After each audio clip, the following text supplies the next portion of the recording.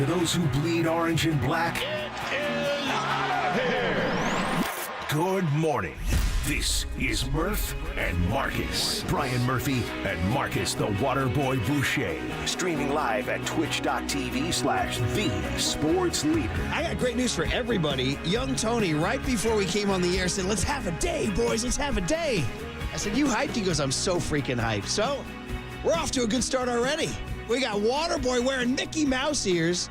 We got young Tony hyped already. Now, I am holding my Mickey Mouse ears, but the only reason I'm holding off right now is I thought I had a pretty good gel this morning. Ooh. And I don't want to ruin it just yet. All right, buddy? Sometimes, you carefully layer that right amount of pomade on the palm. You lather it together, and you go, boom, okay, I hit that gel. And now you're asking me to ruin the gel by putting my Mickey Mouse ears on. Well, Murph, first of all, good morning. Happy Friday. And Tony, let's have a great blanking day. Well, and you are having a great hair day today. I will give you credit for that. But, Murph, that's why you got to be a pro's pro and know that we're giving away the Mickey Mouse ears this weekend. Giants versus the Dodgers. So, Murph, I didn't even bother looking at my pomade this morning. You know, it's interesting. I saw you walk, because people who watch on YouTube and Twitch know the man puts together a pomaded hair. Young Marcus. In fact, Tony Ryan, Creative Tony, came to work for the first time in about 2.5 years, and he saw you, and one of his first comments was, wow. Do you always come with such a strong hair game early in the morning? Which is a great question to ask, since I've been on the morning show for, 4 years now? It's the first time Tony's seen me in the morning. That is correct. I'm like, I do my hair every day, Tony. So the answers are twofold. One, Tony, get to work. Yeah. And number two, yes, he does his hair game and I saw you come in this morning with the hat, and I thought, late night for Waterboy last night. Maybe you had a couple pops at the Parkside, maybe the Yankee. I had a few pops at the game yesterday. Oh, you were at the Giants game? Yeah, at the Giants game, and then a few pops after the Giants game. Where'd you head over to? Went to Momo's after the game. Got a few post-game drinks with my guy Walter. Where I saw our guy Hayden Birdsong. I was on YouTube looking for Quentin Post highlights. That's right, Quentin Post highlights. Quentin Post Malone. I was going to bone up on my Quentin Post. And on my homepage, I didn't realize, I guess I subscribed to the Giants page. I don't go to YouTube as much as you think. And they had the Hayden Birdsong day in the life of his debut. And they had him walking up and down the street while they were interviewing. And he was doing it in front of Momo's. Really? Yeah. Were you in the background? Maybe. Maybe you can see me in the background shotgunning a beer before the game started. Shotgunning? I'm joking. I wasn't shotgunning. All right, Not at Momo's, at least. Okay. I'm going to put these on. So these are the Mickey Mouse ears. Yeah, throw those ears on, Murph. What was interesting is both Marcus and I were confused. We thought the ears were standalone ears. They're actually attached to a Giants hat. Yeah, so you get the Giants cap with the ears on top. I'm going to take my headphones off here for a sec here. Throw it on, Murph. Let me see what you look like. I got a dad hat the brim that's first. right. You got to get that. You got to get that curve on that brim. Oh, it looks good. Ooh, it does look good. Yeah. Now you got to make sure your ears stick up. Okay. You can kind of prop it up with your headphones a little bit. There's pills for that though, right? Hey now. Yeah. You got to get it up to get it in, Murph. Never up, never in. There it is. Grandpa Murphy.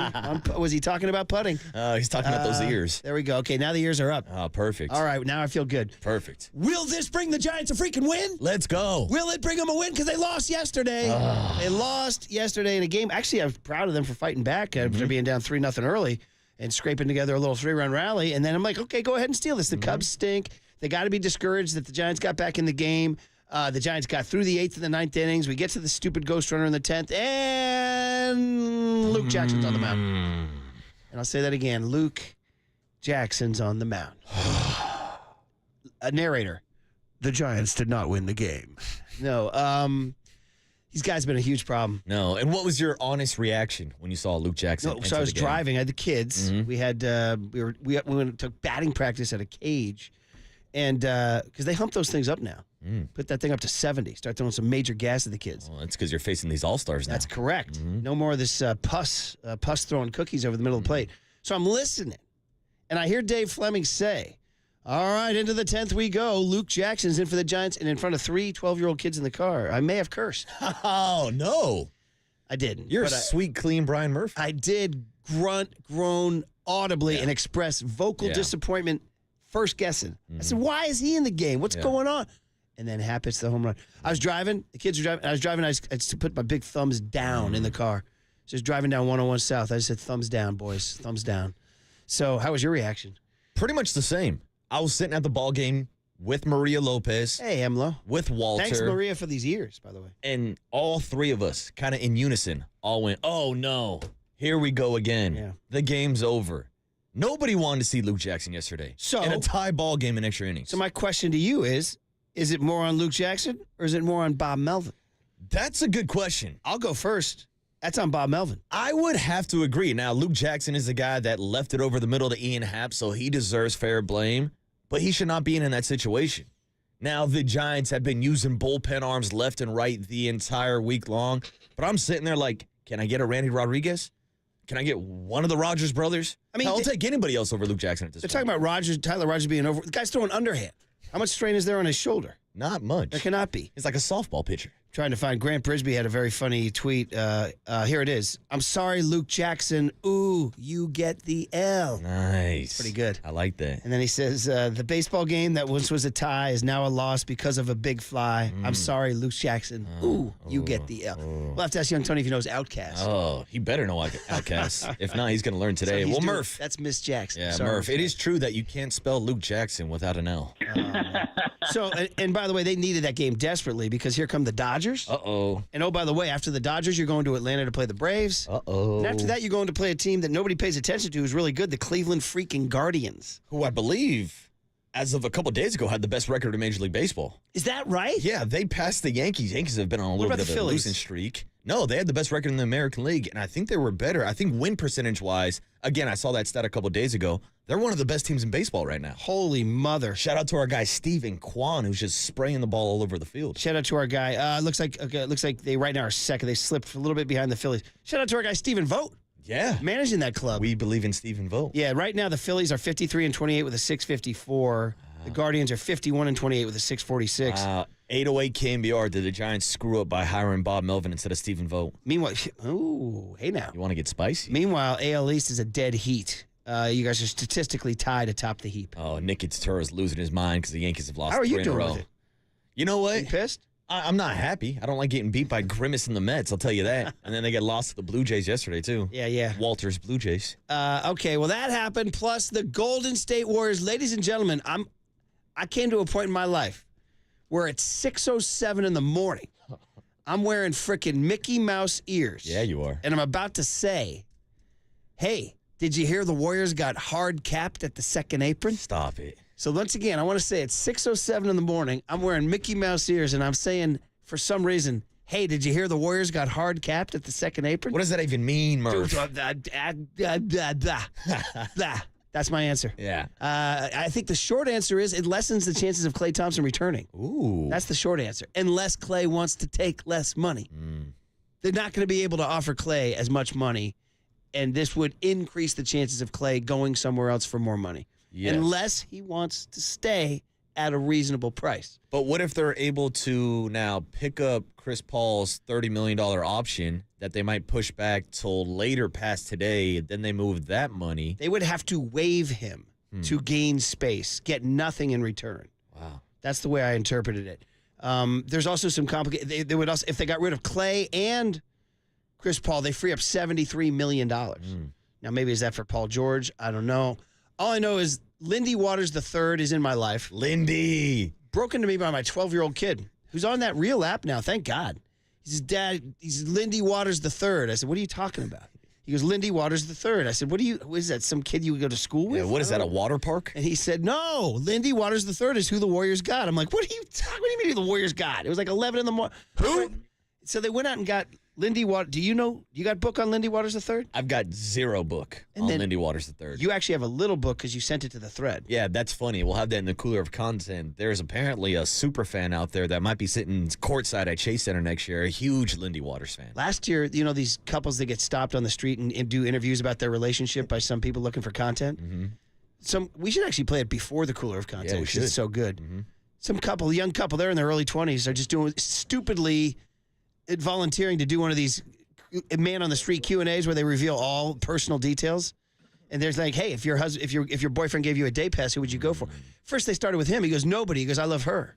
Oh, how Then they go to her and she How goes, sweet. I'd go for Lindy Waters III. Oh my God. Okay, well, here it is. Yeah, Tony, break Don't it need out, to save it for the 609. cooler, yeah. Who would you take it with? Lindy Waters III. What? Don't even know who that is. That's our problem. Yep. Who else? Barry Sanders, I'm in love with him. How do you put Barry Sanders in the same conversation as Lindsay Waters III? How about the boyfriend going, what we all said? He goes, I don't even know who that is. Who? It might even be better for his reaction than Which hers. was hilarious because I remember seeing the clip and asking the same question. Who the hell is this guy? And here we are a couple weeks later. Now he's your newest member of the Golden She State had a book Warriors. on him. He is Native American. He's actually a Native American. She had the book. And she actually says later in the interview, the guy said, oh, well, who is the guy? She goes, he's Native American. I'm like, I got a feeling that maybe that day pass has already been used. You know what I mean? I've got a feeling she's got more than just a book on that guy. Shout out Lindy Waters III. Shout out Quentin Post, a Boston College 7-foot center, and shout out being hard capped at the second apron. Shout out to the freaky deaky Dutch, big man out of Amsterdam joining the Warriors. Yeah. So, and not only that, we're going to have a book on him real soon, as you'll find out from our guest list. So, we're wearing Mickey Mouse ears. We're pissed at Luke Jackson. We're pissed at Bob Melvin.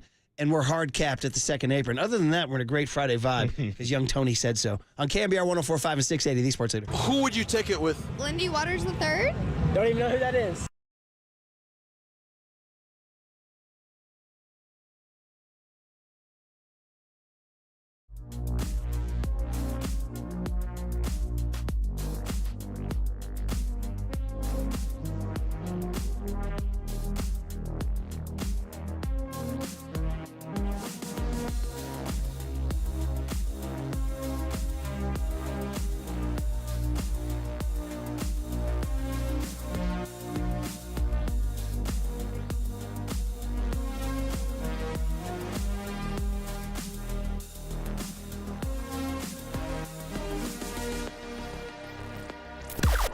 Now, from the O'Donnell Financial Group Sports Desk. Learn more at odfigroup.com. O'Donnell Financial Group, because planning is a process, not a product.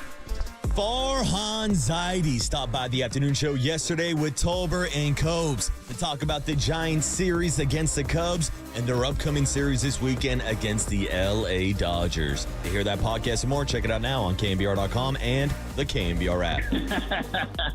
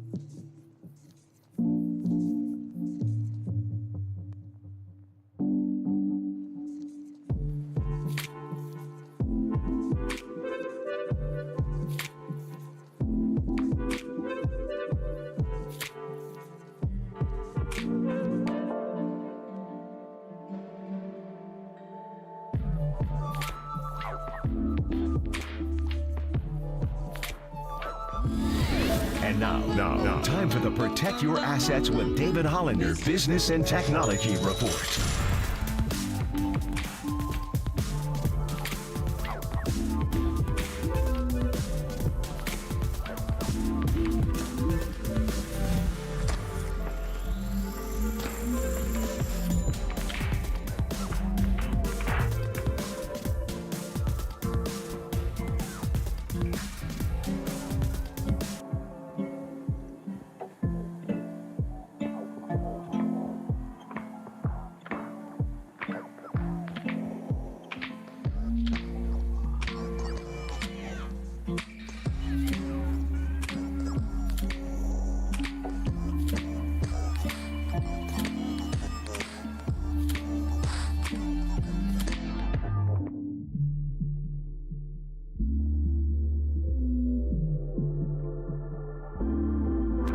Dub Nation, Murph and Marcus keep rolling on the sports leader and streaming live on YouTube at KNBR 1045.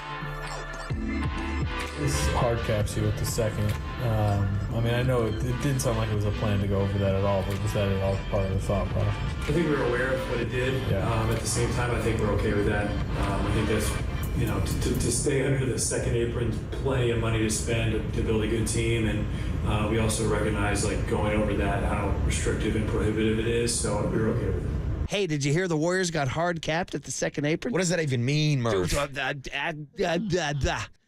Look at us using our own rejoin, young Tony. Very good. That's young Tony. Yeah, if you're looking at YouTube and Twitch, we are wearing Mickey Mouse ears. Why? Why not? It's frickin' Friday, and the Giants gave them to us.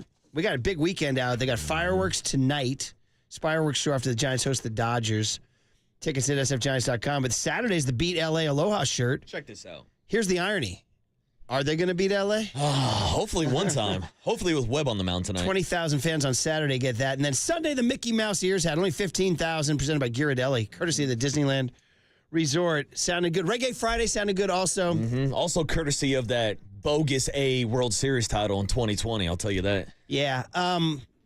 I got bad news for you guys. This is the weekend the Dodgers fans invade. Yeah, So here comes the traveling circus. Hunker down, boys. Hunker down, boys and girls, because the blue is coming. Yeah, Disneyland is known as the happiest place in the world. I don't know if Oracle Park is going to be that happy this weekend. Well, Lamont Wade's coming back. Yeah, that makes you happy. Let's go. That does make me happy. He should be playing today. But that's not what we wanted to talk about. We want to talk about the Warriors this segment because we have, and I'll just jump ahead on the guest list, we have the Boston College head coach coming up at 6:30. Great booking by young Kyle Hart. John Joe Curley takes a day off. Perhaps wounded by some things that happened this week.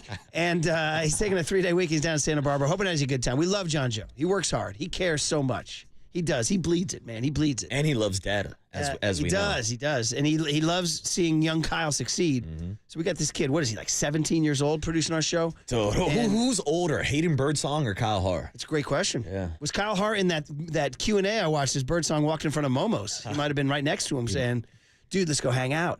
But anyway, he booked us the Boston College head coach of Quinton Post, the Warriors draft. And that's where we're at right now, is what the Warriors did yesterday. Because it got kind of wacky. Lindy Waters III entered your life around noon yesterday, around then? Yeah. Is that about it? Mm-hmm. You got the word, and your first reaction was it Mike McDaniel? Did you go? Yeah, it was essentially who, what, why, Let's be when, honest. What are we doing? Like, are the Warriors just not interested in drafting at number 52? And then the whole entire process of, okay, they traded for a player, but now they've bought back their original pick at 52, and here comes a 7-footer straight out of Amsterdam. So the pick they traded to Oklahoma City later got traded to Portland. So now that pick has gone from Golden State to Oklahoma City to Portland. Oh, wait. Joe Lacob gets greedy. Remember that red button I talked about? Yeah. Pressing that red button? Mm-hmm. Lacob's like, wait, I want my 52nd pick back. So they bought it from Portland. Portland said, okay, we'll sell it to you. There's nobody there. We want that badly. We'll take your cash. So the Warriors bought it back. Now they have 52 again. So they get 2 picks yesterday. They get a trade pick, or I should say a trade acquisition, and a draft pick. And Murph, you thought the second cap for the apron was confusing? You should have seen my face about 6 beers deep yesterday at Oracle Park trying to figure out how the Warriors were back in the draft. I saw the text from Kyle Hart. It's like, yeah, we're getting the Boston College coach to come on. I'm like, Boston College? Bro. I go, we didn't even have a draft pick. Who the hell is this coach coming on to? Not only that, the ESPN app had that pick assigned to the Oklahoma City Thunder. So little Rory Murphy's trying to become more of a sports fan. Starts he goes, Dad, do you want to hear the second round of the draft? Because we're driving back from the cage. I said, sure. I'm trying to get this kid interested, you know. His older brother's always been way more interested, but I'm enjoying his entry into the sports world. So he starts reading me the second round, which, by the way, includes Bronny James. Oh, of course. To the Lakers, which we got to get into later on. Surprise. We'll get into that later on. But he goes, Oklahoma City, Quentin Post. I think I asked him, I said, who did that 52nd pick wind up being? And he said, Oklahoma City took Quentin Post, a center from Boston College. I said, yeah, I don't know who he is. Then we go on. Then Bronny James. So then we get to the practice. We had a second practice after the cage. And I'm looking at my phone, and it's Kyle Haar saying, good news, guys. I got the Boston College coach of that guy we picked. Who? And literally, bro, I was about to drop a bomb on. I was about to come in with one of those super angry old man Murph just crushing this kid. I was going to decimate this kid and said, hey, wake up and smell the frickin' coffee, bro. That pick went to Oklahoma City. So I checked. I said, hey, Rory, 52nd pick. And he's holding up his app. He goes, Oklahoma City. And I said, look at my phone. It says the Warriors got him. He goes, no, Dad, it's Oklahoma City. And I'm like, no, he's pointing to it. It had the Oklahoma City Thunder logo on it. So the ESPN app had it wrong. I think when they actually announced the draft pick, Bob Myers was on the stage and he says, oh, this pick is going to OKC anyways. Like, I don't think they even knew that pick was going to go to the Warriors. And it had gone to Portland in the meantime. Yeah. And then the Warriors bought it from Portland. So they're doing so mass confusion. What? Because it was confusion. And then you're there. And then Kyle's so on it, he books the coach, and your couple pops in. Yeah. You're confused. I'm about to send a text going, hey, dude, don't work on our show unless you know what the blank you're doing. Dude, he's booking Boston College coaches. I'm like, who are we talking about? Matt Ryan? Luke Kuechly? Who are we talking about here? Why do we care that a Boston College guy is going to Oklahoma City? Why do we care? Yeah. And then we sort it out. I do a few more tweets, a few more noodles, a few more cooking on the Wait, the Warriors got that pick? Wait, Kyle's on it. He's on it. So here's what Mike Dunleavy said happened yesterday when you were asleep here, when you were watching Luke Jackson blow a game. Mike Dunleavy cut G, Tony. No, I think we looked at it like had an opportunity to acquire a player in Lindy that we've liked for a long time. We think he fits a skill set that we look for. Size, shooting, does some stuff on the court, just more than shooting. Can play both ends, good cutter, and plays the style we want to play. So there in Oklahoma City, didn't play a ton, but we felt like versus the 52nd pick, this is a player that, you know, we feel would be better than 52. From that point, we decided, all right, now we're out of the second round and thus out of the whole draft, and decided that we wanted to get back in because there were some players we liked. Lo and behold, 52 was available, and we really liked it again, and so we got back in. So it was a bit odd, but there was no like original plan to make it all work together, but eventually it did, and ended up making that pick with Quentin, who we really like. Same type of deal, skill set. We identified as a guy that can shoot the ball, stretch the floor. He's got really good size, but more importantly, you know, you want players that can do more than one thing, and we think he rebounds. You know, we think he can defend at a level at the rim that's, you know, NBA acceptable, and good passer. So it fits a lot of things we look for, and you know, we'll see how it plays out, but we're excited. Wild. Yeah. He said it wasn't in the original plan. No. I like that part where he goes, lo and behold, 52 was available again. And so it's interesting. So they're making these wartime decisions, you know, like in the room, like, wait a minute, there's still some guys out there we like. Let's get back in. Well, how about the fact they're like, all right, we like Lindy Waters more than who we could get at 52. And then 52 comes back around. It's like, actually, no, we actually like these guys. I know, it's like playing fantasy football with your buddy who trades away his best running back, and then 2 days later he's asking for him back. It's interesting. Little buyer's remorse. Yeah, a little bit. Yeah, you're right, because if they had stayed at 52, they could have gotten Quentin Post. I mean, I guess depending on what they spent on the pick, it's great that for them that they got Lindy Waters and a guy they liked at 52. Now, that said, it hard caps them at the second apron. Okay? It hard caps them, which is what you heard Mike Dunleavy say in the weigh-in. So here, I'm going to turn to people smarter than me. Please do. On this. This is now Anthony Slater of The Athletic. What does this mean? Hard cap. What does this it means mean? the roster cannot exceed $189 million this year. I'm not going to say 0.5. It's going to get confusing. Okay. I'm going to keep it at 189. Yeah. Roster cannot exceed $189 million total for the upcoming season. Okay. That means the cost reduction plan is in, that he's not going to go. There was a chance that he would go beyond. So according to Lacob, the second apron is very likely to be ducked, and this is now Slater. This officially cements the Warriors at a firm can't-cross salary number, which limits their conceivable spending power in the days ahead. And as Slater writes, put more directly, this reduces the higher end of any per-year contract the Warriors can offer to Klay Thompson. Okay? So this limits what they can offer Klay Thompson. He says, now that depends on another thing. It happens on Chris Paul's $30 million salary, which is going on today. Today, they can guarantee it or they can not guarantee it. That said, they also might be able to push it back a couple days. Nothing like pushing back a deadline. Which means that any answer you're looking for today may not come today. And then free agency starts Sunday. Sunday. And that's when Klay Thompson becomes whatever. Orlando Magic, Oklahoma City Thunder, or nothing. He just sits there in Belvedere. Yeah, he just sits there on his boat. So, I don't know. It's kind of hard to make of it what it is. But what it is it seems like, I would say, barring keeping all your options open, but it seems like the chances of Klay returning at a number he would want have gone down. Yeah. So and that's of where we're course, at. we'll see what happens with CP3, Andrew Wiggins, and all those other contracts. Correct. And Paul George, right? Yeah. Okay, so drama awaits. Guest list, real quick. Tony, young Tony, I was going to ask you, where were you when you figured out that the 52nd pick was back to the Warriors? I was at my house. Did you have it figured all along? Like, you were on it? I woke up, actually. I took a little unexpected nap. Wow. Look at this kid taking a nap. I know we got to get going All for right, our we guest, have an but early guest. Earl Grant, the head coach of the Boston College men's basketball team, is going to join the show.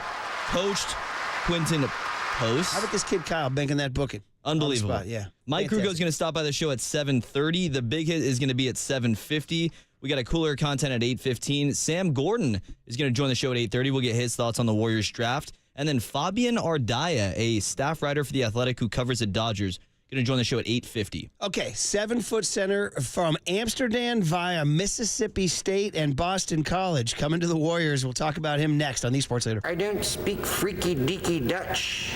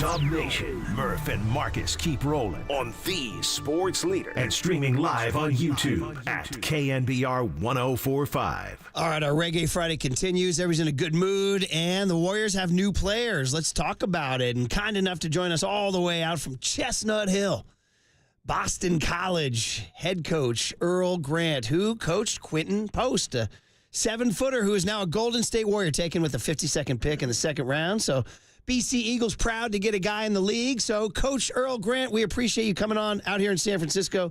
The morning show on KNBR here. Brian Murphy, Marcus Boucher, Murph and Marcus. How you doing, Earl? Hey, morning, Coach.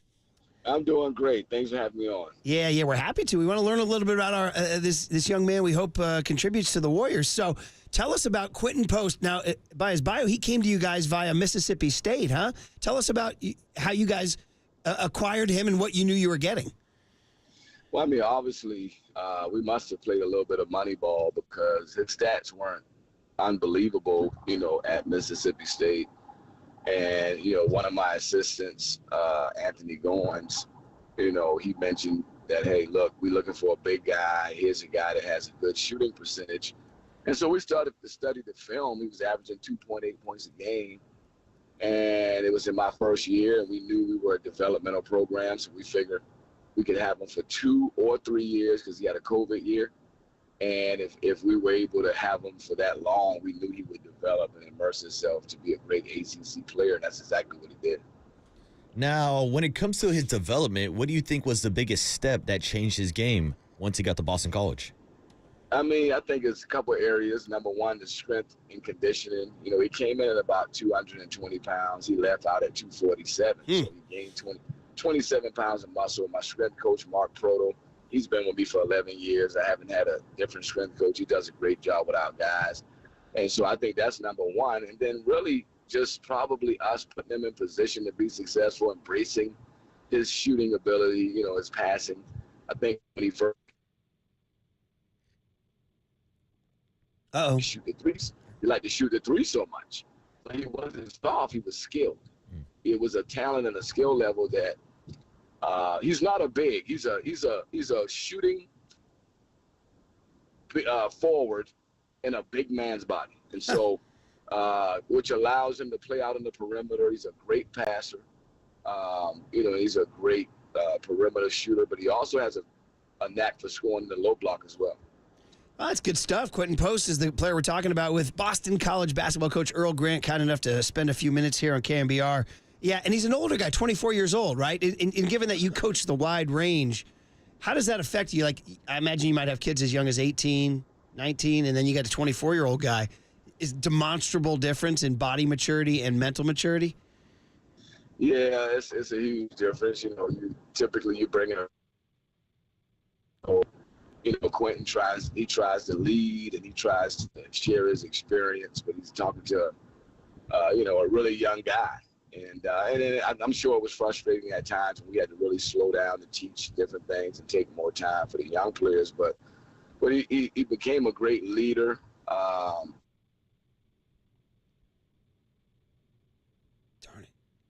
Darn. We're trying to teach, and he's just a great player. All right, we're having trouble with the connection here, so we'll let you go in just a minute or two. Just real quick, in terms of the what you know about the league and how it's a grown man's league, do you think he can defend at the rim against those kind of NBA-sized bodies? Yeah, he was all defensive team. He's battled against Baycott and some of the better players in this league, guys that are in the NBA. Yeah, he's a big guy. He was one of the best shot blockers in the country, and I think he'll be really, really effective in the NBA. All right, Coach, and before I let you go, how you feeling about coming out to Cal and Stanford for a conference game? How about that? I feel great coming out there in the middle of November when it's freezing cold. Take me out there for a week. I want to come Sunday to Sunday. Well, you'll like it, man. It's a couple interesting programs, and obviously it's a strange time in college sports when this is happening, but we'll welcome you when you come on out. So thanks for spending a few minutes with us, Earl. No, I appreciate it, man. Take care. There he is, Earl Grant. Yeah, there was a tough connection. He was dropping out, but it's all right.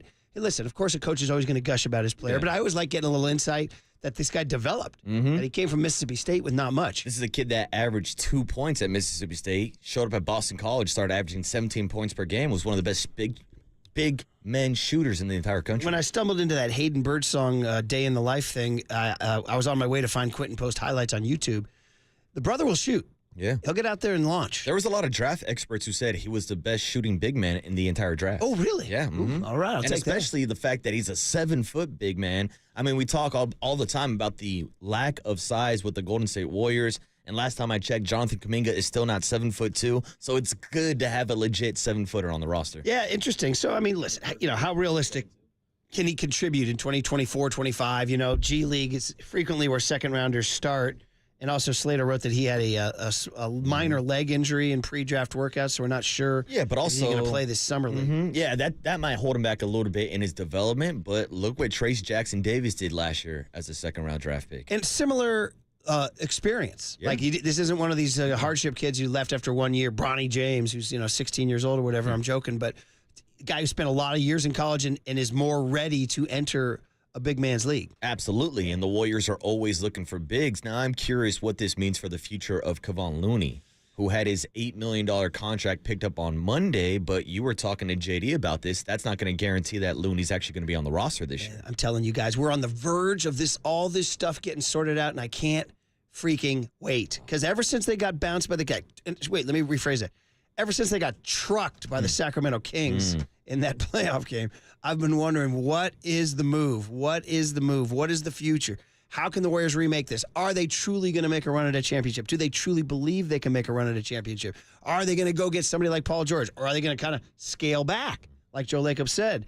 Finally, we're going to get these answers. A small answer came yesterday, though, with the way the technicalities of the CBA, the way they acquired that 52nd pick back, quote-unquote, hard caps them at the second apron. Now, I would ask all our KNBR listeners out there, bear with us. We don't really know what being hard capped at the second apron means. Yeah, no, right? to be honest with you, the only cap I want to talk about is the Mickey Mouse cap I got on this morning. Yeah, if you're tuning in right now, we're wearing ears. Oh, my headphones are smushing my ears. Oh, you got to get those ears up, Murph. Sorry about that, Nobody buddy. likes a limp ear. Well, that's getting personal, my friend. Yeah. But anyway, so I listen, on paper, they needed size? They got size. Mm-hmm. Everybody wants size.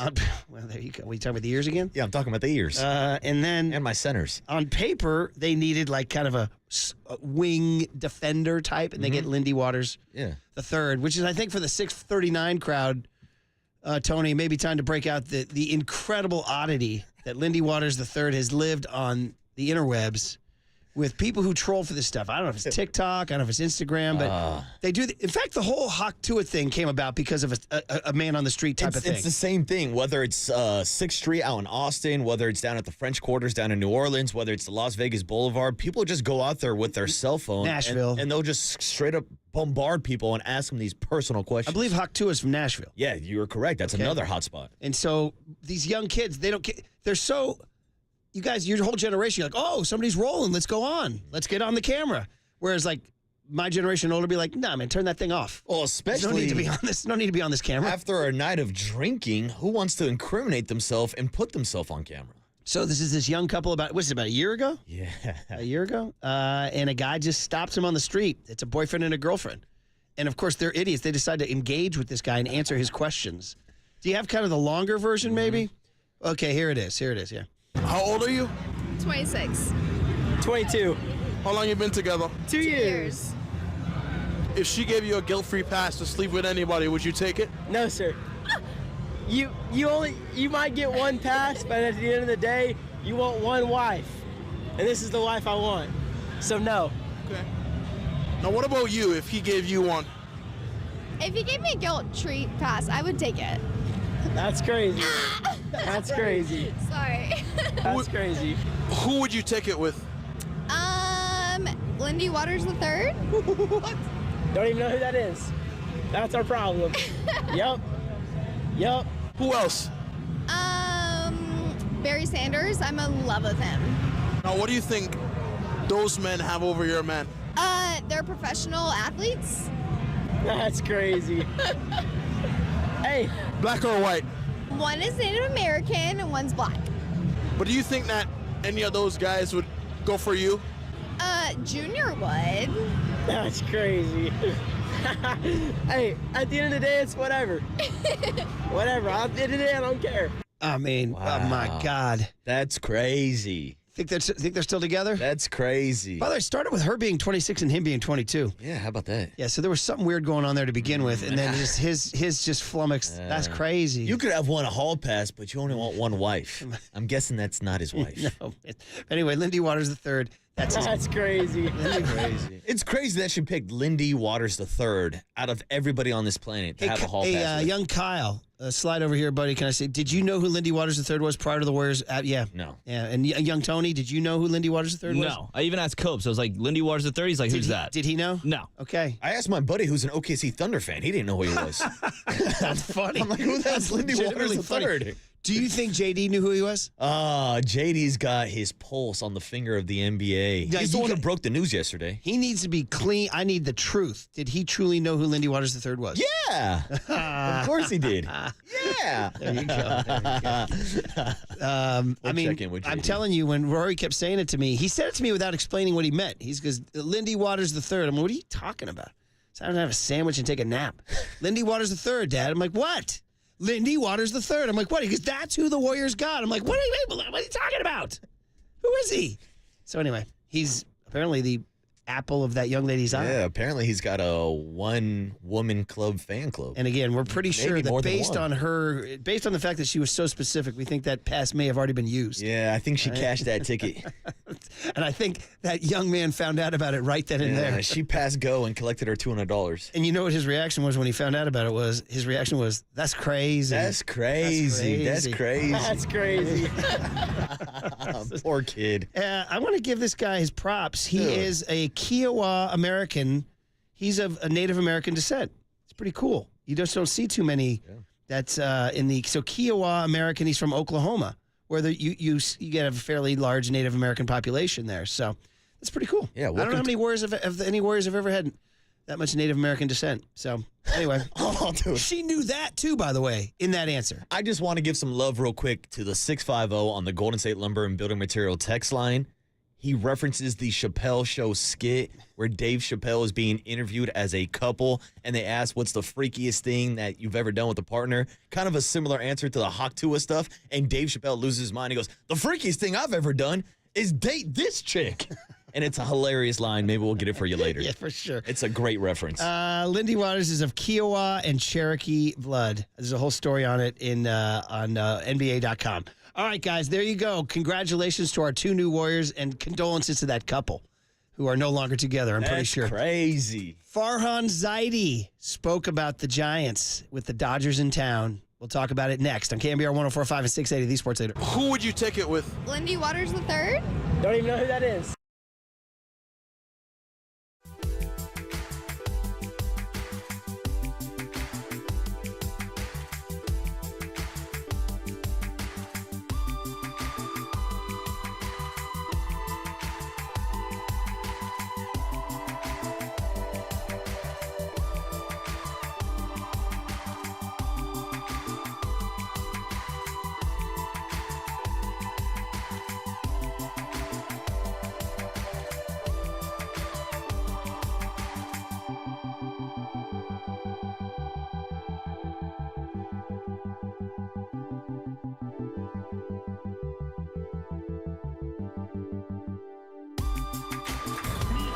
From the Chilton Auto Body Traffic Desk.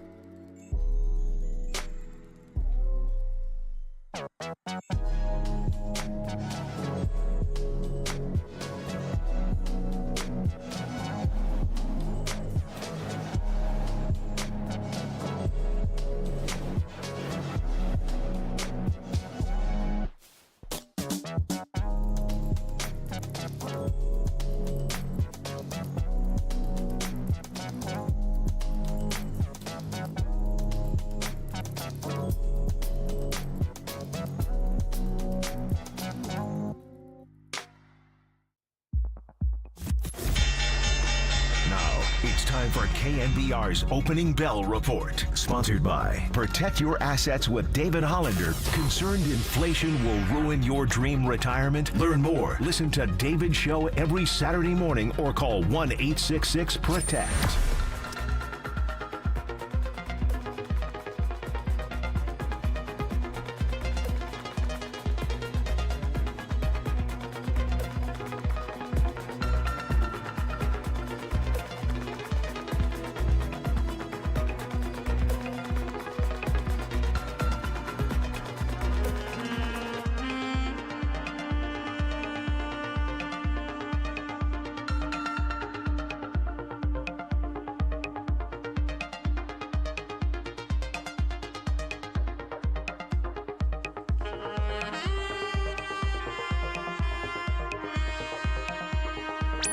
Murph and Marcus continue live from the KNBR Casino Matrix Progressive Jackpot Studios. Casino Matrix. Progressive jackpots are here. Where are you? Just drop in. Please play responsibly. 1-800-GAMBLER. StatCast thought it was a strike, though. Here's the pitch to Happ. He hits a high fly ball, center field. Ramos back at the wall. It is gone! Off the top of the wall and gone. A 2-run homer against Jackson. 10th of the year for Ian Happ. It's 5-3 Cubs. I know this may sound harsh, but I've said it on the show, so I'll say it to you. I don't need to see any more of Luke Jackson, and I'm wondering what's his purpose on the team right now. Yeah, look, he did a nice job for us last year. He's been, he's got a long track record, and we really. I know Luke's working hard on it. He's a super accountable guy. He's a great teammate. He's got a great reputation in baseball. We're really trying to parse out what we're seeing in terms of velocity, what's going on with the slider, which has been, a great wipeout pitch for him. Is he throwing it in the zone too much? Is he getting behind in the count too much? And, there's not a lot there. I mean, you watch him even today. Oh, boy, nice rejoin on Reggae Friday because who was the time bomb? It was Luke Jackson. And then credit to Tommy for a bomb of a question on Farhan. Why is he on my team? Yeah, Tommy T dropping a time bomb on Farhan. Oh, man, it's tough. I supported the Luke Jackson signing when he signed. I remember him vividly in the 21 Braves championship. I was like, this guy's nasty, man. And then when the Giants signed him, I was like, that's a great signing. Now, turns out he had Tommy John. And I think it's fair to say he has not been the same since. Absolutely not. Lots of guys come back and they're sometimes as good or better. Yeah. Brian Wilson had 2 Tommy Johns, right? But this has not been happening. He said, you heard Farhan say in that answer, whether it's in the zone too much or not. Look at that. I brought up the pitch to Ian Happ.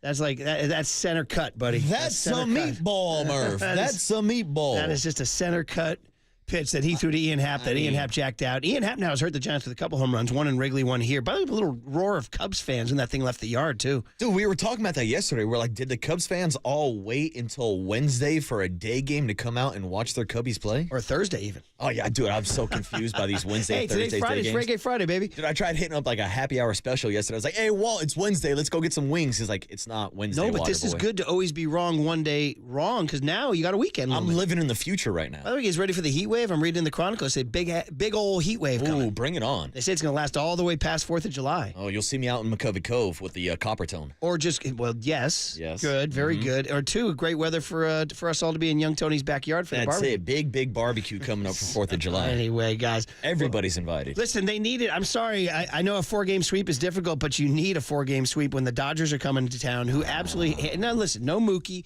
And we'll talk to Fabian Ardaya about that at 8:50. How different are the Dodgers? And they're starting a guy named Landon Knack tonight. Young Tone, I think we can go right away. First one of the day. Would you know the Knack, my Sharona? The Knack, yes. my... Yes. Sharona. Yes. Shout out to Polymax Leandro Barbosa song. My Barbosa. It was a pretty good one. And shout out Weird Al. My baloney. Okay, Young Tony, would you know a Weird Al Yankovic?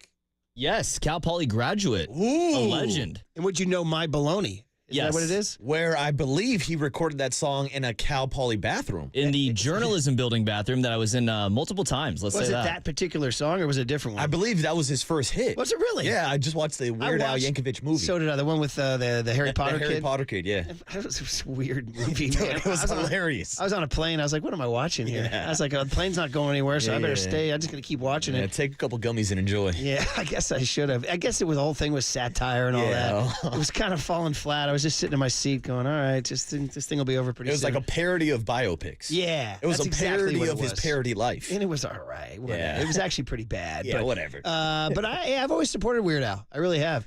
But anyway, Landon Knack is pitching for the Dodgers. The Knack is going against Logan Webb. So maybe you could win tonight, but then I got bad news for you. Tyler Glasnow on Saturday against TBD. Oh, not TBD. And then James Paxton on Sunday, who's 7-1 with a ERA in the threes. The Big Maple. Against another TBD. Now, if Webb's going tonight, why wasn't Randy Rodriguez available to pitch last night? That is the question of the day, because I was sitting yesterday in the KNBR suite asking Maria Lopez, asking Walter, what the hell is Luke Jackson coming into this game for, and where the hell is Randy Rodriguez? Now, I kind of answered my own question because we saw Randy as the opener on Monday. I assume that maybe he was starting either today or tomorrow against the Dodgers, and that's why they're saving him, but that's 2 days apart. If you got Logan Webb going tonight, Randy Rodriguez should have been out there. Man, oh man. So here's more Farhan on Luke Jackson. He's really right now, I would say if you had to power rank the 26 Giants on the roster in terms of fan impatience and rage, I think he's clocking about 26 right now, isn't he? Yeah, probably 27. Is there anybody? There's Soler, a couple guys on the IL right now that people want back over him. Soler out of the doghouse yet with fans? Yeah, I think so. Nice little ground roll double yesterday. Is there anybody else that fans are super frustrated with right now? Swing it a little bit. What am I forgetting? Who's not hitting? Tyro Estrada's not hitting. Yeah, Tyro's cooled down a little bit, but I think Luke Jackson has fully taken the crown from my guy Trenton Brooks. Okay, he's the one I was hating all year. So here's Farhan trying to explain Luke Jackson's role per Tommy's question here. Yeah, look, he did a nice job for us last year. He's been, he's got a long track record, and we really, Luke's working hard on it. He's a super accountable guy. He's a great teammate. He's got a great reputation in baseball. We're really trying to parse out what we're seeing in terms of velocity, what's going on with the slider, which has been, a great wipeout pitch for him. Is he throwing it in the zone too much? Is he getting behind in the count too much? And there's not a lot there. I mean, you watch him. Even today, he was 96, 97, got a big ground out to the left side to keep the runner at second to start that inning. And again, I think in an ideal world, as he's kind of building his confidence back up, because there's no question the results have not been great with him, that's a tough spot to get stuck in, that 10th inning with the inherited runner, and you're trying to keep that guy stranded to give your team a chance to win a game. So, the way this game went, coming back, we had Spencer Bivens in there as sort of a long guy when we were down, came back and tied it. He comes out of the game. We're going to our leverage guys, and you just kind of wind up burning a little bit more pitching than you would, frankly, if we had been down in the game. So that isn't really the spot for him based on, how he's been performing. But, again, the stuff is good. We're going to keep working with him. I think there's a lot of accountability, and I think he's just going through a rough stretch. But I hear you. I know he's as frustrated as anyone right now, but he's been around the block, and he'll figure it out. Okay, well, figure it out at the cost of a loss. Yeah, will he figure it out? They're 39-43, guys. Yeah. They're 39, and they're about to play a stretch with the Dodgers, Braves, and Guardians. Bro, this is not. Everybody, I saw someone was talking to another fan yesterday. Say, well, if we can just tread water, tread water. The Dodgers and Braves and Guardians are going. It's highly unlikely that they're going to tread water. I feel like you got to get to 500 before you can start treading water. Right now, the Giants are drowning in the deep end. Yeah, exactly. And so, this is getting. Bro, we're getting to the point where the next three series, the Dodgers, the Braves, the Guardians, I'll even throw in the Twins after that, who are better than the Giants. Here comes Carlos Correa. Yeah, right, exactly. You could be in about 2 weeks, you could be in you could be a seller. You could be a seller. I'm not CELLAR. I mean SELLER. Like you could be looking to sell at the deadline. You think Farhan would finally make those moves? I would want him to. If they do fall behind. But it's like the National League is so bad that everybody thinks they have a chance to make the wild card. This is all very true. It's all very, very, very true. Sean Jelly could have stayed another inning last night. I don't know. You had Tyler Rogers who throws underhand. How tough is that on his shoulder? You have Logan Webb going tonight. Webby, not to put too much pressure on him, but he's probably going to he could give you 7 if he has to, right? Oh, absolutely. Yeah. You're talking about the longest working pitcher in baseball. The guy that led Major League Baseball in innings pitched last year, and I believe he does this year. Currently leads Major League Baseball in innings pitched. Exactly. So your bullpen's going to get not a full night off tonight, but not a heavy workload. Now, the Giants chose not to throw Camilo Duvall 3 games in a row, even though he was off for a week and a half prior to him coming back this week against the Cubs. I understand that move, but Murph, again, Randy Rodriguez should have been in that ballgame. Absolutely. Certainly, we all cringe when Luke Jackson hit the seam. Yeah. Now, this all goes back to the fact that their bullpen is overworked. True. This all goes back to the fact that their starting pitching is empty, that they have right now 2.5. They got 2.5 starters. You got Logan Webb, Jordan Hicks, whose inning count is going to become a thing, and you got Hayden Birdsong, who's walking in front of Momos doing YouTube clips. And so, as far as are you going to go out and try to find starting pitching on the trade market? Farhan was asked this Z8, Tony. Yeah, I think so. I mean, we're getting good reports on Robbie Ray and Alex Cobb. Robbie Ray is still online to be back in the rotation right after the break. Kyle Harrison, I think, will be back next week. Like we talked about, Blake is start to start. And Alex Cobb's doing well, too. I ran into him while I was in Arizona the last couple days. And, he's going to get in the game here pretty soon. And he might be just a little bit behind Robbie. So we've got a lot of these options coming online. Hayden has shown that he can make big league starts for us if needed. So we feel like depth-wise we're in a good spot and not something we're looking outside the organization for right now. So, yeah. And believe me, to tell you the truth, I'm very hesitant for them to go acquire starting pitching because I'm like, really, what are you trying to achieve this year? I'm not looking to sell to bring in some journeyman starter right now. Well, especially since... Let's be honest about what this year can be, So, and then you throw in the fact that we were talking to Susan yesterday. We've talked to multiple people from the Giants who said, yeah, Hayden Birdsong probably is not going to stick around long-term this season at least because of all the guys returned from the IL. So you're not going to bring back another veteran. What, you're going to bring back Drew Smiley? He's going to get cut by the Cubs again? And then you're going to put him in the rotation, Drew Parmesan? Like, no. Let your young guys pitch. You're going to get reinforcements. But again, are we confident that Blake Snell and Robbie Ray are going to save the season? Well, so he keeps saying after the break. Bro, I just laid it out for you. By the time the break comes, this thing could be cooked. Yeah, your season might be broken by the break. So, I don't care about what Robbie Ray offers unless you're going to trade him. Yeah, I mean, that's the thing, too. Is like there's a reason why the Seattle Mariners traded Robbie Ray for Mitch Haniger, right? Like, we're all just assuming Robbie Ray's going to have his tight pants on and win more Cy Young awards. Yeah. There's a reason why they moved him. Again, I'm not dogging Robbie Ray, but there's no guarantee that he's going to come back as a Cy Young winner. Yeah. Meanwhile, what about Hayden Birdsong? Would he be somebody? What did Farhan make of this 22-year-old kid's debut? Yeah, it was really exciting. I was actually in Arizona for a couple days of draft meetings, and I was flying back during our game last night. And, it always works out this way. The plane's taking off right as Birdsong's facing Cody Bellinger in the 5th inning. I see the ground out for the second out of the 5th inning. I'm like, man, he's going to get through 5. That's great. Then once we got in the air and I got back on Wi-Fi, I saw the Suzuki homer. So it just feels like it always works out that way when you're traveling. But I thought he did an unbelievable job. You could see the stuff, the poise. I think he's just going to get better and better. And it was a nice jolt in the arm for us considering how rough the starting pitching has been with the health issues. So really, really exciting debut for him. Yeah, but again, as Susan said, when Snell comes back, Ray comes back, Harrison comes back, he goes back down. Yeah, unless they decide to do something else with your Keaton Wins, your Mason Blacks. No, those guys aren't currently in the rotation because of injuries right now, but those are options that maybe you can shuffle around. But yeah, I don't know if Birdsong's got a long-term role this season with the Giants. Just a quick check of the Golden State Lumber and Building Materials text lines. We play this for on audio. 209 says, sell Ahmed, Slater, and Flores. To be totally honest, what's the value? A pack of bubblegum? What's the value there on Ahmed, Slater, and Flores? I mean, maybe a prospect here or there, somebody like that. Another 209, a different 209 says, Farhan will not sell. Doing so would be conceding his job. No way the fan base will allow it. 408 texts in and says, the Farhan era will be viewed like the Jim Tom Sula era. Oh, no. Dude, Tom Sula was only here for 1 year. Farhan's on year 6? 19, 20, 21, 22, 23. Yes, year 6. Still going. Oh, boy. Not 1, not 2. It's 107, buddy. 107. That's it. 510 says, guys, in terms of the bottom of the roster, close race between Luke Jackson and Nick Ahmed. Ooh. 774 says, Flores has been truly awful, and you dog Tyro Estrada, but he has 39 RBIs. It's funny. I'm an RBI guy, And yet here I am because Estrada's OPS is 640. But I'll take the 39 RBIs. Yeah, exactly. And I said this yesterday when we were talking about Marco Luciano getting reps at second base in Sacramento, about what the long-term future is at second base. And I said, hey, I could see Luciano playing second. Thairo Estrada is getting towards the back end of his career. Not saying his career is over. And someone said the same thing. Thairo leads the team in RBIs. I said, yeah, it's because he plays for the Giants.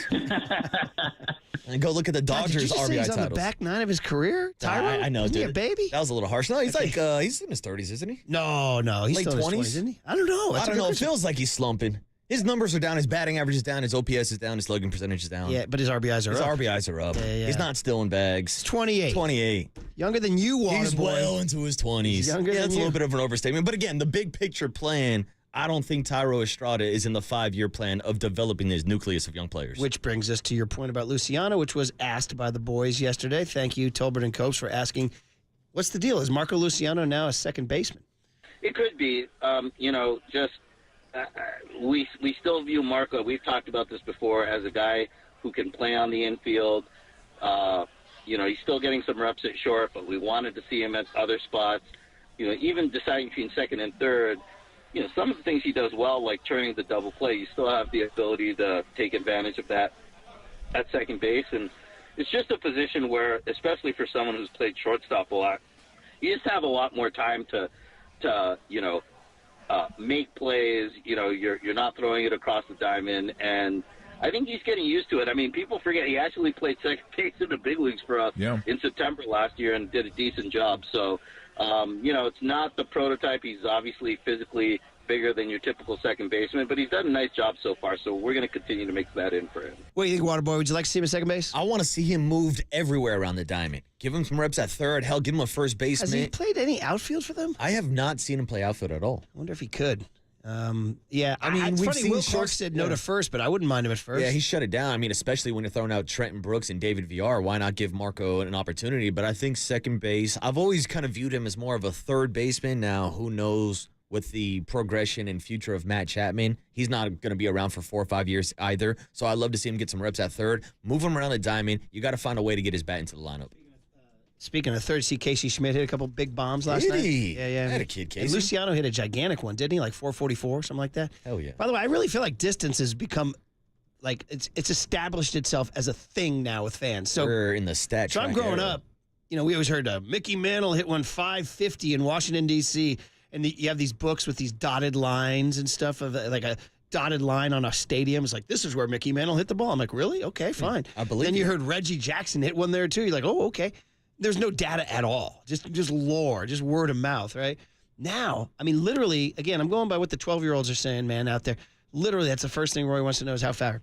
Oh, 4-4-11. Because Giants hit 2 homers, or they hit the night they hit 3 homers. Mm-hmm. Who hit the first one that went Conforto? Yeah. And then VR hit the next one. Back to back. And he was excited. Farther, 433 to 411. I'm like, well, it doesn't matter, right? Doesn't matter. A home run's a home run. Does it matter to you? I mean, I don't know. Luciano hit one 444 last night. Does that matter? I like to see the moonshots. I mean, every time someone gets close to the Coca-Cola bottle, we go and look up to see what's the longest home run in Giants history. It's a small bit of entertainment for sure. But ultimately we're talking about winning ball games. Yeah. See, I would have thought the kids would have been more kind of inspired by exit velocity than distance. There's that too. Because everybody loves exit velocity. Distance is distance. Chicks take the long, but distance is distance, man. That's exciting, right? It is. I mean, there is a fascination to hitting a ball. That's why we watch the home run derby. Yeah, of course. Right? Coming up. So anyway, well, that's Farhan Zaidi on your 39 and 43.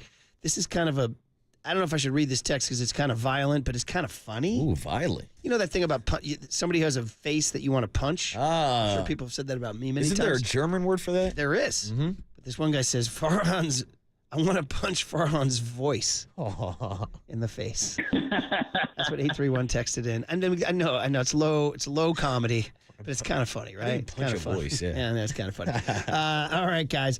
There's your Giants update. Enough of that. Who did the Warriors pick up yesterday, and how did they do it, and what does it mean? Next on the Sports Leader. Backpfeifengeist.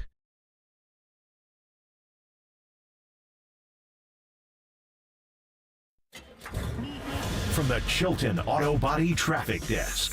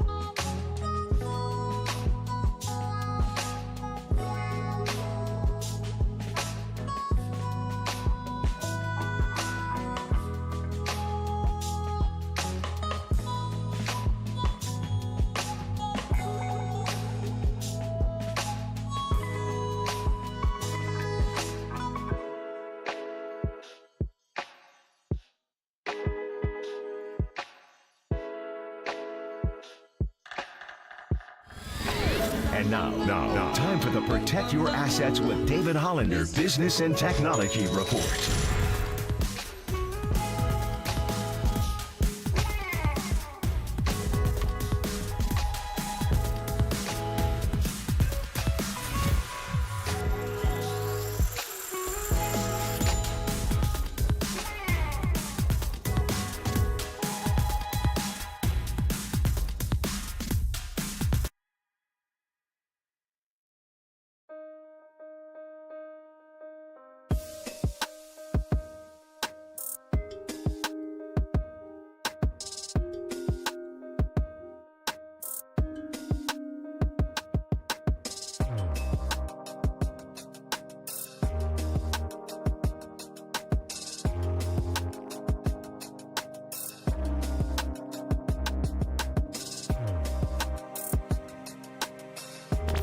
Dub Nation, Murph and Marcus keep rolling on the sports leader and streaming live on YouTube at KNBR 1045. You know what? Sharp kid.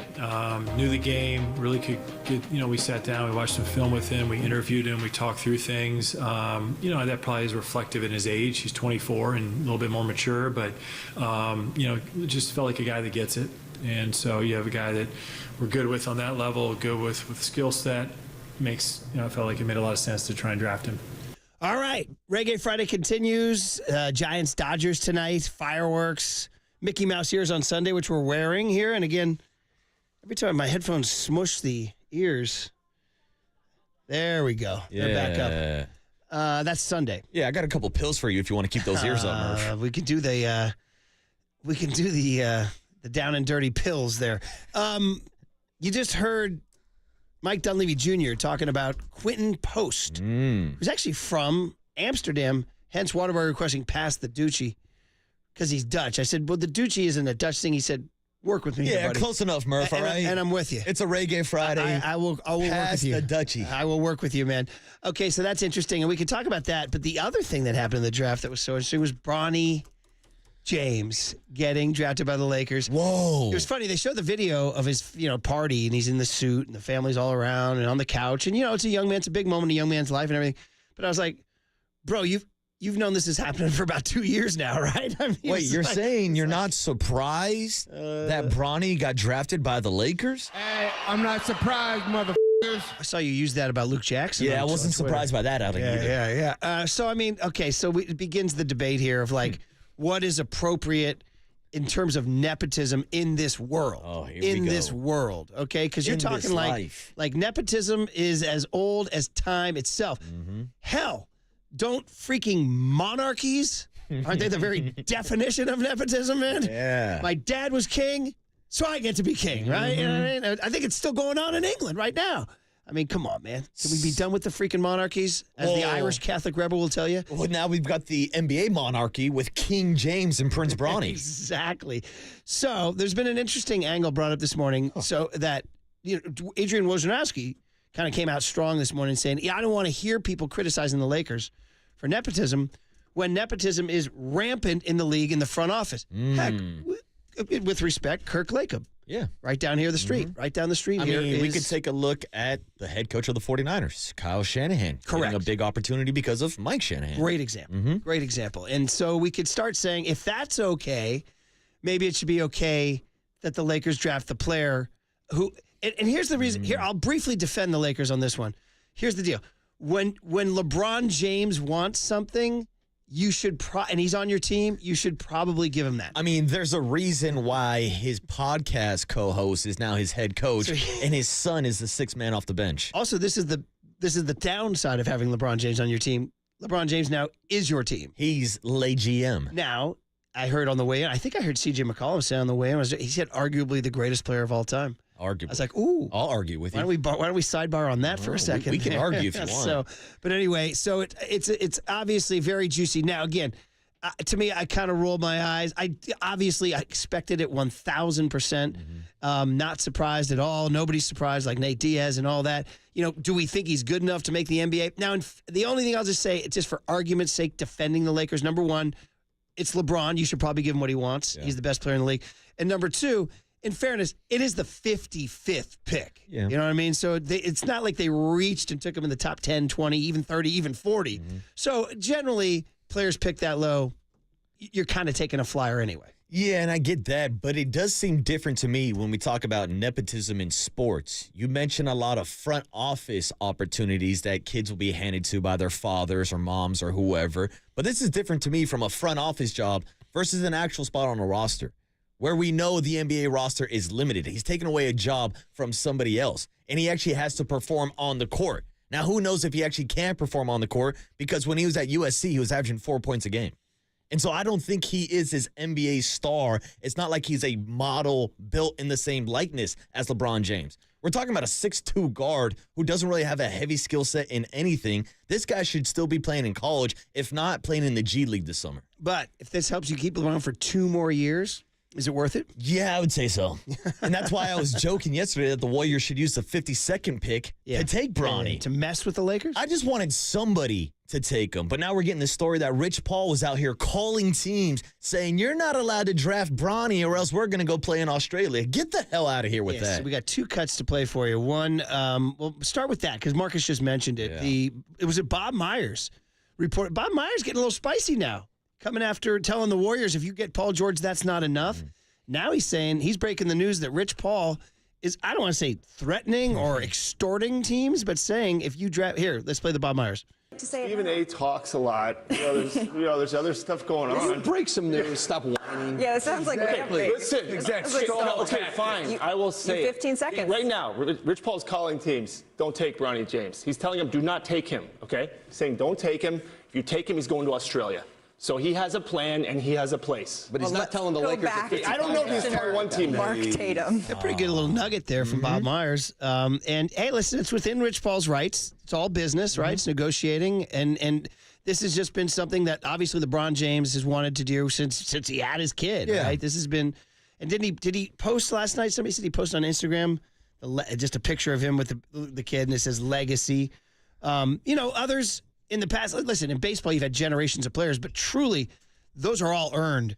The players don't make the bigs on nepotism. No, not at all. And I will be fair here, and I will point out someone like Eli Manning and what Archie Manning did to get him to the New York Giants. We can also talk about Del Curry and how he really didn't want Steph Curry to go to the Warriors. Now the Warriors ended up drafting him, and Steph didn't leave to go play down in Australia. So there have been other examples similar than this. Now this is a father literally drafting his own son to his team. But Murph, if I'm one of the GMs from around the league, I would have called the bluff. I would have done it. I would have drafted Bronny and then called the Lakers, called LeBron, and basically offered them a ransom note. Like, hey, we've got Bronny. If you want him back, give us something good. Give us your first rounder next year. Like, force their hand, force their move. If not, go enjoy the summer down in Australia. 925, you might have sent this text in.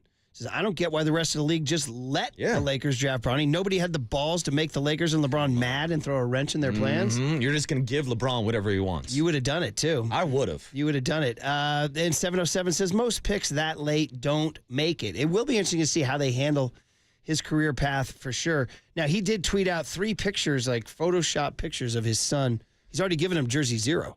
He's given it to him, and it says they would be the first ever father-son duo to be in the NBA at the same time. So this happened in Major League Baseball with the Griffies. That is true. And again, that is 0 nepotism. You don't make a big league roster unless you actually play your way. Yeah, and Ken Griffey Jr. roster. should never be in the same situation or same sentence as Bronny. Yeah, very, very interesting. Now, Woj talked about nepotism, and this was the point that was interesting to counter people who are against Bronny James being drafted.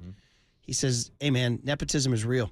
I don't want to hear these charges, people talking about nepotism. No, the NBA is full of nepotism. Full of it. The ownership level, front offices, coaching. Yep. I don't want to hear it all of a sudden because of Bronny James's father plays for the Lakers. Right. It is rampant in this league. I believe is the Warriors Santa Cruz coach. Is it not Steve Kerr's kid? It is. You're absolutely right. Yeah. Nicholas Kerr. How about that? I mean, coaching, to your point about front office, you could always just give some kid an office. Spalding Schmales. Young Tony, Caddyshack? You down with the Caddyshack? Yeah. Okay. We've talked about remember this, yeah. Judge Schmales' kid who's just a total idiot who's eating his boogers and everything like that? Like, you could take that Spalding Schmales kid who says, I want a cheeseburger. Remember that? And just give him an office. I get your point about like front office. You can just say, hey, kid, go to your office. You're fine. Let's give him a fake title and pretend like he's got a job. Coaching is a different deal. That is true. And nepotism in coaching is risky. Risky. Like, you better, bro, you can't just make a kid a coach because he's your kid. No. You better be able to coach. So I don't know how good a coach Nick Kerr is. Also, you can't just draft a kid to your starting 5, your starting 12, just because he's your kid. And I get that's the big difference for me is Bronny is a player. He's got to be productive. You would think. Or what, he's just joining the team just for the photo ops? I would imagine he starts in the G League and will have to earn his way up. I don't know. But again, this is – so when I was covering the A's, Jeremy Giambi was on the A's and Jason. Jeremy, rest in peace. We lost him. But Jason – and Jeremy was – actually, Jeremy was a pretty good player. But he there was a time the A's wanted to move on. They had to send him down. Let me tell you what, Jason was not happy. Oh, I'm sure he was. Jason was not happy. And he was telling stuff off the record. He said, it's not a good idea to piss off your best player. Wow. So I always remember that quote, and I used it. Now it can be told. 25 years later, I used it in a story. I said, one player said in the locker room, it's not a good idea. Billy Beane was so pissed at me. He was so pissed. Your boy Billy. He was like, no, nice blank of story. And he goes, I know who said that too. I'll tell this story now, 25 years later. He goes, I know who said that. Stair said that, didn't he? He's like, Stair said it. Tell me, Stair said it. And I was just like staring at him like, I know, not going to tell you. And but it is getting back to that line. It's not a good idea to piss off your best player. So for LeBron, the king gets what the king wants. Right? Yeah, but I would have loved to see LeBron playing with Bronny down in Australia. If he wants to play with him so bad, leave the damn country. Yeah, well, we'll see it play out like this. But again, I was a little taken like, for the kid, I mean, do you think the kid feels like he earned it? No, I don't think so. It was handed to him. But do we have nepotism here at KNBR? Oh, some would say. Young Tony, come on the mic here, buddy. In our media industry, yeah. Young Tone? I did just say that to Kyle, yeah. Well, I just found out that my jock blog's competing with George Lund's jock blog, right? Well, welcome to the squad, kid. By the way, I'm happy to hand over the baton of the jock blog to George Lund for sure. Greg Silver's dad is in the media. Here I am calling all this out. Yeah. Will I have my kid get a job here? I don't know. Somebody on the text line said, Waterboy, scoot over. Declan and Rory are about to take your mic. D-Pop? His dad. Now, Derek Pop was very talented. You got to be talented. Of course. You know what I mean? If you're there's the kid, there's the Fredo Corleone. You can't have Fredo, right? You can't have that kid. You got to have Michael. So it's happened in every walk of life. I'm sure listeners out there right now who work at a law firm or own a construction company or whatever, kids in the job. Doesn't Curly and his family? John Joe Curley's dad throws a hammer at those kids. That's a construction company, though. It's a little different than playing for the L.A. Lakers. And again, it seems like this was forced. It was predetermined. Rich Paul is telling other teams not to draft him. Bronny should have gone back to college to develop. He needs to turn into a better player. But because they want the headlines and the storyline about how they're the first father-son duo, that's the only reason why he got drafted. Somebody brings up Damian Lee and Steph. He's brother-in-law. Remember, he married somebody like that. FP Jr. was here. Yeah, that is true. 415. Here's a guy, 831, says, I played minor league baseball. That's cool.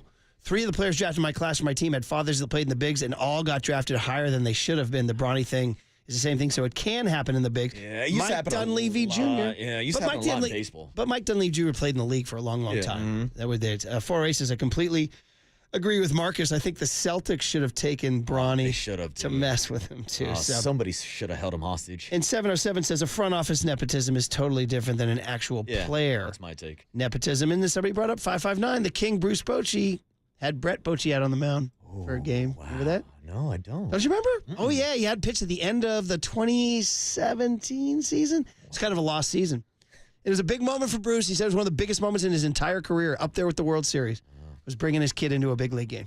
Good for the So Bochies. there you go. Yeah, it all happened. All we need for you to do is to have a kid, and then you start giving the nepotism around. Yeah, I'd say. Of course, based on some of the stuff you told me, who knows? There may be a few baby Bouchers running around. Yeah, so. who knows? Might be doing radio shows out in Rome. Oh, man. Oh, hey now. We're getting specific. All right, Mike Krukow on the other side. No nepotism there. He's just Mike Krukow on KNBR 104.5 and 680, the Sports Leader.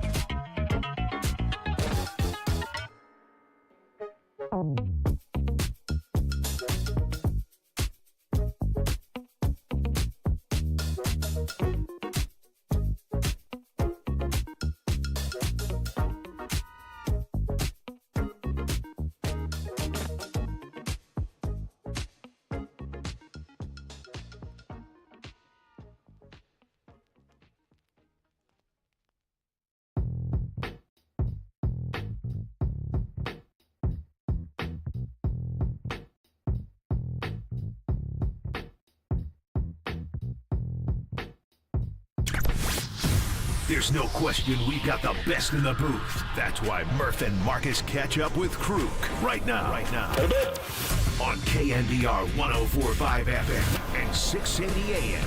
All right, we love our Mondays, Wednesdays, and Fridays. The Mike Kruko brought to us by NorCal Honda, your Northern California Honda dealers. Honda is value.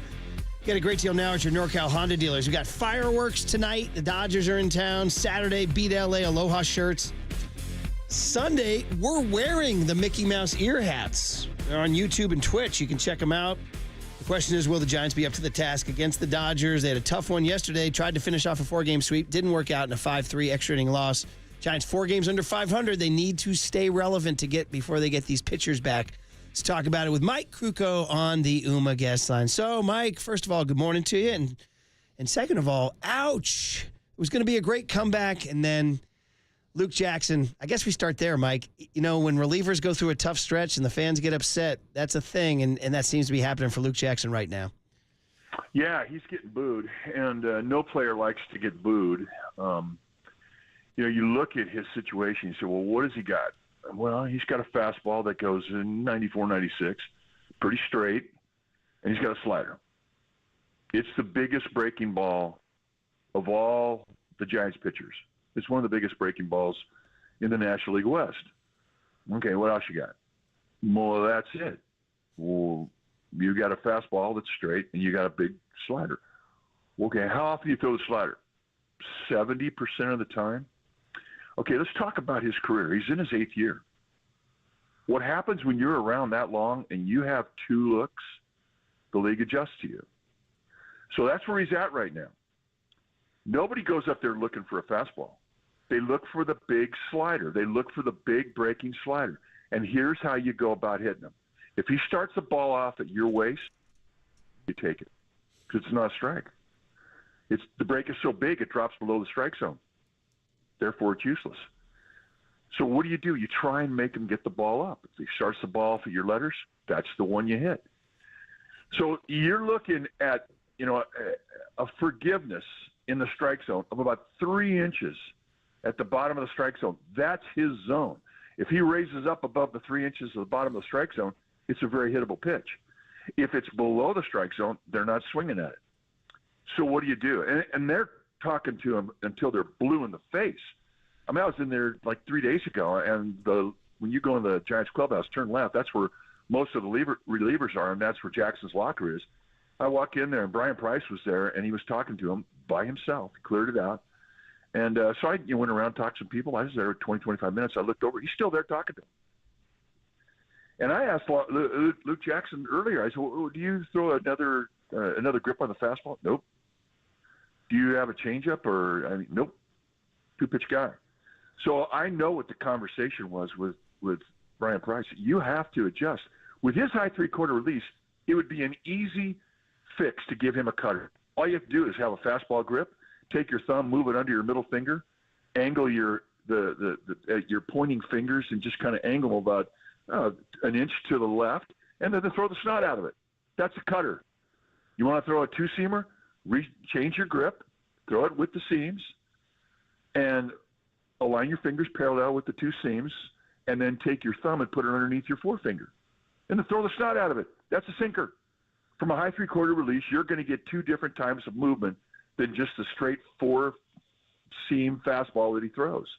And then come up with a changeup. Split finger. It's easy. Get it on the fingertips, split them out, throw it. You can't throw it as hard as a fastball. It's going to have a different movement. It's going to be another speed away from your fastball and a speed between your fastball and your slider. There you go. You got 5 looks now. Now the guys who've been taking at bats against you the last 3 years, they have something else to think about. They don't just have to go up there, look for one pitch, and then get it at your letter high and then wail on it. And that's where he is right now. But he's so stubborn, he hasn't wanted to adjust. Why? Because it's always worked. What he's failing to acknowledge is that it's not working now. They've adjusted to you. You need to adjust back. There's nothing wrong with his arm. There's nothing wrong with his slider. It's just that they've figured him out. And he hasn't figured out that they've figured him out. So he needs to make an adjustment if he's going to stay up here, and it's that simple. Yeah, the struggles of Luke Jackson have definitely been documented this season. So what did you think of the decision of Bob Melvin to put him in tie game, extra innings yesterday? If you're a manager, you have to throw everybody you have. You have to regard daily the health of your bullpen. If you, as a manager, you're given players. You have to use them to the best of your ability. You can't hide somebody. Not when you've got 2 or 3 guys down there that are your high leverage guys that have been worked 3 of the last 4 days. This has been a rough spell for the bullpen. They came off 3 bullpen games. This was the one day you were going to flip the ball to a starter, and Hicks gave him 5. So whoever you have down there, you have to use. You have to assume they're going to be good. You have to assume that they're capable of going in there. And what's the best part about Jackson historically? Well, he's a strikeout guy. You go into the top of the 10th and you have a runner at second base. That's the format now as you go into extra innings. That reliever coming in for the bullpen, he inherits a strikeout situation. Runner at second, nobody out. And that's why you bring him in. Didn't work.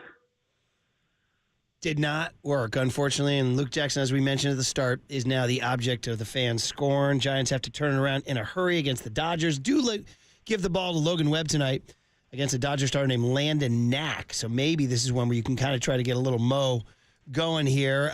Mike, other things that happened during the series, I mean, they won 3 out of 4, right? That's a good thing. But you still look up at the standings, you're 39-43, just past the halfway point. Just kind of wondering, there's this big theory of like tread water until Blake Snell comes back, tread water until Kyle Harrison comes back, tread water until, heck, Robbie Ray comes back after the break. But, Mike, I'm wondering if you're kind of in the front office or in the clubhouse, at what point at 39-43 do you feel like, we're not treading water? Well, these next 15 games, I mean, you take a look at the series that are coming up. You got the Dodgers, then you go on the road to Atlanta and Cleveland. You come home, you got Toronto and Minnesota. Those are 5 contending teams. So, I mean, if they could continue to tread water and not have a wreck going into the All-Star break, I think they've had a good first half. But this is basically what they've been asked to do.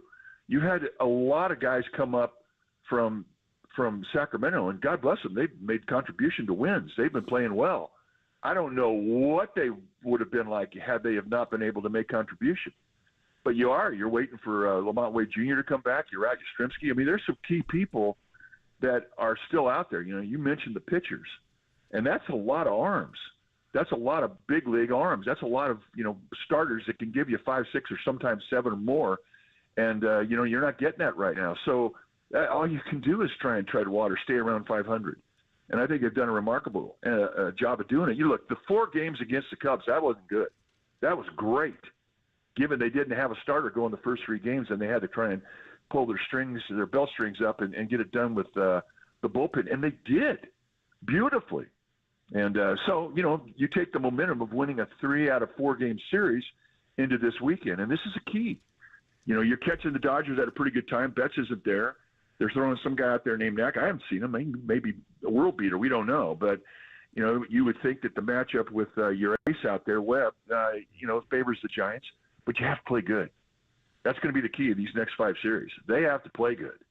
They can't have 90-foot mistakes. We talk about it all the time. They have to take advantage of opportunities with runners in scoring position. They have to have the situational at bat, the sac fly. They have to do all the little things right. And if they could win 3 of these 5 series and not get swept in any of them, then they've had a great first half. You mentioned Lamont Wade Jr.'s name. We know that he's going to be activated from the IL today and will start against the Dodgers. How big of a return is that for the Giants lineup? Oh, it's huge. I mean, he's been their best hitter since day one, and it gives you another at-bat that you believe in with runners in scoring positions, or when you need to get a leadoff double and you're down a run late in the game. I mean, he can give you that at-bat. So, I mean, it's crucial to have him back in there. Just like it's crucial to have Kyle Harrison and Blake Snell. I mean, these are going to be jolts of energy when these guys come back in and assume their responsibilities in the rotation. So they got a lot of good things happening. They have tread water quite well at this point, but from here on out, they need some more addition just to be able to put yourself in position to come out of the second half and have a chance to make a run. Yeah, they were 10-16 when Lamont Wade was out. They were 2 games over the day he got hurt, and they were 10-6. That tells you a lot right there. Maybe, I don't want to say it's a direct tie, but it's pretty darn close. So hopefully they can get it back going. Mike, just sort of a random specific question to ask on the way out, not to just pick on one guy, but I was just looking at the box score. Is there anything you're seeing with Wilmer Flores' at-bats? 0 for 5 yesterday. He's hitting 206. The OPS is almost in the 500, 600. Like, it's just not happening for him so far in the first 82 games. Do you see anything? Well, I see him missing pitches that he hasn't missed before. I think he's a really good hitter middle in, and I think he's also a good mistake hitter. You throw him a fastball out over the plate anywhere that is belt high and above, and he didn't miss that, and he's been missing those. So, you look at where the foul balls are going when he's missing them. Are they going to right field? Is he late? Is he underneath the ball? What's his posture, and why is he not able to get his top hand on the ball? I mean, I think from what I've seen right now, he's not late. He's fouling the ball straight back, so that tells me his timing is good to the fastball, but he's just not getting his hands in a position to flatten out his swing and take advantage of it. I mean, those high fastballs and hanging sliders, he backspins, and he's not doing that right now. So to me, if he's late and he's consistently fouling the ball to the right side of the field, then I have a concern about that. And that's one of the keys to a guy with some age on him. He starts getting late to the fastball. And I don't sense that. I just think that it's a mechanical thing that he has not been able to flatten his swing out at the top of the strike zone. That's always been a big strength of his. So, I still think that he can solve this issue, and I think that all of his coaches feel the same way too. Well, they sure could use him for sure, obviously. Now, Mike, just last one. How do we emotionally process? These Dodger fans have planned an invasion. They have that fan group. Apparently, this is the weekend. We've heard from them that they're invading. How do we emotionally handle this, Mike? Win. Keep them quiet. Don't let them get in the game. There I'm serious. Yeah. I like that. Right you're right. You're right. Well, and don't think it goes unnoticed by the players. They know exactly what's going on, and they walk out there and this is your home. Now all of a sudden, the opposing team has got a loud voice in the stands. They absolutely hear that. Your motivation is to keep them quiet, because if they're not ahead, if they're not getting the big hits, if they're not winning, they're going to be quiet. So that's your goal. To me, that's as big a motivation as you could possibly have. Some just foreign group coming in, taking over your ballpark. That's not good. So they'll be highly motivated going out there. And I like the fact that they're going to be there. what is it, Pantone? What is it? Yeah, what is the name whatever. Of the You know what? Just saying it angers me, Mike. It's the shade of blue, Pantone. Well, they're going to be strolling down 3rd Street, stopping traffic going into the ballpark. They are. They did it in Yankee Stadium. Yeah, they got a police escort. Bronx. Yeah, well, I mean, it's a scene, and that's what I mean. I love it when you have that, and so Giants fans obviously are going to have to react. They're going to have to be loud, and I think there's going to be a lot of competition in the ballpark. And as a Giants team, you have to get your crowd into it, get them into the game early, and keep the other guys quiet. That's your goal. And you gotta win. I love it. There you go, Mike. Have a great weekend. Put on the Mickey Mouse hat on Sunday. We're wearing ours right now. And we'll make it the happiest place on earth Sunday, all right? Have a great weekend. 3 games. We'll talk to you Monday. Thanks, Mike. Mike Krukow, every Monday, Wednesday, and Friday is brought to you by NorCal Honda, your Northern California Honda dealers. Honda is value. Get a great deal now at your NorCal Honda dealers. Are they going to stop traffic? Yeah, they are. They're going to shut down the Embarcadero. Shut down 3rd Street. Is Waterbury going to be standing there heckling them? Yeah, I'm not going to be driving my car at all this weekend in the city, but I'll be there just like I did when I flipped a U-turn on the corner of 3rd and King to yell at Clayton Kershaw. Hey, Kershaw! The Dodgers! Hey, Dodgers! Blank your circus! Remains an all-time classic. Marcus Thompson joins Tolbert and Copes today at 4:30. Okay, for the big hit, we were going to do Far Anxiety, but we felt like there was a lot of momentum on that nepotism. The Bronny James story brings up, is nepotism okay in sports? And are the Lakers just completely getting bamboozled by LeBron James? Or are you defending Bronny James? It's all good. 808 KNBR's phone number. Plus, we can get into the moves the Warriors made. That's the big hit. Next on KNBR 104.5 and 680, the Sports Leader. There's one thing I want you to do for me. What? Come here. What? Win. Win. What are we waiting for? Take this!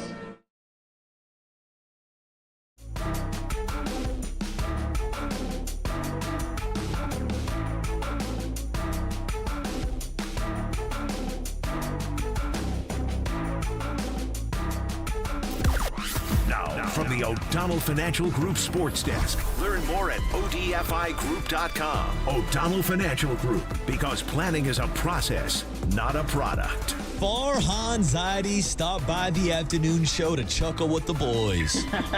Also talked about this weekend series against the LA Dodgers and the return of Lamont Wade Jr. To hear that podcast and more, check it out now on KNBR.com and the KNBR app.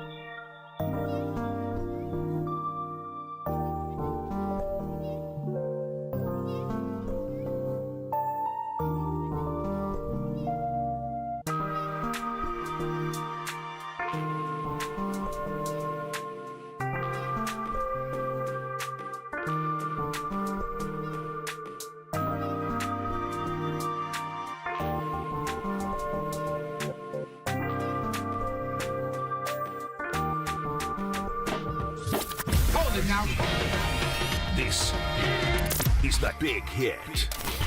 Sponsored by Benjamin Moore Paints. Experience the Benjamin Moore retail difference at their independently owned, authorized retailers today or at benjaminmoore.com. On KNBR 104.5 FM and 680 AM, the sports leader. Right now, Rich Paul's calling teams, don't take Bronny James. He's telling them, do not take him, okay? Saying, don't take him. If you take him, he's going to Australia. So he has a plan and he has a place. With the 55th pick in the 2024 NBA Draft, the Los Angeles Lakers select Bronny James from the University of Southern California. I don't want to hear these charges, people talking about nepotism. No, the NBA is full of nepotism. Full of it. The ownership level, front offices, coaching. Yep. I don't want to hear it all of a sudden because of Bronny James's father plays for the Lakers. Right. It is rampant in this league. All right, spicy stuff there for sure. It's our big hit today, the NBA draft and all the stuff that happened, headlined by Bronny James. Asking you guys the question at 808 KNBR, is nepotism okay in sports? Is nepotism okay in the NBA? And what's the difference between the Lakers taking Bronny James at the 55th pick and, I don't know, Mark Davis inheriting the Raiders from Al Davis? There's a bit of a difference. Mark Davis ain't dropping back, throwing bombs down the field to Devontae Adams. Making decisions about who makes that, who throws that pass. He's hanging out at P.F. Chang's and Hooters. What's the difference between Jed York inheriting the 49ers, Kyle Shanahan getting his foot in the coaching door? Again, perhaps? Jed York ain't blocking the defensive end. He ain't trying to stop Chris Jones in the Super Bowl. Deciding who blocks the defensive end. I see where you're going. I see where you're going. It's all out there for all of us. We can have a healthy debate. Plus, we can't ignore the Warriors, what they did. With their interesting double move on the 52nd pick. Man. Nobody had this on the getting 2 for 1 on the 52nd pick. And oh, by the way, as we started the show today, ready? Hard capping themselves at the second apron. Once again, I'll say that I got into sports writing to become I wanted to go to Sports Illustrated and write stories about the Super Bowl and the Masters.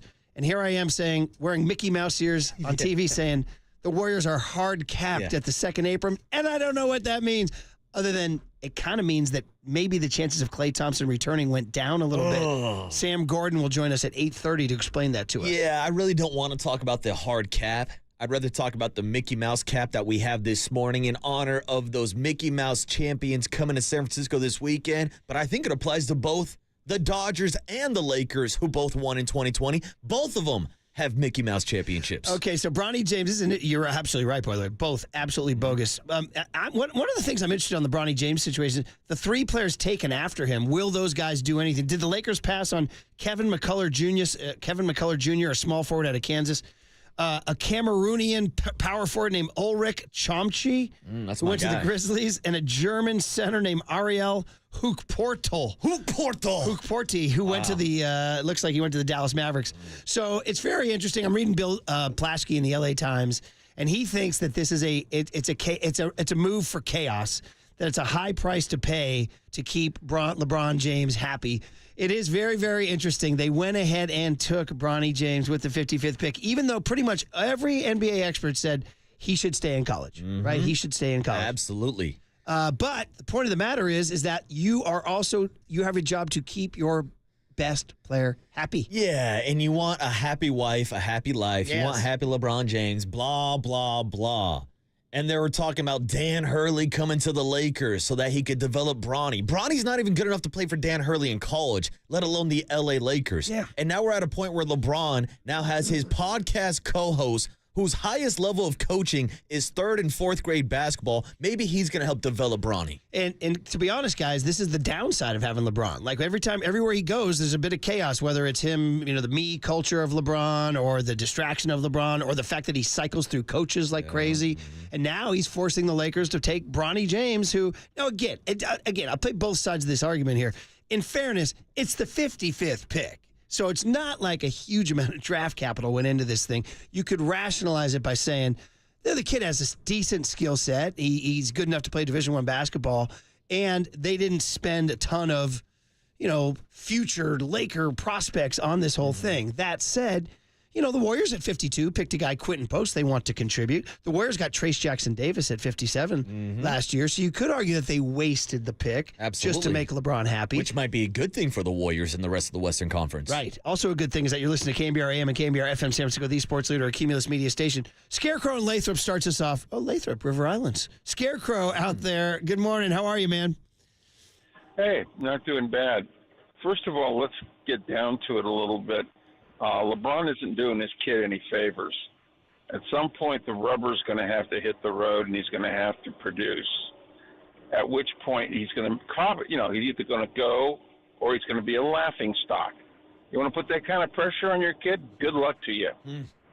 No, you're right. Is it fair to the kid, right? I mean, you're putting a lot of pressure on this kid, and if he fizzles out, which is probably more likely than not, does he become sort of like the butt of people's jokes, Scarecrow? Exactly. I mean, what's going to happen? The point is he's got to produce. Yeah. Or that's it. Yeah. I mean, what's going to happen in 2 to 3 years when LeBron finally does retire? Is Bronny going to have this long, luxurious NBA career? I'd say probably not. Who knows if he develops into an actual NBA player? But again, this is a 6'2" guard that averaged 4 points in college. Yeah. This is not the second coming of LeBron James. And would they be comfortable sending him to the G League for the whole year? Would that make LeBron happy? We don't know. But Scarecrow, thanks for the call. You're right. Send LeBron to the G League, too. Maybe that's what he should have done. If LeBron wanted to play with Bronny so bad, maybe LeBron should have gone full Rodney Dangerfield and gone back to school. Should have gone to USC. He's still got some college eligibility left, right? That's a pretty good call. All college. He didn't play a day of college. That's what I'm saying. He's got plenty of eligibility. Bron, go play for USC. And now that being a professional doesn't DQ you, can go back. Yeah, and you can go make some NIL money. 510 says, guys, maybe that's why Dan Hurley did not want to coach the Lakers. Maybe he didn't want to be under Coach LeBron, right? Lay GM. Guys, 916 says, it happens everywhere. Bruce Bochy called his son up as a September call-up, and it did happen. 707 says, it's not what you know, it's who you know. This is only different because it's on a public stage. I'm sure we can all point to 10 people throughout our lives that we know had no business or a job or a position, but it's up to him to take over, to make the most of his opportunity. 559 says, Shane Hawkins took over drum duties for the late Taylor Hawkins. You see that in music? I think John Paul Jones's son in Led Zeppelin took over for the drums, too. I do believe. Or John Bonham. Pardon me. John Bonham's kid. My bad. Can the kid sing? Can he play drums? I have a lot of questions. Again, I just don't know how good of a basketball player Bronny is. 925 says, Woj, don't give me the it's everywhere. When the numbers and gameplay do not justify Bronny's draft status, there's no way to defend this, says 925. The only thing I would say to 925 is the way to defend it is keeping your best player happy. Waterboy, you said it a few minutes ago. Happy wife, happy life. Let me tell you something. Probably the 4 most important words in the English language. All right? Young Tony, Kyle. I don't need to tell you, you're never getting married. Thanks, Murph. Happy wife, happy life. Check with Candace. Most important 4 words in the English language, bro. You with me, Tone? You got me?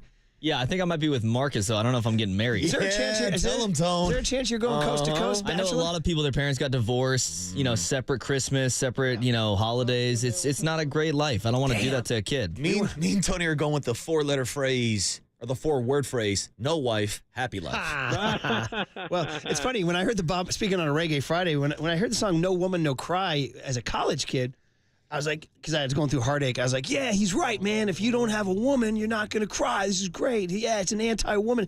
No. It's him consoling a woman. I was like, oops, I whiffed on that one. It goes a little deeper than that. A little bit deeper for sure. But real quick, to that text message responding to the clip that we played about Woj, because I've heard a lot of people with this take. Look around the league. There's plenty of nepotism. Hell, look at the Warriors. You can look at Lacob's kid working in an organization. You could look at Nicholas Kerr coaching the Santa Cruz Warriors. But again, to me, it's different when we're talking about front office jobs versus an actual player that's going to be on the roster. I mean, I hear you, but I would say coaching nepotism is dangerous because that can affect a team dramatically. And that's the thing. We talked about these front office jobs that all these owners' kids get. You can just throw them in some random hallway, throw them in a random office, and give them a fake title and a fake job. If you're a coach, you've actually got a coach. Let's give an example, Kyle Shanahan. Everybody points to Mike Shanahan giving him his big break, but there's no question that Kyle Shanahan is one of the best offensive minds in football, which is why he's proven that he can be a coach at the NFL level. Yeah, I'm trying to think of, like, that's a successful case. Give me, like, a successful nepotism where a kid got a job and you're like, that's a great hire, like Bill Belichick's kid's on the staff, isn't he, with the mullet? That's true. DC, yeah. And is he good at it? I don't know. Patriots suck now. Now, the thing we say about nepotism in sports, baseball is famous for its generations of players. The Bells, there's like grandpa, dad, and son all played. Bro, you don't make the bigs unless you can dig it in the box and hit a freaking 96-mile-an-hour fastball, right? There's no spot on a major league roster for a nepo baby. There's none. The question is, football, you've had a few. I think the Matthews family, Clay Matthews, Bruce Matthews.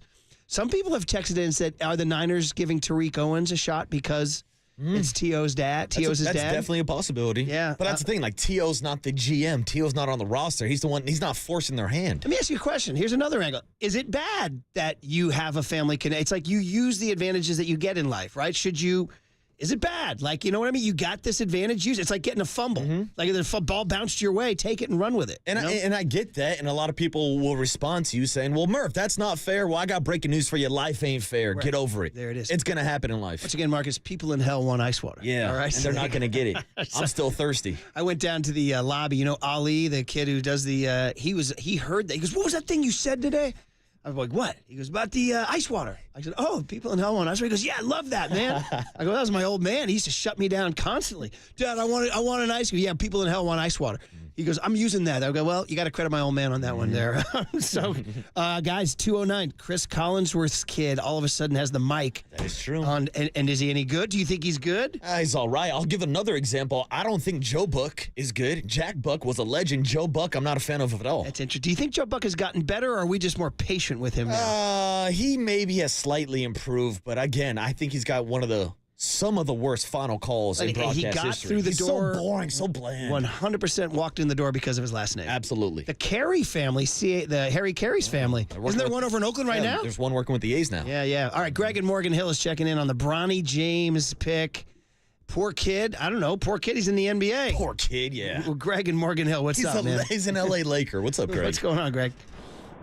Good morning, gentlemen. I don't know if you guys mentioned the Manning family, and the Manning family, his kid right now is the next kid's going to be playing at Texas, and he's great. So I don't know if you talked about the Manning family. I'm just turning in right now. Now that's a kid who's playing. He's actually playing on the field. Has to prove it. Yeah, but it's a great example with Eli Manning and how the Manning family didn't want him to go to the Chargers and forced their hand so that he would go to the New York Giants.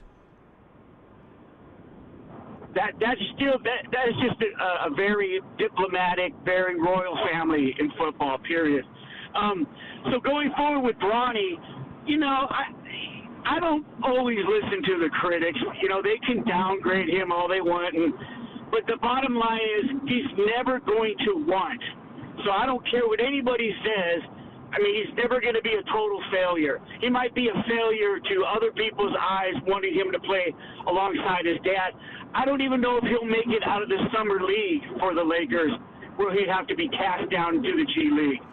So there's a lot of variables, but once again, he's got so many avenues because of Pops, and the kid's going to be just fine. But he's going to have to sack up and have heart, and I know that, and that's no pun intended on his real heart, but he's just going to have to buckle up and do the best he can to try to make it up there. Are you rooting, Greg? Are you rooting for him to succeed? Why not? Yeah, Why look not? at you. Big heart. I like it. Big heart. All right, Greg, thanks for the call, man. Appreciate it. It's funny. So many people dislike LeBron, period. just full stop. They dislike LeBron, so anything that he does or influences, they're going to reject flat out. Do you in any way feel sorry for the kid? I don't know if feeling sorry is the right way to phrase it, but I understand Bronny's perspective. Look, you got to play the cards that you were dealt, and he has his opportunity now with his last name to be an NBA player. They're going to be the Ken Griffey Sr., Ken Griffey Jr. of basketball. Except for the Griffeys were phenomenal. Yeah, at except baseball. for Ken Griffey Jr. was a generational talent and didn't need his daddy Pops to draft was him. really good, too, Yeah, exactly. dude. So to me, I put more blame on LeBron forcing this all to happen. Again, Bronny should be playing in college right now, developing, actually trying to prove that he can be an NBA player, not getting his daddy to do it for him. 559 says, Murph, what are you doing this summer? Is there any more nepotism-laden sport than youth baseball? Yeah. You guys have seen that whole mantra or the lay it out where it's a funny meme that goes around where it's like it's a lineup and it says like left field, nicest kid, center field, really fast, right field, positive attitude, first base, tallest player, second base, can't make throw from short, shortstop, best glove, pitcher, coach's kid. Right? There it is. Hey, there Murph, it is. what's your kid, where's he playing this summer? We're sticking over the one bag mostly, but he did pitch on Saturday. Yeah, Rory's got an arm. Let me tell you what, though. Rory can pitch. Let me tell you where he pitched in the batting order. That's a merit-based thing, buddy. That's a merit-based thing. No nepotism on the Mill Valley I'll Little show League you the team. lineup. All right, buddy. All right, dude. Hey, you hit, you move up. You don't hit, you go down. But I believe. Listen, it's all positive, kid. I love you very much. It's all supposed to be fun, isn't it? Yeah. I say that sometimes. I'm like, aren't we supposed to be having fun? Enjoy the game more. Enjoy the game more. All you guys do at KNBR is bitch about nepotism. Enjoy the game more. I said this last time we talked to this last hour. Is like the ultimate example of nepotism gone wrong. Monarchies. You know what I mean? For thousands of years, people thought it was a good idea to have some ruler have a kid, and then that kid's now my ruler. I'm like, wait a minute, how's this guy my ruler? I mean, why is this guy telling me what taxes I have to pay and where I can live? Yeah, You know but what I now mean? we're talking about the royal family of the NBA. King James literally has Prince Bronny on the roster. It is wild stuff, and it's going to be very interesting, and it just kind of adds to this drama down in L.A., man. Hey, like you said, for the Warriors, if you're trying to get ahead of the Lakers in the standings, they drafted a kid who's not going to help them win basketball games this year, whereas the Warriors drafted a guy at 52 who might make a play that helps him win a game. They drafted a 7-footer who had a 43% three-point shooting ability. Likely he'll be in the G League, right? Probably. Yeah, and he's still with an injury, but you're looking for size. You're looking for a guy who can stretch the floor. I'm hoping he's an upgrade over Dario Saric. I'm reading Bill Plaschke. Yeah, I think he, younger and can shoot. Well, Saric could shoot, but that's what I'm saying. Well, the book is way better rim defense. Yes, he can protect the rim, average a couple blocks per game. He can score points. He can, he seems by like the way, he seems like he's in a Dario Saric role. Is by what the I'm way, trying to say. His dad is not affiliated with the Warriors either. Right? So, probably just ended with Plaschke saying. I don't know, Murph. I heard his dad plays for the Amsterdam Warriors. So, Bill Plaschke writes in the LA Times, it was tough enough for Bronny to play college games with his father attracting all the attention while sitting courtside. Can you imagine the heat he will feel with his father wearing the same uniform and hanging out in a nearby locker? So, it's interesting. Hey, man, you know what? When you got LeBron on your team, you got to keep the big man happy. Lay GM. Happy wife, happy life. All right. Shout out to the Nepo babies everywhere. Shout out to Jed York. Shout out to Mark Davis. Shout out to all the kings and queens through the centuries who've ruled over people just because they got born. You know the old line, young Tony? That guy was born on third base and thought he hit a triple. That's what they say about those silver spooners. Because they walk around like, oh, my what I put in the bathroom doesn't smell. You know what I mean? You're like, wait a minute. You were born on third base. You thought you hit a triple. Yeah, we all know those people. All right, guys. It was a fun big hit. Thanks to Bronny James for providing that. Cooler of content. And then we'll get into this Warriors situation. What is hard capped at the second apron? Should be the name of the indie band playing at the bottom of the hill down by your house. Hard cap at the second apron live tonight. I'm going to go see Hard Capped at the second one apron night tonight. and one night only. A thrash punk band. That's at 8:30. Sam Gordon. He'll give us some good stuff. Next on the Sports Leader.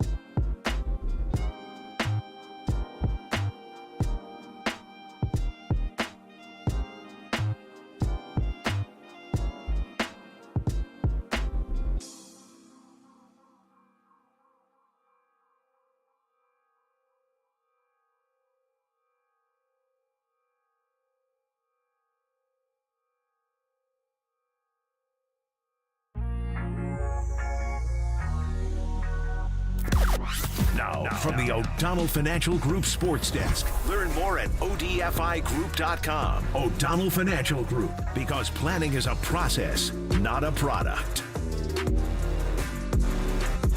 Farhan Zaidi made his bi-weekly appearance yesterday on the afternoon show with Tolbert and Copes to get you ready for the Dodgers coming to Oracle Park this weekend. To hear the latest injury updates and news from Farhan Zaidi, check out that podcast and more right now on KNBR.com.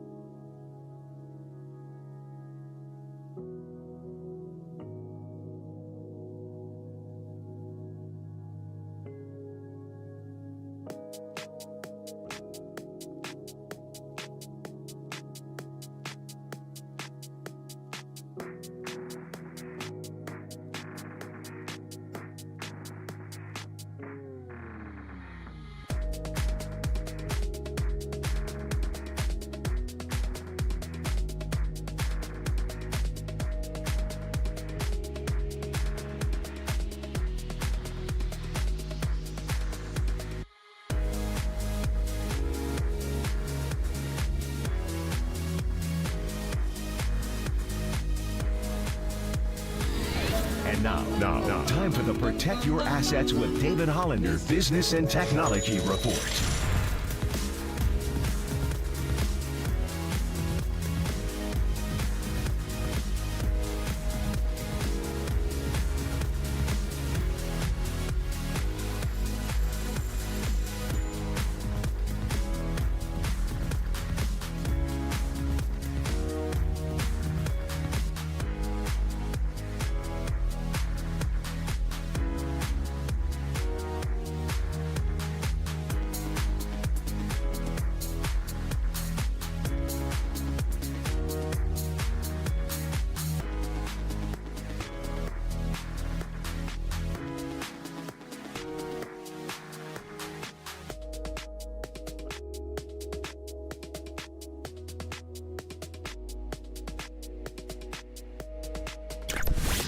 All right, everyone, chill. This is the cooler. You're not sending me to the cooler of content.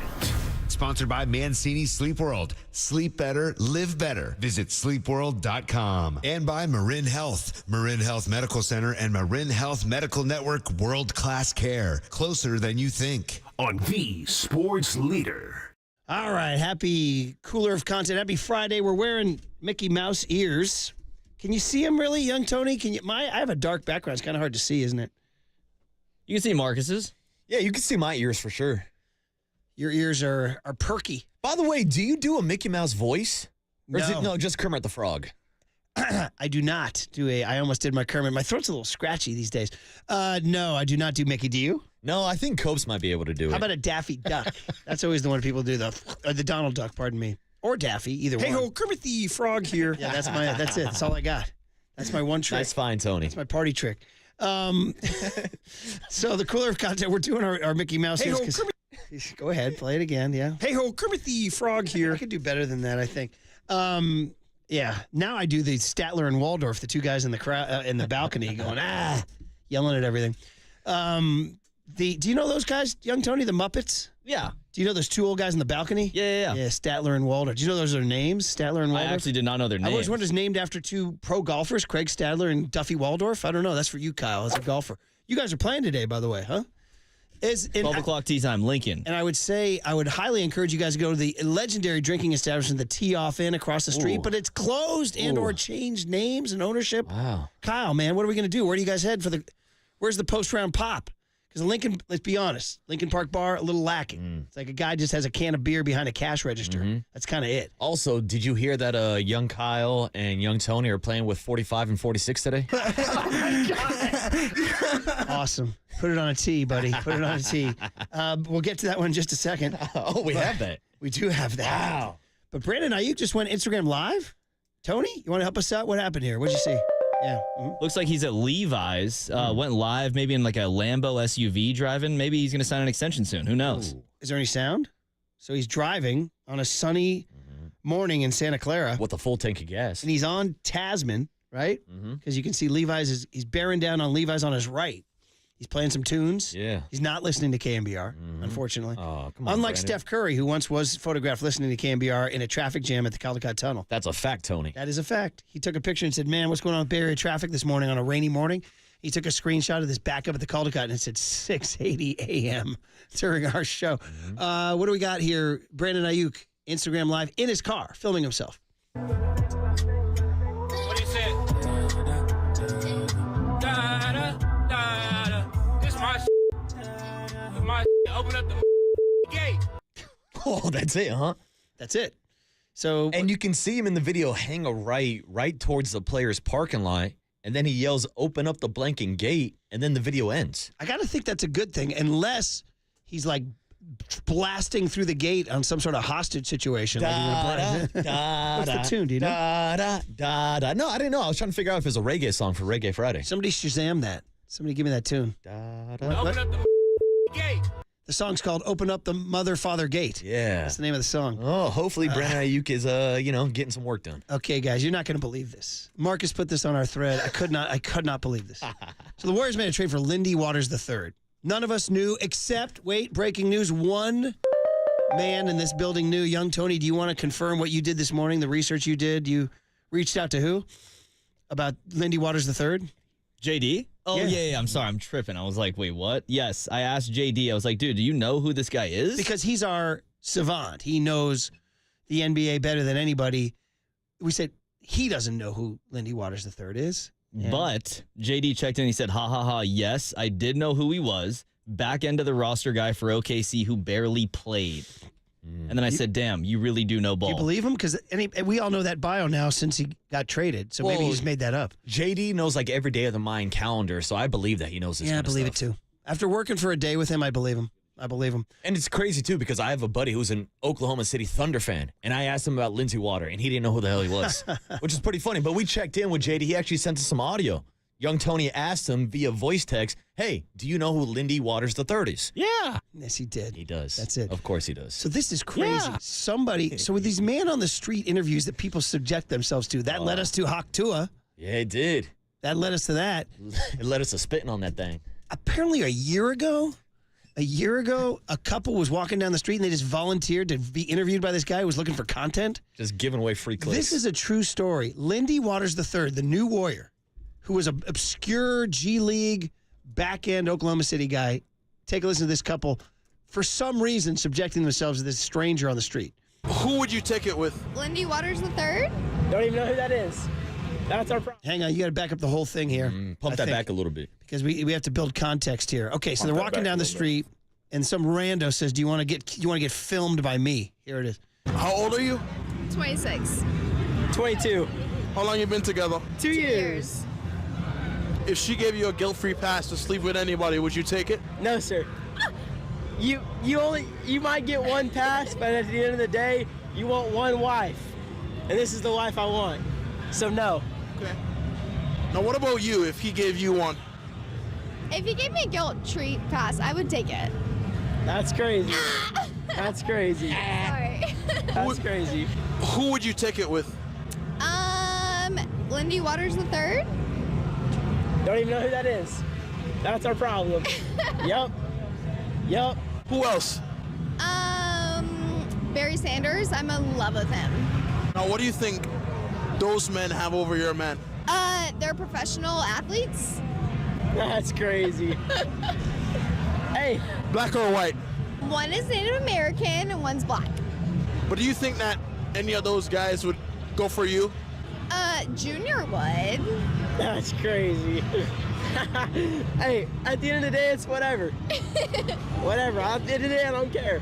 To quote my old partner, that poor bastard. That poor bastard. It's whatever. Oh, my God. That poor guy is reeling. That's crazy. Starts with that, and then at the end, all he can spit out is, at the end of the day, it's whatever. Oh, bro. This guy, somebody texted in earlier and played. They said, bro had to go to the gym to cope with the pain. Oh, this guy's going to be working out in darkness for the next couple of years. Hey, at the end of the day, it's whatever. By the way, she was... Whatever. At the end of the day, I don't care. She was way too specific with that Lindy Waters III, knowing that he was Native American, too. Yeah, I think the Kiowa and Cherokee tribes. Yeah, I'm going to go out on a limb and say she cashed in on that hall pass. Oh, poor guy. That poor bastard. Now, this remind you of a Chappelle bit? Yeah, shout out to the 559 who texted in earlier on the Golden State Lumber and Building Materials text line to refresh my memory. Dave Chappelle has a hilarious clip. Now, it's a little raunchy, so we're going to decide not to play it, so I would recommend looking it up. But Dave Chappelle, all these years ago, kind of did one of these interviews on the street where this girl talks about having a menage a trois in college. Then they asked Dave, what's the freakiest thing he's ever done? And he goes, yeah,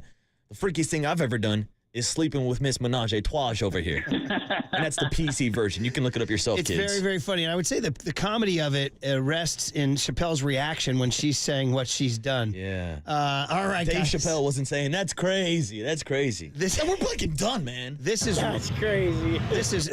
This is risky to go down this political road. Oh, here we go. Apparently there was a debate last night. I did not watch. I can join that club. I have tapped out of the United States of America. So you see my text there was blowing up with reaction from all my friends. I'm like, I don't know what you're talking about. Yeah, that's not watching. That's not for me, dog. But the only thing that we got is a sports tie-in because at one point when this thing was careening all over the road and the country was melting down, they talked sports and they talked Kyle's sport, Tony's sport, my sport, the sport that John Joe Curley said yesterday he didn't want on our airwaves. Oh! How about that? Oh! They talked golf. That's right. We are bringing you cooler of content, Biden-Trump golf argument. Oh, my goodness. Look, I'd be happy to have a driving contest with him. The reason I got my handicap, which when I was vice president, down to a 6. But by the way, I told you before, I'm happy to play golf if you carry your own bag. Think you can do it?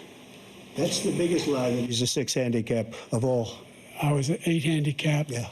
8.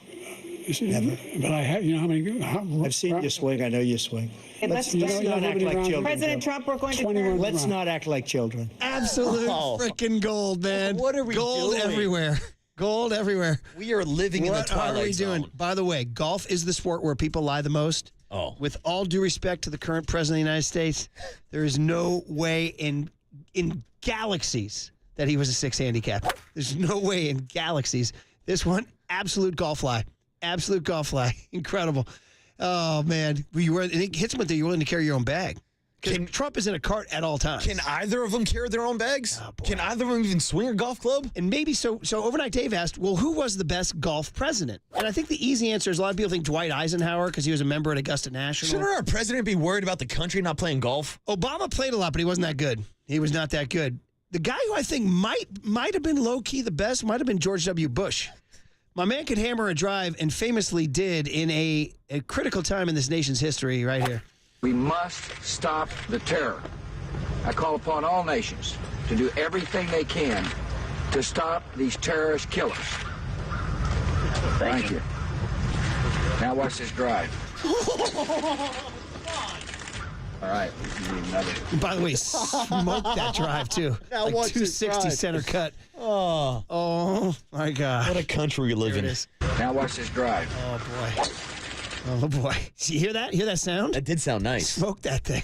I don't think 45 or 46 are team them like that. Oh, my God. That's pretty good. One more time there. Listen to that. I don't get that sound. I might have to replace my golf swing drop. Yeah, you're going to go with this one. Oh, man. That's good. All right.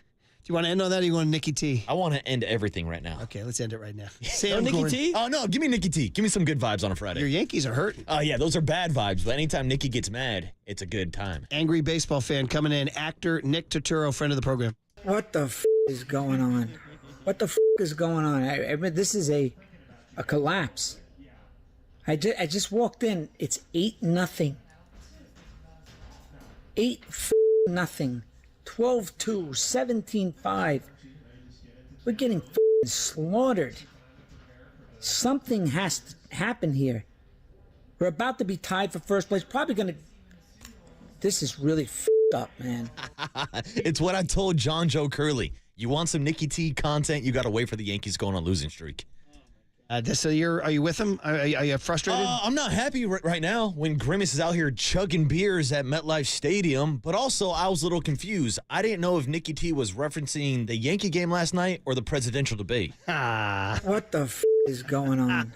Those are the same questions I had. Hey, P1 What Chuck the points blank out, is going don't forget on? world leaders in their golf games. Kim Jong, the guy from North Korea, what's his name again? Kim Jong-un, right? Kim Jong-il, Kim Jong whatever. I don't Remember? know. 18 holes in one. Remember? That's what he said. Yeah, he also beat Dennis Rodman one-on-one, Said he right? made 18 holes in one. True story. What the is going on? What is it going on? What is going on And I'm in wearing this Mickey cooler Mouse today? ears. Yeah. All right. Sam Gordon to explain the Warriors' hard cap at the second apron next on the Sports Leader. What the is going on?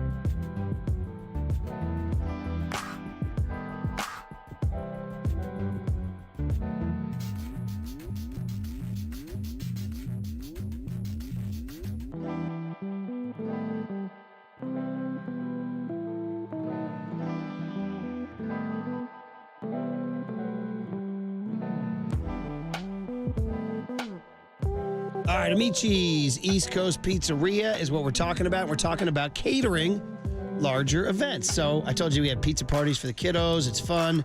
But sometimes you got to go bigger than that. You got to go business lunch. Bring the lunch into the office. Get people in. Get them off Zoom. Get them in.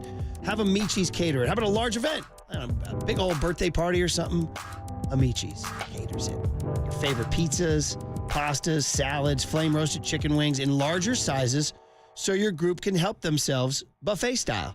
It's a more economical way to feed a large group while still offering them Amici's full range of menu items. So, whether you need a corporate lunch delivered or food for a special event, Amici's has a great range of options to customize the perfect menu in ideal portion sizes for your group. Check out the catering menu at Amici's.com, and when you want to enjoy a fully customized and catered event, Amici's delivers.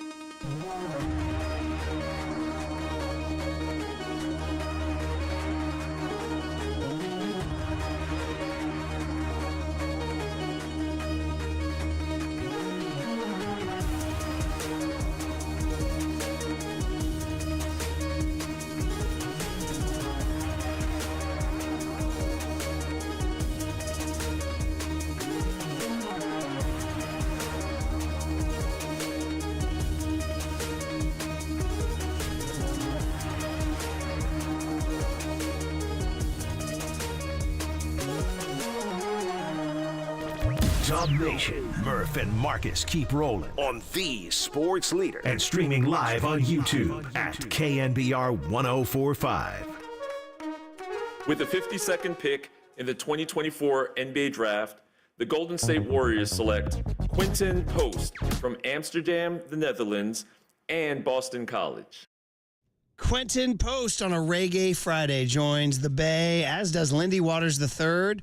The only problem is it hard caps the Warriors at the second apron, a phrase that will be explained to us by our next guest, Sam Gordon of the San Francisco Chronicle. We are proudly sponsored by Marin Health with top physicians, surgeons, and clinicians right here in the North Bay. Marin Health puts you closer to your best health, world-class care, closer than you think. Sam Gordon, we enjoy having you on KNBR on the Murph and Marcus show. And how you doing this morning, Sam? Hey, morning, Sam.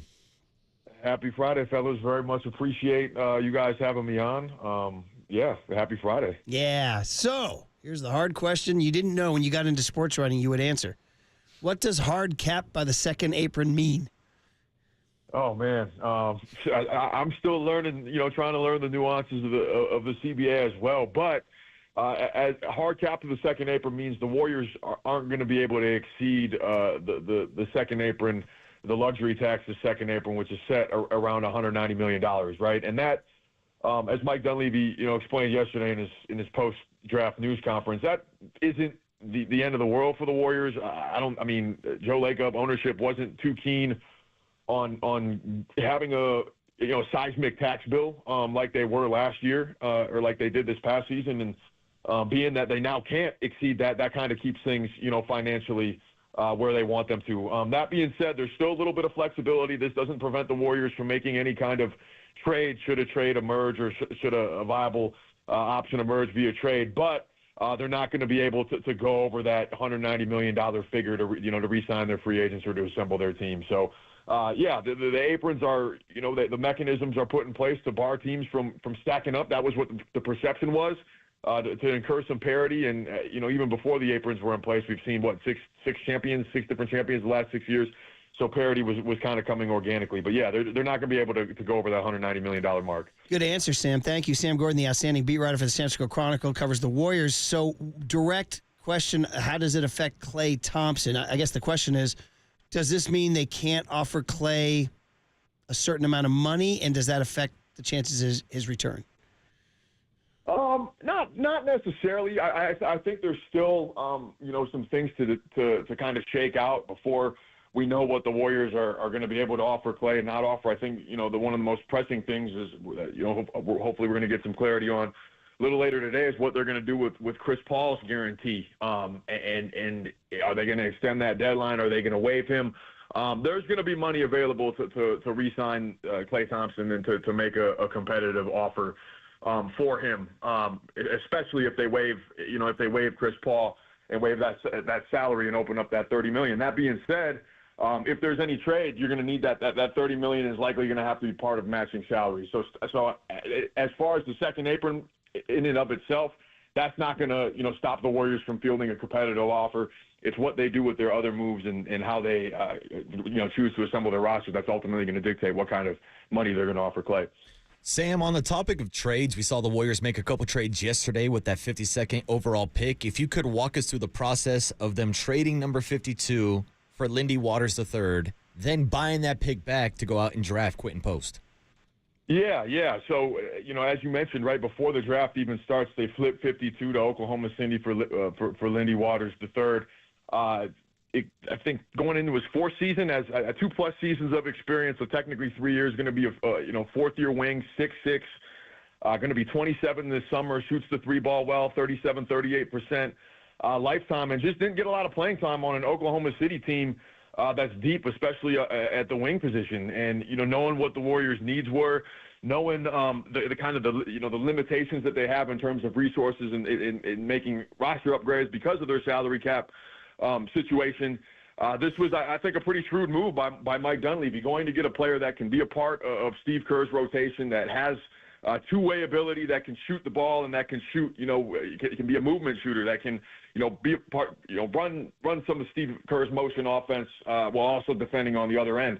So I expect him to come in and compete for playing time right away. And then as it pertains to getting that pick back, well, then the second round plays out, and the Warriors wanted to be a part of it. That pick went from Oklahoma City to Portland, and then the Warriors, at the 11th hour as the draft is wrapping up, buy that pick back from the Portland Trail Blazers and execute the draft selection of Quentin Post, who, veteran college player, 5 years of college experience from the Netherlands, 7 feet tall, and shoots the three ball at a 43% clip, or that's what he did last season. So the Warriors wanted to get bigger. They wanted to add shooting. They wanted to add versatility. And again, these are marginal moves. These are moves on the periphery, and that's what you have to work with when you have the 52nd pick. But being able to turn that pick into, I think, a potential rotation player in Lindy Waters with size, with length, that can shoot, that can play on both ends, and then adding a big man in Quentin Post. Again, this is 52nd pick. There's no guarantees here whether he's ever going to play in the NBA, whether he's going to make the roster, if he's going to be a two-way player, a standard contract, whatnot. We're going to find that out. That being said, you look for traits at that point in the draft. You look for attributes, and you look for skills. And he has size. He's a 7-footer. The Warriors, hadn't had a 7-footer in a while. He shoots the three ball, and he gives them a dynamic. If he can play at this, if he can hang at this level, he gives them a dynamic that they don't have in their front court. So it was kind of a wild order of operations, all for the Warriors to come back around, ended up with the 52nd pick. But they get a couple players with length, with size, with versatility, and that can shoot the ball. And that's it's certainly an important skill set in 2024, as we know. Sam Gordon, the Chronicle, breaking it down nicely for us on the Warriors. Well, listen, Dunleavy earned street cred with Warriors fans with Pajemski and Trace Jackson-Davis. So we'll see if this guy, like you said, he's not going to be starting five, but who knows? Maybe he could be a piece for them at some point. Quentin Post, stupid sports talk radio question, because we were told by our bosses there's no topic beneath us. You got to go low common denominator, low topics. So with the Warriors, were you thinking the Warriors were going to take Bronny James at 52? No. I felt like the Lakers, him going to the Lakers at 55 was always meant to be. So that wasn't a surprise. That being said, does Bronny have some traits that could a team like the Warriors could benefit from if he can develop? Yeah, right. I mean, at his best, could be a quality point of attack defender, a little bit of versatility guarding in the backcourt that can knock down a three ball. So there are traits, there are qualities, attributes to like, but it seemed like from the minute he declared that he was going to end up with the Lakers, and sure enough, that's what happened. Yeah, Sam, circling back to the actual pick at number 52, Quentin Post, I wanted to ask you if you think this is going to have any effect on the future of Kevon Looney. Well, the Warriors picked up his $8 million guaranteed contract on Monday, but it's from my understanding that it might not guarantee that he's even on the roster this year. Do you think the Quentin Post draft selection affects the future of Looney at all? It could. I don't know if there's a necessary correlation there. I just think they wanted to get deeper in the front court and add somebody with a differing set of skills. That independently of the draft pick, Kevon Looney, with his expiring contract, makes sense as a potential trade chip, either now this summer or even at the deadline, next year if a deal materializes then and they enter the season with him on the roster. And if they elect not to trade him and ride it out, he has value, of course, as a rebounder, screen setter, guarding in the post, and then in the locker room as well. So yeah, I don't think there's necessarily a correlation there, but it is worth noting that by retaining Kevon Looney at that guarantee, he's an expiring contract, and we know expiring contracts have value in the NBA. It's good to have flexibility, and that mid-sized salary could be paired with a salary like Gary Payton II, who opted into his player option. He's an expiring contract now. So the Warriors are setting themselves up to have a little bit of flexibility in the trade market with some expirings, should they so choose to go that route. Sam Gordon, last couple minutes here. We appreciate him getting on bright and early after working hard. Read him at sfchronicle.com. All the latest on the Warriors. Does a great job covering the team.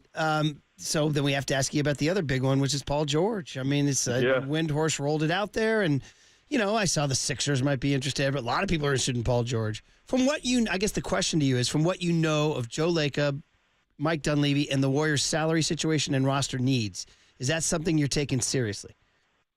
Very much so. Yeah, very much so, right? And it's worth noting, again, Paul George holds a lot of the cards here. His opt-in deadline is tomorrow. He can opt in. He can opt out. He can become a free agent. He could always re-up with the Clippers and sign that extension. He wants max money. There's no question about it. And looks like, the two parties have been playing hardball here for several months. So where this is going to come down to the 11th hour. So he has a lot of leverage in this situation, and really it could be one of the major dominoes to fall ahead of free agency. He can opt in. He can essentially tell the Clippers, I'm going to opt. You can I can opt in and you can trade me to where I want to go, or I'm going to walk altogether, and it's on the Clippers to kind of figure out what they want to do from there. That being said, he again fits the mold of the kind of player that Joe Lacob has looked for, hunted for in the past. They, of course, went after LeBron James reportedly at the trade deadline. They understand the window that they have with Stephen Curry at age 36, still among the league's great players, and wanting to, upgrade the roster if you can, and valuing that window. Paul George, I think, checks a lot of boxes. He fills a lot of needs for the Warriors. He's, of course, 6'8". He shoots the ball at an extremely high clip, I think 41, 42%. He can handle and run pick and rolls and get to the basket. He's not, of course, quite the defender he once was in his heyday, but he gives you length on the wing. He gives you versatility defensively on the wing, and he's still, I think, very much a quality defender. The question comes down to, one, does Paul George want to be here? Is he ready to move on from L.A.? Do they roll out the max? What is that dynamic going to look like? And two, are the Clippers going to be willing to facilitate a deal that gets him to the Warriors? And then three, what would that package look like, right? I would imagine it would have to include Chris Paul with that guaranteed number. And then, what would the Clippers want back? Would that package include Jonathan Kuminga?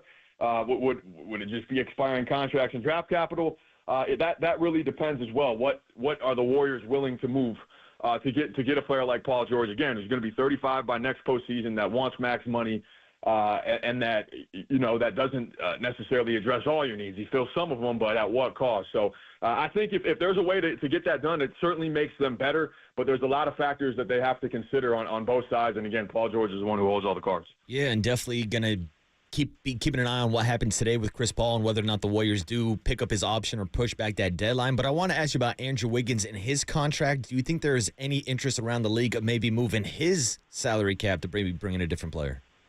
Yeah, it's interesting, right, that you mentioned that. The Toronto Star, there was a tweet from the Toronto Star reporter that covers the Raptors that he reported that Andrew Wiggins isn't participating anymore in Canadian Olympic camp because the Warriors are looking to move him. And I don't, there wasn't a lot of detail beyond that. This is reported on Twitter, but yeah, I mean, Andrew Wiggins at 26 million didn't have the season that I think a lot of people expected him to have. He certainly, kind of acknowledged in his end of the season interview that he underwhelmed. I don't think there's any denying that.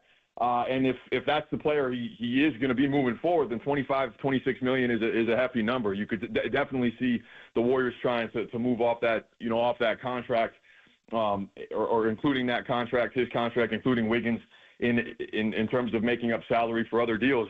That being said, personally, I'm still bullish on what Wiggins brings to the table.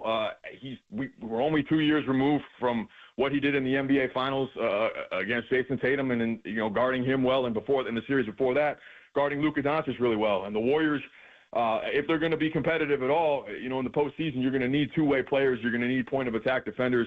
Wiggins is still their best point of attack defender. So any trades that happen, any things that the Warriors do, I would imagine they're going to be with getting two-way players in mind. So if he gets moved, you would think that they would have a plan for a point of attack defender or to acquire one or two beyond him. But yeah, I definitely think there's potential, especially considering the report that just came out from the Toronto Star this morning. All right, really good stuff, man. We'll continue to read you with great interest at sfchronicle.com. Sam Gordon, the great beat writer for the Warriors. Thanks for hopping on, man. We appreciate you. Yeah, thanks, Sam. I appreciate it, guys. Have a great weekend. This guy's been a plus to the Bay, man. He's a pro. Yeah, I like him. So, hey, here's the deal. From the basketball to the baseball, we're wearing Mickey Mouse ears on our hat. Why? Damn right we are. Dodgers are going to invade this weekend. Are you ready? Fabian Ardaya, who covers the Dodgers for The Athletic, to give us, without Mookie, are they gettable? Next on the Sports Leader.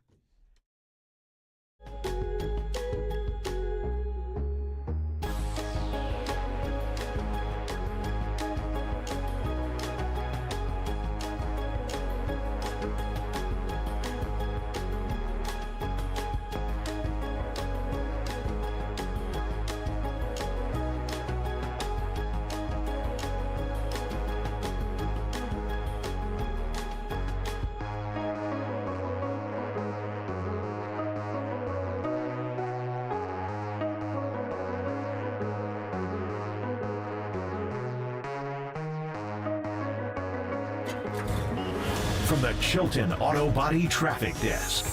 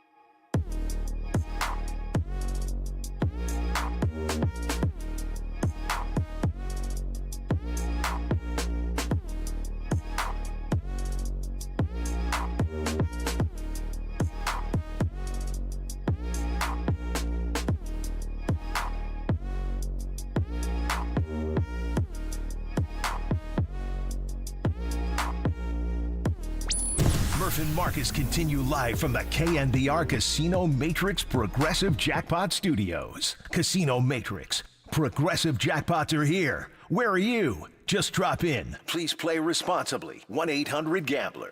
All right, here they come. Dodgers baseball team and Dodgers fans. That's the word we hear, is that Dodger fans have planned one of their patented takeovers. So you better hunker down, Giants fans, not to mention the fact that Shohei Ohtani is on the Dodgers too. Let's talk about it with Fabian Ardaya of The Athletic, who covers this team that is 51-31, which is a little bit better than the Giants' 39-43. 12 games specifically. So, yeah, just a little bit. Fabian, welcome to the Murph and Marcus Show. Brian Murphy, Marcus Boucher here on KNBR, where the Giants are scuffling, the Dodgers are not, although Mookie Betts is out, so some stuff to talk about. How you doing, Fabian? Hey, what's going on, Fabian? I'm good. How are you guys doing? We're doing good. The team's a little dull and sort of faceless, but they need to get something going this weekend against the Dodgers. So what kind of Dodger team is coming in here without Mookie Betts? How would you describe them? Yeah, and without Mookie Betts, without Yoshinobu Yamamoto as well. Like that was a tough stretch a couple weeks back where they lose both those guys on the span of the same weekend. But they're still playing good baseball. Like they're still a talented team. I think you started to see the rest of the depth of this team start to show up. I don't know, obviously, lots of names at the top of the order. It's still probably an area that they're going to address. Let's start mixing up a little bit. Fabian, just have to jump in right now. We lost you. We're going to have to put you on hold real quick. Yeah, darn it. I hated that. He was giving his all in that answer, too. And I had to jump in on him. The guy's coming on for free. And we're out here telling him to call back. Yeah, sorry. We don't want your Dodger takes. Who booked this guy, huh? Kyle Hart, John Joe Curley? I tell you what, I've said it forever. I'll say it again. How can we get to 2024 in this world and phone connections get worse? I don't know, Murph. Give me back the old switchboard on the Andy Griffith Show where, you call the operator and you say, hey, LMA, how are you? She says, good. How are you? Hi, you want to talk to the Smiths? Okay, I'm going to connect you to the O'Malley's down the road, or whatever. Although there's no O'Malley's down south. Although there's some. Scarlett O'Hara was down south. But anyway, they had a switchboard and they plugged it in, and then you talked to every, and then the operator listened to your conversation back in the day. Sometimes it feels like you're on a cell phone and you got like the two paper cups with the string attached. It's terrible. Like you're trying to talk down the line. I'm blaming Kyle Hart for this booking. Yeah, I blame Kyle. He was having a good show until this. Screw you, Kyle. Has he made the connection now? Are we back? Testing. What do we got? You talking about the phone connection or his love life? Fabian, I'm so sorry. You were kind enough to hop on, and we had to ask you to reconnect. So thank you. You were saying at the very start of your answer, we couldn't hear that. I asked you how the Dodgers were without Mookie Betts, and you said that wasn't the only injury, right? Yeah, they've been without Yoshinobu Yamamoto as well. Like obviously, losing both those guys over the span of a weekend a couple weeks back was a huge blow for them. Obviously, two $300 million players going down one weekend is never ideal, but they've managed pretty well. I think it's been also partially because of the depth that they've started to show. Obviously, the bottom third of the order is still a point of focus when it comes to the deadline, but they've started to pick things up a little bit. Miguel Rojas has taken over at short, played really well. Miguel Vargas has shown some signs. Jason Hayward's still on the bat really well. You're starting to see a little bit more of the depth from this team, and obviously, like you guys have mentioned from the top, Shohei Ohtani's been on a tear. I mean, he's driven in a run 10 straight games. That helps any lineup out. Yeah, and Shohei Ohtani is having arguably his greatest offensive season ever. Fabian, do you see any correlation between the increase in the numbers offensively versus him just focusing on hitting this year and not pitching?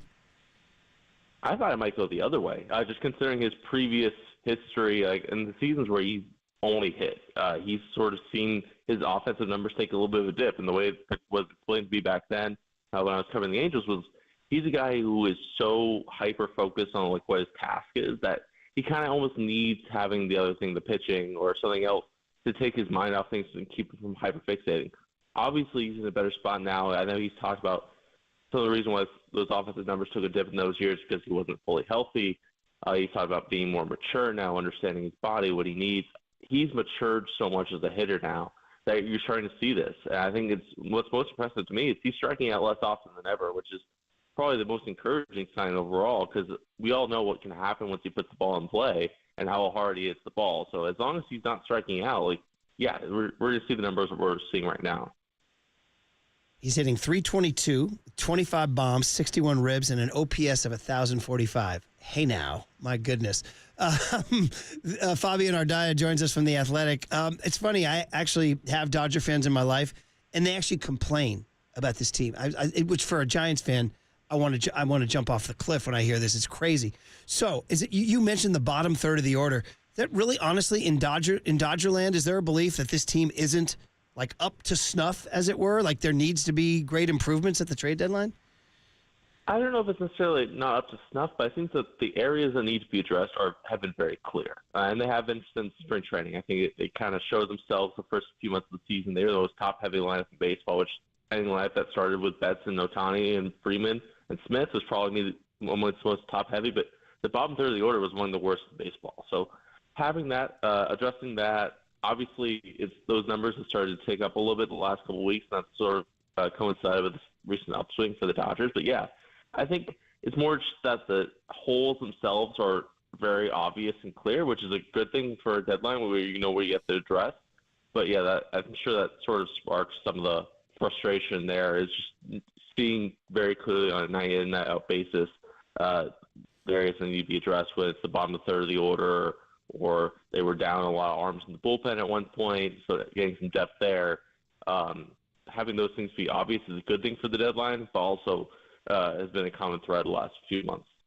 Talking to Fabian Ardaya of The Athletic, and you're listening to KNBR AM and KNBR FM San Francisco, the sports leader, a Cumulus media station.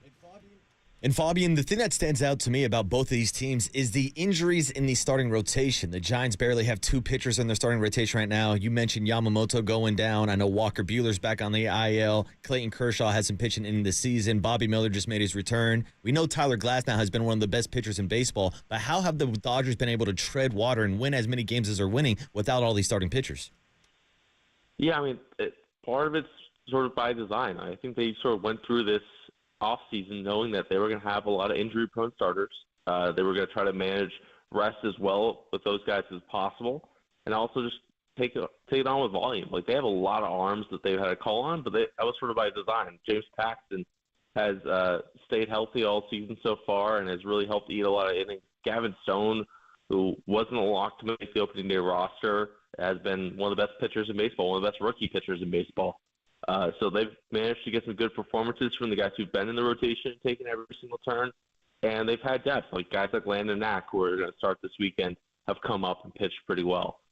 So they've had the depth there, and they've managed to make it work. And also it does help to have guys like Tyler Glasnow having Cy Young caliber season like he has so far this year. Couple more minutes here with Fabian Ardaya. Just, non-baseball, this fan situation. I don't know, were you in the Bronx in New York, or did somebody else go, or did you go? I was there, yeah. I mean, was it legit? Was it like a legit takeover, or was that a social media illusion? I think by Yankee Stadium standards, maybe it counts as a takeover. I would say at best it was like 50-50, just considering obviously the Yankees fans still turn out really well. And yeah, especially by the end of that game, that one specific game was a Dodger blowout win by the end of it. Yankees fans had emptied out. By the end of that game, you were starting to hear the Let's Go Dodgers chants pretty loudly, which I'm sure is a very rare sight at Yankee Stadium. Yeah, so that only bodes poorly for what's going to happen in San Francisco for a Giants fan base that's kind of, I don't want to say apathetic. I mean, they want this team to be there, but this team isn't giving them much. So it is going to be isn't there like a plan to take over from that fan group this weekend, Fabian? I'm not sure, but they do it pretty often. I'm sure San Francisco is usually one of the regular spots. So. Yeah, Dodger fans taking over Oracle Park and the Dodgers taking over the NL West. You look at the standings right now, Fabian, the Dodgers are 12 games ahead of the Giants. It seems like they are the likely favorite, the clear favorite to win the NL West. But when you look at the rest of the division, what's your breakdown, and do you view the Giants as a possible playoff team as bad as the National League has been this year? I don't think you can rule out any team, just considering how much mediocrity there is in the National League. But, yeah, I think, obviously, like you mentioned, the Giants' pitching injuries are piling up. And I think that was sort of the thing that was supposed to carry them this year was starting pitching. So if they can get healthy, if they can sort of get to where they want to be with their rotation, I'm sure that there's a run within them. But I think between them, the Padres, the Diamondbacks, I feel like one or two of those teams is definitely, if not all three, are going to definitely be in the mix for the wild card. But it's just a matter of who can sort of get traction, because it seems like the Diamondbacks have been treading water all season, battling injuries. Eduardo Rodriguez, guys like that. Jordan Montgomery hasn't pitched well. Corbin Carroll's only just now starting to get things going. The Padres have seemingly been stuck in the mud, even though there are a couple games above 500 all season long. So obviously, it's a lot of talent in the division. It just seems like the Dodgers have managed to separate themselves when it comes to actually winning it. It's just a matter of who can sort of hang in that wild card hunt, the 3 wild card spots. And Fabian, in terms of, we'll leave it on this, Dave Roberts, the lightning rod, who's been there forever. Are the fans off him right now because they're 20 games up? Is his entire standing in Dodgerland, Dodger community, based on what happens in October? I think this whole team standing is sort of like based off of October at this point. They kind of understood that. It's sort of been like that for the last few years anyway, so then you go on ahead and have the offseason that they've had. Like the expectations are always going to be really high, especially when it comes to a guy like Dave Roberts, who's forward-facing, guy who talks twice a day. There's obviously going to be a lot of attention drawn at him. You could argue last year it was more just there's not necessarily one move last year in that first round where you can necessarily point to Dave Roberts being at fault. It's more just they didn't play well. So obviously how they play in October is going to have a lot of say in sort of how a lot of people in prominent positions for the Dodgers are viewed. Yeah, they're just whiling, they're just drumming their fingers on the tabletop until October 1st, man, because they're going to be there. Giants, maybe not. All right, Fabian, we sure do appreciate sharing some baseball thoughts. Enjoy the weekend. All right, thanks. There he is, Fabian Ardaya of The Athletic. Can you believe there's Dodgers fans out there pissed at this team? How could you be mad at this team? They are. Trust me, dude, trust me. It's a longtime friend of mine, goes back to college.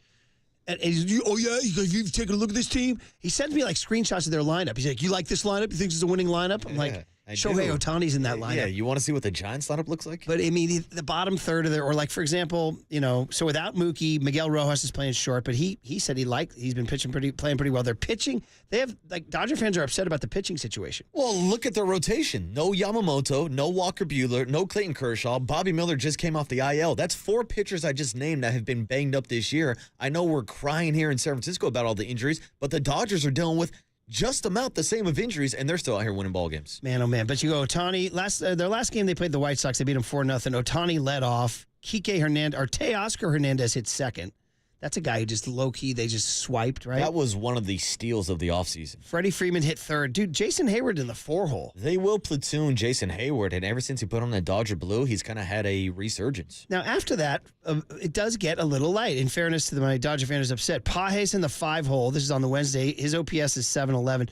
Gavin Lux, bro, is not hitting. Gavin Lux, I don't know what they're doing with Gavin Lux. I still can't believe the Dodgers had Trey Turner and Corey Seager, and they're like, yeah, we got this guy Gavin Lux. We're going to get rid of both those guys and go with Lux, who they ended up moving to second base because he can't play shortstop, can't throw across a diamond, and now they got Mookie Betts with a skillet over at shortstop. Yeah, Gavin Lux 0 for 4, 3 strikeouts. His OPS is 569. And he's got that hittable face that Paulie Mack always hated. No, it was the scene from Boogie Nights. Yeah. Remember in the truck? Yeah, there it is. Oh, yeah, it's a tough one. By the way, his OPS is 569.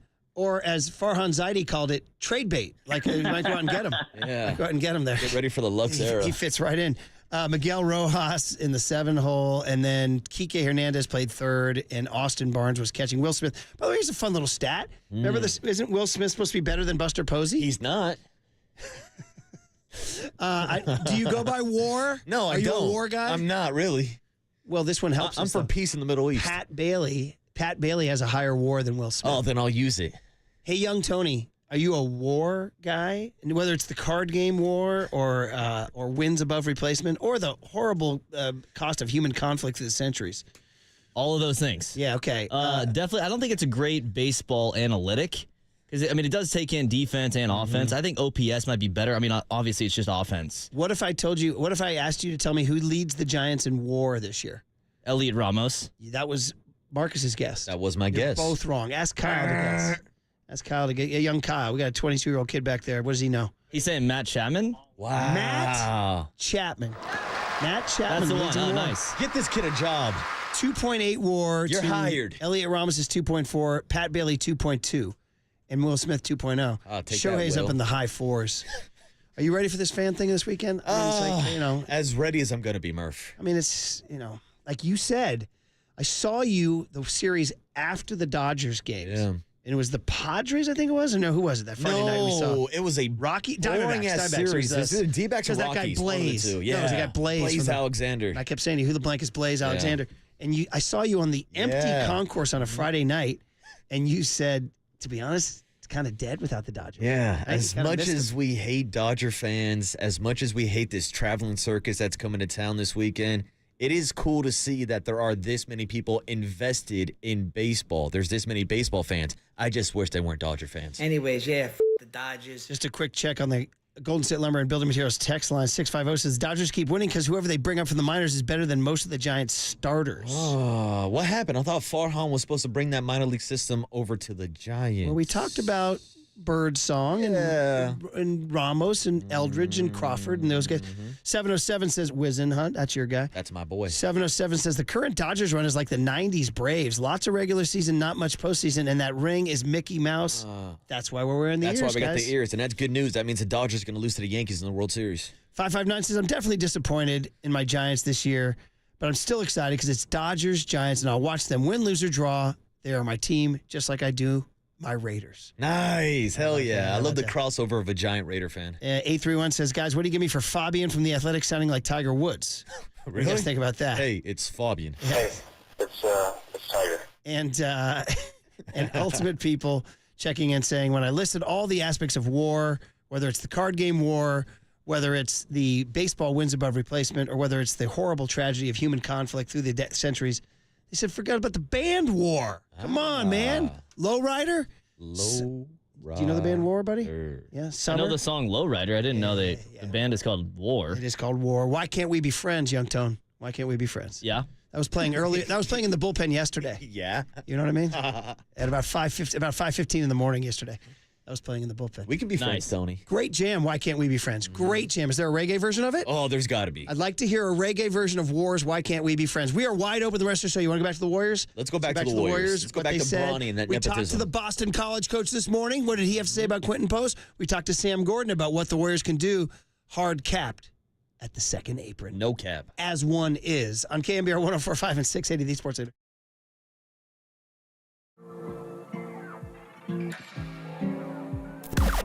Now, from the O'Donnell Financial Group Sports Desk. Learn more at ODFIGroup.com. O'Donnell Financial Group, because planning is a process, not a product. Farhan Zaidi was on the afternoon show yesterday with Tolbert and Copes, chuckling about the Giants series win over the Cubs, but also talking about Lamont Wade Jr.'s return for the Giants series against the Dodgers this weekend. To hear the full podcast and more, check that out now on KNBR.com and the KNBR app.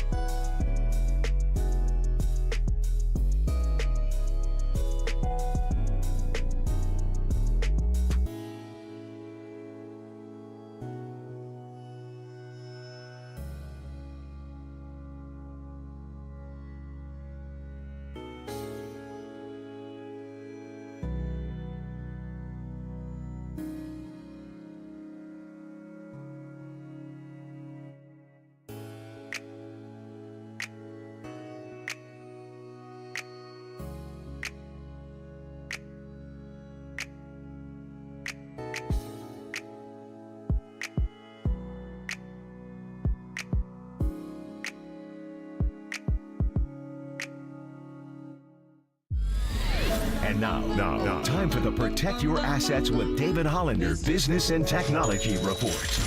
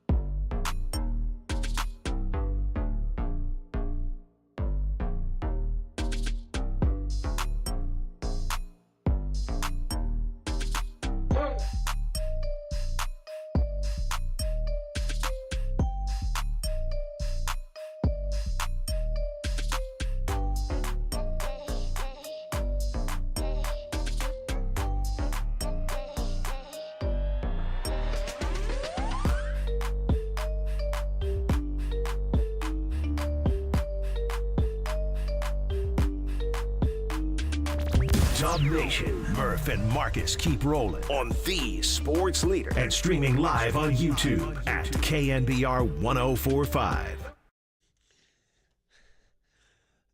All right. I feel a little summer reggae, but this is the song, Summertime by, I'm going to give you the original.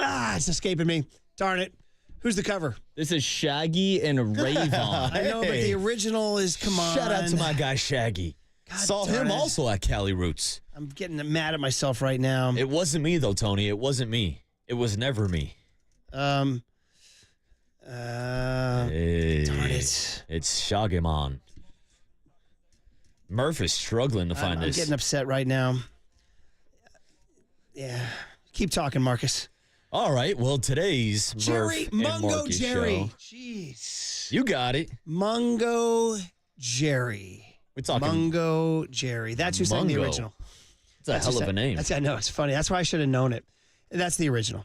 And it was kind of he says you got women on your mind in the summer, is what he says. A little racy. So do I. A little racy. He's talking about, just like maybe Lindy Waters III and Barry Sanders Jr. had on that girl that we've been playing. Thank you. I needed that to get back on track. Here it is. This is like the ultimate feel-good song. In fact, I'm going to add this to the playlist right now. Kids will learn this one. This is good ground ball music. Yeah, absolutely. It's good ground ball. Or hit it, BP. Oh, yeah. Just crack in the bat. Crack, crack, crack. You know this one, right? Yeah. Young Tony, you know this one? I had heard the Shaggy. I had not heard the OG. What do you think? Pretty good. Not banger? Bad. Is this gonna play at your barbecue? It's not going to be on the 4th of July, that's for sure.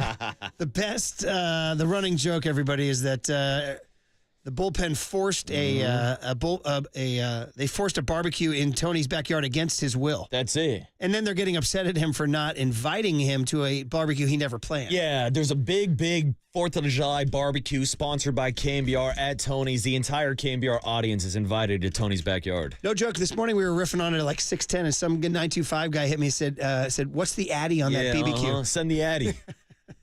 I'll come swoop. All right. The Warriors, man. Hey, we are proudly sponsored by Marin Health with top physicians, surgeons, and clinicians right here in the North Bay. Marin Health puts you closer to your best health, world-class care, closer than you think. I cannot wait for this weekend.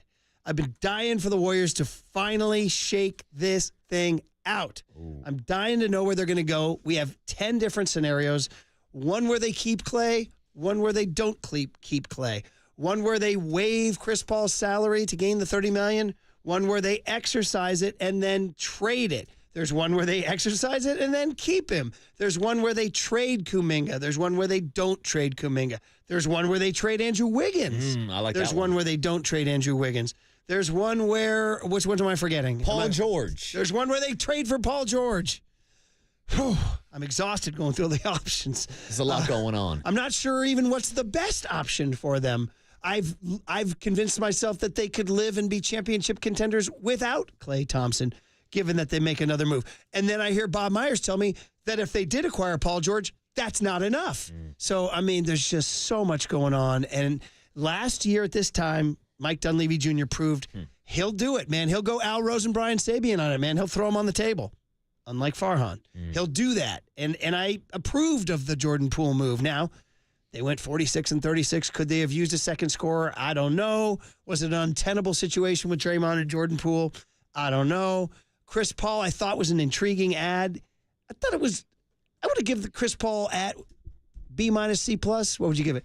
His performance last year in helping the Warriors win games. I'll give him a C because C's get degrees, Murph. Also, he also broke his hand. Yeah, exactly. So he missed time. And look, he was good with the second unit. I think he helped develop guys like TJD throwing up those alley-oops, help with the development of a Jonathan Kuminga. But the real reason why the Warriors traded Jordan Poole for Chris Paul was to get rid of Jordan Poole's contract and to take that expiring contract of CP3, which leads to today's deadline, whether or not they want to pick up his team option for $30 million that could either be used in a trade or they could waive him to try to get some of that salary cap back. So I just cannot wait for this to happen and shake down. Now, something today, the Chris Paul $30 million decision could come today or it could get pushed back a couple of days. Could get pumped back a little bit, Murph. Pump that back a little bit. But we did talk about the things we do know, and what we do know was their intriguing two-player ad. By the way, I'm fixing my ears. My Mickey Mouse ears were getting smushed. 2 ears and 2 players. They're giving these out on Sunday, by the way. That's why we're wearing them. Sunday's game. And young Kyle, stand in the back of the camera there, buddy. Show him the Beat LA Aloha shirt. By the way, young Kyle, stand up. You also Kyle might get some numbers from some girls, too. He's a good-looking kid. I know. Some people are going to start asking for his address. He's fit, and he's wearing that cool shirt. We should officially tell you guys the copy points. We got fireworks on Friday night for the Giants and the Dodgers. Saturday's Beat LA Aloha shirt. And then Sunday is the Mickey Mouse ears that are sponsored by Ghirardelli and the Disneyland Resort. So there you go. You're all up to speed. The 408 wants us to know that we look silly in the Mickey Mouse ears. Okay. Yeah. Well, I think we look kind of cute. Yeah, I think we look good. By the way, shout out to the Mungo Jerry Army. There's like 10 straight texts. Mungo Jerry, Mungo Jerry, Mungo Jerry, Mungo Jerry, Mungo Jerry, Mungo Jerry. That's a hell of a name, Mungo. It is. And that's, by the way, I think that's his only tune. I think that's it was a hell of a tune, and then it went away. And here we are talking about it. I didn't know Shaggy covered it, reggae style. Shaggy's the man. Did you know that cover version? I think I have heard that cover before. I've never heard the song. Okay. So anyway, back to the Warriors. Quentin Post. So we go through the yesterday's day, the Lindy Waters III thing. We were all confused. Yes. Nobody knew who he was. Then somebody found a viral meme that a girl on a street a year ago said that she would take her day pass, her guilt-free pass with Lindy Waters III, much to the dismay of her boyfriend. That's crazy. Who kept saying, he was flummoxed and just kept saying, "It is, at the end of the day, it is what it is." Yeah. Oh, no, he said, "It's whatever." That's crazy. So anyway, Lindy Waters III, and you're like, what could he be? Is he like it's not Gary Payton. No. It's not Leandro Barbosa. It's a wing. He's a 6'6" wing, a 3-and-D guy. Yeah. I mean, it seems like whatever. What is he going to be, the 9th guy in the rotation, 10th guy in the rotation? Yeah, maybe that. It's not like you put up huge numbers with OKC. Mike Dunleavy said they liked what they saw when he was in the G League, and they were able to get him, flip the pick, and then buy the pick back. In fact, Young Tone, if we can jump ahead to the Dunleavy thing on Waters, I think it's cut F, 627F. Water. What exactly did they see when they made this move for Lindy Waters III, which nobody except for John Dickinson saw coming here? Absolutely. Yeah, I mean, I don't think we would have traded for a guy using a draft pick if we didn't think that. So, again, with his skill set and, the way he plays, I think it fits how we play. So we feel like he's a guy you can plug and play. And, if he, like everybody else, if he performs well and does the things that are asked of him, like I said, I think we have a good chance of finding a player that's going to work well for us. Okay, they obviously targeted him because nobody else was targeting him, right? So they got the 52nd pick, but then they go ahead and get it back from Portland after trading it to OKC, who then trades it to Portland. They buy it from Portland and draft Quentin Post. Now, I went and checked him out. Listen, you can put a highlight reel together of anybody, right? You know what I mean, that's the best thing. You can put a highlight reel of our show, actually make us look halfway decent. Yeah, you should check out the highlight film of young Tony playing Ultimate Frisbee in college. Yes. It's legit. It's incredible. They should have a highlight reel of bad plays. You know what I mean? Where Quentin Post dribbles off his foot. Or Yeah, there's got to be a blooper reel out there commits somewhere. a dumb foul late in the game or something like that. Called low lights. Low lights. Cheers. But of course, when you see him at his best, he strokes the three. Big man, 7 feet. There were a lot of draft experts yesterday saying that he was the best shooting big man in the entire draft. We had his basketball coach on, Earl Grant, the Boston College coach, booked by young Kyle. And it turns out he came from Mississippi State with very little fanfare. Actually, he started in Amsterdam. So he's Dutch. Shout out the Ted Lasso episode about Amsterdam. That was a tremendous one. Shout out to Freaky Deaky Dutch. The Amsterdam to Mississippi State pipeline, which does exist. Strong. Then he goes from Mississippi State to BC. And Evan Grant told us that's where he changed his body and himself here.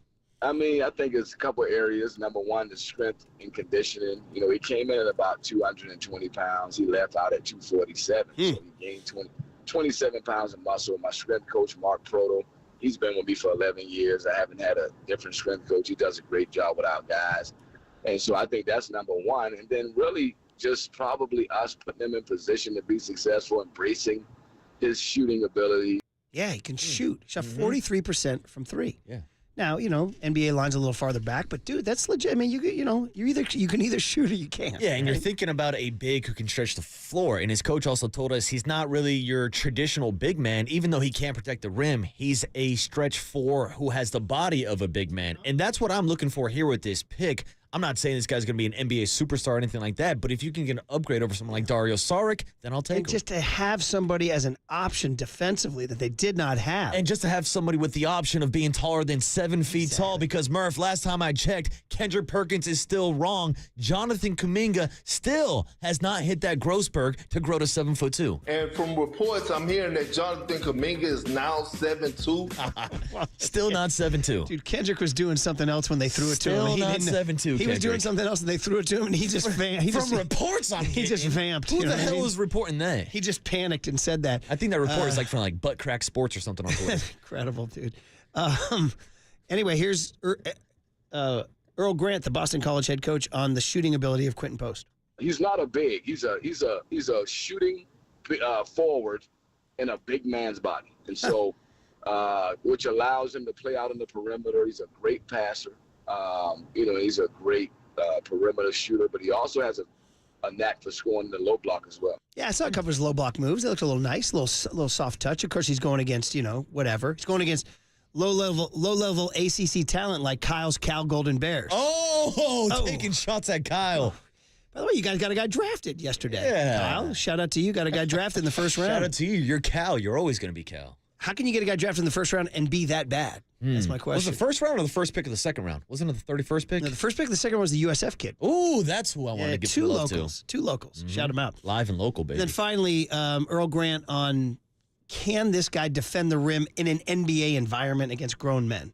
Yeah, he was all defensive team. He's battled against Baycott and some of the better players in this league, guys that are in the NBA. Yeah, he's a big guy. He was one of the best shot blockers in the country, and I think he'll be really, really effective in the NBA. Okay. Well, of course, Earl Grant's going to be a big fan. It's his guy. But anyway, it was good to have him on and get that perspective. All right. Can't wait for that Grease board to settle out. But Farhan Zaidi came on yesterday with Tolbert and Copes. Let's end the show as we get ready for the Giants and the Dodgers wearing these Mickey Mouse ears. What were the most interesting things he said about the pitching rotation, about Marco Luciano, about Hayden Birdsong, about Blake Snell, all coming up on KNBR 104.5 and 680 The Sports Leader. That is the most Cal thing ever.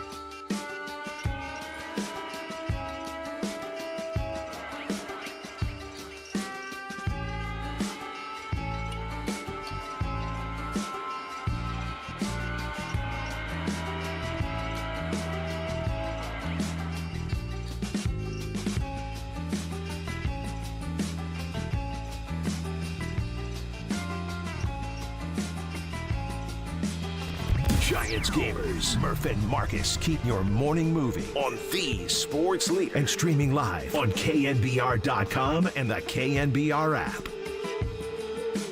StatCast thought it was a strike, though. Here's the pitch to Happ. He hits a high fly ball, center field. Ramos back at the wall. It is gone! Off the top of the wall and gone. A 2-run homer against Jackson. I know this may sound harsh, but I've said it on the show, so I'll say it to you. I don't need to see any more of Luke Jackson, and I'm wondering what's his purpose on the team right now. Yeah, look, he's he did a nice job for us last year. He's been, he's got a long track record, and we really, Luke's working hard on it. He's a super accountable guy. He's a great teammate. He's got a great reputation in baseball. We're really trying to parse out what we're seeing in terms of velocity, what's going on with the slider, which has been, a great wipeout pitch for him. Is he throwing it in the zone too much? Is he getting behind in the count too much? Yeah, all credit to Tommy for asking that question. It had to be asked, which is, what is Luke Jackson doing in our lives? What exactly would you say you do here, Luke Jackson? Oh, man. I was high on that signing and has not worked out. Oh, has not worked out. And praise Dale and raise Hale. It was really, that was peak right there. I think he's still praising Dale. He's just raising his ERA every He was high on San Francisco, too. He was like, he and his wife are foodies, and he was like, I'm really interested in checking out a bunch of interesting restaurants. He was gonna pro. Everything was great. He was wearing a vintage. If people don't know, when he signed with the team in spring of 23, we were in Scottsdale. I was in Scottsdale with Estes. Yeah, that's right. And Dale and Luke Jackson came in. I was high. This guy in the 2021 Braves that won the World Series. He was very good for them. Huge I was like, what a great signing. It's like, this is one of Farhan's best signings ever. We had him up to the booth. He was wearing a vintage old Dale Earnhardt T-shirt. I said, you a Dale guy? Praise Dale or raise Hale. Yeah, I mean, look at how great is that sound? Like the richness, the audio. Praise Dale or raise Hale. Yeah, unfortunately, we're raising a little hail. Yeah, and there's nothing to praise about Luke Jackson. So he's been really bad. And this one, guys, Bob Melvin, man, he's got to wear this one too. He wears, like we wear our Mickey Mouse ears, he's got to wear this. Yeah. Because he went with him instead of Randy Rodriguez. I mean, Tyler Rogers, I get it, a lot of appearances. I'm not a freaking orthopedic surgeon, but how much stress is there on his arm? He's throwing underhand. Yeah, well, they said that about softball pitchers. That's why they're able to pitch every single day, because the stress isn't there. Much more natural motion. I got Luke Jackson right now. Just might be mop-up duty only for me, man. I need Luke Jackson to get the Taylor Rogers treatment, because there's a lot of people complaining about Taylor Rogers, and they pretty much put the training wheels on Taylor Rogers. He doesn't pitch unless it's like a 5-6 run blowout game where the Giants are losing, even though he has better numbers this year than Luke Jackson. And I think you're paying Taylor Rogers more money. But in that situation last night, after seeing what Luke Jackson has done the entire season with his ERA in the mid-6, you can't go to Luke Jackson in a tie ball game in the 10th inning. I get it. Camilo Duvall was not going to pitch 3 days in a row, but give me Randy Rodriguez. Or Tyler Rogers. One of the two. Or Sean Jelly else. Sean Jelly for a second inning. I would have took Jelly back out there. Man, oh man. Then again, this is all ties back to their bullpen issues with having no starters. Mm-hmm. And Melvin saying, hey, man, my hands are tied because guys are worn out. That's what his excuse is. So Farhan Zaidi came on yesterday, and they said, Tolbert and Cope said, listen, you have no starting pitching. Would you go trade for starting pitching? And Farhan's answer was no. He said he wants to stay in-house. We have that cut, Tony, about not going outside the organization for starting pitching. Yeah, I think so. I mean, we're getting good reports on Robbie Ray and Alex Cobb. Robbie Ray is still online to be back in the rotation right after the break. Kyle Harrison, I think, will be back next week. Like we talked about, Blake is start to start. And Alex Cobb's doing well, too. I ran into him while I was in Arizona the last couple days. And, he's going to get in the game here pretty soon. And he might be just a little bit behind Robbie. So we've got a lot of these options coming online. Hayden has shown that he can make big league starts for us if needed. So we feel like depth-wise we're in a good spot, and not something we're looking outside the organization for right now. Okay, I got news for you, man. He's talking about after the All-Star break, okay? Here's what's between now and the All-Star break. 3 against the Dodgers. Oh, you're going to lose that series. I mean, they might get swept. I think they win tonight, Murph. Okay. Logan Webb on the bump. Are those the Mickey Mouse ears talking? I hope so, because I don't want to be wearing these Mickey Mouse ears on Sunday if the Giants are being swept by the Dodgers. 3 at Atlanta. That's a no. 3 in Cleveland against Stephen Vogt, Craig Albernaz and Kai Correa. Dude, the Cleveland Guardians are taking over. And Fremont's own Stephen Kwan. Yes, Joey. Thank you for that. There he is. Toronto. There he is, QB1. And then 3 against Toronto and 3 against Minnesota here.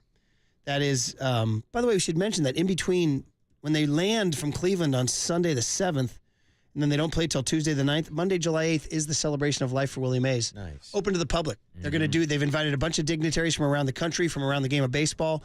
They're going to have a big old tribute to Willie Mays. Look at Waterboy on the Twitch feed with the Mickey Mouse ears wearing his new Willie Mays sweatshirt. This is a phenomenal crew neck hoodie. I guarantee anybody who goes out to the ballpark and buys it is going to be satisfied with this product. Really, really cool. But anyway, the point is that there will be a celebration of life you can all go to. Tony Farias, walk on in, pay your respects. Marcus Boucher, walk on in, pay your respects. Kyle Haar, walk on in, pay your respects. It's kind of like young Tony's 4th of July barbecue. It's an open invite to everybody. What's the addy on that? What's the addy on that Willie Mays celebration? 24 Willie Mays Plaza. You know how to find them. Yeah. So anyway, that's cool, and people should go, and they're going to have some big names there, obviously.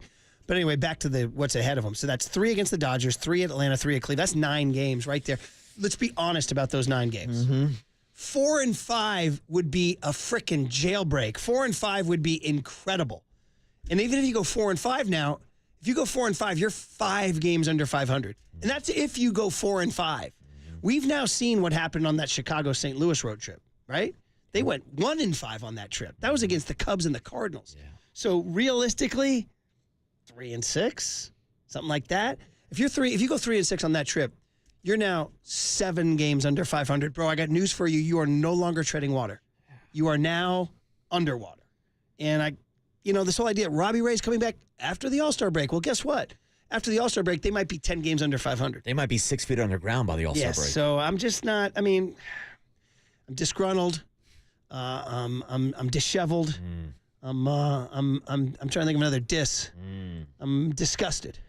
I'm disheveled. I'm disgruntled and disgusted. Be positive, bro. And it's just not happening, man. I was talking to somebody again about it yesterday. He said he hit me with the, but what if we can tread water? I said, bro, it's a road to nowhere, man. It's a road to nowhere. Let's be honest. So treading water. How do you tread water when you're 6 games under 500? That's my kid. He's at a water polo tournament in Irvine. He'll be treading water for the next 3 days. Oh, he could tread water. Yeah, egg beater. They do it so effortlessly. Effortlessly. They get so good at it that they're just. When you're watching them, you realize you're like, their feet are not on the bottom. They're just chilling. They're just chilling. And they get really good. It was a great line. He said, high school kids play with the water at their collarbone. College players play with their water at their waist. Oh. Because you're getting your legs and hips are so strong that you're going. And that's with another water polo player trying to drag you down and drown you. Exactly. Talk about treading water and trying not to drown. Water polo is dirty. I know it is. Got some dirty players over there. Because I always know. It's funny, my kid plays better when somebody commits a dirty act on him. He gets pissed, and all of a sudden he starts playing a lot harder. I'm like, you should probably play like that all the time. You're saying he's got that Murph red ass in him. There's no question. It's in the DNA. So anyway, the point of my little rant here is that I would not mind them being sellers. That's the point of my rant. And we haven't seen them be. Now, who could you could you trade Conforto? Is he worth anything? I think Conforto would have some value. Could you trade Blake Snell? I don't know what his value would be right now. Don't you think some team would say, damn, we got a chance to go get Blake Snell? I think if you're a team, maybe, we just talked about the Dodgers and all the injuries they've had in their pitching rotation. Now, I don't think the Giants and Dodgers are breaking bread and making any trades. I would trade Blake Snell to the Dodgers. Wow, you think Farhan would call up his boys down in L.A. and say, let's make a deal? I need something to change the status quo here. Yeah, I was trying to think, would it seem like the Braves, who have lost a couple pitchers this year, want somebody like Snell who has had success in the past against the Dodgers? To go beat them in the playoffs, right? You would think. I mean, that's the reason why we all wanted him in San Francisco. Snell is not a part of this long-term future. So you got to consider these things. Would you trade Robbie Ray? I don't know. I mean, listen, theoretically next year you could have Logan Webb, Kyle Harrison, Jordan Hicks, Carson Wisenhunt, and Hayden Birdsong. I mean, that theory. I guess it's really young. I get it. But that's a possibility. Yeah. Well, Murph, if we're being honest Alex with you, Cobb damn near everybody's on the trading block for me. I can name maybe 5 guys I want to keep on this roster. The problem is the value. Yeah, what's the value? Who's moving it? Tyro Estrada, who we've been talking about, whether or not it's going to open up an opportunity at second base. He does have 39 RBIs, leads the team in RBIs. So is that worth anything? I mean, or is it just because he's on the Giants? So to me, it's Snell. It's Conforto. Yeah. And I mean, you're not touching Bailey. You're not touching Ramos. You flip Matt Chapman. He's got the highest WAR on the team. Maybe. Yeah. I would consider it. Mm-hmm. Absolutely. I mean, I would consider it. Like I said, they need to. Status quo is not acceptable. No, but and when we say tread water, we're literally talking about a best case scenario. The Giants finish like 82 wins. That's like a best case scenario. That's not the world I want to live in. Well, Farhan Zaidi would tell you 82 wins could get you in as a wild card team. That's not it. That's not how because you the want to National League is so bad this year. I don't think anybody's going to be selling because everybody's going to have that false hope that they can go on a run. They can get hot in August, and next thing you know, they're the Arizona Diamondbacks playing in the World Series. So, man, oh man. Anyway, disgruntled, disgusted, disheveled, but at least we have Mickey Mouse ears. So, all right. And the Mickey Mouse champions are coming to town this weekend. And shout out to the Lakers who made a Mickey Mouse draft pick last night. Hey, shock the world, and take 2 out of 3 from the Dodgers. Shock the freaking world. I mean, this is baseball. Anything can happen, Murph, right? Well, what did I say? I said to Kruko, I said, 35,000 Dodgers fans are coming. What do you do? And Kruko said, win. And I told young Tony, and he did it, by the way. Scramble. I said, well, then you got to go Adrian right now. This is our only hope this weekend. Yes, sir. There's one thing I want you to do for me. What? Come here. What? Win. Win. What are we waiting for? Take this! There it is. That's our marching orders. And 831, thank you to add distraught to my diss list. All right. Doctors of Baseball, Young Tony Lessons, and Friday Vibes next on The Sports Leader. What the is going on?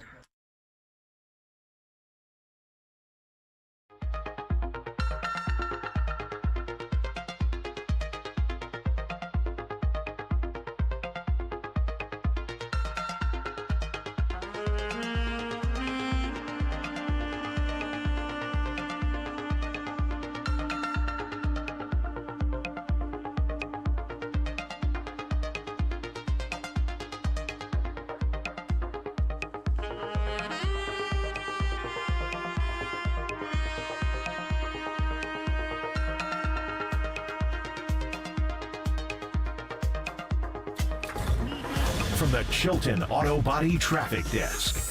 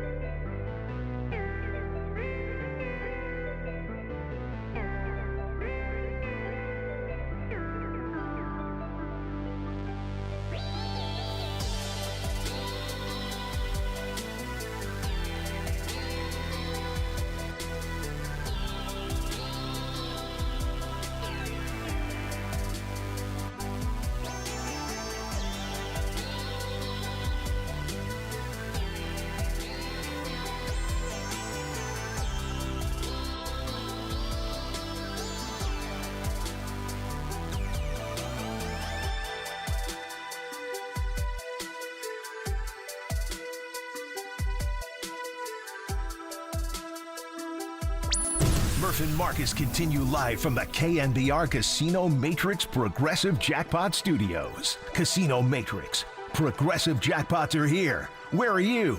Just drop in. Please play responsibly. 1-800-GAMBLER. All right, there's our Friday tradition there, as is wearing Mickey Mouse ears. That's a Friday tradition. You're damn right it is. I want to get sure we take care of Maria, who always writes these nice little stuff for us here. Fireworks night tonight. Tickets at sfgiants.com. Giants Dodgers fireworks night. Tomorrow, 4:15 start. Beat LA Aloha shirt. Kyle's wearing it. You can show it off. Well, no, Marcus has it. I got it on the stream. Yeah. First 20,000 fans get it. Tickets at sfgiants.com. And then Sunday, it's what we're wearing, the Mickey Mouse Ears hat. Be one of the first 15,000 fans on Sunday. Mickey Mouse Ears hat presented by Ghirardelli and courtesy of the Disneyland Resort. Tickets at sfgiants.com. What do you think? I'm going to bring these home. I enjoy the hay, and I enjoy trolling the hell out of the Dodgers. Now, there have been some people confused this morning about the link between the Disney Mickey Mouse ears and the Giants this weekend. It seems pretty obvious to me that this is a giveaway to make fun of the Mickey Mouse championship that they won in 2020.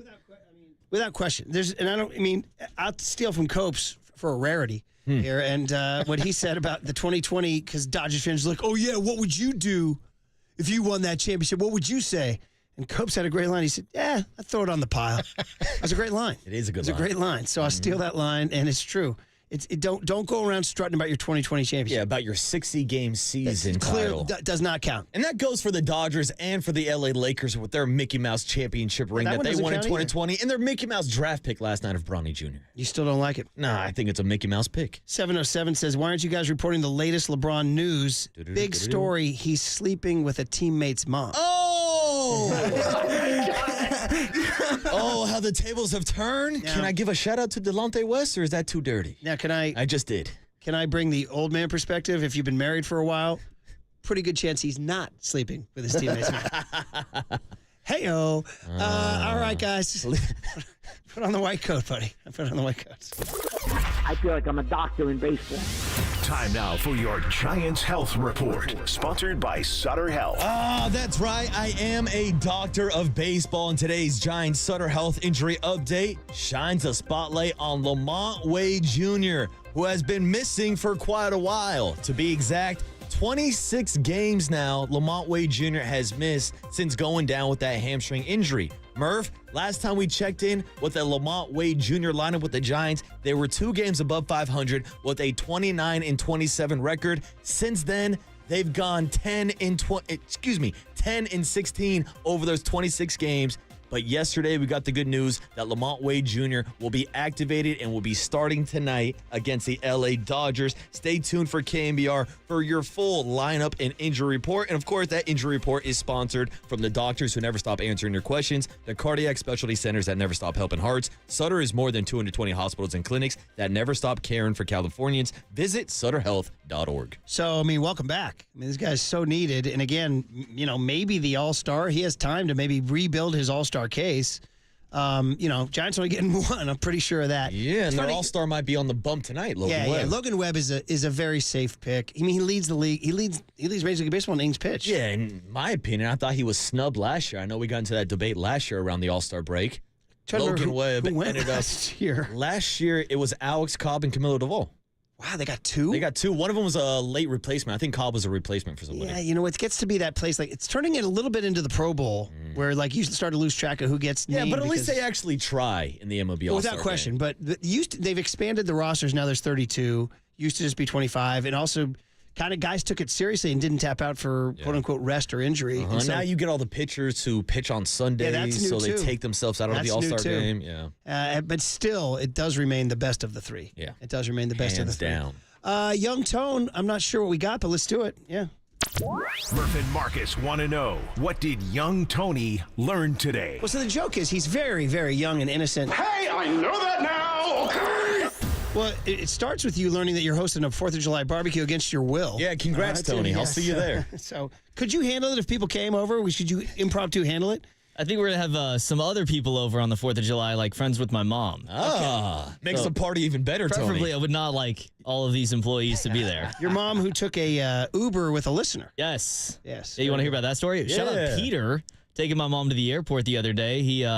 My mom got in the car and she's like, yeah, my son works at KNBR. And he's like, is his name Tony? How about the fact that he said that first? Right? He didn't say is his name Tom Tolbert. Is his name Greg Papa? Is his name Brian Murphy? Is his name Young Tony? Shout Maybe out he saw Peter, a facial man. resemblance, perhaps. To be honest, I think it was the last name that might have given it away. But hey, I'll take it. Yes. The one thing I asked you earlier this morning, Landon Knack is pitching for the Dodgers tonight. I asked you if you knew the absolute stone-cold banger, My Sharona, by the Knack, and the answer was yes. You did. Well, then let me cue it up. Hold let's on. all celebrate then. This was one of Paulie's best. Is Leandro Barbosa?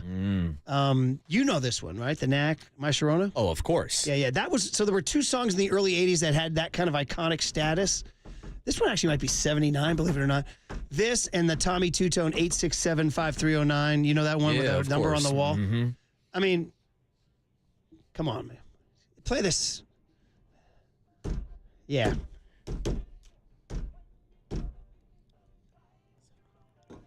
This should be his. If I'm Landon Knack, this has to be my warm-up music, right? I mean, either that or my baloney, Weird Al Yankovic. Do you want to dial up the Weird Al for everyone? And by the way, we're in Tony, kind of a silly phase of the show. Tony here. with the great knowledge that track, My Bologna, was recorded by Weird Al in the bathroom at Cal Poly. That was the original? Mm-hmm. Yeah, well, because timing works out, because My Sharona was like right around then. My Bologna. I watched that movie on an airplane, and I was like, what am I doing? It's going accordion. He's always got the accordion. Okay, let's hear it. What kind of lyrics does he come up with here?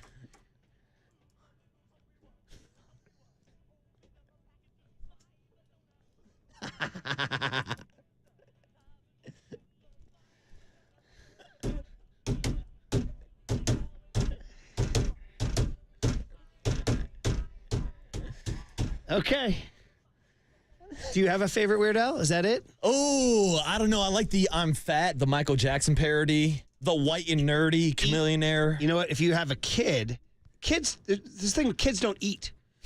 So the song Eat It. It's about a parent trying to make a kid eat. Nice. You know what I mean? That one. And then, of course, Amish Paradise to Coolio's Gangster Paradise. And then him and Coolio having beef about the song. Is that right? Yeah, they did not like each other. Oh, my God. Remember when that biopic was announced? I read it on the air, and I took it seriously. It said it describes the tumultuous life of Weird Al Yankovic and the many supermodels and playmates that he slept with along the way. And I was like, what? And then I found out the whole thing was satire. Yeah, it was a parody of his parody life. Eat It.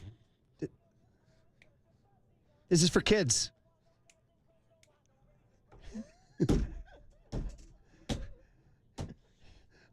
If you have kids, Rory doesn't eat. Eat it. How about we tell the Dodgers this weekend to eat it, Murph? We'll play this out here. There it is. Okay. Eat it! All right. Eat it! Let's get out of here. Thank you, Kyle. Thank you, Tony. Yes. Thank you, boys. Have a great weekend. And Murph, with 30 seconds left on the shot clock, shout out to my San Jose Sharks. Macklin Celebrini. The NHL draft is tonight. Great call. In the Sphere. Mm-hmm. Come on down, Macklin Celebrini. Put on the teal. And when it's time for a change, think Speedy Oil Change and Auto Service. Your trusted oil change, tune-up, and brake experts. You're listening to KNBR AM and KNBR FM San Francisco, the sports leader, a Cumulus media station. Go Sharks. I don't speak freaky deaky Dutch. Who would you take it with? Lindy Waters III? Don't even know who that is. That's our problem. What the is going on? That's the end of the game.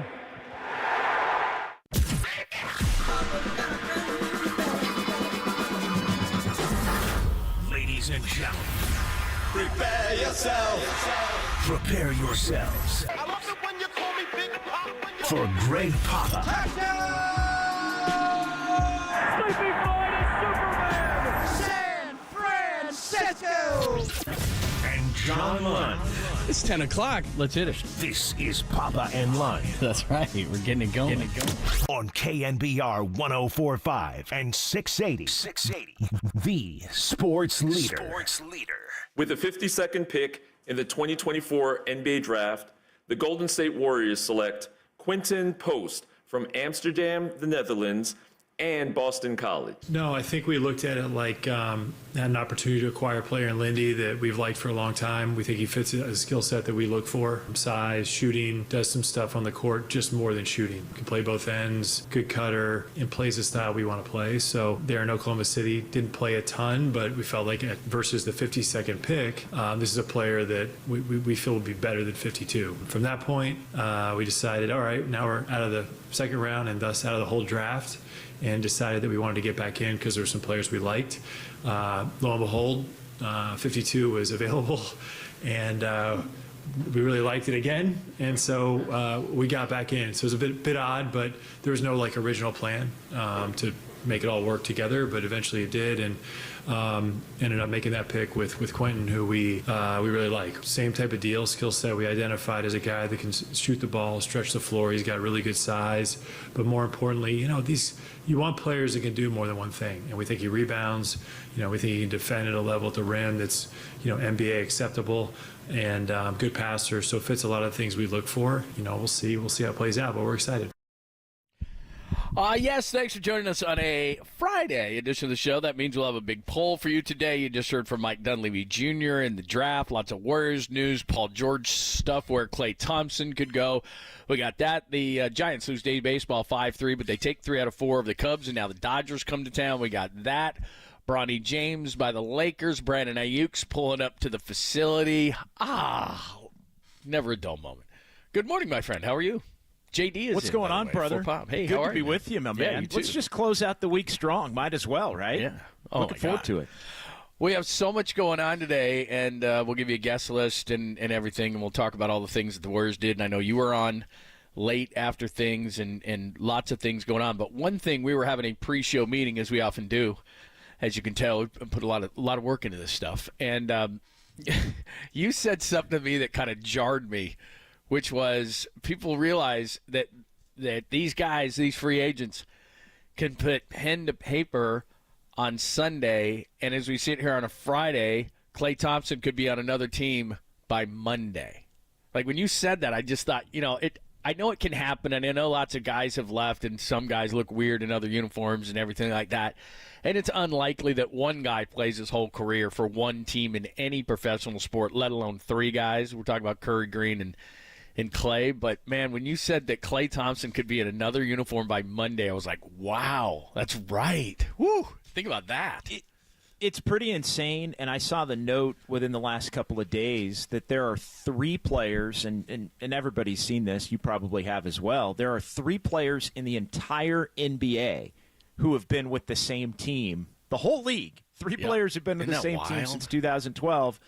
They're all on the Warriors. Steph Curry, Klay Thompson, and Draymond Green all together. The only 3 in the league who have been on a single team for that long. They've all 3 done it together. And we could be, depending upon what happens in Klay's decision in the market here, down to the final 48 to 53 hours of Klay as a Golden State Warrior. So it has been kind of startling to me over the last few days because, free agency, when you lose and your season ends on April the 16th, it feels a long ways away, 2.5 months. But now we're here at 2.5 days, John, and there's a lot to dig into, and more teams may be entering the mix for Klay Thompson's services than had been previously reported. Yeah, so it's everything is crazy, and we'll give you the latest. And there's more on Paul George and guys like Anthony Slater and Sam Amick, friends of the show, have reported on some things today. So there's an update. It's not just, hey, let's go drudge up Paul George again. There's some things going on as far as that goes, and there's some deadlines as far as Chris Paul is concerned and Paul George is concerned. And will Chris Paul's situation, will that deadline maybe get pushed back? We've heard some rumors on that. So it's a big day, and they had a draft yesterday. They picked up a kid, a wing from Oklahoma City, who didn't see a lot of playing time, but as you heard Mike Dunleavy say, he thought it was better than the pick at 52, but then after I thought I read rules that if you're hard capped, you can't trade back in, but then they did trade back in, so I don't know the rules. And then they pick up a big from like a 7-footer from a stretch 5 from BC. So I don't know much about the guy. I don't spend a lot of time watching Boston College basketball. I apologize on that. Ever since like John Bagley came out of Boston College, there's a pull. But so look, I'm not saying I know anything about these guys, but Mike Dunleavy seems to be impressed. I'd imagine he's going to log a lot of time at Santa Cruz this year, but they did pick up a couple guys. But obviously the big story today is what happens with Clay, what's going on with Paul George, and I know that you and I talked about it before the show, but you've got some thoughts on all that. Yeah, no, I do, and the reporting from Anthony Slater and Sam Amick straight up that the Warriors have legitimate interest in making Paul George part of their core with Stephen Curry and Draymond Green. That, per their sources, and was among many headlines, really, in their piece. They had some news as far as the latest with Klay Thompson, and things are starting to move here. The deadline for Chris Paul, do the Warriors opt in on his $30 million, is today. We'll see. That has the potential to get pushed back here. The two sides can mutually agree to push it back. But I think the Warriors scenario with Paul George, and look, Paul George controls a lot of it. And I think, that's where George and Klay Thompson are in similar boats. Paul George could be waiting for the Clippers to up their offer or give them a full max or whatever it is, although it's been indicated through reports that they're not willing to do it. But Paul George could go a number of different directions with this thing. He could opt in and request a trade and say, hey, I want to go there, potentially to the Warriors. That's the Warriors' path. He could opt out and just go sign straight up with Philadelphia or Orlando if he wanted to. But he also has the ability, if the Clippers want to pay him, to maybe stay put. And I know there's still a lot of people that think he'd prefer, above everything else, to be in Southern California and close to home. But I think the big takeaway from the new reporting on this via The Athletic is that the Warriors are viewing it as a little bit more than a pipe dream. And they've checked in on basically every big name, potentially acquirable player, and the number one player at the top of that list, with Jimmy Butler now seemingly more likely than not to go remain in Miami, at least for one more year on his deal. The Warriors have turned their sights to trying to figure out how it can work with Paul George. Look, I think they're being really optimistic. The only thing is, and I used this the other day, that makes me doubtful of Paul George, is that I said, I pursued a lot of women. They didn't want to pursue me back. And the only thing I haven't heard, I think that the Warriors do have obviously legitimate interest in Paul George in the way that it's been reported. And I think they are trying to go big game hunting and all these kind of things. But is it reciprocal? So is Paul George going to go to the Clippers? And this part I haven't heard. There's two parts of it. Is Paul George going to go to the Clippers and say, I want to go to the Warriors, make it happen? To the Clippers, I'm not re-signing here. I think he might. So, okay, if I hear that, I'd be more encouraged if I was a Warriors fan. And the other side of it is, I haven't heard anything from Steve Ballmer or the Clippers side saying, yeah, we'll play ball with the Warriors. Here's what we would require in return. The Kuminga, and you and I have already gone over these scenarios. But it's great that the Warriors want Paul George. Hell yeah, they want Paul George, and any other player that they think can get them or keep them or elevate them up the Western Conference and back into championship contention. But I have a hard time believing that Steve Ballmer opening up a new arena in L.A. is going to say, we don't need Paul George, especially when the Clippers are, they're second banana to second banana. The Clippers to the Lakers is about as far. I know that we're aware of, a Giants, A's kind of thing, and there used to be a 49ers Raiders kind of a thing, and every market has that kind of a thing. The Dodgers and the Angels, the Yankees and the Mets. There's all those scenarios. I've gone to Lakers and Clippers games on the weekends, and the Lakers games are packed and they're fun, and you get that theater effect, and everybody's wearing some sort of a jersey and all that kind of stuff. You go to a Clipper game. I went to a Clipper game on Friday night when Blake Griffin and Chris Paul and the whole thing, that was about as popular as they'd ever been. Nobody's wearing anything. It's a Friday night date, and they just happen to be at the Staples Center or whatever, Crypto now. But nobody's even wearing gear. They are, I don't know if you've seen any Eclipsed. The Donald Sterling thing, and we lived through it anyway. But I've seen a little bit of it until they put Steph Curry and Draymond Green on the screen, and I was like, are you serious with this? But anyway, they're such a second banana that when he's opening a new arena, and he's not going to do it with Paul George, he's not going to do it with the biggest names he possibly can. That's where I hit a roadblock, and I say, until I hear Steve Ballmer saying he'll play ball with the Warriors, I'm not sure that this is real.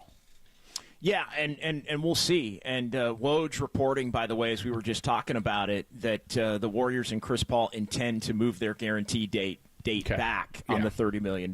So that now officially reported. Deadline was today. It gives the Warriors time to keep exploring trades that could be out there to opt in on Paul and then possibly make a move. I've also got an answer for you, and I know we're up against it a little bit, so we can get to it coming back. But I've got an answer for you as to how can the Warriors entice Paul George to go to the Clippers and say, hey, I want out and I want to go there. All right, plus we got to update you on Klay Thompson because, again, you gave me some really good insight before the show when we were doing the very intense pre-show meeting about Klay Thompson, and things have changed a little bit just because of the finances potentially have changed a little bit. So we'll explain that to you. Don't worry, we're going to get to the Giants as well as they go for the sweep yesterday against the Cubs. They don't get it. Many people are upset with Luke Jackson, but you can't throw these guys out every single day. Plus, we have a big picture to talk about the Giants, and we'll get into this as maybe part of the poll today because we're just past the midway point of the season. Everybody loves doing midway points, so we'll talk midway point about the Giants today. We got some more Brandon Ayuk as he's going into the facility. I don't know if he drove through like some sort of a barrier or something like that, but Brandon looked like he was speeding towards the facility. Get me a deal done! So we'll discuss a little bit of Brandon Ayuk plus the Bronny James situation. There's always a ton going on a Friday. We'll do it all next as JD is in for Pop, only here on the Sports Leader. San Francisco, shout out to you for supporting KNBR, San Francisco's sports leader.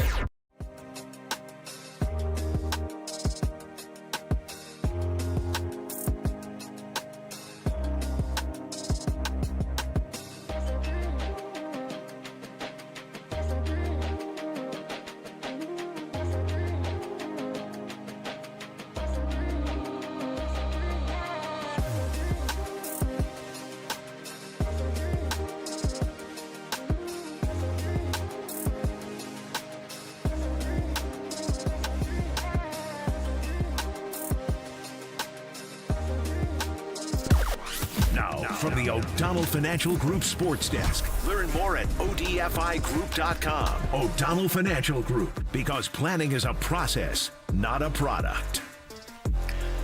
Sam Gordon of the Chronicle joined Murph and Marcus this morning, explained why the Warriors traded out, then traded back into the second round of the NBA draft. Check out that podcast and more. The KNBR app, YouTube, KNBR socials.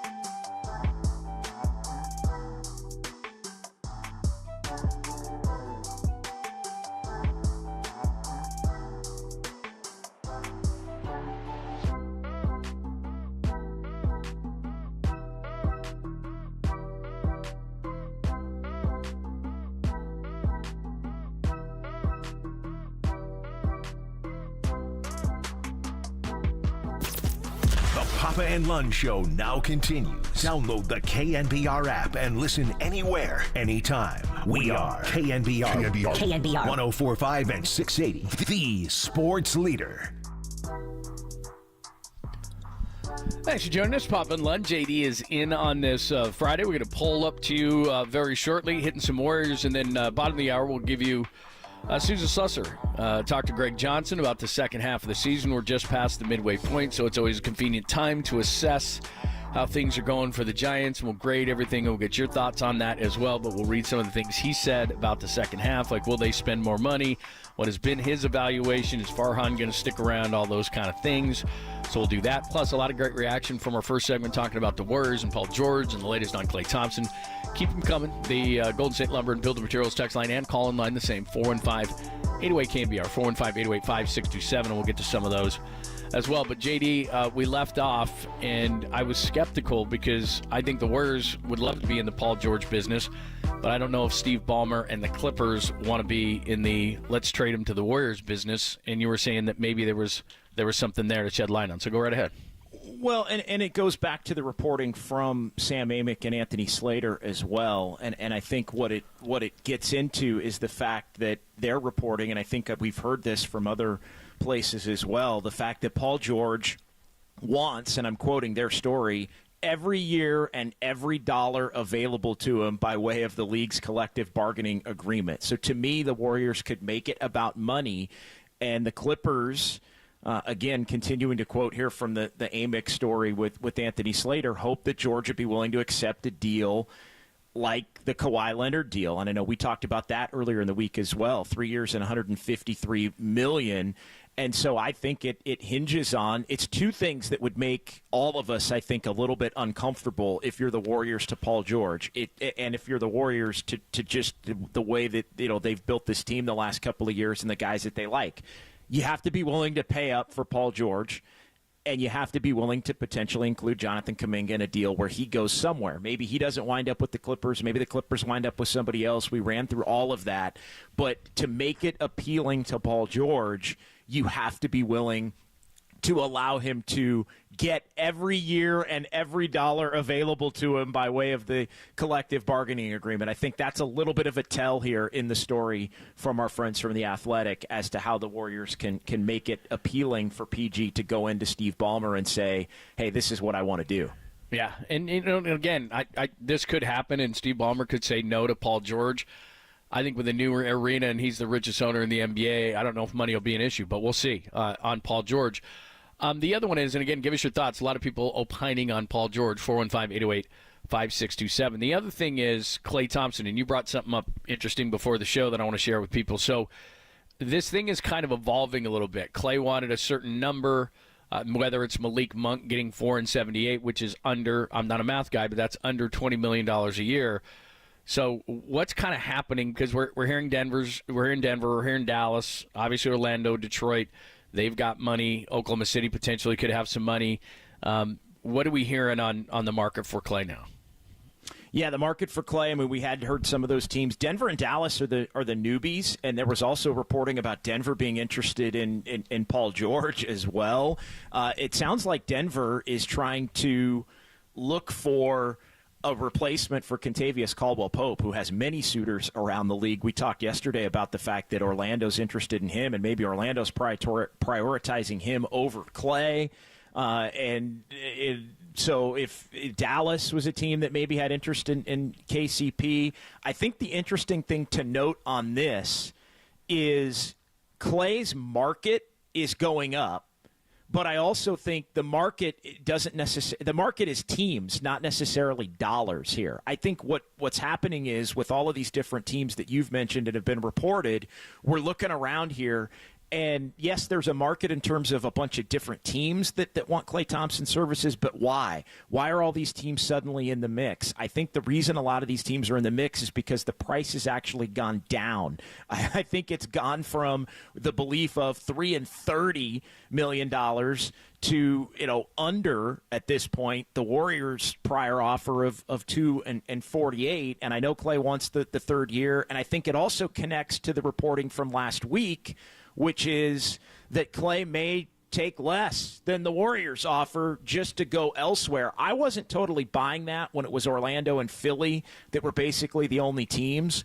But if the market and the number has come down to a point where some of these other teams, maybe with mid-level exceptions, could get in the mix for Klay Thompson, and it winds up being a 2 and 30 kind of a deal or something like that, I could see him having more suitors, and I could see that being the scenario where there's a team that might be a better fit, and Klay would say to the Warriors, hey, even if you have the best offer, even if you are willing to go 3 years, too little, too late, I'm going to what's a better situation for me from a basketball standpoint. Okay, a few questions on Klay, and you just addressed the one in your last comment, which is it sounds like in people who know Klay, he's a great guy, and he's been a great guy, but as we've talked about here, he can get emotional, and he can let his emotions kind of get to him. And you see that in some of the post-game press conferences when he struggles in a certain game, and he'll bristle to the media, which is something he hadn't done in the past, but he certainly does that now.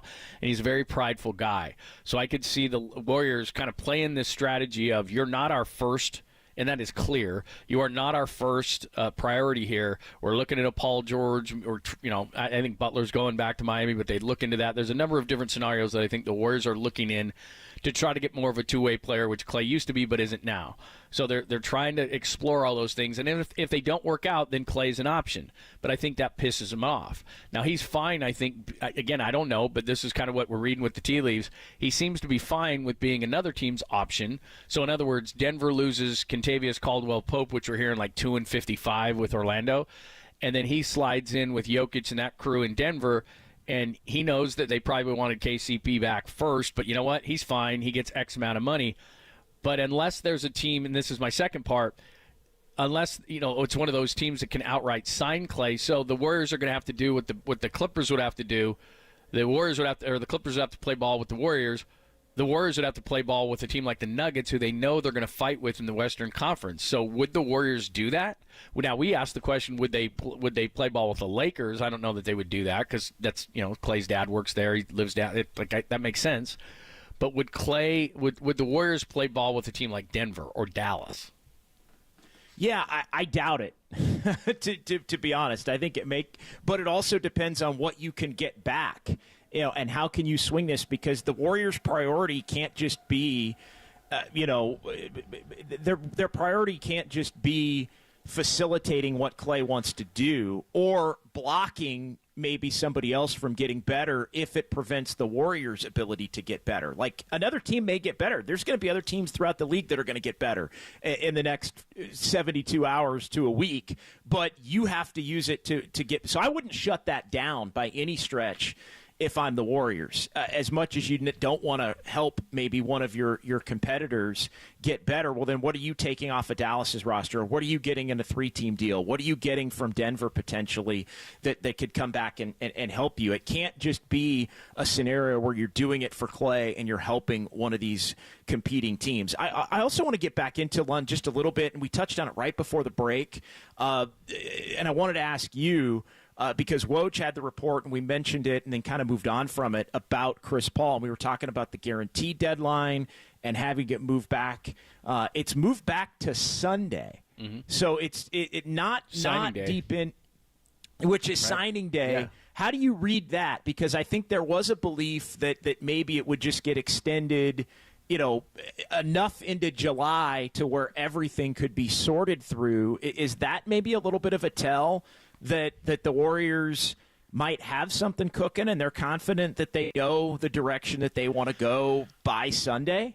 Yeah, I mean, if that's the only length of time you're getting, so you're basically getting 48 hours to work out a deal with Chris Paul, then yeah, I think they've got to have it as something. And then the other side of it is that, again, this is just to kind of inform people, and I think a lot of fans that listen to the show every day or into sports and dive deep into this kind of stuff, it's kind of like the situation a couple of years ago when they just took on D'Angelo Russell. It's like, if we don't take on this, even though he's not a fit for our roster right now, if we don't take on this money, then that money evaporates because we're so far over the cap number and luxury tax and all that kind of stuff. It's the same thing with Chris Paul. If Chris Paul said to the Warriors today, nope, not doing it, I'm out of here, Now you lose that $30 million. And it's not like the NFL or Major League Baseball or something. Like the Giants could say, well, we just lost $30 million. There's no cap in baseball, but you know what? We're going to spend that $30 million because now we can stay under that number. They still have that money. That $30 million for Chris Paul evaporates if he walks out the door. So they've got to, it tells me that A, they're working on something, and B, whatever they're working on, Chris Paul's cool with because he wants the money. Because if Chris Paul walks out at the door himself, and this is why he's going to push it back, then he's got to negotiate a contract, and that $30 million, none of it's guaranteed. So he knows at this point in his career he's not getting that kind of money. So he'll play ball with the Warriors because he's going to get paid more than he should, and the Warriors are going to play ball because they don't want that $30 million to evaporate. Right, and I also think, though, I am still a little bit surprised that it didn't get pushed a little bit farther than that. That tells me that tells me that Chris Paul's cool with it, but at the same time, it also tells me that maybe there is a little bit more of a market for Chris Paul than that he has, not the full 30, but maybe he's got something cooking somewhere to where if the Warriors can't work out a specific deal that includes him going somewhere else, maybe he's got another place he'd like to go for not the entire 30, but to where he could do it of his own volition. Now the Warriors can pick up the option, right, and obviously still trade him later. Yeah, that's scary. He would just be guaranteed, obviously, to have to get the $30 million at that point. Yeah, and you don't want to really do that. But anyway, so that's the latest on Chris Paul. We got some stuff on Klay Thompson. Good stuff coming through. We'll read some of these coming up next. Again, hit us up 415-808-KNBR 415-808-5627. That is both the Golden State Lumber and Building Materials text line and call-in line, your choice. A couple of names are being popped up here as well that we'll get into, and there's a few things more on Klay. And by the way, I'm just saying this independent of anything that's come in today, and maybe you probably go through the same thing because you do a ton of Warriors coverage for us and do a great job. I am surprised and have been surprised since the end of the season on the reaction to Klay Thompson potentially leaving the Warriors, and I mean it in a negative sense. We've gotten so many calls, text, YouTube, on my social media accounts, like basically, and I'm paraphrasing, obviously, to hell with Klay. Like he was once good, he's no good anymore. Heck with it, let's move on. Have you gotten a lot of that? Because I have been surprised because Klay is one of the most beloved Warriors in history, and for very good reason, and yet people are just ready to kick him aside pretty quickly. I think it tells you how frustrated Warrior fans have been with the last 2 years based on what the prior 10 years were. I think because – and I think a lot of it has to do with the moodiness. I think a lot of it has to do with the way that he's looked in some of these press conferences and how agitated he's been. And I think there's been this thought that he just isn't the same happy-go-lucky, carefree Klay Thompson that he was for the better part of his time. His mood's changed as his game has changed, and I think that's frustrated Warrior fans to a point where they're like, you know what?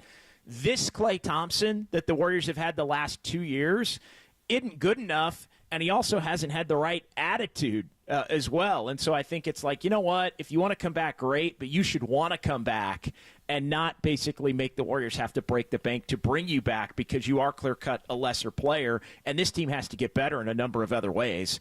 And then maybe you see where Klay Thompson fits into the equation after that. There's JD talking some Warriors, and what's going to happen this weekend against Sunday is signing day. Chris Paul's deadline has been pushed back for 48 hours, so maybe something's happening there on the burner. More talk of Paul George. Klay, the expanding. It looks like the teams are expanding because his number is coming down a little bit. Denver and Dallas, the latest couple of teams today. We'll hit up some of these great ones that are on the text line as we look. If you want to hit us up, 415-808-5627. We'll finish up just for this hour on the Warriors coming up next, and then at about 50 past the hour, we'll address the midway point of the season for the Giants. Susan Slusser had a conversation with Greg Johnson. How's he feeling? He's part of the group that pulls the purse strings. So at the deadline, could they spend more money? What does he think of what has happened so far? It's great what we think has happened so far, but there's the guy that can probably change it one way or the other. So we'll give you some of the things that he said, and we'll talk some Giants at about 50. Pop and Lund, JD's in on a Friday, only here on the Sports Leader.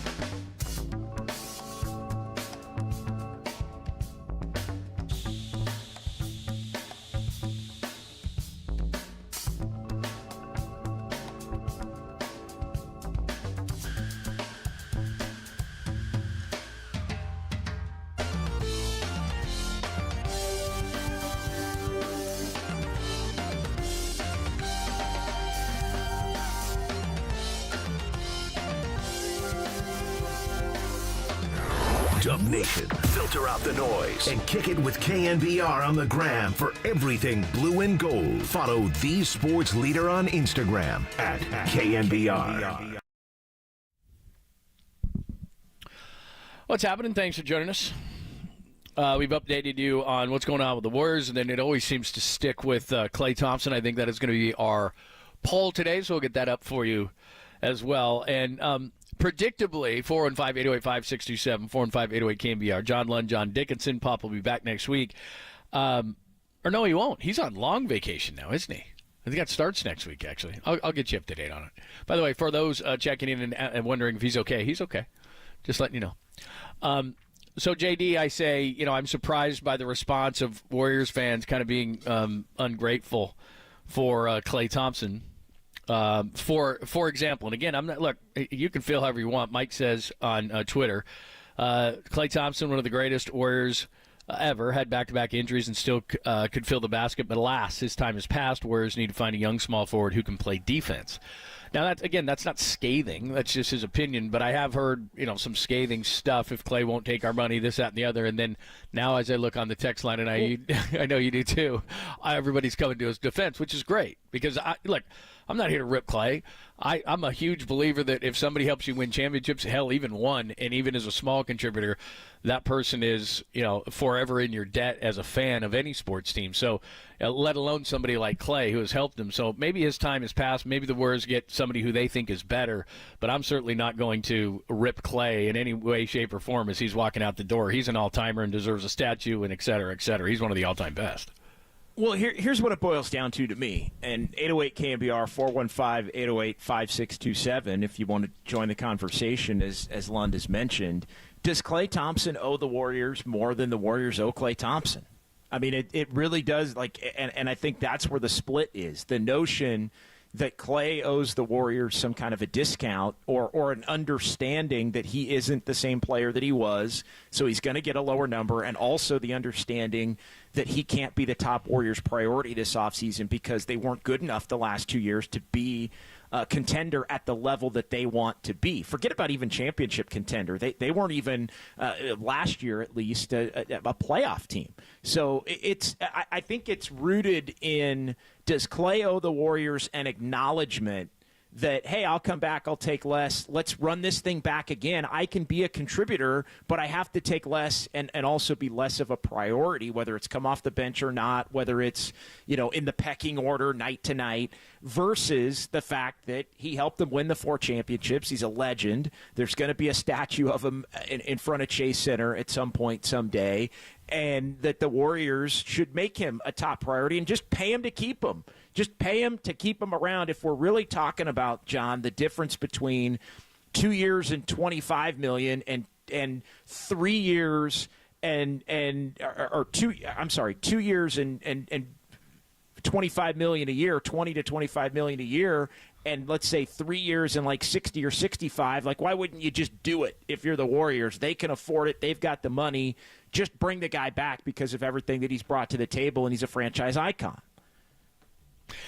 Yeah, and look, this comes back. There's two things as you were talking that I was thinking of. It comes back to, right, are you Bill Walsh or you're Al Davis? Al Davis brings back Klay Thompson. Bill Walsh does not.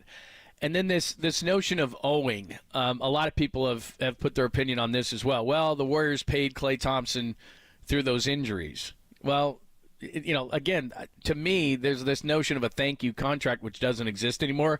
Before all the analytics and everything, you would give guys contracts based on what they did, not what they were going to do. And analytics tells you they try to project this is what he's going to do or she's going to do. So you base the contract more and more on that. So look, if I'm going to project what Klay Thompson's going to do, and I'm a front office executive, and it's easy for you and I to sit here because I'm not versed in it like Steve Kerr. Dunleavy not as much, but, Steve Kerr, Joe Lacob, the powers that be, and really Joe Lacob is going to make this final decision. I love Klay Thompson, but if you go back and give thank you contracts for what guys have done, you are going to be that team that's going to take forever to get back. And that happens in the NBA. You and I have had this discussion anyway, and it goes back to Jonathan Kuminga somewhat for me, which is, look, you're going to be in the lottery anyway. You can thank Klay Thompson, and you can thank all. Draymond is different. Draymond is still. I'm not saying he's at the top level of his game, but he's still somewhat what he was and is. Steph Curry isn't slipping very much. He is, but not very much. So you're still going to give him deals. He's the icon of icons. If someone's going to go, I love Clay, I really do, and I'm not going to disparage him out the door, but there would be a certain number for me, but he seems to be, kind of upset that they're not treating him, and tell me if I'm reading this right. He wants the deal that Draymond got, right? He loved the 4 and 100. Well, what's the difference between me and Draymond? Well, Draymond still is or even unique... 3 and 75 right. at this point. point. There you go. Yeah, you're exactly right. But to me, Draymond Green still has unique skills. And Steph Curry still has unique skills. At this point of his career, unfortunately, because of the injuries, Klay Thompson is an offensive player. And you can find offensive players. Now, again, throw in the emotional element into this whole mix, and, yeah, it makes it a really tough decision.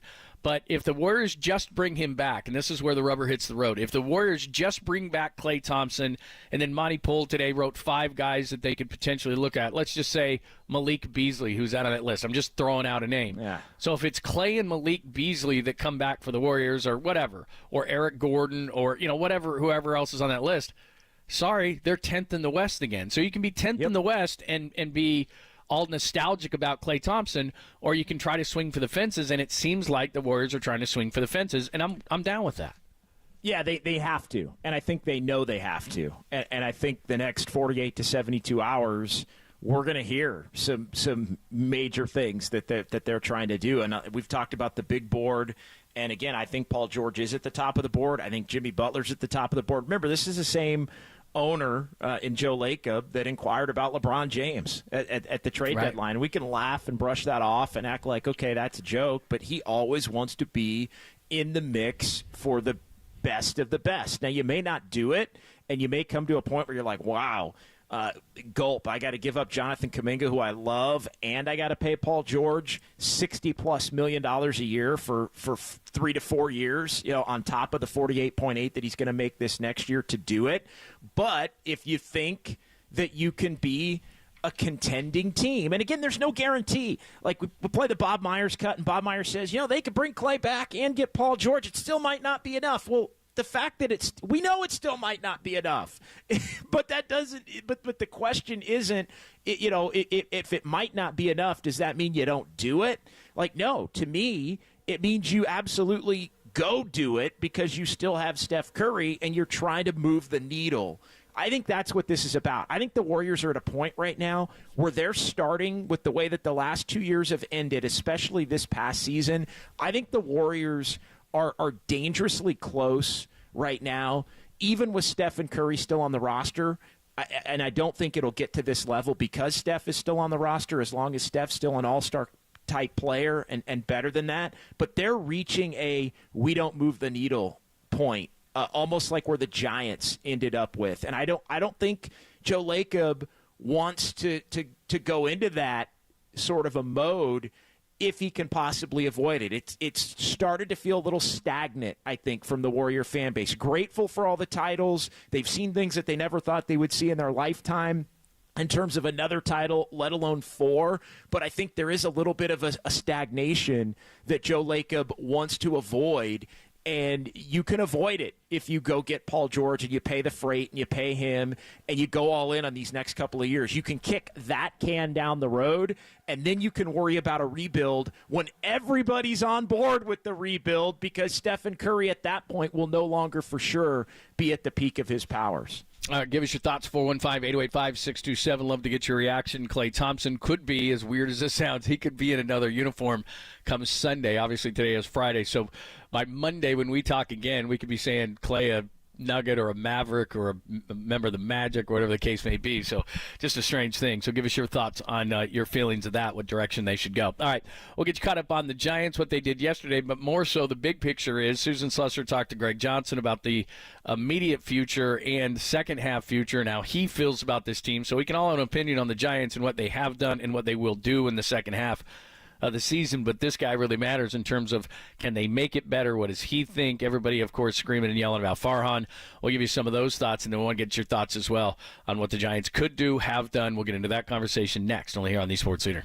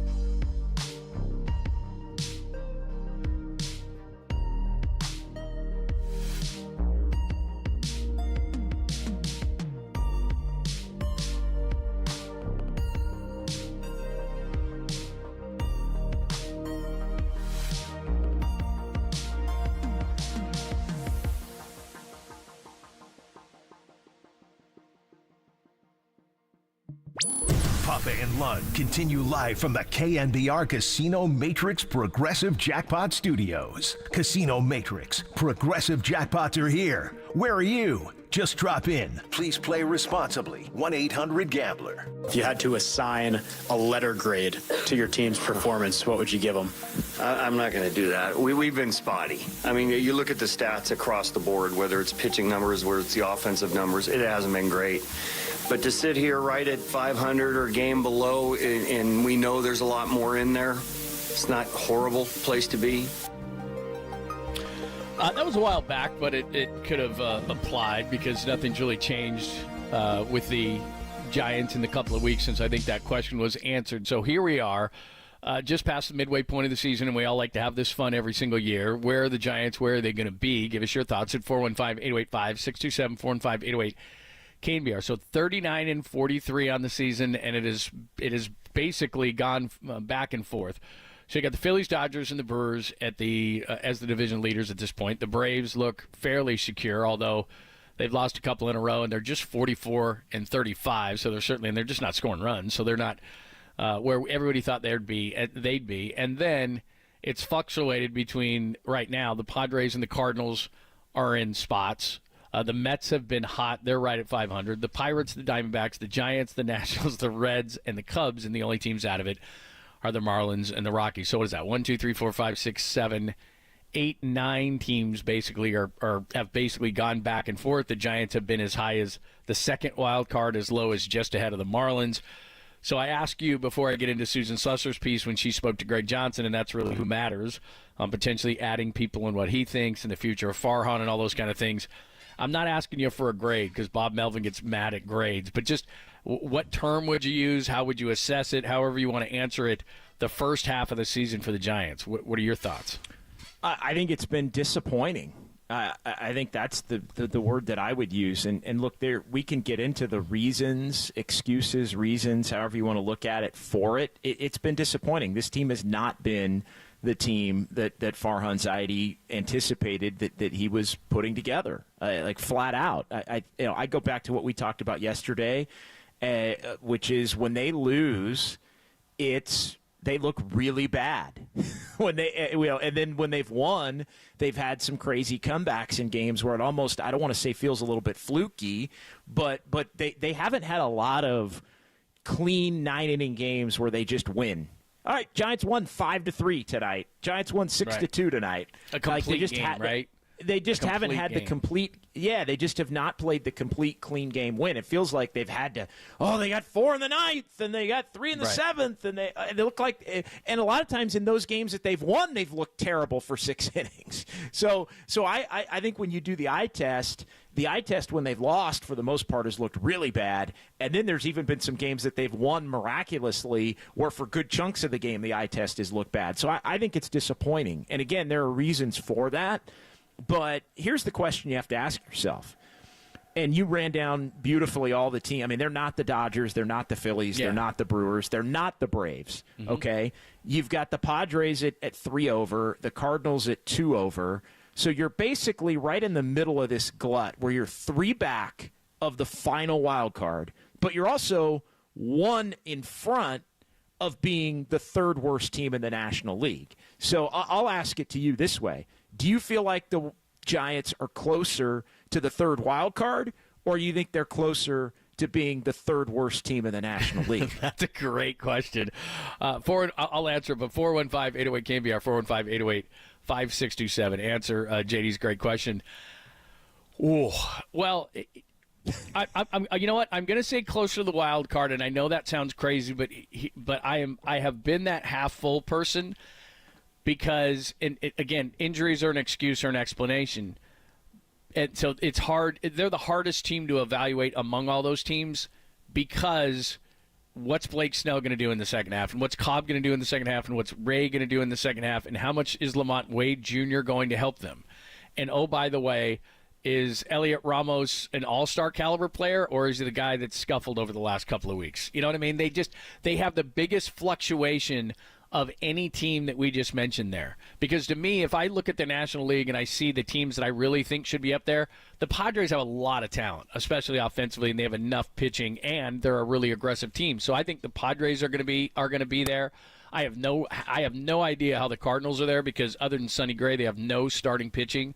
The Pirates are interesting because they have those two young guys at the top of their rotation. The Mets have been hot, but I don't buy it. The Diamondbacks are what I thought they were. I thought they were overrated as an 84-win team that went to the World Series. I think the Nationals will fall on their face, but they have three really good young starters. The Reds intrigue me, and the Cubs we just saw, and they stink.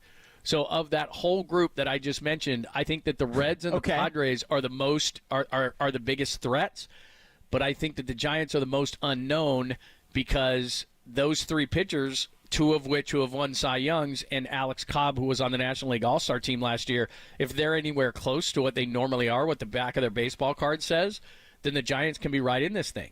Can they not? Yeah, they can be, but was that a crummy answer? Was that a bad answer? No, that was probably a bad it answer. wasn't. It was not a crummy answer, but I can't do the projections. The guys are going to be right. Snell's going to be back and be better, and Ray's going to be this, and Cobb's going to be that, and like I can't do that. And here's the other issue that I have: are the Giants really going to beat out everyone? Like all of these teams we mentioned. And you can pick. It's Padres or Cardinals, right? They get lumped together because there's two spots. Right. But among the Mets, Pirates, Diamondbacks, Giants, Nats, Reds, Cubs, and either the Cardinals or the Padres, so however many teams that is, 1, 2, 3, 4, 5, 6, 7, they gotta win that 7-team division. They gotta beat everybody in that set. Like if they don't beat everybody in that 7-team division, if you put the Padres and Cardinals together, they're not a playoff team. And to me, if they're not a playoff team, it's probably over for Farhan Zaidi, regardless of the circumstances. So, are they closer to the bottom than the top? I don't know. They probably are just in the middle. But I can't do the whole cavalry is coming thing. Okay. I know that was a Greg Johnson quote, and we're going to get into that. But it was a Greg Johnson quote that's also been a Bob Melvin quote that's also been a Farhan Zaidi quote. So I'll let you set all that up in his interview with Susan. But to me, I'll just give you my first take on that first answer. That was basically him copying the things that he's heard from his manager and probably from his president of baseball operations. So that's a nothing burger as far as I'm concerned as an answer. He's just regurgitating their Pollyannic view of what this thing could be. Well, they have kind of I think what it is, like you said, it's kind of a team view. So, okay, guys, are we on the same page here? The injuries are killing us. That's what we're going to say to the media? Okay, that's what we're going to say to the media. And just to your point, but by the way, before we move on, and 415-808-KNBR, so if you had to, you gave me the question, are they more the team that just a couple of days ago or 3 or 4 days ago, before they took 3 or 4 from the Cubs just above the Marlins, or the team that that was at one point a wild card team? So to you right now, which are they closer to?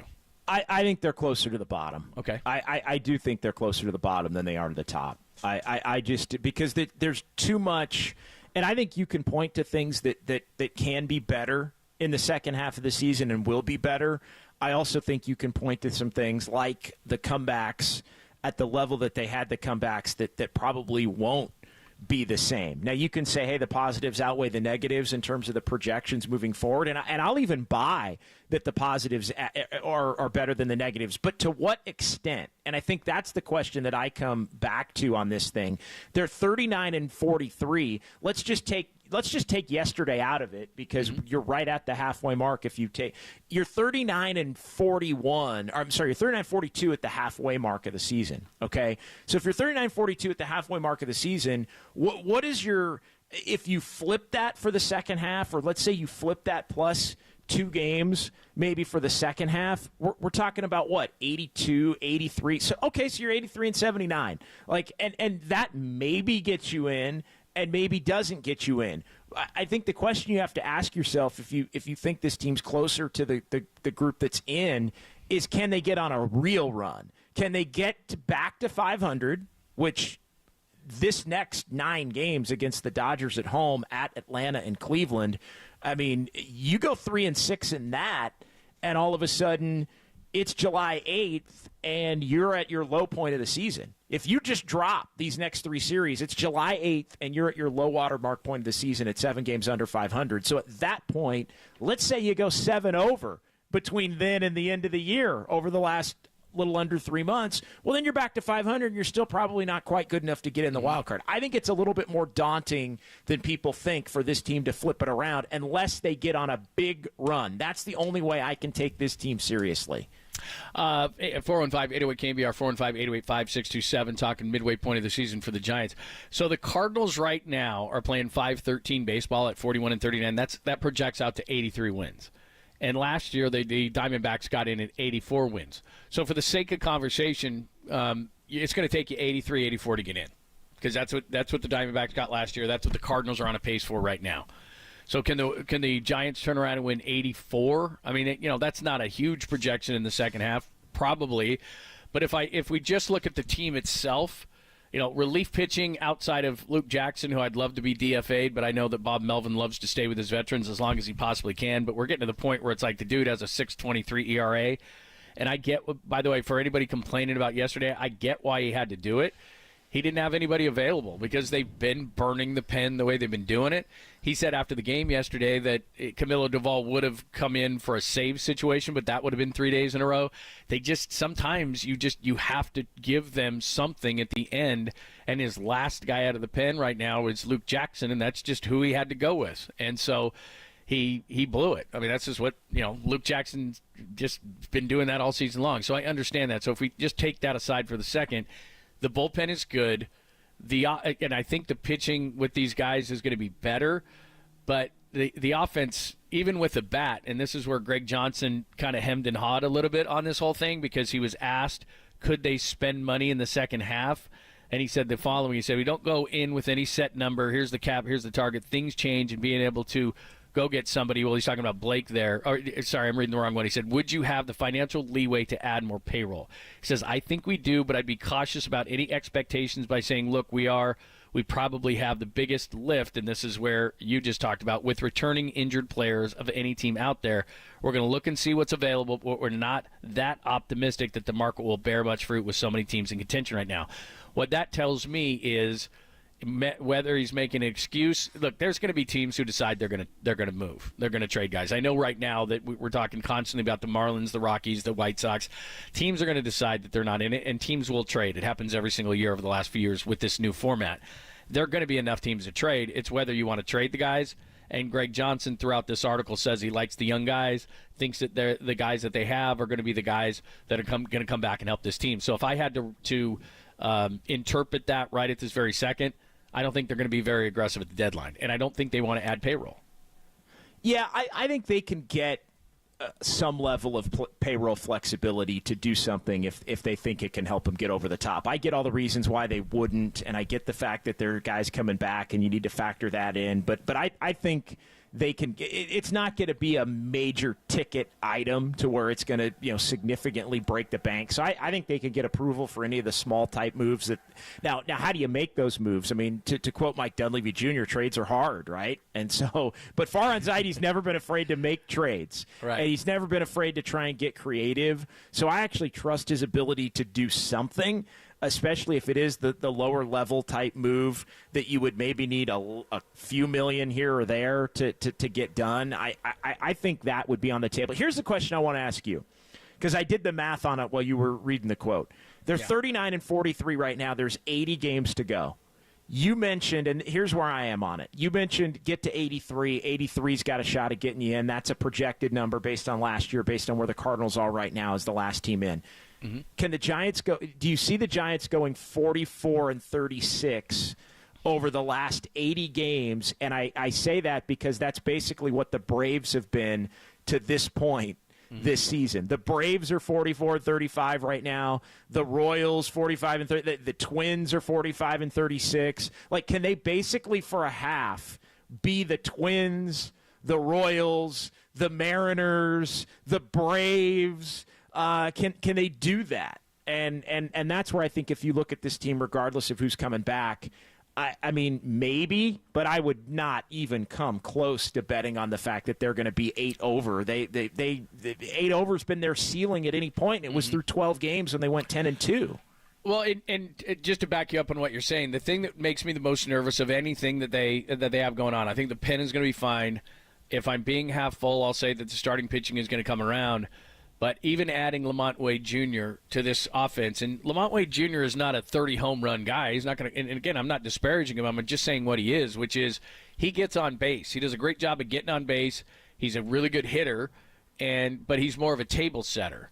And so the Giants have not had problems setting the table this year. They were 3 for 11 with runners in scoring position, and that's with Jorge Soler, knocking in a couple of yesterday and having a good at bat when it mattered for one of the first times in a long time. They don't knock in enough runs. They get table setters on. They get leadoff hitters on. I mean, this has happened all season long. And then guys like yesterday, Wilmer Flores popped out 4 or 5 times yesterday in key situations. They were horrible at bats. They have not gotten multiple bats going at the same time. Conforto at the beginning of the season was hot. Ramos was red hot for a little bit. Chapman even had a small period of time where he was pretty hot. It's like they get these blips on the radar offensively where 1 or 2 guys can get hot. Slater came back and was really hitting it.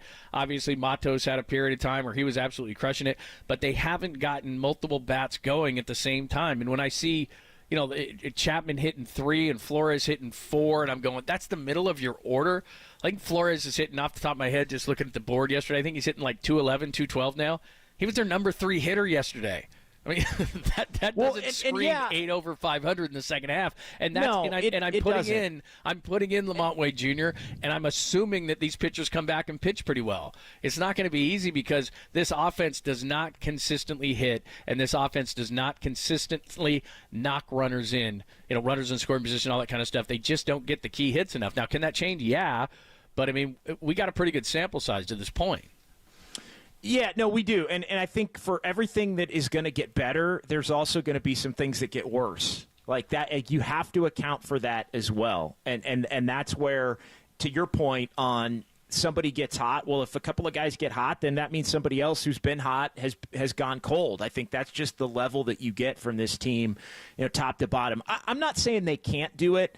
I just don't evaluate, and you can come down my road for this if you want. I just don't want to evaluate this team on the day-to-day like they're a contender. Like to me, it's like, you know what? I watch the games. I cover the games. We can talk about individual things here or there that are good, bad. Obviously, that's the team. But for me, it comes down to they have to get on a run where they get to that 4-game over 500 mark. And then we see where they stack up, and then you look at the things that are going well. Like, they have to prove it to me before I'm going to start breaking down every little thing that they are doing, aren't doing, can do. This team does that. This team, might slip. They can make up some ground on that. Like, it's like, prove it. Because for the last 3 years, this team, and I think they're more exciting than they were the last 2 years. I think they're a better managed team than they've been the last couple of years. I think their clubhouse is in better shape than it's been. All of those things are true, but this team just, they have to show that they're better than mid to mediocre. And until they do, I really have a hard time giving them the time of day on the day-to-day in terms of breaking them down like they're in some kind of freaking pennant race. Good stuff. 415-808-5627, 415-808-KNBR. What do you think? JD's got his thought. He thinks they're going to be more towards the bottom. I'm kind of trying to project out a little bit and saying if the pitching comes through, but the offense is still an issue. Give us your thoughts at the midway point of the season with the Giants. If you want to grade them, that's fine. If you want to give them a term or a phrase, how would you do that? What would you use so far? And what is your optimism level? JD just gave you the second half. They got to be about 8 over 500 in the second half to be in that 83-84 range. Last year, Arizona made it to the World Series, actually getting into the playoffs with 84 wins. And right now, the Cardinals, the second wild card team right now, the way they're playing, that projects out to about 83 wins. So think in that terms, maybe 83, 84 wins. Could the Giants accomplish that? And if so, how? Give us your thoughts at 415-808-5627, 415-808-KNBR. We have a poll to unveil, and then extra bags. Andrew Baggerly, his points at the midway point of the season. We'll ask him at 11:30. Pop and Lund, JD sitting in only here on the Sports Leader.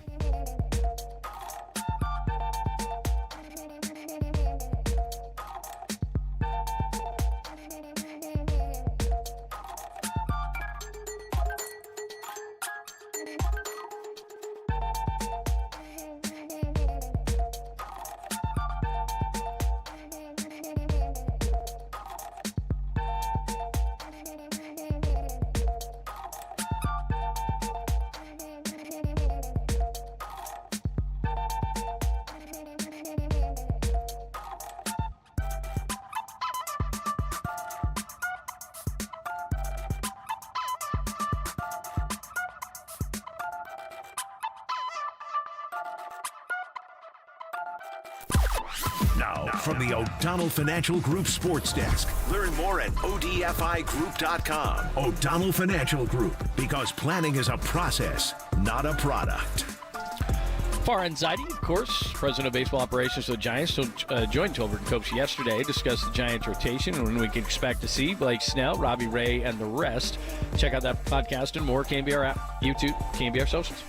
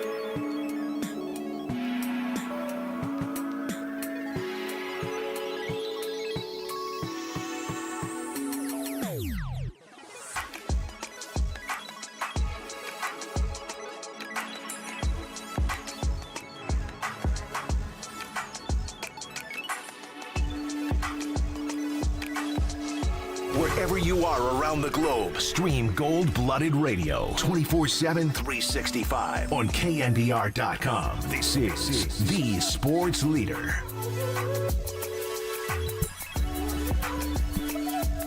Thanks for joining us. Pop and Lund. JD is sitting in today. Bottom of the hour, we'll talk to Extra Bags. Andrew Baggerly saw him at the game yesterday, and we will discuss midway point of the season for the Giants. And there's some great texts coming in on the Golden State Lumber and Building Materials text line. If you want to hit us up, do it. 415-808-5627, 415-808-KNBR. But in the meantime, we have a poll. And we were talking about Klay Thompson before, and Klay obviously elicits a lot of emotion, and we were talking about the market, and while the number may have dropped, so that means it could expand other teams. We've heard Denver and Dallas this morning, in addition to teams who have salary cap space, and it seems that the Warriors are going in other directions. May circle back to Klay, may not. But Friday's poll has to do with Klay, so let's hit it. Dude, grab my pole. This is Danny's Big Poll. The most important decision you can make right now is what do you stand for, Danny? All right, Danny's Big Poll, Friday's Big Poll with NBA free agency starting Sunday, Dub Nation. How are you feeling about Klay Thompson? So we'll give you the percentages in just a second. We just put it up. We got a few votes so far. But deuces, as in adios, young blood needed, run it back on the cheap, or pay that man, in all caps, pay that man. So deuces, young blood needed, run it back on the cheap, or pay that man. Those are your choices. What'd you go with, Lund? Look at me. I'm just putting you on the spot left and right. You can say I've abstained. You can be like Al Davis. Al Davis used to abstain from all the league votes, I abstain. Right? No, I'll tell you. I put young/new blood needed. Now, if I don't know if young, I mean, Paul George is 34. I would say two-way blood needed. I didn't go deuces. I mean, just to kind of give people an idea, deuces is like, get the F out of here, right? Yeah, Later. Peace. Yeah, you're giving them the peace sign on the way out the door. I'm giving the peace sign right now to the people on YouTube. Exactly. And young new blood is, I mean, new is Paul George, new for here, so that's the way I interpreted that. Run it back on the cheap, and the reason why we say on the cheap is because if they're bringing back Klay, it is going to be cheaper than what he's been, and then pay that man is just, who cares? I want Klay Thompson back, which there's a lot of that too. And the reason we brought it up is, like I said, since just the reaction I get, it kind of goes more towards deuces than anything else. That, at least that's just me in getting like reaction from Klay. Okay, go ahead. I'll put you on the spot. What would you say? Yeah, I don't. Gosh, great minds think alike. I went the same. Yeah, go ahead. I went the same. I went young new blood needed. I also think that was the one option that allowed for Klay to still remain without saying, pay that man. Because I would love to bring Klay Thompson back, but I don't think the Warriors should overpay. It's definitely not deuces for me, even though I do think he's been difficult in the locker room in some ways. I know, in accepting the player that he is now and accepting the role change maybe in addition to the money. I think he's done it at times, but it hasn't always been harmonious. It's taken him some time to basically cope and deal with it. So, but that being said, it's definitely not deuces. I think the perfect world scenario would be that they could do something big and then wind up still keeping Klay Thompson and having him lower on the pecking order. Now that I don't know, with being hard capped, and the number may have to be under $20 million per year, depending upon what the Warriors do to make that happen. But no, it wouldn't be deuces. It's definitely not run it back on the cheap, although maybe that is closer to what I'm saying. He's got to be willing to do that, and I would not be willing to just pay that man just to keep him around, because there's just too many other things the Warriors have to do in an attempt to get better, and I think that has to be their primary focus, is to get dramatically better here in this offseason to try and get as close to contention again as they can be for the remainder of Steph's prime. All right, Friday's big poll, again, with NBA free agency starting Sunday, and it's so weird. Klay could be in another uniform by the time we meet again on Monday at 10 o'clock. But how you feeling about Klay Thompson? Again, the two extremes are deuces, get the hell out of here, or pay that man. So that's on either end of the spectrum. Then the middle is young or new blood needed, which I think I interpret that as Paul George, et cetera, or run it back on the cheap. And again, deuces, young blood, new blood, run it back on the cheap, pay that man. Those are your four. And you can check that out at Danny Dunn24, Danny's big poll. I think Walter sent it out. I sent it out. KNBR, I think you sent it out as well, JD. So we've got it all out there so you can vote on it. Again, how would you characterize how you're feeling about Klay Thompson? And again, just based on what I've gotten on my social media and looking at the text line right now, there's a lot of deuces. And, again, another person has checked in and said all the money that they've spent on Klay, on his rehab and re-signing him and giving him a max deal and paying him $43 million, that Klay somehow owes the Warriors. And I just don't see it that way. I never see it that way. That, look, if you're signed to a contract and you don't live up to it, that's on the team. If, you outplay your contract, that's great. It's just, it lies somewhere in between. I mean, look, he had helped this organization. He got hurt playing for the organization against Toronto. He got hurt with the Achilles, working on his craft and his game. I don't think that Klay owes the Warriors or the Warriors owe Klay. I mean, it's just how much is this? And a lot of this goes to Steph Curry. How much of the value of the Warriors from what Joe bought it for at $450 million, and now what is it worth, $3 or $4 billion or whatever it is? I mean, I know that Steph, it chases the house that Steph built, but Klay was right there. It was Batman and Robin, and I guess there's two Robins with Draymond, but. Klay's helped this organization more than he's hurt it financially, so I don't think Klay owes the Warriors anything. Yeah, I would agree with that, and it's interesting if you break down the numbers in detail a little bit more, and you couple these together. Deuces and young blood needed would be more a hint toward get him out of here. That's basically 51% adding it up. Run it back on the cheap. Meaning you'd want to keep him, pay the man, you'd want to keep him right at about 48, 49. So it's basically 51, 49 if you add it together with the keep Klays and the let him go. So it is a little bit more split than we've seen here, I would say, over the last couple of weeks. One thing I wanted to get back into at some point, and we don't have to do it here, but because I did see, and we're efforting, I think, the actual clip, but Brian Windhorst laid out the options for Paul George. And we talked about Paul George, and we're going to come back to it at some point later. But he laid it out in the simplest terms that I think I've seen it. So I wanted to run this by you, and then maybe we get into it again later. It's basically he can re-sign with the Clippers, do a big-time extension. He can opt into his contract, which he has to basically make that decision here before the league year starts, and force a trade to the Golden State Warriors. Or he can say, I'm opting out and I'm signing as a free agent, and Philadelphia at that point would be the third option. And Windhorst goes on to say those are the only real options that Paul George really has. And basically that it's in some way coming down to that. Stay in L.A. for similar to what Kawhi got, opt in, force a trade, probably to the Warriors. The Warriors, I know, are interested in this, says Windhorst. And then third, just straight up sign with the Sixers. So I think there is a little bit of clarity as to Paul George and his options, which relate to the Warriors. But it's getting stronger and stronger, Lund. Where there's smoke, there's fire as far as the Warriors' end of this thing and the willingness, if PG wanted to do it, to try and make it happen. Yeah, I just wonder, just because, again, we're here, so obviously we're talking PG to the Warriors, but, I mean, who else would be involved? I mean, I look at a team like Houston, for example, that is trying to, look at their young core and say, okay, it's time for us to go all in, which I think it's a little bit early for them. But they seem to be trying to make waves from Kevin Durant. Sam and Slater had Zion as a possible name earlier. So, Zion. Yeah. And then I don't know where, I don't think Paul George wants to go all the way to Florida, although there's no state taxes in Florida, and he could automatically get a 13.3% raise because that's what we pay state-wise in California. But, does he want to go to that young team? I wouldn't think so. He doesn't want. I don't think he wants to go back to Oklahoma City, or wouldn't have forced his way out of that place in the first place.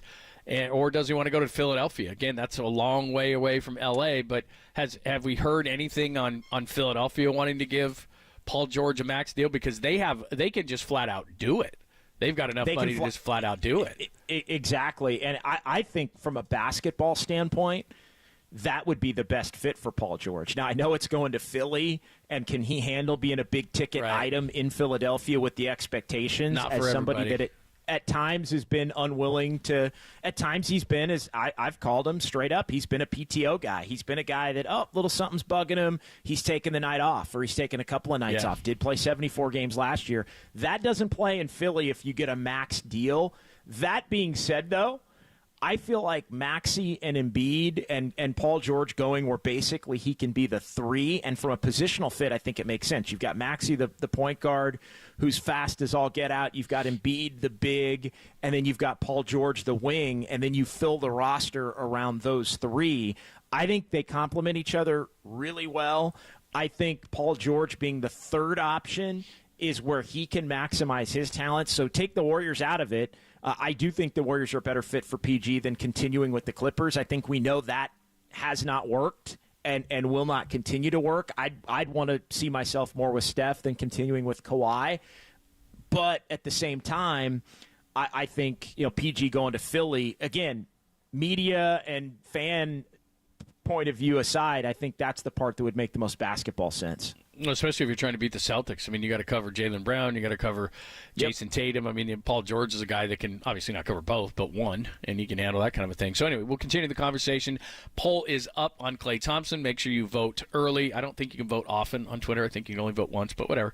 Check it out and make sure that you vote. Get your bot accounts going, Lund. Yeah, get it going. I mean, let's go. We are in the Anyway, I'm not going to talk about what we saw last night. We don't talk politics on this show. Let's talk to Andrew Baggerly. Woo! Andrew Baggerly. Coming up next, midway point of the season. How would he term it? How would he grade it? All that kind of stuff. We'll do it next, only here on the Sports Leader.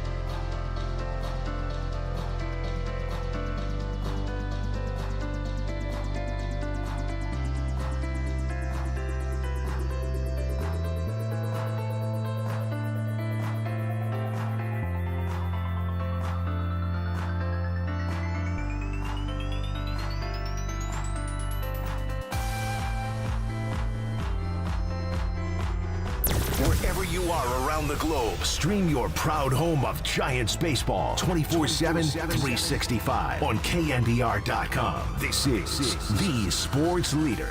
When you look at pitchers, starting pitchers, lower body injuries coming back from them in the middle of the season, it's really like a 1 or 2 rehab start situation. You're not going to recreate spring training in the middle of the season. So, but for Blake, it's really a start-to-start thing. He's throwing tomorrow for Sacramento. He could feel great and say he's ready to go, or he could give us feedback that he still has concerns. So, we want to hear him. And again, we don't want 80% of Blake Snell out there. We'd rather have him when he's feeling 100%. So in my mind, it is a start-to-start thing, but we've seen this with him a couple of times. When he ramps up and he feels good, he's ready to go, and we'll put him right in there.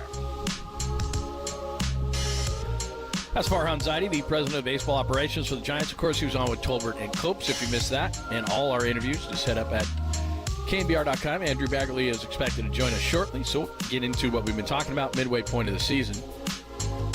But you can't talk about projecting out in the second half without trying to project Blake Snell. And right now, it's a disaster. 0-3 with a 982.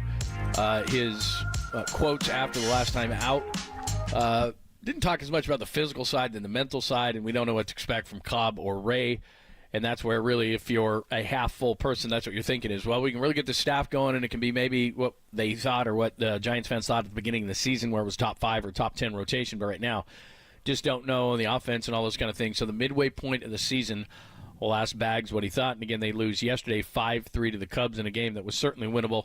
Luke Jackson gives it up because the bullpen is so fried. And that's another thing, by the way, we haven't even talked about, JD, is, as we project to the second half, when we say it in a positive sense with the starters, if these starters don't come through, kind of something that you were saying, which is this thing could crash and burn because – honestly, the pen is fried. The pen is flat out fried. And so for those who were mad about yesterday's game about Luke Jackson, I get it. He's got a 6.23 ERA, but he couldn't use anybody else because these guys are constantly being used with, those games in the Cubs series. You're talking about openers, and then right now Jordan Hicks, who's already over his career high in innings, he's 5 and fly guy.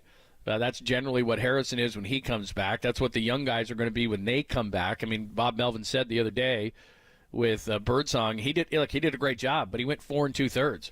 And the only guy that really gives you length right now is Logan Webb, and everybody else, it's either a bullpen game or 5 and fly, and the bullpen is absolutely getting thrashed through this whole process. They are, and they need Blake Snell back, and they need Blake Snell back and pitching at an elite level. And Bags wrote about it. I mean, the conundrum, as I read through, of, do you continue to max out the bullpen because you need to win now to make the games later in the year relevant? And if you do that, are you going to lose games later in the year because you tax the bullpen now to make those games relevant? It's the classic conundrum, and I'm paraphrasing what Bags wrote, but that was a part of his stuff from yesterday and the loss, and using Luke Jackson over maybe Duvall in that 10th inning. Yeah, and that's where they find themselves. I mean, it's a really dangerous game that they're playing because the bullpen's really good when they're using, their high leverage guys. I mean, Jelly's had a great year. The Rogers brothers have been really solid. Walker. For them. Right. I mean, Walker's been absolutely amazing. So when they're using those guys, they're fine. But when they have to go out to a Jackson because they just can't use everybody every day, and I think I'm a lot like a lot of the fans in this situation. I'd love to see one of the younger guys from SAC or something like that come up and pitch. I mean, everybody brings up Reggie Crawford's name, the young guy who's now at SAC and everything. I mean, you're going to put them in the middle of a pennant race. Now, look, I'm not a Luke Jackson guy, but it's, you can criticize Bob or whatever the case may be, but he's going to stick with veterans until it's just absolutely, positively, 100%. Well, we just can't run this guy out there anymore. That's just what Bob does. I mean, it's why Slater came back, despite the fact that everybody was complaining about Slater, and he's played pretty well since he's come back. He's going to give the veterans the chance.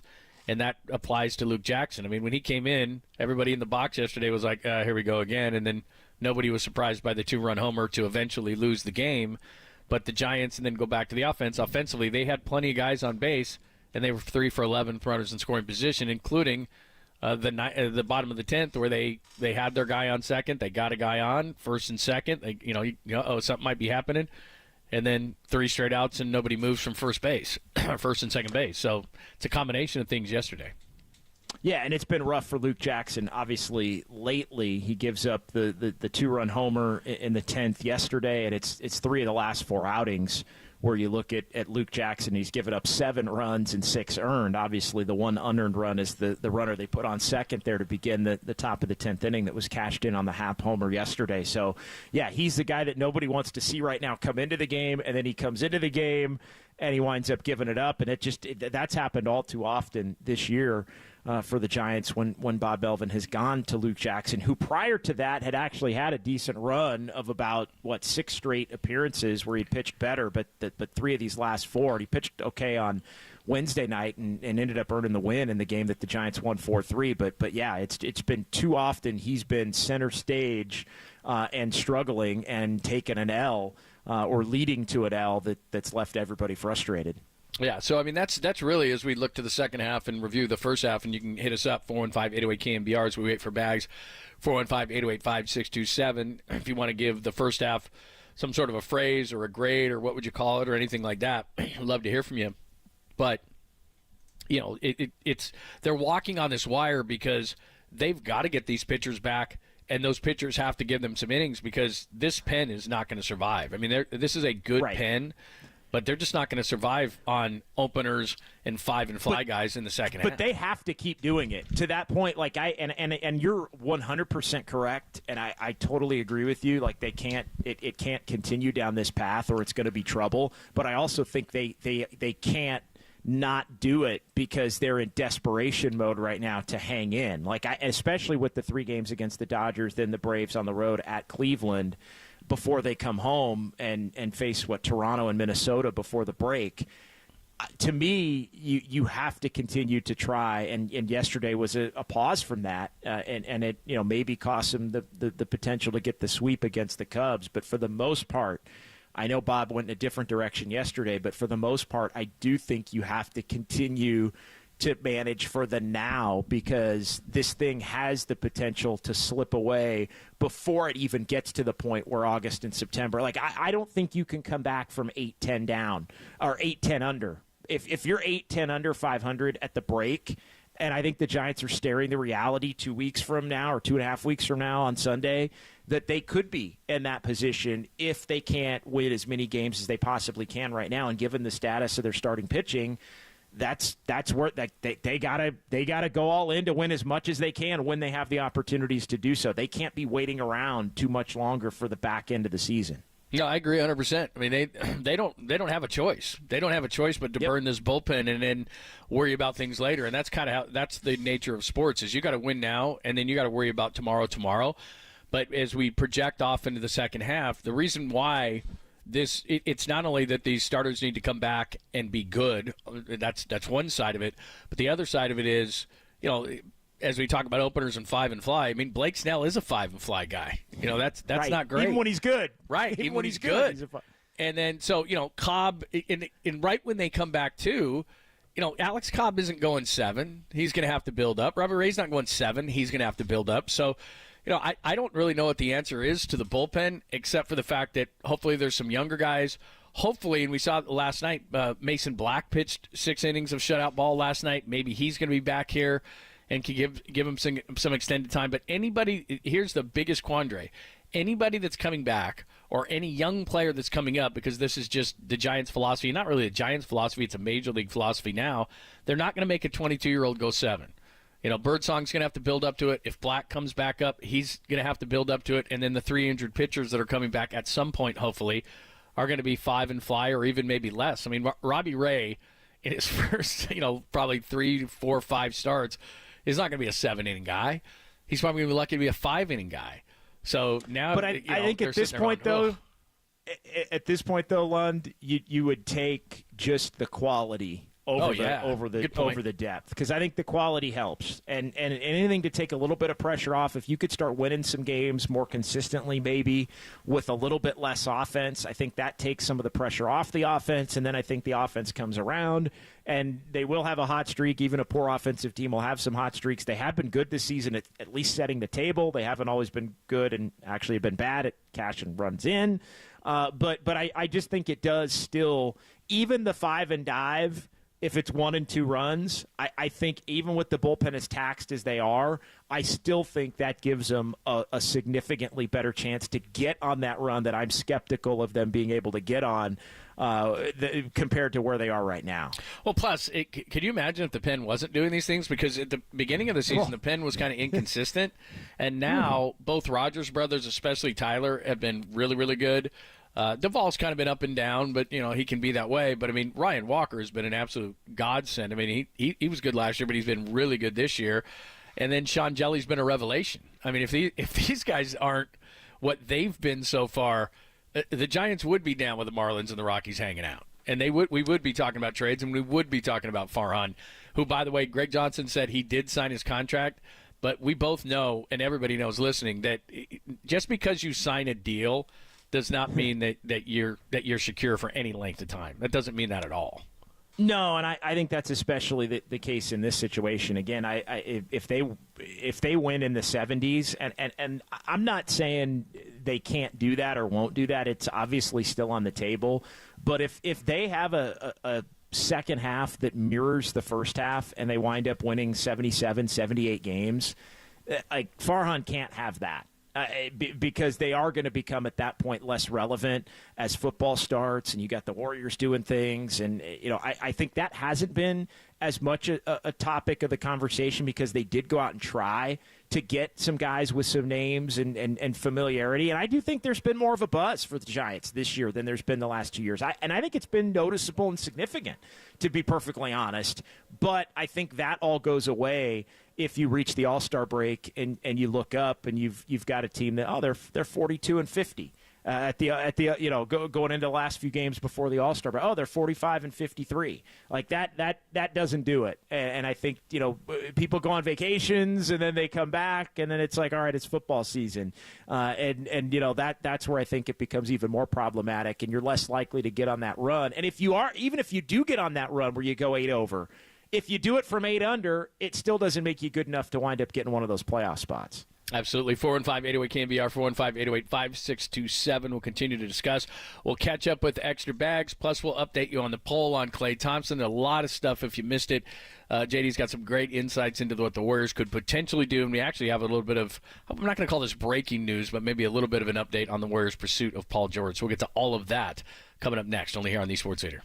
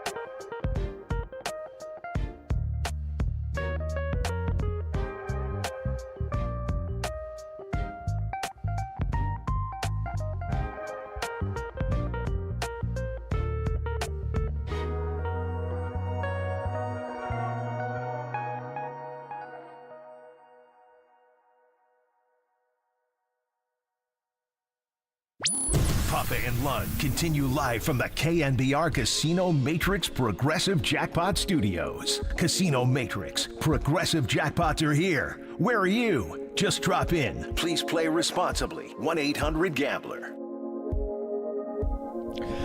What's happening? Thanks for joining us, Papa and Lund. You want to get into with JD in? If you want to get into a little bit of Giants midway point of the season, how would you phrase it? What kind of grade? Whatever you want to, however you want to throw it. Inconsistent has been the most thrown around term for the first half. So give us your thoughts. What is your optimism level? JD asked if they are closer to the bottom of the National League as all these teams are all bunched up. And we're not talking about the Dodgers or the Brewers or the Phillies, although they lost Bryce Harper yesterday on the 10-day. But that's not even in the zip code of where the Giants are. But all those teams that are muddled kind of in the National League, are the Giants closer to a wild card team or closer to the bottom up with the Marlins and the Rockies? So any of those questions you want to answer, 415-808-5627, 415-808-KNBR, both on the Golden State Lumber and Building Materials text line or the call-in line. Klay Thompson has taken center stage today. In fact, that is our Friday's big poll. He could be in another uniform come Monday because Sunday is signing day. So with NBA free agency starting Sunday, how are you feeling about Klay Thompson? Your choices on Twitter/X. Deuces, as in see you later. Young or new blood needed. Run it back on the cheap or pay that man. Right now, run it back on the cheap has taken a small lead. We love these kind of polls because they're close. 31% for run it back on the cheap, 29% for deuces, 24% young new blood, 16% pay that man. So it is close. So your vote matters. No, we're not going to talk about the debate. What? Pretty good. No, we're definitely not going to. We're definitely not going to do that. No, it looks. Yeah, it's very even right now. Look, I think him coming back would be the best of all possible options, but him coming back as part of a more major roster reshuffle. Like I'm definitely of the belief like that I'm just not. And look, I cover the team. I'm not necessarily a fan of the team, but like I just look at it unemotionally. Like I look at the player that, and I think Klay Thompson can help the Golden State Warriors, but it's got to be in the right role at the right number, and it cannot prevent them from doing something else that makes them significantly better, because keeping Klay Thompson alone doesn't make them significantly better. So, like, I don't, to me, it's not necessarily about deuces or even the attitude or trying to get a guy on the cheap. And look, there's some out there that believe straight up, and we haven't heard a lot of this on our station and in our conversations that when we've discussed it, but there are many out there that believe that the Warriors are flat out doing Klay Thompson wrong by making him go get an offer, by making him play it out, by making him basically try to explore these other options and trying to sign him essentially for the lowest possible number that they can to come in over the top of whatever else is out there. Basically, you set the market, we'll match it or beat it by a little bit, and that's going to be the number. And if you want to take less, take less. Some believe that that's not the way you treat a guy who's going to have a statue out in front of Chase Center at some point. That's not the way you treat a guy like that. I don't. It's hard to. This part's an interesting part of the Klay conversation because Joe Lacob, to me, I think is more Al Davis than Bill Walsh. He loves these guys. He loves these players. Hell, he loved James Wiseman. He doesn't want to move anybody. I Loves understand Kuminga. Loves Kuminga. So, I think he gets personally attached to these guys, and I get it. If you're the owner, you can do whatever the hell you want. But then I know that there's another side to him, which is this ruthless businessman, and he wants to win above all else. So this is going to be really his first test, because I'm sure that he lets the NBA people do their job. So, Mike Dunleavy and everybody else in the front office can do their job. But the difference is in these situations is anything with Steph, anything with Draymond, anything with Klay, it has to be approved by him. So if you're going to move Klay Thompson, ultimately you can have this, you can have this great deal, not move him, but let him go and not pay the money. You can ultimately have this grand plan, but then when it's time on Sunday, I don't know, Klay's agent calls Joe directly, because that's probably what he's going to do if Klay really wants to stay here ultimately, and say, okay, Joe, he's really leaving. Like, unless you stop this train from rolling, he's going to be in, Orlando or Denver or whatever the case may be. We've got a deal. So one last time, do you want Klay back?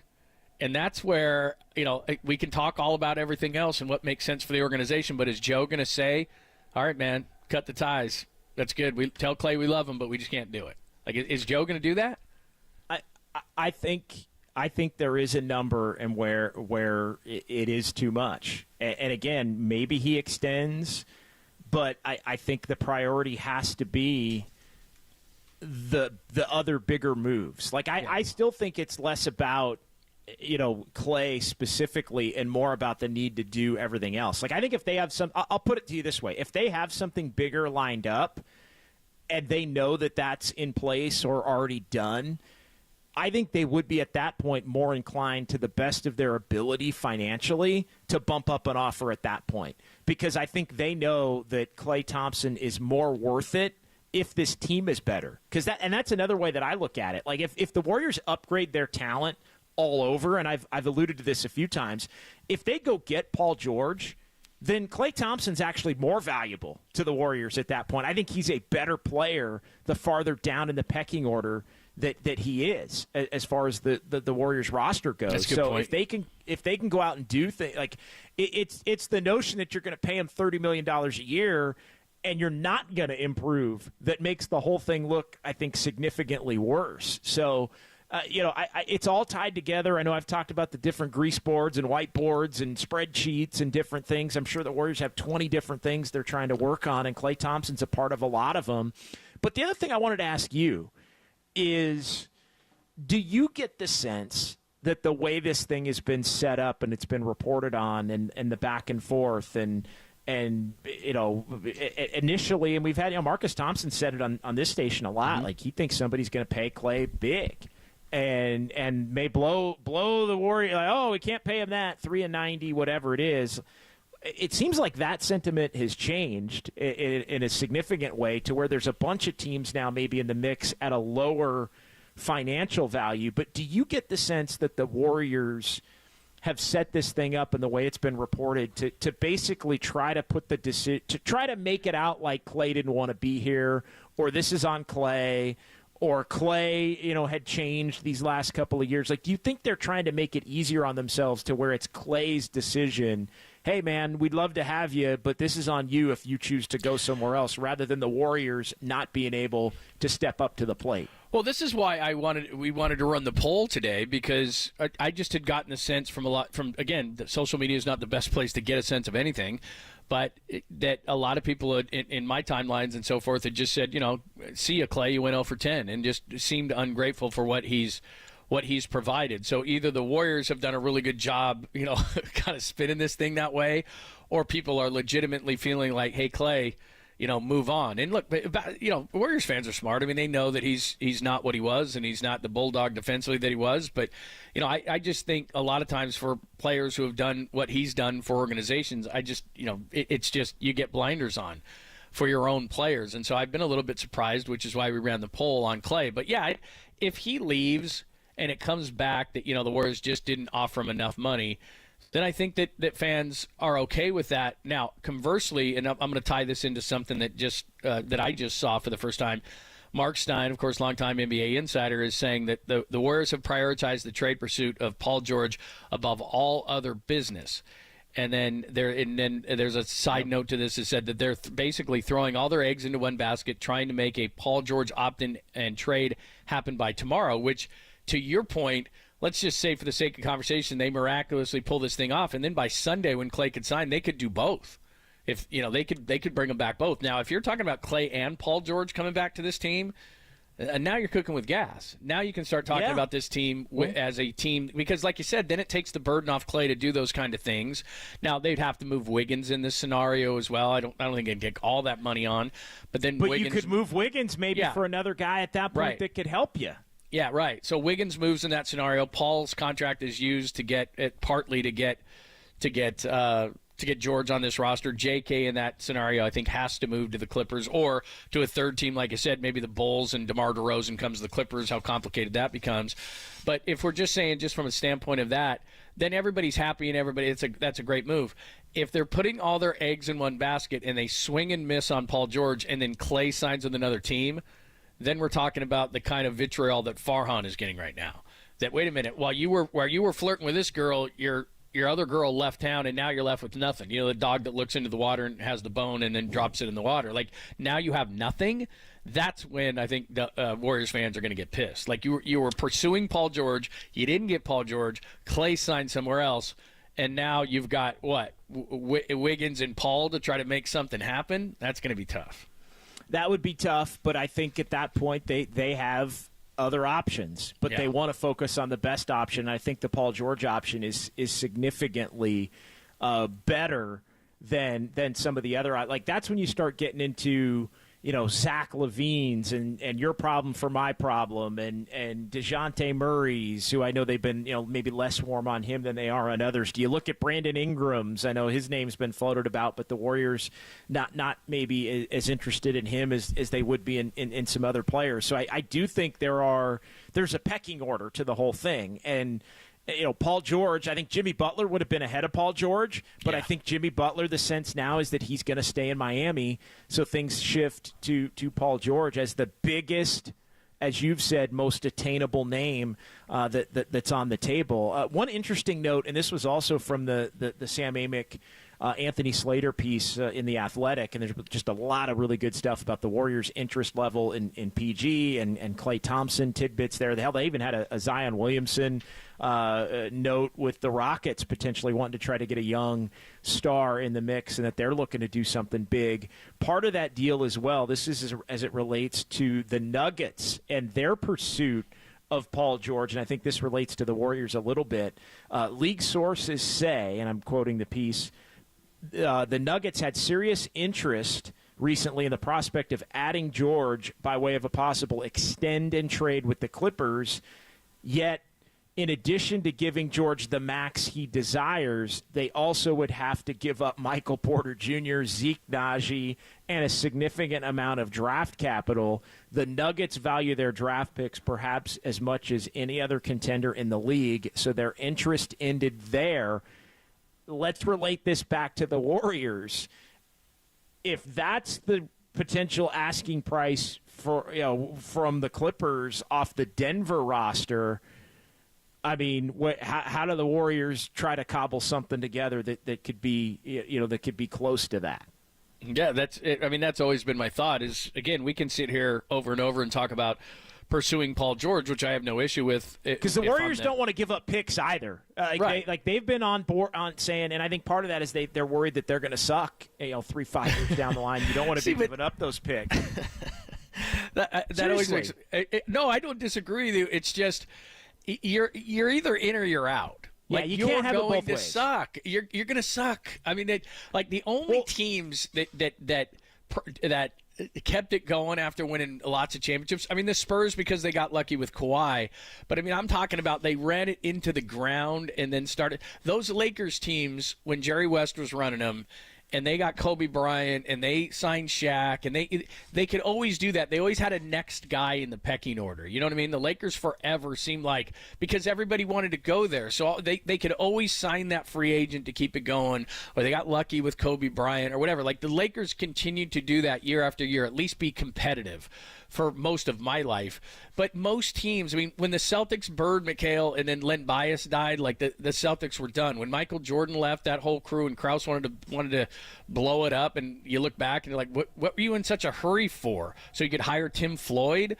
Like they've gone nowhere. I mean, it's the inevitable way that it goes. That especially in the NBA, where it's like, look, you're going to do all these moves and trade all these picks and do all these things to go all in.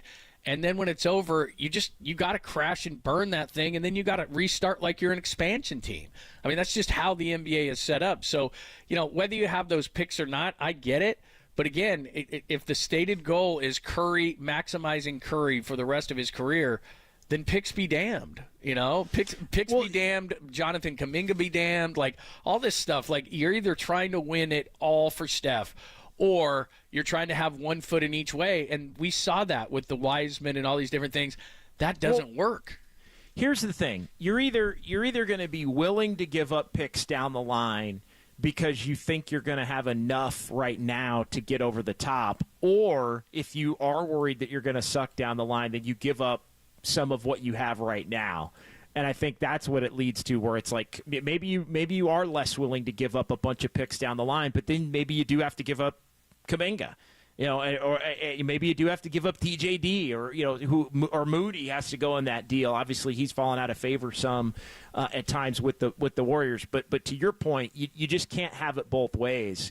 And I think too often the Warriors have tried to have it both ways, as far as they want to be all in on everybody, but they also want to win the deal, and they want to keep Kuminga, and they want to do this, and they want to be protected for the fact that they might not be a good team regardless of what they do 4 years down the line. To me, you got to worry about the now, and I've said this a lot, and you can't worry about the future. But I thought the Denver, and it made me think of you when I read this, John, because you've been, in many ways it can stop the conversation. The reason I think it doesn't stop the conversation is because I really do get the sense that there's a part of Paul George, as we look, and we had what Brian Windhorst had reported earlier, the three real options for Paul George: re-sign with the Clippers, opt in, force a trade to the Warriors, sign with Philadelphia outright as a free agent, opt out, free agent, sign with Philadelphia. They've got a max slot available to him. He's trying to get paid. I do think he wants to win, but I do think there's a realistic shot that they can get Paul George to say, I want to go to the Warriors. But then at that, so I think that's where it's been worth continuing to discuss. But then, as you've said, when you start looking at what it might take, that's where, if the Nuggets got shut down because they didn't want to include their future draft capital, picks in the 20s and things like that, along with Michael Porter Jr., who's their third best player, they're going to have to get creative if they're going to make this thing happen. Right. And here's the thing, too, from a Denver standpoint. I mean, I know Michael Porter Jr. is inconsistent, but I don't know that I'm going to give up all that capital in Michael Porter Jr. The difference to me with Kuminga is I think we know what Michael Porter Jr. is, and he's not Paul George. I get it. But if you're on this keep Jonathan Kuminga side, you think that Jonathan Kuminga can be a true one and lead the Warriors into the future. I'm just not so sure of that. And that, look, that's the risk that you take. But again, if the stated goal is maximizing Curry, then I do put Kuminga into that deal. I mean, I don't even hesitate to put Kuminga in that deal, but I understand the fans, because we're getting a bunch of it on the text line right now, even people saying, hey, Kuminga's better than George. I mean, to me, he's not. You can have your opinion, but he's not. No, he's not. And he's not going to be he's not going to be for years. Like that. Sorry, I didn't mean to cut you off. He's not, and if he is going to be, it's going to take a number of years. And by that point, Steph's going to be on to his next venture. And so that's what they really have to weigh here. But look, here's how I'm going to look at this. If they're pursuing Paul George to the level that all the reports now say they are, in other words, he is target number one, easily number one, and they are really being aggressive in trying to get him, they know what they're going to have to give up. And again, for those who don't know, and I know we don't want to get into the financial thing, they can't just sign him straight up. So you've got to give back to the Clippers, who are going to be willing to play ball with you, which I'm not sure they will. But Kuminga's got to be part of the trade. Because if you're pursuing him at this level and you think Kuminga's not going to be part of the trade, then you're fooling yourself.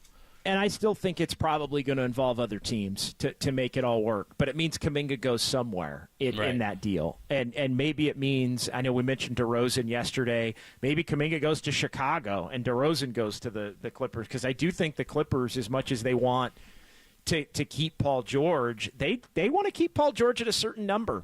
And I think they're testing this thing out in a sense to see, can Paul George come back to them and put the pressure on them to either up the ante if he truly wants to remain there. And that's where I think it's so fascinating, because Paul George does have the different options. He can sign straight as a free agent. He can try to force a trade, or he can go back if the Clippers make the offer that he wants there.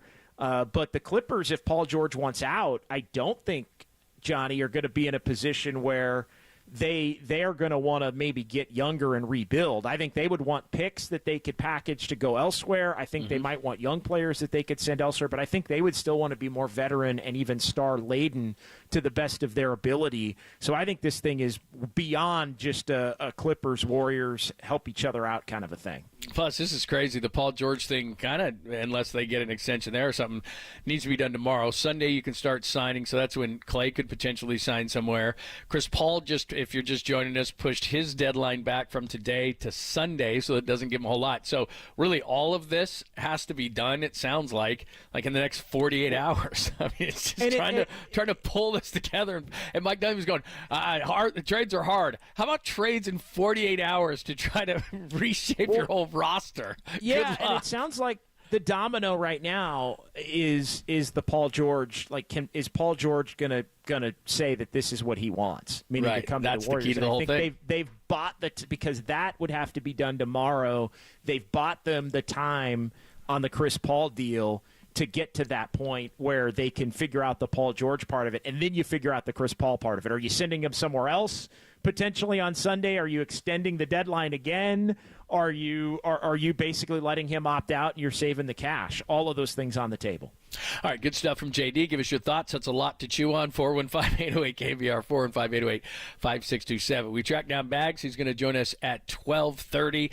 So we'll get into a lot of Giants talk, midway point of the season type stuff with Bags at 12:30, so don't miss that. But probably the biggest story to come out of the NBA draft, and I know that Warriors fans are chuckling about that. We'll do that next, then Bags at 12:30, only here on the Sports Leader.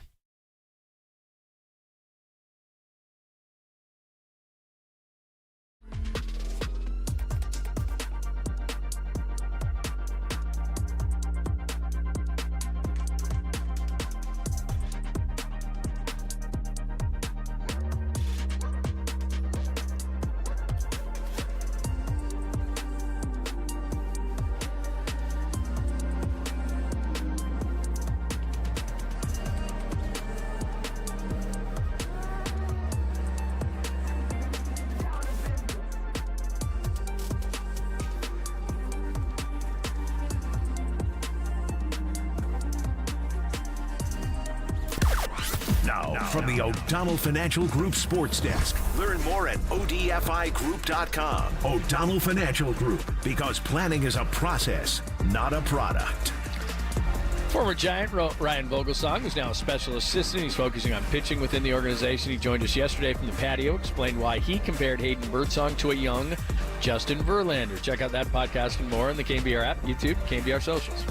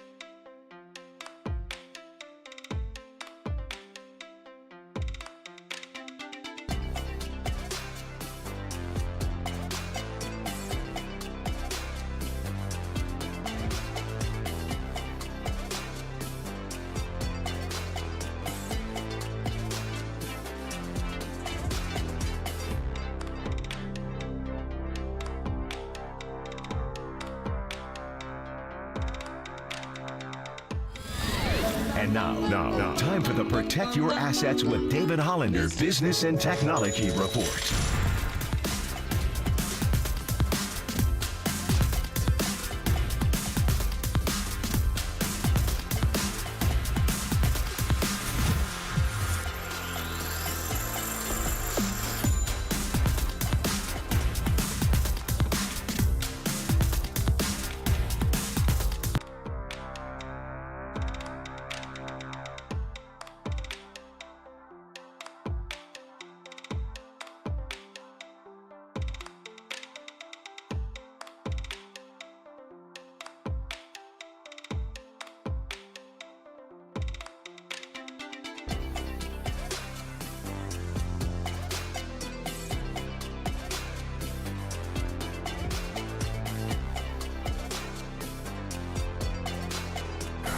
Dub Nation, filter out the noise and kick it with KNBR on the gram for everything blue and gold. Follow the sports leader on Instagram at KNBR. Right now, Rich Paul's calling teams, don't take Bronny James. He's telling them, do not take him, okay? Saying, don't take him. If you take him, he's going to Australia. So he has a plan and he has a place. That's Bob Myers yesterday. So weird. We'll get into that conversation in just a second and what's going on with the Lakers, which should give Warriors fans a chuckle. Bottom of the hour, Andrew Bagley is going to join us midway point of the season for the Giants.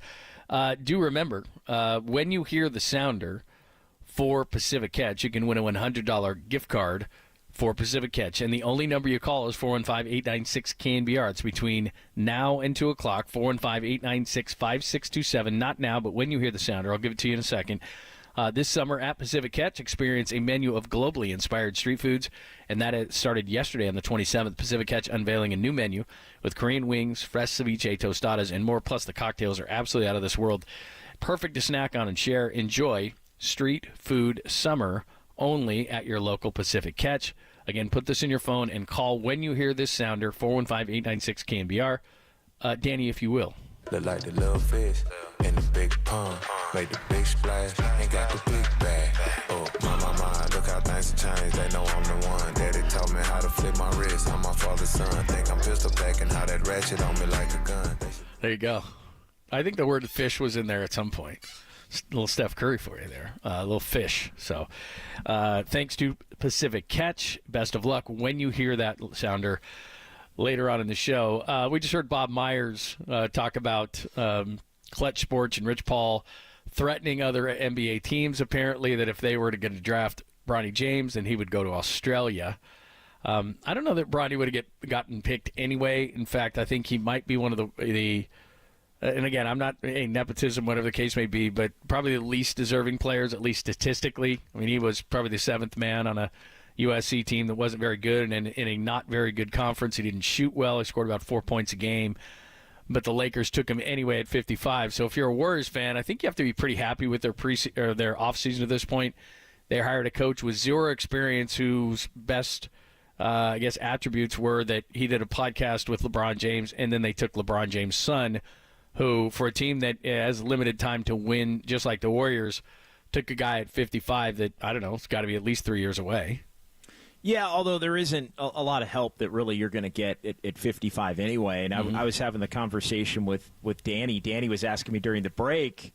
He said, "Hey, if you were a GM, would you consider just messing with the Lakers and saying, hey, I'll pick them. Like we'll own the rights to them, and if we'll make you trade. That team. Somebody could have done that. Somebody could have picked him and basically said, you want to go play in Australia, go play in Australia. Right, but I think and we'll call you on it, and we'll own your rights. So if you ever want to come back and be a Laker, then you're going to have to be traded to Lakers. Maybe we can get a little something for you. I think most teams just didn't want to mess with it because they don't think he's that good. I think that's the flip side to your point. Is it's like, and I think a lot of the league eye rolled at the whole thing, and the notion that Bronny James was a legitimate enough a player to even have the threats that he would be playing overseas would even matter to a lot of these other teams. So I think there was a little bit of a back and forth there where they were, trying to set up this narrative that Bronny James was sealing his own fate, or that the camp was sealing his own fate there. I think if a team really wanted him and thought he was worth having and here's the other part. I'm just speaking for myself, I wouldn't want the distraction of Bronny James as a back end of the roster guy, because that's what he would be. I wouldn't want that for my team. Like I would not want the constant media attention that is he playing? Is he not playing? Is he is he going to suit up tonight? Is he not going to suit up tonight? He's that level of player at this point. He's kind of a prove it player. So if I'm the Kings or the Suns or another team like that, Oklahoma City. I mean, they would never do it, obviously. But if I'm a team that is trying to be a contender, Denver, whatever. If I'm a good team, or even if I'm a team that's trying to go from bad to better, I don't want the spectacle of the national media coming in and asking a bunch of questions about my 13th man every single night. So I would have stayed away from it from that standpoint, no matter what.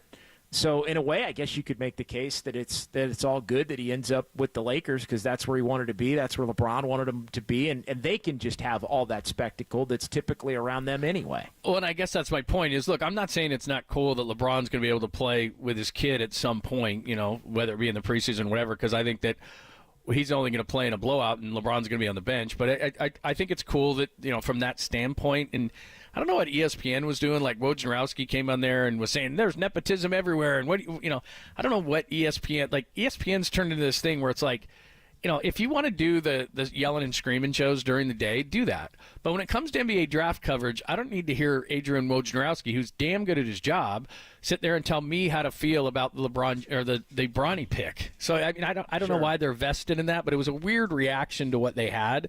Anyway, that all aside, I just feel bad for the kid, to be honest with you, because I think that he could have gone anywhere, like you said. And if I were him, I would have just said, look, please don't pick me. Like I want to do this on my own, and whether he can play or not. Look, I saw him play probably 4 or 5 times at USC, and my son saw him play live at Arizona State, and we all came to the same conclusion. He is by no means ready for the NBA and should have went back. But now that he's made the decision that he's made, now everybody's getting, it's nepotism, and he's not going to be able to ever be on his own, really, as long as he's with the Lakers.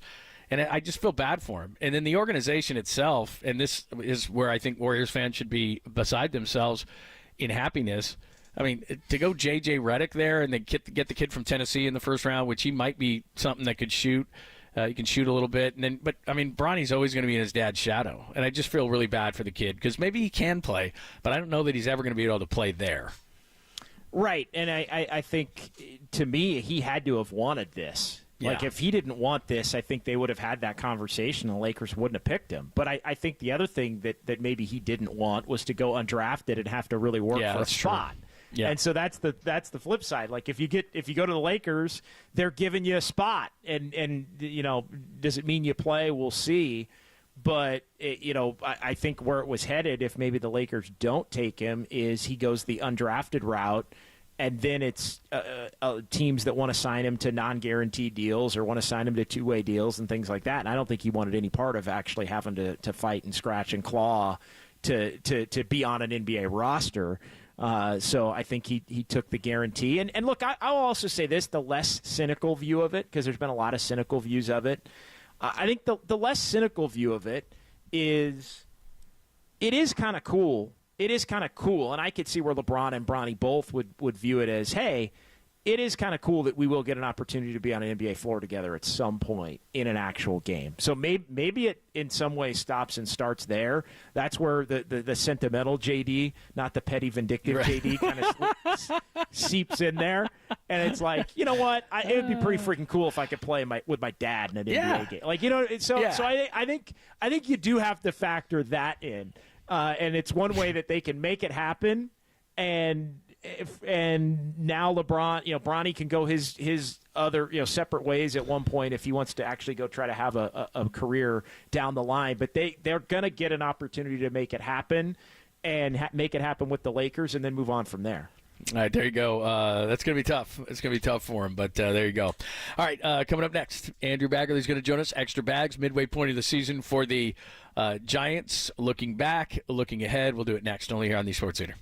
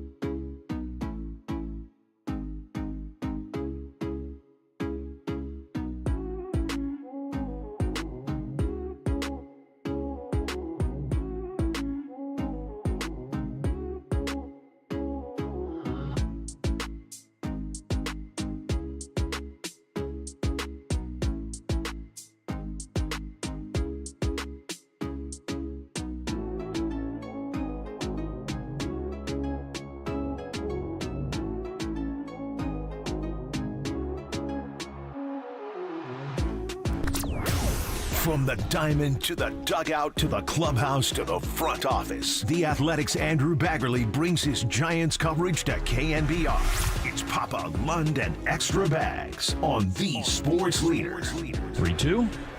And that is in there for a called strike 3. Change up, got Bush looking. So there's the first big league strikeout for young Hayden Birdsong. 2 down. Of course, that's Dave Fleming. We had Hayden Birdsong out on the patio yesterday when we were there. It was a lot of fun. The Giants take 3 of 4, and we're just past the midway point, so we'll ask Andrew Baggerly about what his thoughts are, the Giants at this point, and looking ahead to the second half. He's got a great piece out now talking about the relievers, if they're going to burn these guys into the ground, and when we could get some pitching back, all that kind of stuff. And Bags joins us courtesy of the Uma Guest Line. How are you? Hey, I'm good, guys. How are you? Yeah, we're good. So before we get into all the particulars, and we want to talk about the relievers and where everybody is and injury updates with Lamont Wade Jr. coming back today, but you're the perfect guy to ask this. If you had a word or a phrase, it's been uneven, there's no doubt, it's been inconsistent, but what word or phrase would you use to describe the Giants' first half? Nausea-inducing? I'm not sure. I knew you'd come up with something great. I guess you said one word. I'll go with dyspeptic. How's that? Wow. I don't know. They just, it's just, I would say unsatisfying. Dissatisfying, dissatisfactory. I'm losing what's a word and what's not. It wasn't a very satisfying first half because they had some good results and they certainly had some really nice moments. And, there's been some great stories, too. I mean, the story doesn't get much better than like a Spencer Bivens, taking the path he took and persevering and getting to the big leagues and actually being a pretty darn good relief pitcher when he gets here. There have been some good moments along the way. There have been some exciting games. And, we had the Rick Wood game, which I think is something no one's going to forget being a part of. And, every season you're going to have ups and downs and you're going to have, a lot of really forgettable nights and really kind of ho-hum games, and there'll be the ones that stand out, and those are the rewards for hanging in there. And this team has not really generated a lot of momentum yet. I mean, they've won 4 in a row, I think twice. They had a chance to win their 4th in a row, yesterday, and weren't able to see it through. But they really haven't gotten on that run yet. And I think we all know that there's been a lot of underperformance, and you can look at the silver lining of that, which is this isn't a team that's played over its head to be 2 games, under 500 or 3 games under 500. They've kind of underachieved to get where they are, and the entire National League is really underachieved. So, they're very much in this. And, if you're an optimist, you look at a trade market that's probably not going to have a whole lot of people moving just because there's not that many teams that are just out of it. And the Giants are sitting there with, Blake Snell and Robbie Ray and 2 guys that have won the Cy Young Award in the last couple of years. And they, they can say, with a reasonable degree of certainty that, both those guys are going to make a positive impact for them. And so maybe they'll get as much of a push as any team can hope to get out of all these teams in the National League that are, trying to make a play for these wild card spots. So, there's reasons to not be so doom and gloom, but, whether it's watching Jorge Soler just foul off pitches down the middle or with a chance to put a game away, or, watching Wilmer Flores really have a tough struggle of a season, or, Jung-Hoo Lee getting hurt. I mean, there's been a lot of disappointment. There's been a lot of things that have not worked out so well. Blake Snell may be the most disastrous of them all to this point. The full referendum isn't in yet on what his contract's going to be, but obviously hasn't worked out to this point. So, I think you just have to say it's just not very satisfying. Well, and I would sort of follow up, and I want to get your take on is this team closer in your estimation to the team they look like when they lose as opposed to the team they look like when they win? And I know there are pieces coming back, and that has to be factored into the calculation as well. But I feel like when they've lost, it's looked really bad for the most part. And when they've won, there's been some miraculous to it, right? Exciting, some of the comebacks and those kinds of things. But they haven't had nearly enough of those, hey, the Giants won 5-1 today. And the starter went 5-6 innings. Bullpen was pretty good, got a couple clutch hits. on to the next day. So what's your view of all of that, and are they closer maybe to being the team that they look like when they lose versus the team that they look like when they have won? Yeah, I think it's some of both, and I think what you touched on is a big one there. They really haven't had a 5-man rotation all season, and now they're basically at like a 2-man rotation.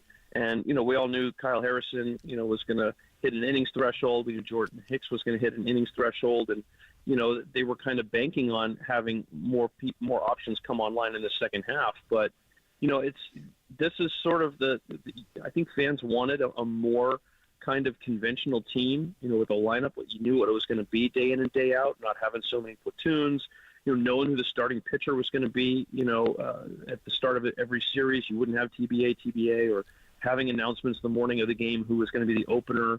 And, it's kind of feels like the Giants are right back to doing what they did last year in that respect. And that's really, it's different. They're not really trying to, I think, make the most of what they have as much as just trying to survive. Given the injuries that they've had.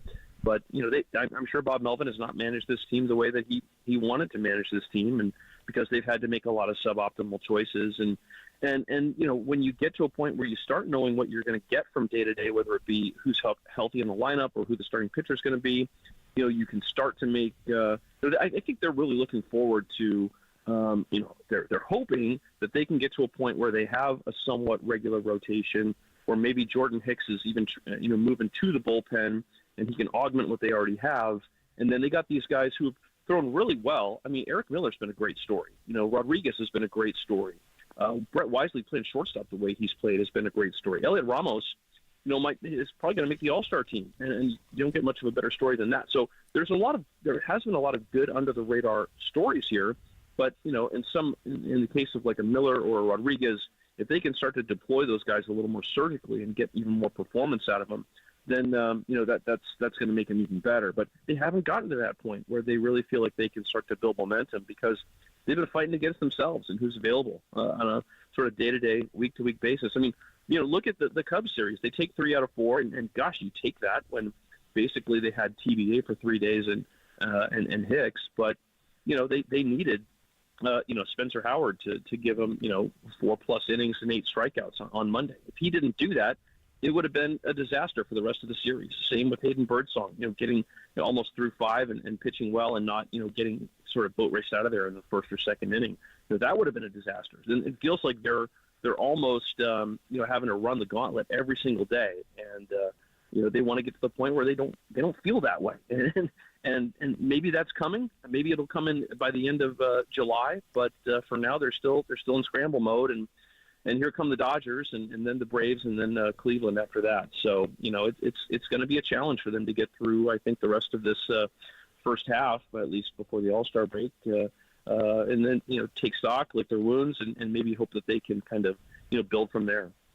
Andrew Bagley Jonas talking about the Giants in the first half, and then ahead to the second half, where, as you point out, and I know you were talking to Bob about this in the post game. Look, they had to use Luke Jackson yesterday, and he gave it up. He was only going to use Duvall if it was going to be a closed situation, and I know people get frustrated, but this bullpen is completely burned out, so it goes to the guys that are potentially going to come back, with Blake Snell, who wasn't overly encouraging in what he said or what he did last time, and he's going to pitch in Sacramento tonight, and then you got Cobb and you got Ray, and it would be great to get all those guys back. And then you mentioned Hicks, who pitched yesterday, who's already over the limit. They're going to be slow with Kyle Harrison. It's a real puzzle that they're playing with here, but what can be reasonably expected out of the 3 guys who could potentially come back and help this thing in the second half? Yeah, well, and to be clear, I mean, they didn't have to pitch Luke Jackson. They could have pitched Taylor Rogers, who has closing experience and definitely has not been used in a leverage role, but has pitched well. I mean, I know he's not throwing 95 like he used to, and I think they make a lot of decisions based on how hard guys are throwing these days. But I mean, he's been pretty good all year. He's got an ERA in the 2s, and has been pretty reliable. And they could have gone with the Jelly for a second inning as well. But I think if you go a Jelly a second inning, then he's not available. Today. I guess it's definitely, I think, to go to Luke Jackson, given the way he's pitched. I think that the criticism is most certainly warranted there. I think that any fan who's frustrated by that decision has every right to be.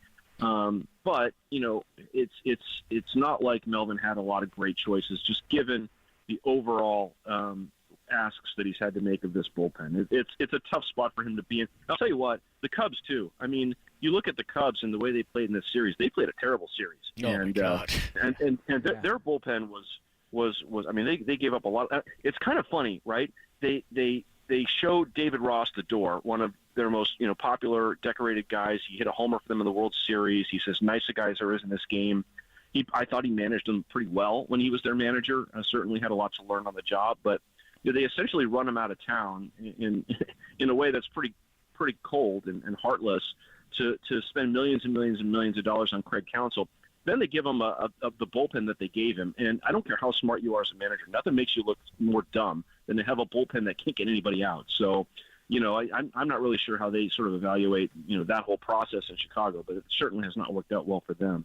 But yeah, it's tough when you're a manager. I think a lot of times you end up looking as smart or as dumb as well as your bullpen does or doesn't do. And the Giants have gotten a lot of performance out of that bullpen, but they've had to ask a lot out of that bullpen. And the other thing that I would say that's a criticism of watching this team is they never seem like they're the best team on the field. You never watch the Giants play another team and go, oh, the Giants are better than the team they're playing against. I really haven't gotten that sense all season, even when they've played some of the teams that are out of it, like the Rockies, and part of it is they've given up like 90-something stolen bases, and last year you had Farhan Zaidi look at their stolen bases, and they had the fewest in the major leagues, and he's like, that's a smoking gun, that can't happen, and you look up and they're last in the major leagues in stolen bases again. So that doesn't really sort of it's not like a damning thing. It doesn't mean that they can't win, but it's you look up and that shouldn't happen.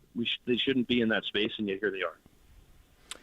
All of that being said, how equipped are they to handle and how pivotal are the next three series? And I know you could even extend it beyond with the Twins, the final home series before the All-Star break. But speaking specifically, Bags, to the Dodgers series, going to Atlanta and Cleveland, they haven't played well on the road. How do they set up for this stretch, and how pivotal do you think it'll be toward the rest of the season after? Yeah, I just look at it as treading water. If you don't want to be in a position where you have to sweep those series, and they're not in that position really, just given where the rest of the league is. I almost think the Cubs series is more important because they needed to take 3 out of 4 to win the season series and take the tiebreaker, and they did. So that to me, as we saw the wild card sort of unfold last year, who held those head-to-head tiebreakers was huge because they don't play those out on the field anymore. And so, right. Whether it's the Cardinals, they're going to have to play them 3 games to end the season. They already lost 3 to them, so that's going to be a season series that'll be tough for them to win. Obviously, they can't win it outright at this point. Or whether they're playing the Nationals or the Mets. Those games I think are almost even more important than the Dodgers. We all know the Dodgers are going to win the division, so Atlanta's probably going to coast to that first wild card given where they are. So I think that these games aren't necessarily maybe as important as some of the games they have later in the season against those teams that they will be in wild card contention with. Even teams like the Pirates are still in it. So for me, I just think that they just have to tread water. Try to win 2 out of 3. If you don't, try to take 1 out of 3 and win 2 out of 3 in the next series. If they can just get to the All-Star break right around 500, I think that that's a perfectly acceptable place for them to be. And then, they can hope that their plans sort of, I guess come to fruition and they get everybody back and they become the second half team that they sort of thought that they'd be all along. Finally, before we let you go, Lamont Wade Jr. Coming back tonight. How big of a deal is that to you? Yeah, really big. We haven't really seen, Lamont in there, since Elliot Ramos came up and started doing what Elliot's doing, not for any length of time. And so, you start to think about, you add those 2 guys together and, with the on-base fuel that Lamont gives you and Ramos impacting the baseball, that could really be, I think, a nice little momentum boost. They could sort of accentuate each other. And this lineup is still, it's been okay. I look at what people are saying the Giants need to add, and a lot of people are saying the Giants need to add a hitter. And really, if you look at and break down their entire team, they're scoring enough runs. They're not scoring a ton of runs, And if you're putting a lot of pressure on the bullpen, one way to reduce that pressure is to put up an 8-spot, 9-spot, 10-spot, every now and again, and make it easy to coast to the finish line, which they haven't done a whole lot of. So, it's like any team. You need to be able to follow a lot of different scripts, I think, to win a baseball game. You can't just win them all 2-1. You can't win them all, 10-9. You got to be able to win in different ways. And, they're probably going to have to win some games here in the second half where they outslug people. And getting Lamont Wade Jr. is probably about as big a boost as that offense could get. And they're probably a little closer to full strength there with the other inputs that they've got, and maybe that's going to be something that can really put some wind in their sails. Great stuff. Bags, thanks for the insight as always. We'll see you out there this weekend for the Dodgers series, and we'll talk to you next week. All right. Have a good weekend, guys. Thank you. Thanks. You too. That is great Andrew Baggerly. Some great stuff that he said. We'll talk about that in the 1 o'clock hour. We got a foreplay for you at the top of the hour. And, oh, by the way, the Pivot podcast has released that audio for Brandon Ayuk, and Brandon Ayuk also had another social media thing up today, so we'll play that for you as well as part of the foreplay. Also get into a little bit more Warriors if you've missed those conversations today, and Bob Melvin talking post game about some of his thoughts on the first half and the second half of the season. We'll do that in about 15 minutes. Pop and Lund, JD sitting in only here on the Sports Leader.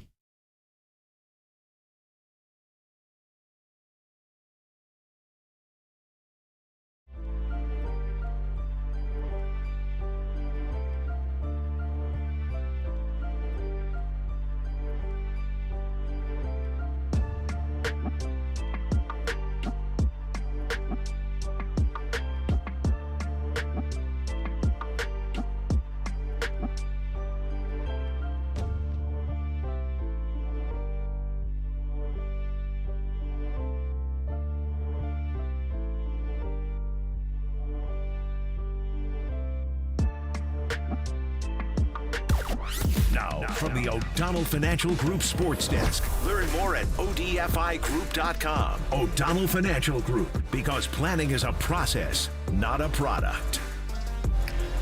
Sam Gordon of the Chronicle. He joined Murph and Marcus this morning, explained why the Warriors traded out, then traded back into the second round of the NBA draft. Check out that podcast and more. The KNBR app, YouTube, KNBR socials.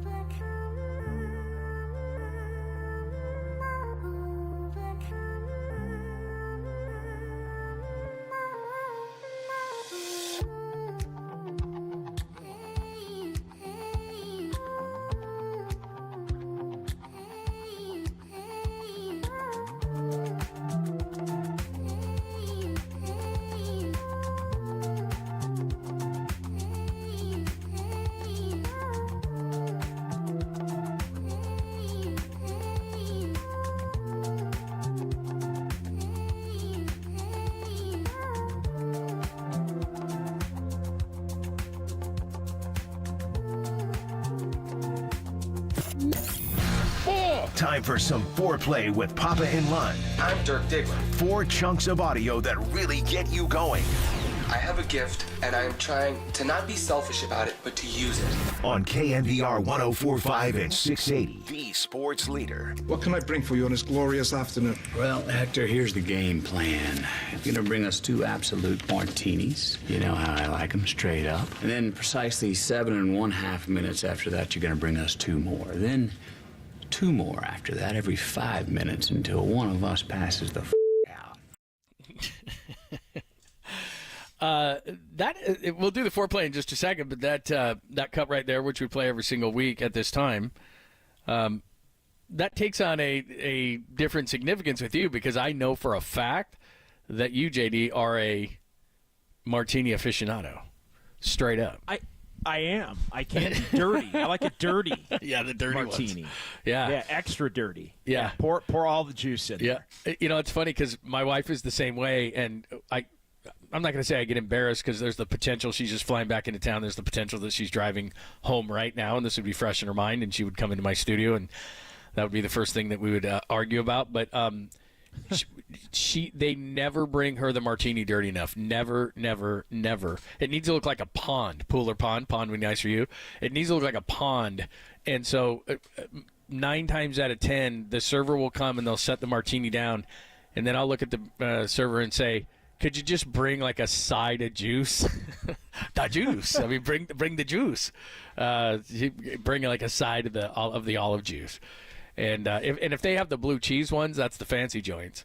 That's what we're talking about. The blue cheese are solid. I love a blue cheese. Man. Love an onion. You might get a little onion, garlic, olive in there. That's a good call. Oh yeah, those are nice. I got a lot of different olive options in my martini, John. One more, and then we'll get to the foreplay. I promise. Do you start with martinis or end with martinis?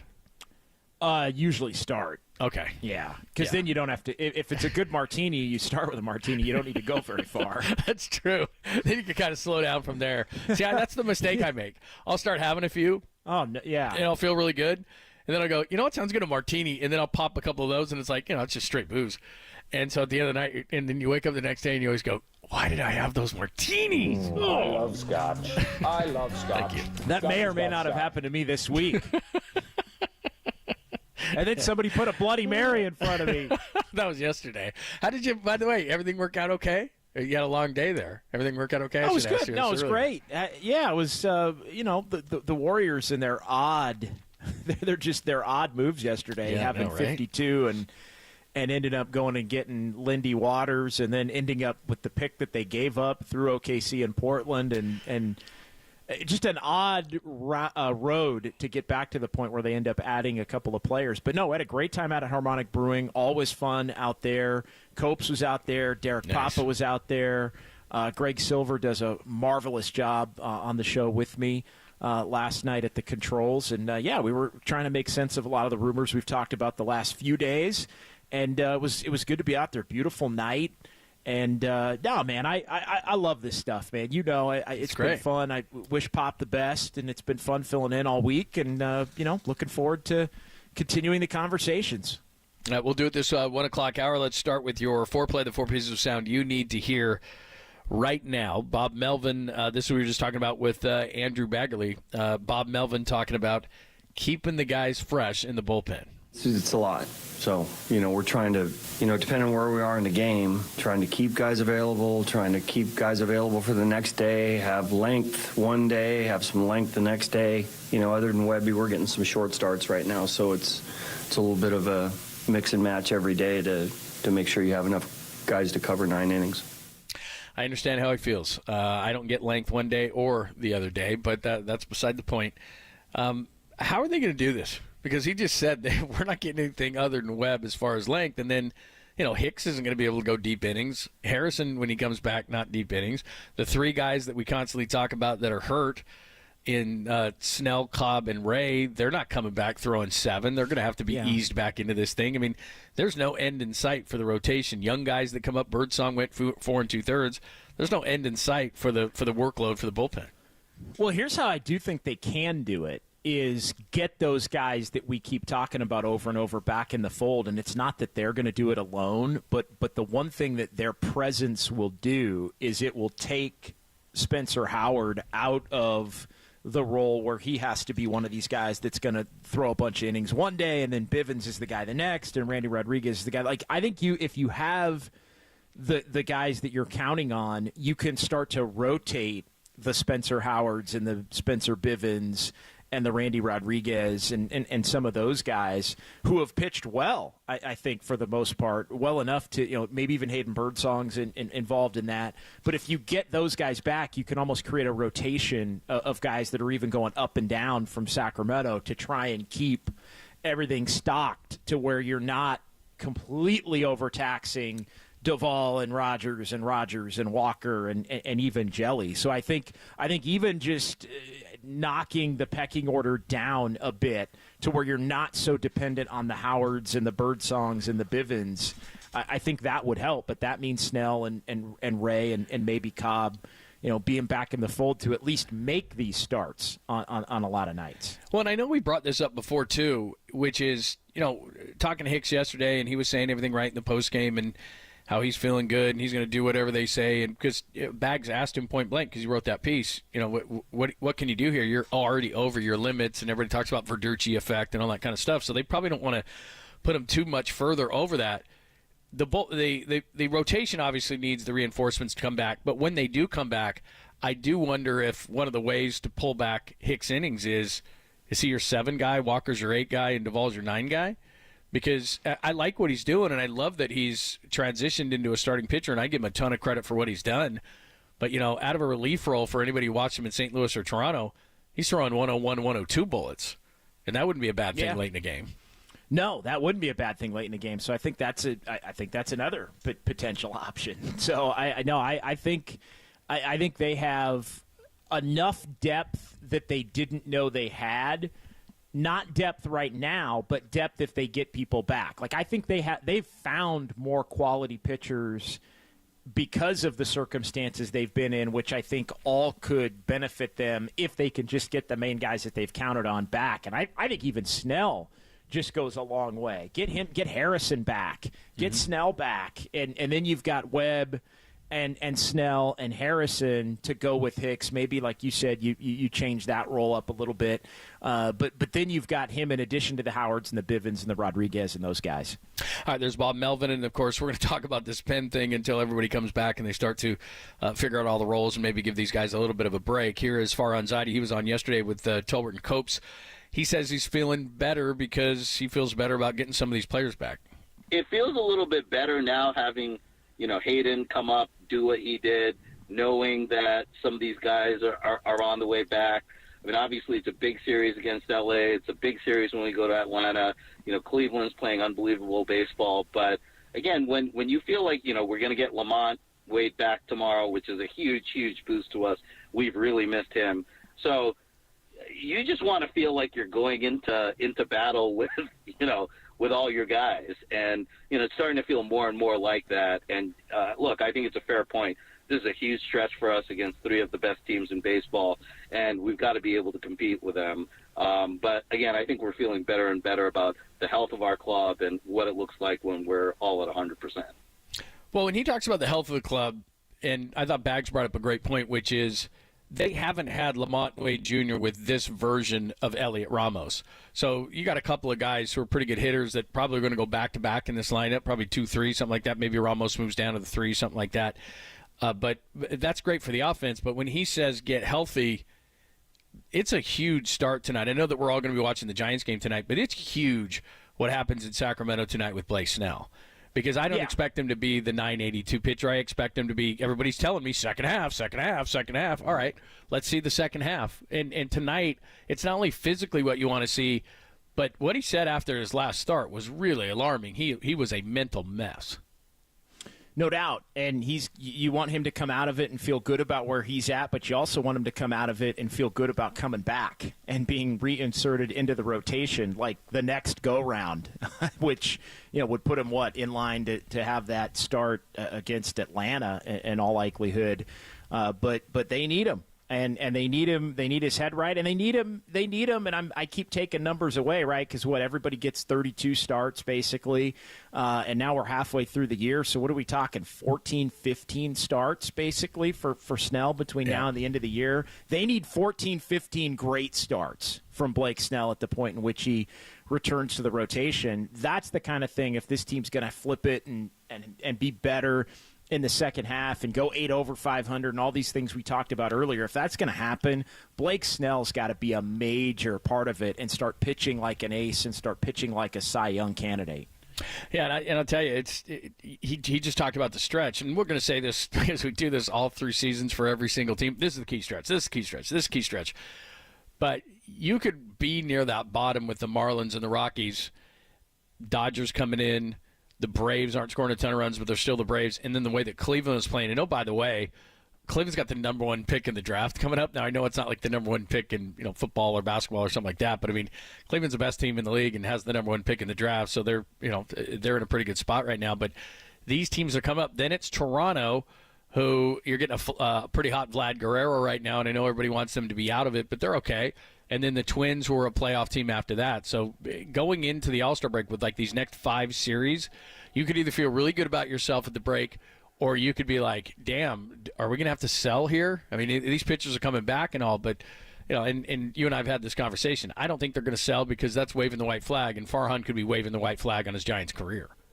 Yeah, I don't think they're going to sell, but it would be really deflating if they are 8 games under 500, basically 8 to 10 games under 500 at the All-Star break. And I think if they don't get it in gear, and that's where I disagree with Bags a little bit.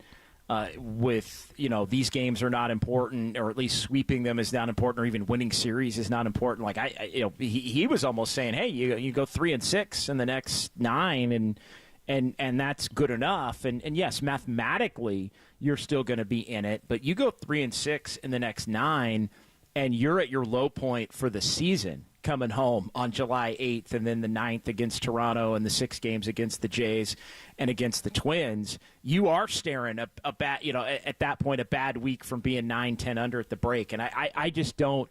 I don't think that's something that this team would be able to overcome, even if they are a better version of themselves, let's say, for the final 65 games or so.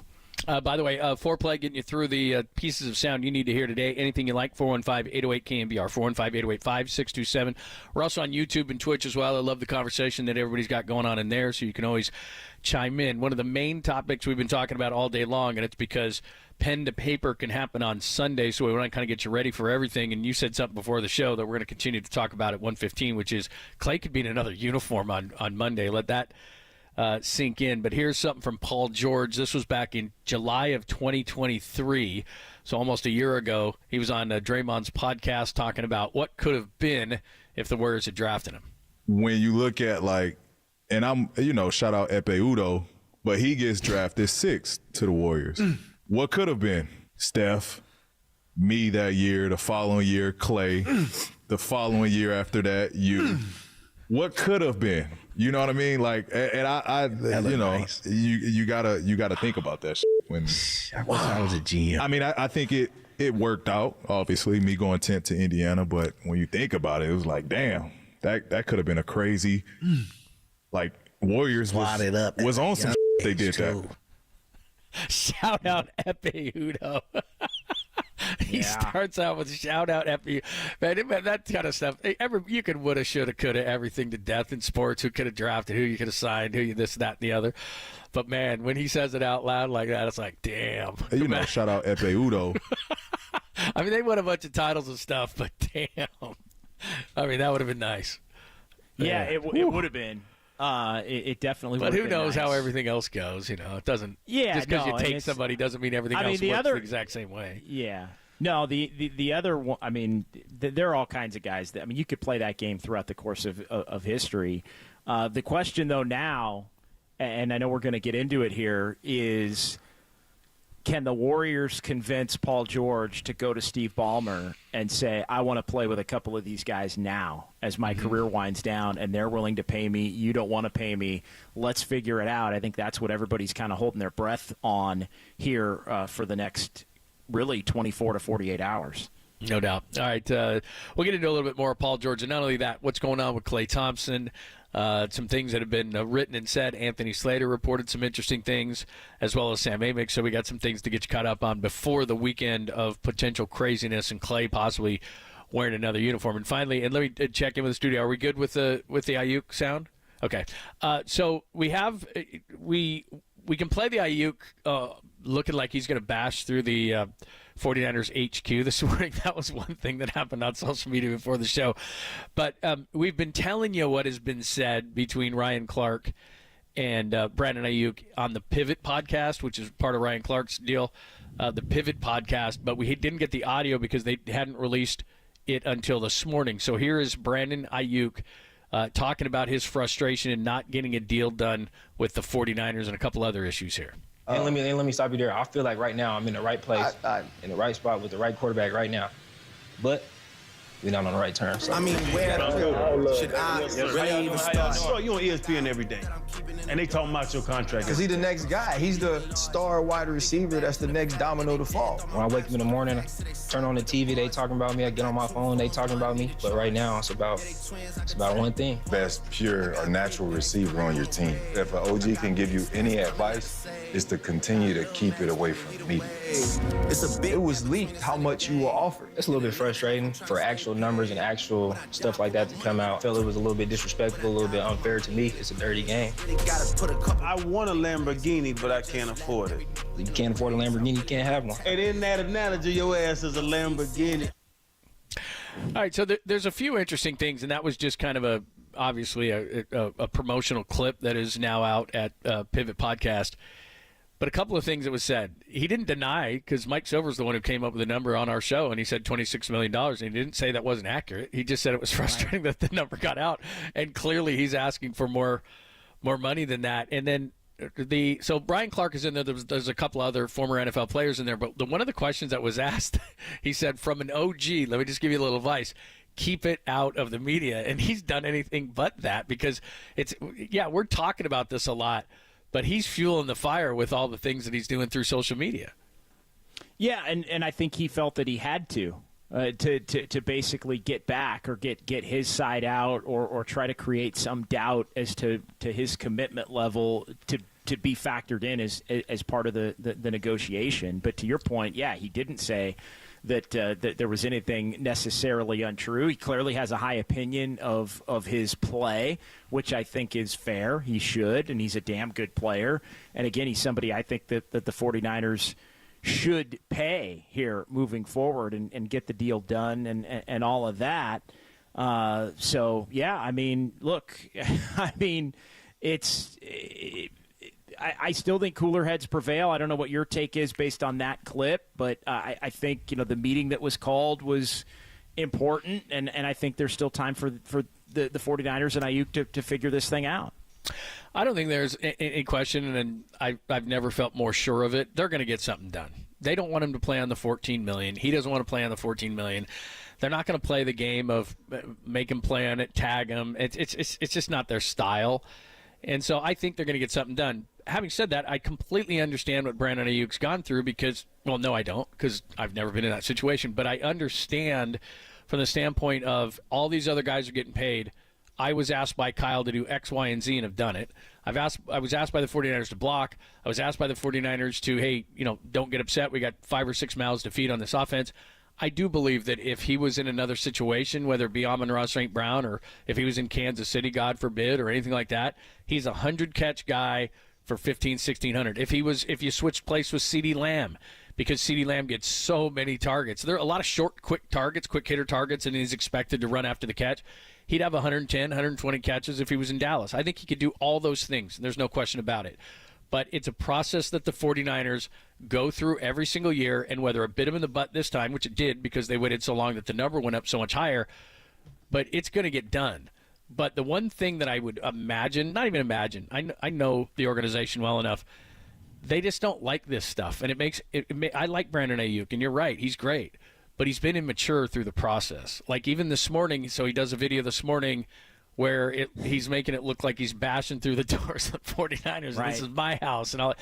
Like, I get it, dude. But you're not. I don't know. Are you trying to curry public favor? Like, what are you trying to put pressure on the Niners? They don't feel that pressure through social media. Like, you should know. And he's talked to Debo. He's talked to Kittle. He's talked to all these guys who got these deals done right before or right at camp.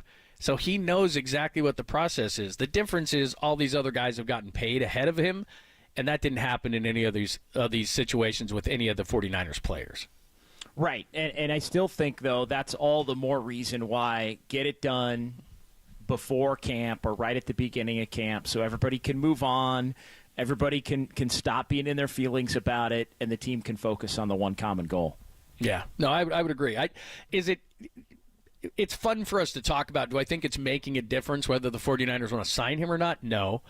But I also don't think it's making a difference in them trying to hurry up the process. So, again, I would ask, what is he accomplishing by it?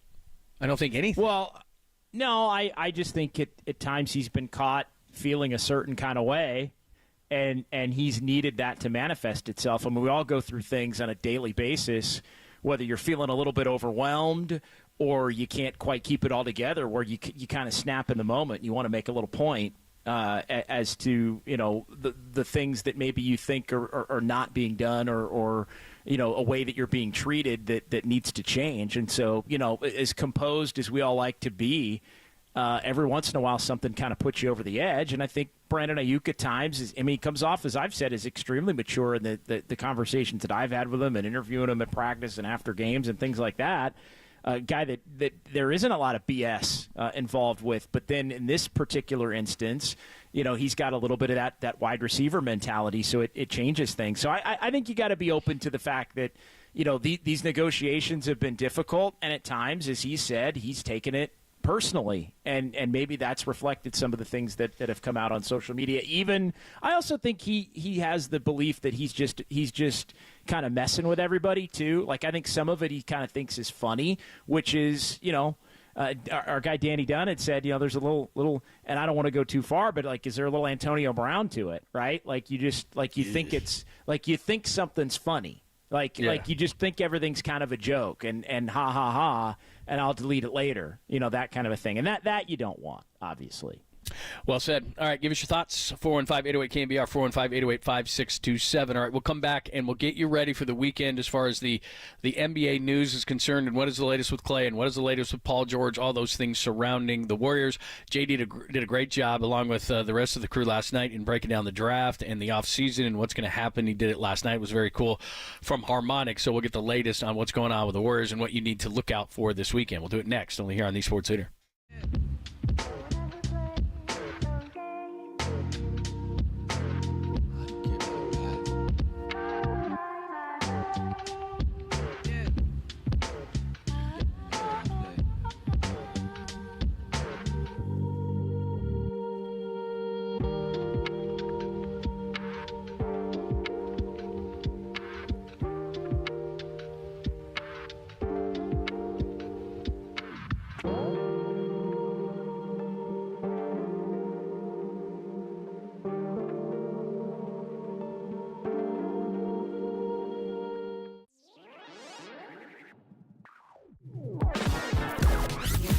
From the O'Donnell Financial Group Sports Desk. Learn more at ODFIGroup.com. O'Donnell Financial Group, because planning is a process, not a product. Far Anxiety, of course, president of baseball operations for the Giants, joined Tolbert and Copes yesterday, discussed the Giants rotation and when we can expect to see Blake Snell, Robbie Ray, and the rest. Check out that podcast and more. KNBR app, YouTube, KNBR socials.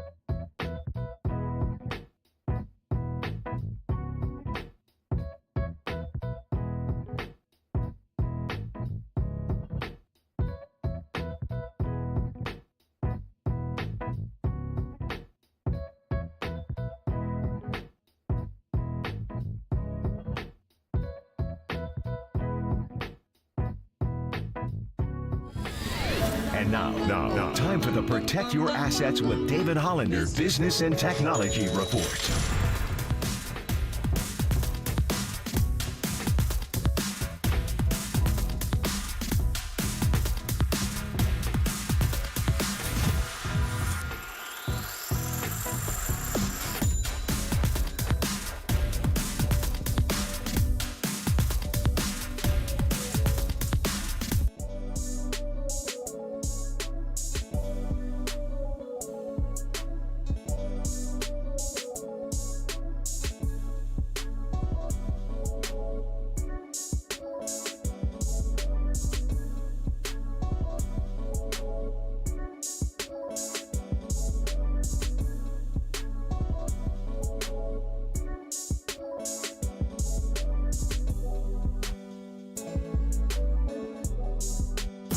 Do yourself a favor. Download the KNBR app on your smartphone. You'll be glad you did. This is KNBR 104.5 FM and 680 AM. Thanks for joining us. Pop and Lud with JD sitting in, and then Pop's going to be out on vacation the next couple of weeks, so we'll have a great group of folk. You're going to be in some of the time too, right? Yeah, I wish I was doing Monday with you, but we've got our free agency special coming up from 6 to 9 on Monday night, so I'm going to be in that slot 6 to 9. Then I'm back with you on Tuesday, next Tuesday. So, we're going to skip Monday. You probably need a break from me at this point anyway, and then we'll reconvene on Tuesday. It's the other way around. We'll reconvene on Tuesday and then go from there. I think I'm with Murph on Wednesday. We're getting up early. Yeah, getting up early Wednesday, and then we're into the holiday at that point in time. But this week has been fun. Obviously, wish Pop the best as he heads out on vacation. And he'd been a little under the weather the last few days as well. So we hope everything's good with that. But it's always fun anytime I get a chance to work with you guys. Absolutely.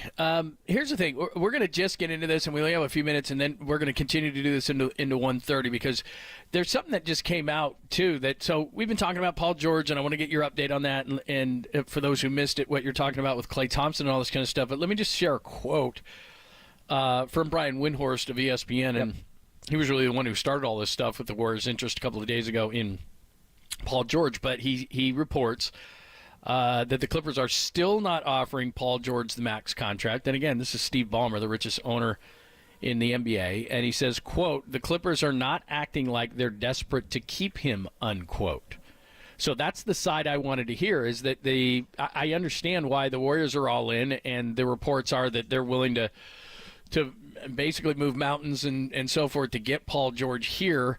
And the only thing I was wondering about is, here's a guy in Steve Ballmer, is the richest owner in the sport and is opening a new arena. Why the hell wouldn't he want Paul George, who's from L.A., on his team? But if Brian Windhorst is accurate, and again, the Clippers are not acting like they're desperate to keep him, quote unquote, so the plot thickens.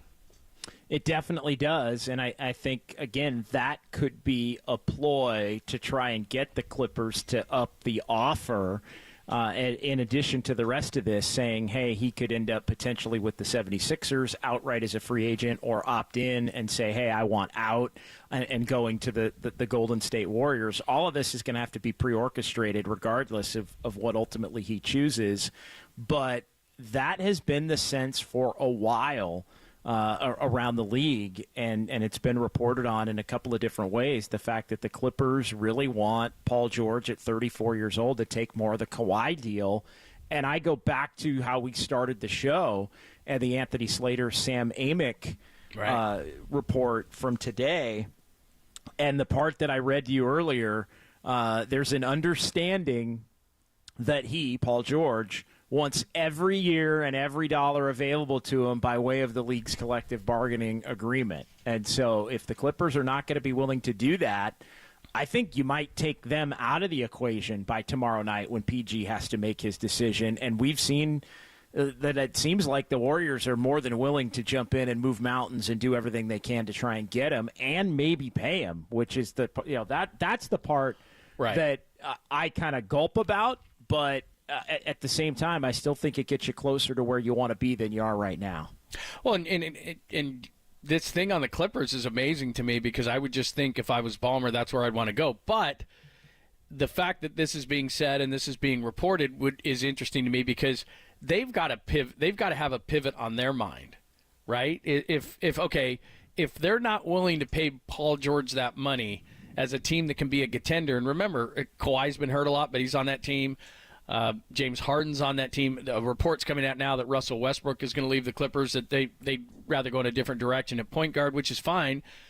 But they've got to have a pivot on their mind. So is their pivot something that could come from the Warriors? Is that, as you've pointed out, where Kuminga is more of a rebuilding type team kind of a guy at this point, unless you think he's going to be the number 2 player to Steph next year, and I don't think he is.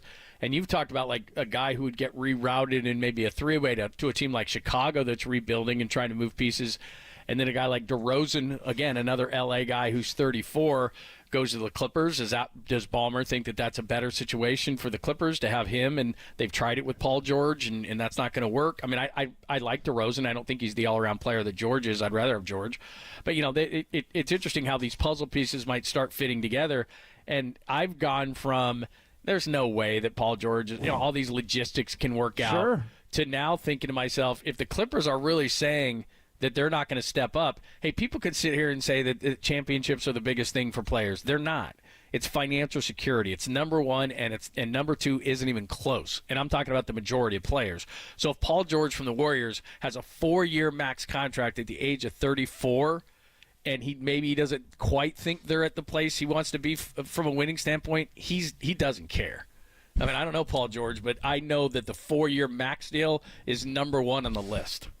Well, I think he wants both, and I think you can make a case that the Warriors give him a better chance to win. I really think you can make that case. It's been weird there with him and Kawhi, but the part that puts it over the top, I'm not negating anything you're saying at all. I think the part that puts it over the top is the fact that the Warriors would be willing to pay up in this scenario, and you get to play with Steph on top of that, which I would rather play with Steph than play with Kawhi. Who's somebody that you don't know if he's going to be around, and they haven't been able to get close enough to over the hump.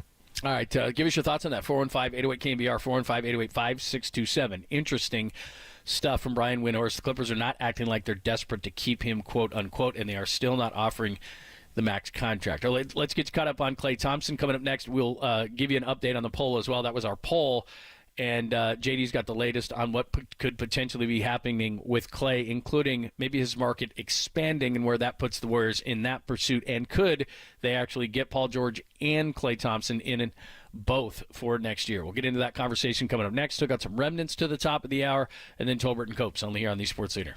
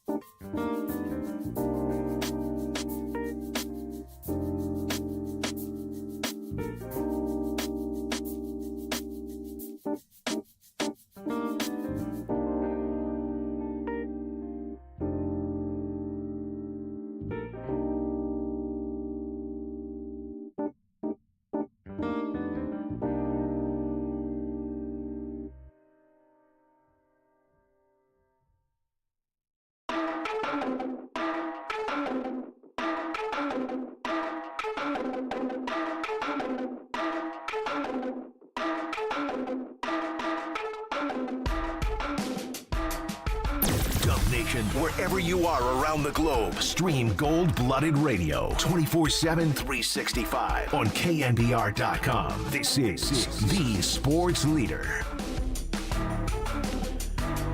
Thanks for joining us. Pop and Lunch. JD is in. Pop's going to be out the next couple of weeks. A little vacation before training camp starts. All right, let's finish our conversation. And I'm just going to ask you something point blank. We'll give you an update on the poll today, which has to do with Klay Thompson. What do you think the chances are that Klay signs on Sunday with someone else? With someone else? With someone else specifically? Yeah. That on Monday by Tuesday, because you're doing stuff on Monday night. On Tuesday, when you and I reconvene, that we're talking about Klay Thompson in, whatever other uniform. What do you think? I think it's more likely than not at this point. Wow. I think it's more than 50-50 he's leaving at this point. If you ask me to put a percentage on it that he's leaving, I don't know, maybe 52-48 he's leaving as opposed to coming back. It just feels like there are many more options now afforded to him. We talked about the main ones, Orlando, Philly, OKC was always in the background, but now you've got Dallas, who offloaded Tim Hardaway Jr., I think, in an attempt to have options to either get Kentavious Caldwell-Pope or maybe Klay Thompson, or maybe Denver if they keep Caldwell-Pope. Dallas tries to get Klay Thompson. If Dallas gets KCP, Denver tries to get Klay Thompson. So I think there are more desirable options for Klay Thompson than originally anticipated. And I think even if the money is lower, I think the money being lower increases the likelihood that maybe he goes elsewhere if all the money's basically essentially the same. Friday's big poll, Danny's big poll on a Friday had to do with Klay with NBA free agency starting Sunday. How are you feeling about Klay Thompson? Deuces, which is see ya, 26%. This is really close, one of our closer polls in a while. Young, new blood needed, 27%. Run it back on the cheap, 31%. And pay that man is 16%. So really, between run it back, new blood, and deuces, 31, 27, 26%. So those ones are running pretty tightly. Danny, did you misspell deuces on here? Is that why you corrected it down here? Yes, deuces? I did. Many people pointed it out to me. It's okay. Nice job, Danny. So quick correction. Quick correction by Danny. Yeah, those are the answers that you can give. And again, we brought it up because I just thought that the reaction to Klay leaving was kind of like, wow. A lot of people were like, yeah, good riddance. I think new blood would be Paul George, as we've talked about a lot of Paul George, and run it back on the cheap. You said at the beginning of the show, too, there's rumors out there of Denver now jumping in, Dallas now jumping in, obviously the teams we've talked about many times who are under the cap, but you had a reason for that. You think that actually, and Marcus has said he thinks he's going to get a big offer, but if the number's coming down on Klay, then a lot more teams who wouldn't want him at a certain number certainly could want or at least be interested at a lesser number. Absolutely, and I think that's where it ties together with some of the reporting of the last week that Klay would, maybe even if the Warriors have the best offer, he still would leave. And I think, how would that be? Let's say the numbers come down significantly, but there's more options. Well, if there's more options, then I think maybe the Warriors try to come in at the last second and say, oh no, okay, if that's Denver's offered you 2 and 20. We'll offer you 2 and 30 now, or whatever whatever that would be, and then he goes, yeah, you know what, too little, too late. I'm going to go somewhere else. Well, and there's lots of reports out there that say, that there's a mutual. Now, remember, Steve Kerr went on Jim Rome a few days ago and used the word desperately. Said I would like to desperately have Klay back, and then he said we would like to have Klay back. Now, again, maybe that's just Steve. Maybe that's within the organization. The organization, and I think this has been reported by multiple sources, that they've got other priorities. They wouldn't mind circling back to Klay at a certain number. But if I'm a Warriors fan and I'm sitting out there and I'm listening to all this stuff, I'm thinking, okay, well, I'd like Paul George and Klay Thompson, because that's where I think they could move up. So if it's Paul George at the expense of Klay's not coming back and JK is part of the deal, and obviously you got to put Chris Paul's $30 million, and by the way, that's been pushed back a couple of days, so that comes up on Sunday. rather quickly. And, whatever other pieces make that fit, whether that's GP2 or whether that's Loon or whatever the case may be. But, if you're shipping all that out for Paul George, I'm thinking, okay, they might move up a little bit. But if you're shipping that out for now Paul George and then Clay, and you put this perfectly earlier, which was then Clay moves down the pecking order. Clay's not a 2. Clay's not a 3. Maybe, Clay's a 4. Now you put Clay as, and again, I don't mean positionally as a power forward. I just mean if Clay's a 4 on your team, like in the pecking order, then that's a pretty good team. Yeah, that's a really good team, and that makes me more inclined to want Klay Thompson around. Let me be very clear. I would want Klay Thompson around as a member of the Golden State Warriors next year. Where I branch off, and I've said this a lot, is I just don't think he can be their top priority. And I understand if maybe that's pissed him off to the point where he's not going to wind up coming back. But the reality of the situation for me, John, is I'd want him. I would want him, but you got to do these other things first, and then you got to see where it leaves you in terms of the finances in the market. And here's the irony in this thing. I think the Warriors have evaluated Klay Thompson's market correctly. I think they looked at it and thought, hey, I don't think there is going to be a team that's going to give him 3 and 90. Maybe I'm still proven wrong. Maybe everybody else, maybe 3 and 75 is too much now, and somebody bumps it up there because they really want Klay Thompson or they can't get somebody else. But I think when you look at it, the Warriors have played the market right. He turned down their 2 and 48. You look at what Monk got. You look at the interest now in Kentavious Caldwell-Pope, with teams being willing to, including Orlando, who had links to Klay, 2 and 50. They would do it for Kentavious Caldwell-Pope. That leads me to think that they were more interested in KCP at 2 and 50 than they were at Klay at 2 and 50 or 3 and 60 or 3 and 75 or whatever that would be. And there had also been reporting that the Magic weren't willing to go beyond 2 years on Klay, anybody, for a player at this stage of his career. So when you factor all of that stuff in, John, it comes down to the Warriors reading the market right and knowing that the number was going to come down. And I think they viewed it as, hey, we can swoop in at the end. We'll still make the best offer.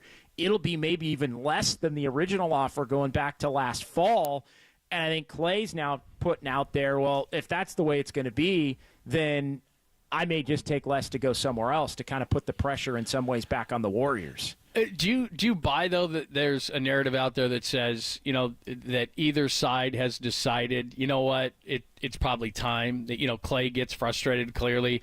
So maybe Klay has said, I'd rather, even if the number is close, that I'd rather go somewhere else rather than stay here because he's pissed at the Warriors, or vice versa, that the Warriors feel like, because, I mean, Tom has mentioned this a couple of times where it's like, look, if he's not going to accept, this role, then it's probably best he moves on. Do you think that either or both sides think that?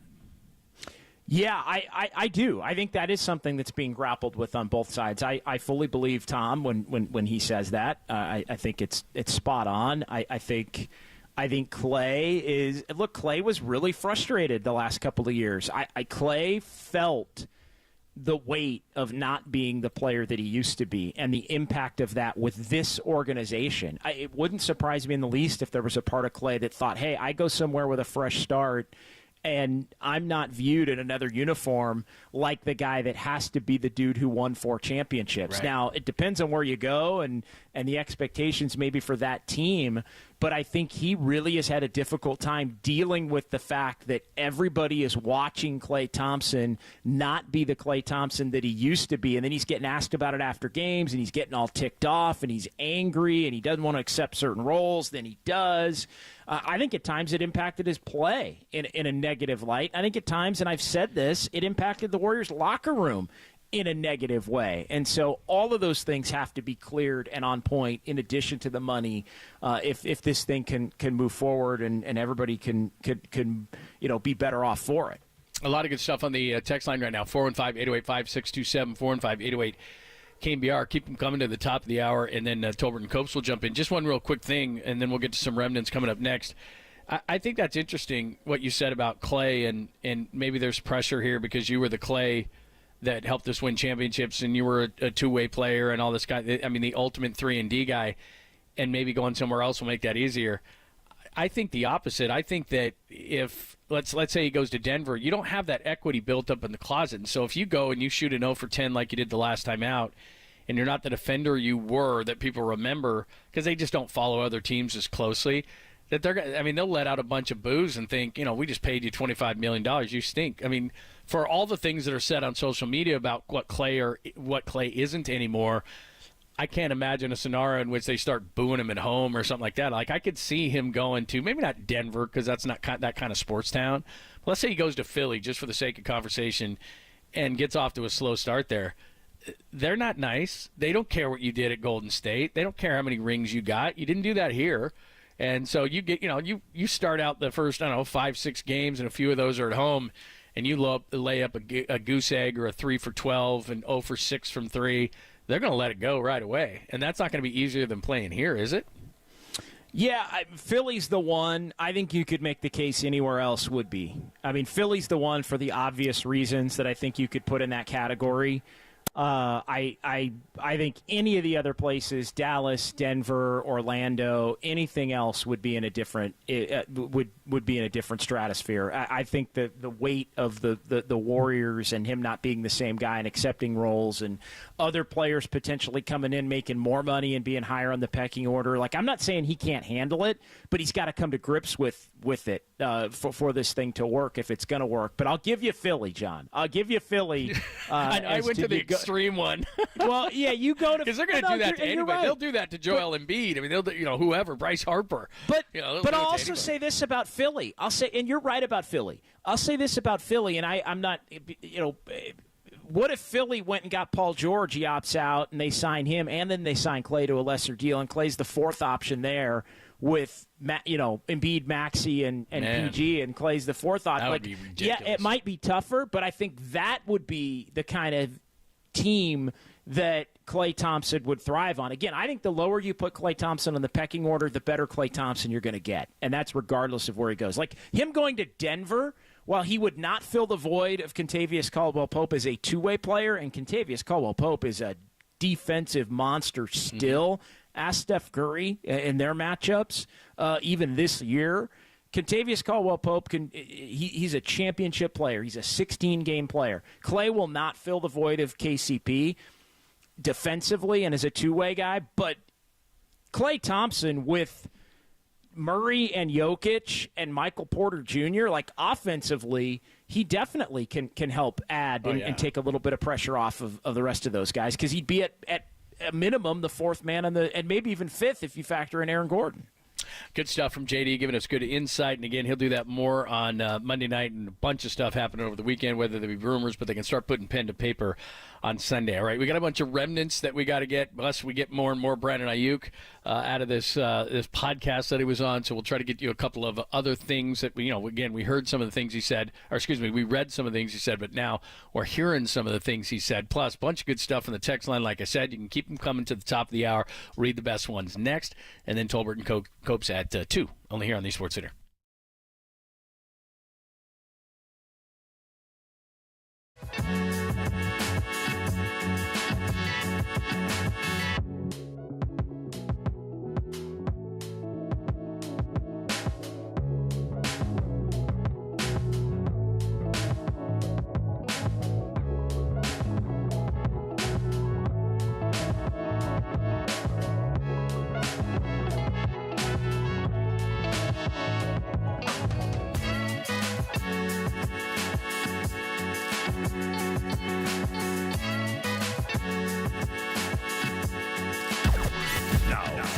O'Donnell Financial Group Sports Desk. Learn more at ODFIGroup.com. O'Donnell Financial Group, because planning is a process, not a product. Sam Gordon of the Chronicle joined Murph and Marcus this morning to explain why the Warriors traded out, then traded back into the second round of the NBA draft. Check out that podcast and more. The KNBR app, YouTube, KNBR Socials.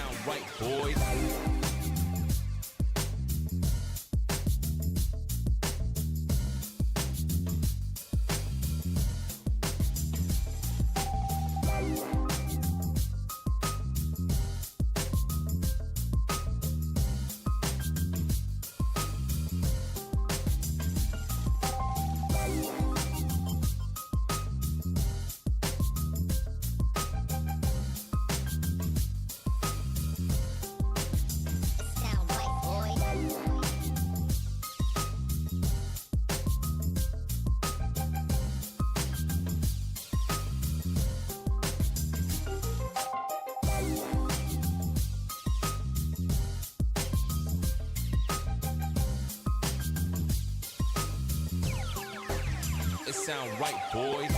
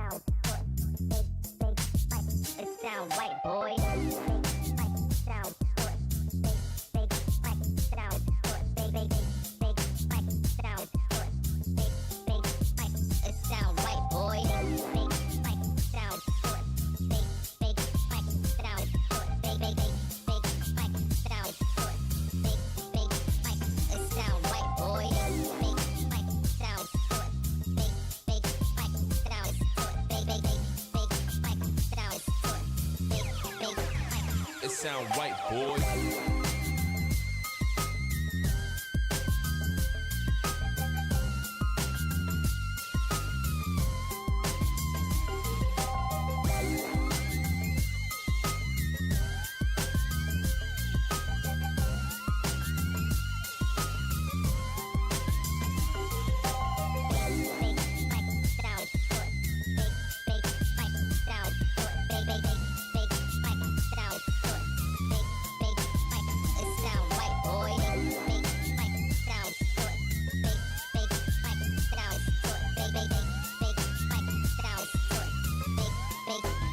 It sound right, boy.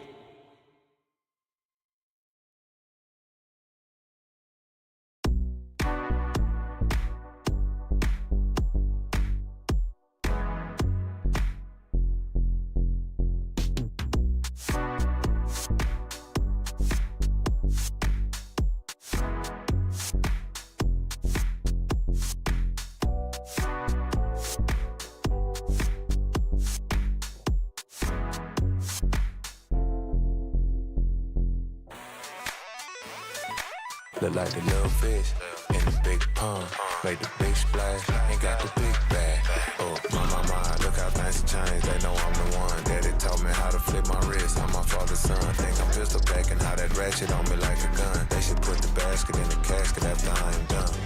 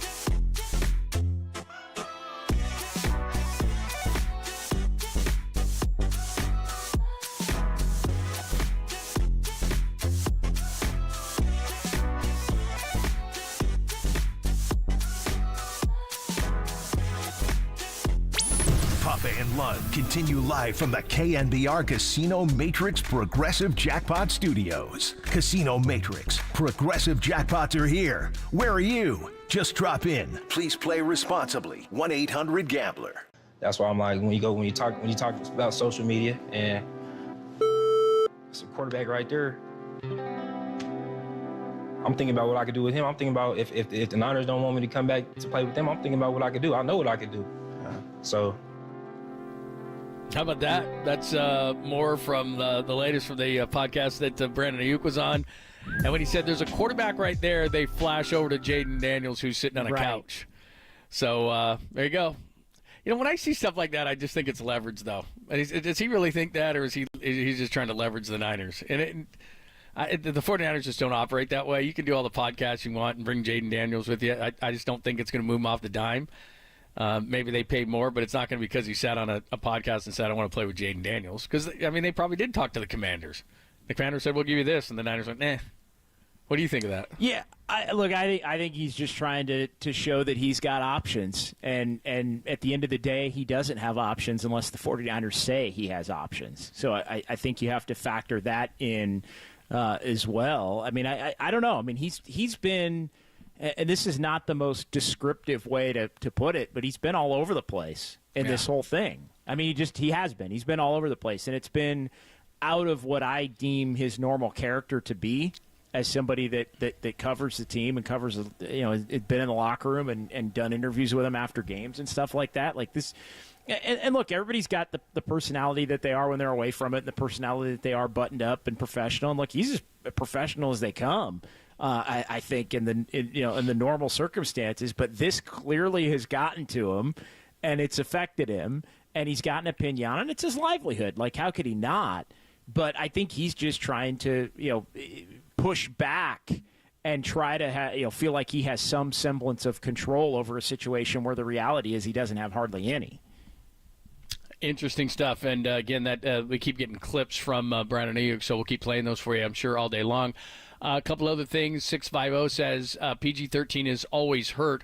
Why would the Warriors offer so damn much? Want to answer that? Because they want to get back to being closer to a championship contender. And again, I'm with Bob Myers. It may not get them over the hump. It may not. But that doesn't mean you don't do it. Here's what you don't want to be if you're the Warriors, John. You don't want to be what you've been the last 2 years in the regular season. Now, I think they would take getting to the second round of the playoff. I know it gets phrased as championship or bust, and then that's fine because they've won 4 championships with Steph and Steve and Clay and Draymond and all of that. But it's you want to be like contender doesn't mean you're going to for sure win it. Like this is not going and getting Kevin Durant and you're stacking the deck to where you're gonna win the title unless something crazy happens for the next 3 years, which is basically what they went got KD. They went 16-1 in the playoffs, and then they won again the next year, and then they would have won the next year had things not gotten weird and a bunch of guys got hurt. So like this is not that. In sports, you got to take a risk. No risk it, no biscuit, as we talked about yesterday. And it's so much because it's one final chance with Steph to be in a top 4 to 6 team in the West and having a shot to be one of those teams like Dallas that can make a run.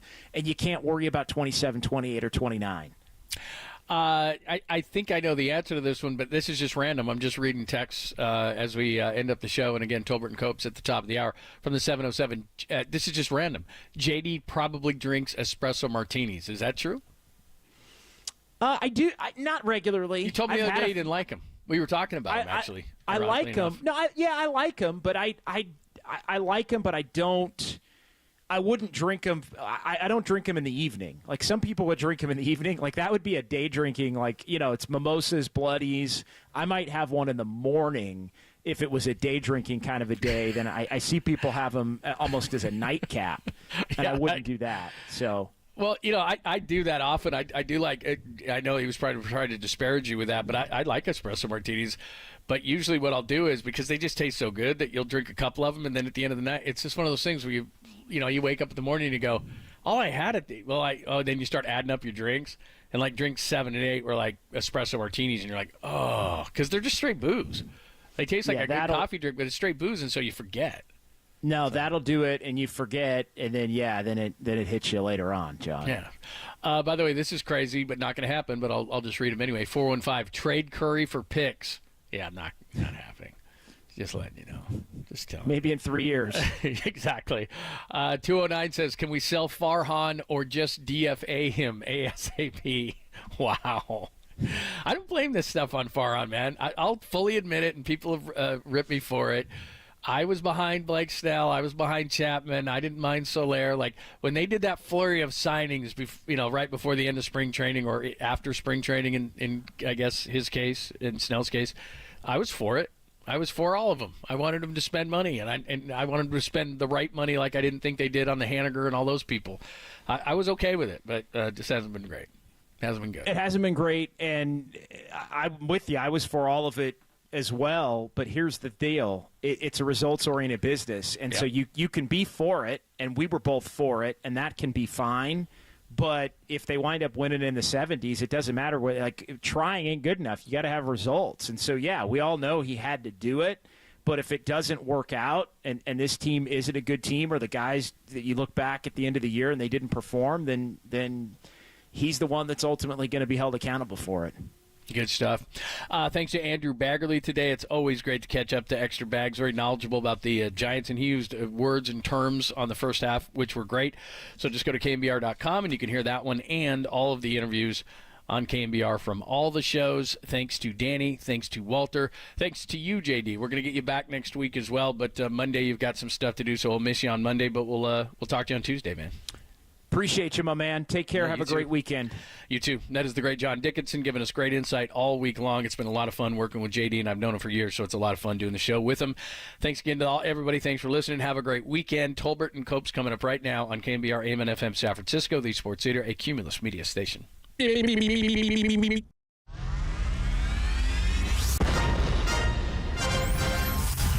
NBA brought him to the Bay, while his co-host was born and raised here. Adam, that is great co-host work right there. That is amazing. You're lucky to have Adam, Tommy. Oh, absolutely. It's time for Tolbert and Copes. Let's get it on. Tom Tolbert. Yeah, thank you. Now if I could ever get some beer. And Adam Copeland. Adam Copeland has arrived! On KNBR 104.5 and 680, the Sports Leader.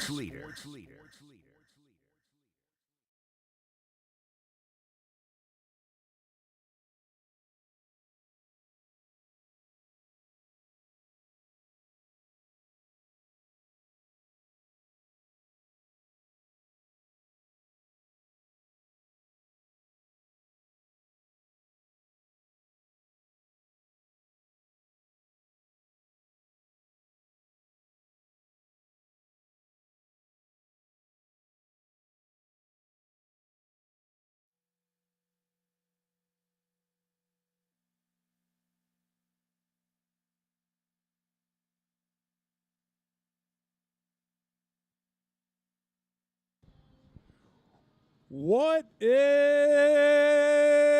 shaking? Adam Copeland, Tom Tolbert with you.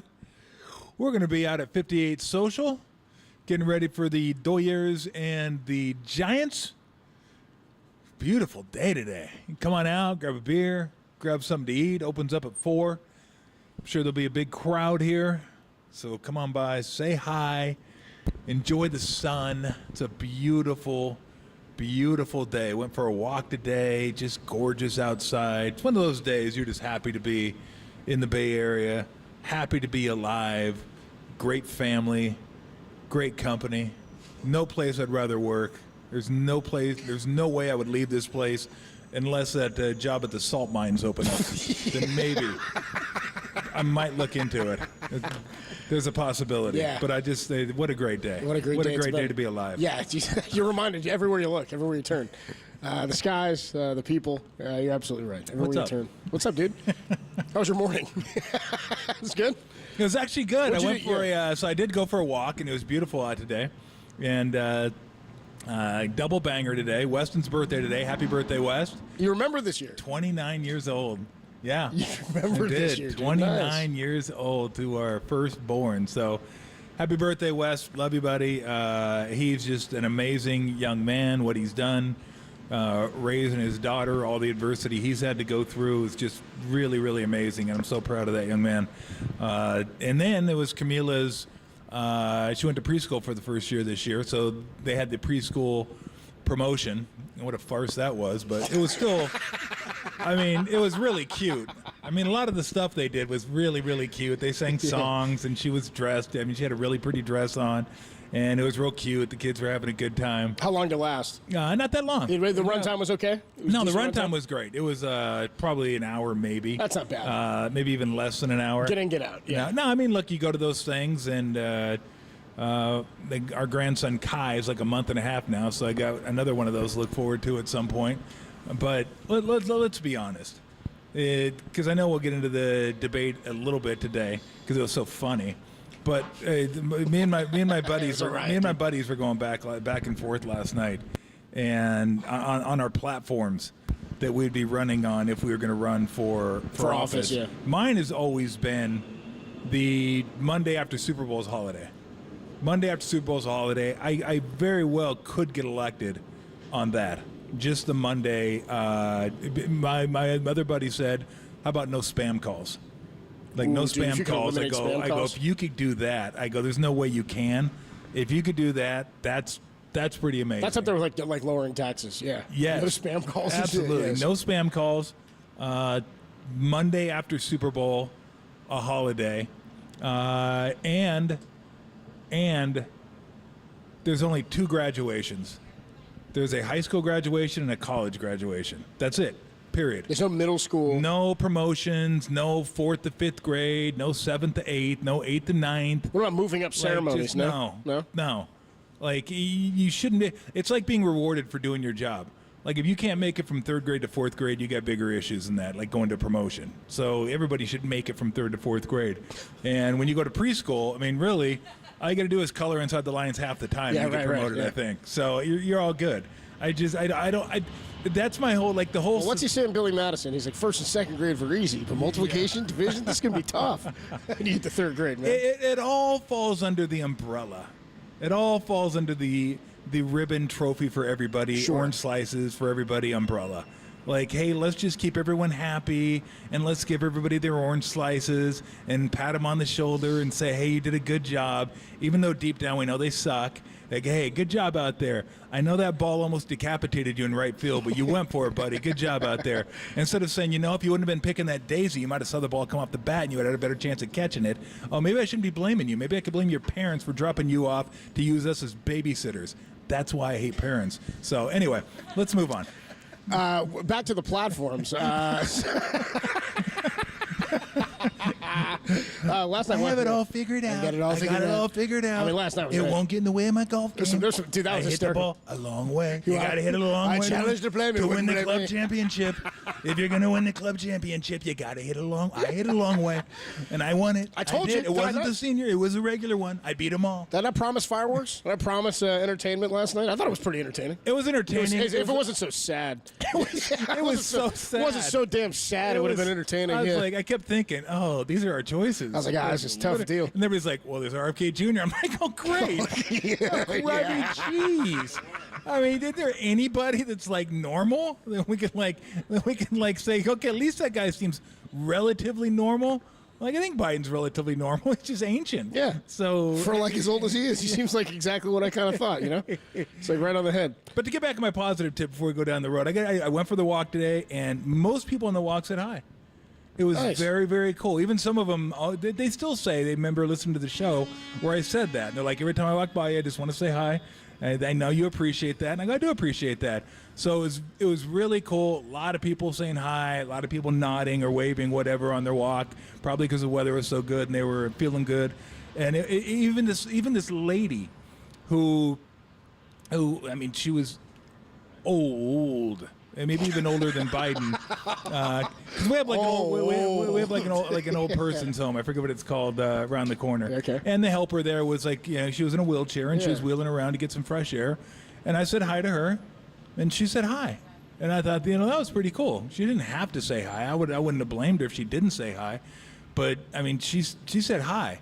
And when I say old, I think she already has an appointment with the Grim Reaper. Yeah. I mean, that's how old. Yeah. Like, she was up there. Yeah. So the fact that she, raised her... She dated Father Time. Yes, and said hi was cool. So that got my day off to a good start. Good deal. Well, mine was, I am feeling good. Mine was less eventful in some capacities than yours. But I decided to take at Derek's behest, I took a risk today, and I had a Taco Bell burrito before the show. And then I washed it down with a crunchy taco. So, my God. What do you think? No, 40, I don't. 40 minutes? I don't think. What do you guys think? Derek, how long do you think I got? I don't. Might have already hit the pelvic floor. You know what I mean? Tolbert and Copes with you live. Did you throw on some Depends? No, I didn't. I'm wearing shorts too. Everybody, come on out. 58 very Social. nice. We'll be here first pitch tonight, 7:15. Pregame coming your way at 6:15. Hey, that ain't bean dip. No, actually it is. Oh boy, God. here we go. It Off is to a Friday. off to a rousing start. And you know what? Since it's Friday, we got one more opportunity for you guys to win 2 Sunday passes to the Aftershock Festival. It's going down at Discovery Park in Sacramento on October 13th, 2024. It's actually all weekend, but these are Sunday passes. You'll win 2 of them when you hear the cue to call between now and 6 o'clock. Be caller 10 to the studio at 415-896-KNBR, 415-896-KNBR, and you will be the winner of those tickets. Get the rules at knbr.com. Tim? Is it Tim today? Oh, it's Greg Silver. It is Greg Silver. I'm not confident in this. What's the cue to call, Greg? Breaking the law, breaking the law, breaking the law, breaking the law. That was cool. Nicely done. That was cool. Breaking the law. When you hear Beavis and Butthead again breaking the law, 415-896-KNBR, and you'll win the 2 tickets to go to the Aftershock Festival at Discovery Park on Sunday, October 13th, 2024. When we come on back, can you believe there's Warrior news? There's actually now an entire market for Klay Thompson. Several teams showing interest, and some real competitive ones with the Warriors in the Western Conference. We'll talk more about that next. Also, some news on Chris Paul. And Andrew Wiggins has an update on where he's going to play or not play this summer when it comes to Olympic basketball. Tolbert and Copes from 58 Social, only here on the Sports Leader.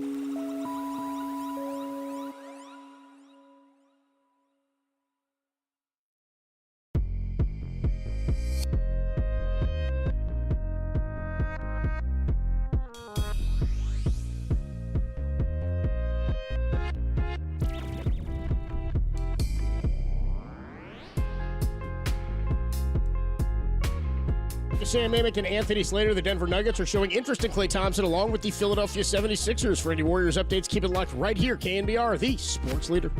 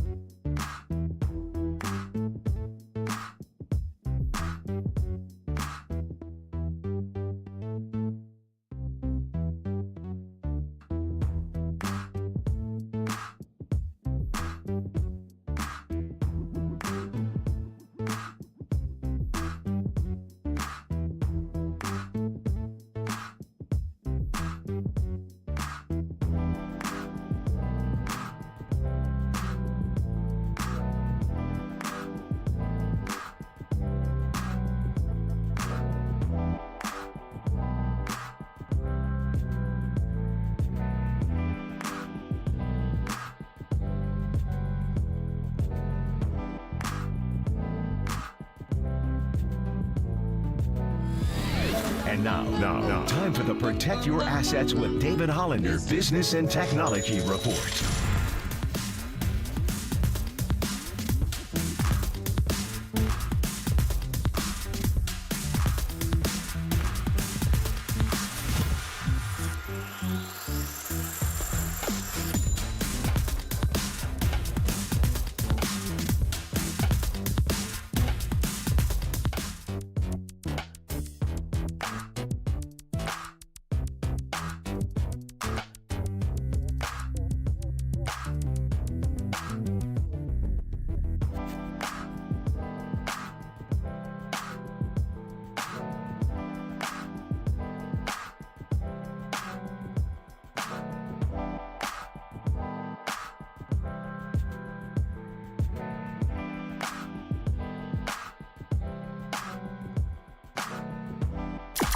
Wherever you are, we're streaming 24/7 at KNBR.com. This is Tolbert and Copes. Tom Tolbert and Adam Copeland on KNBR 104.5 and 680, the sports leader. Tolbert and Copes with you Friday afternoon, Friday afternoon. We're live from the patio. 58 Social. Giants and the Dodgers open a 3-game series tonight.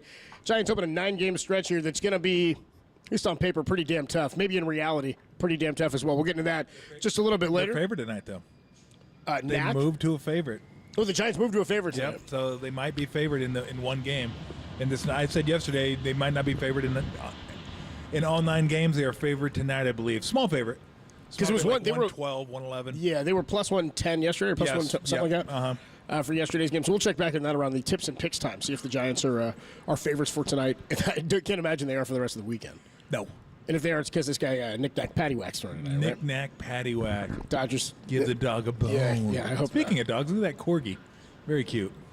I missed him. He's right there. Oh, there he is. Dude, look at that corgi, dude, he's man. grinding. Look at that cute SOB. Look at him. That corgi's grinding right now. Look at he's him, like, dude. word, what up? It's one of the cutest corgis I've ever seen. I love corgis. That's a long corgi, too. Look at that thing.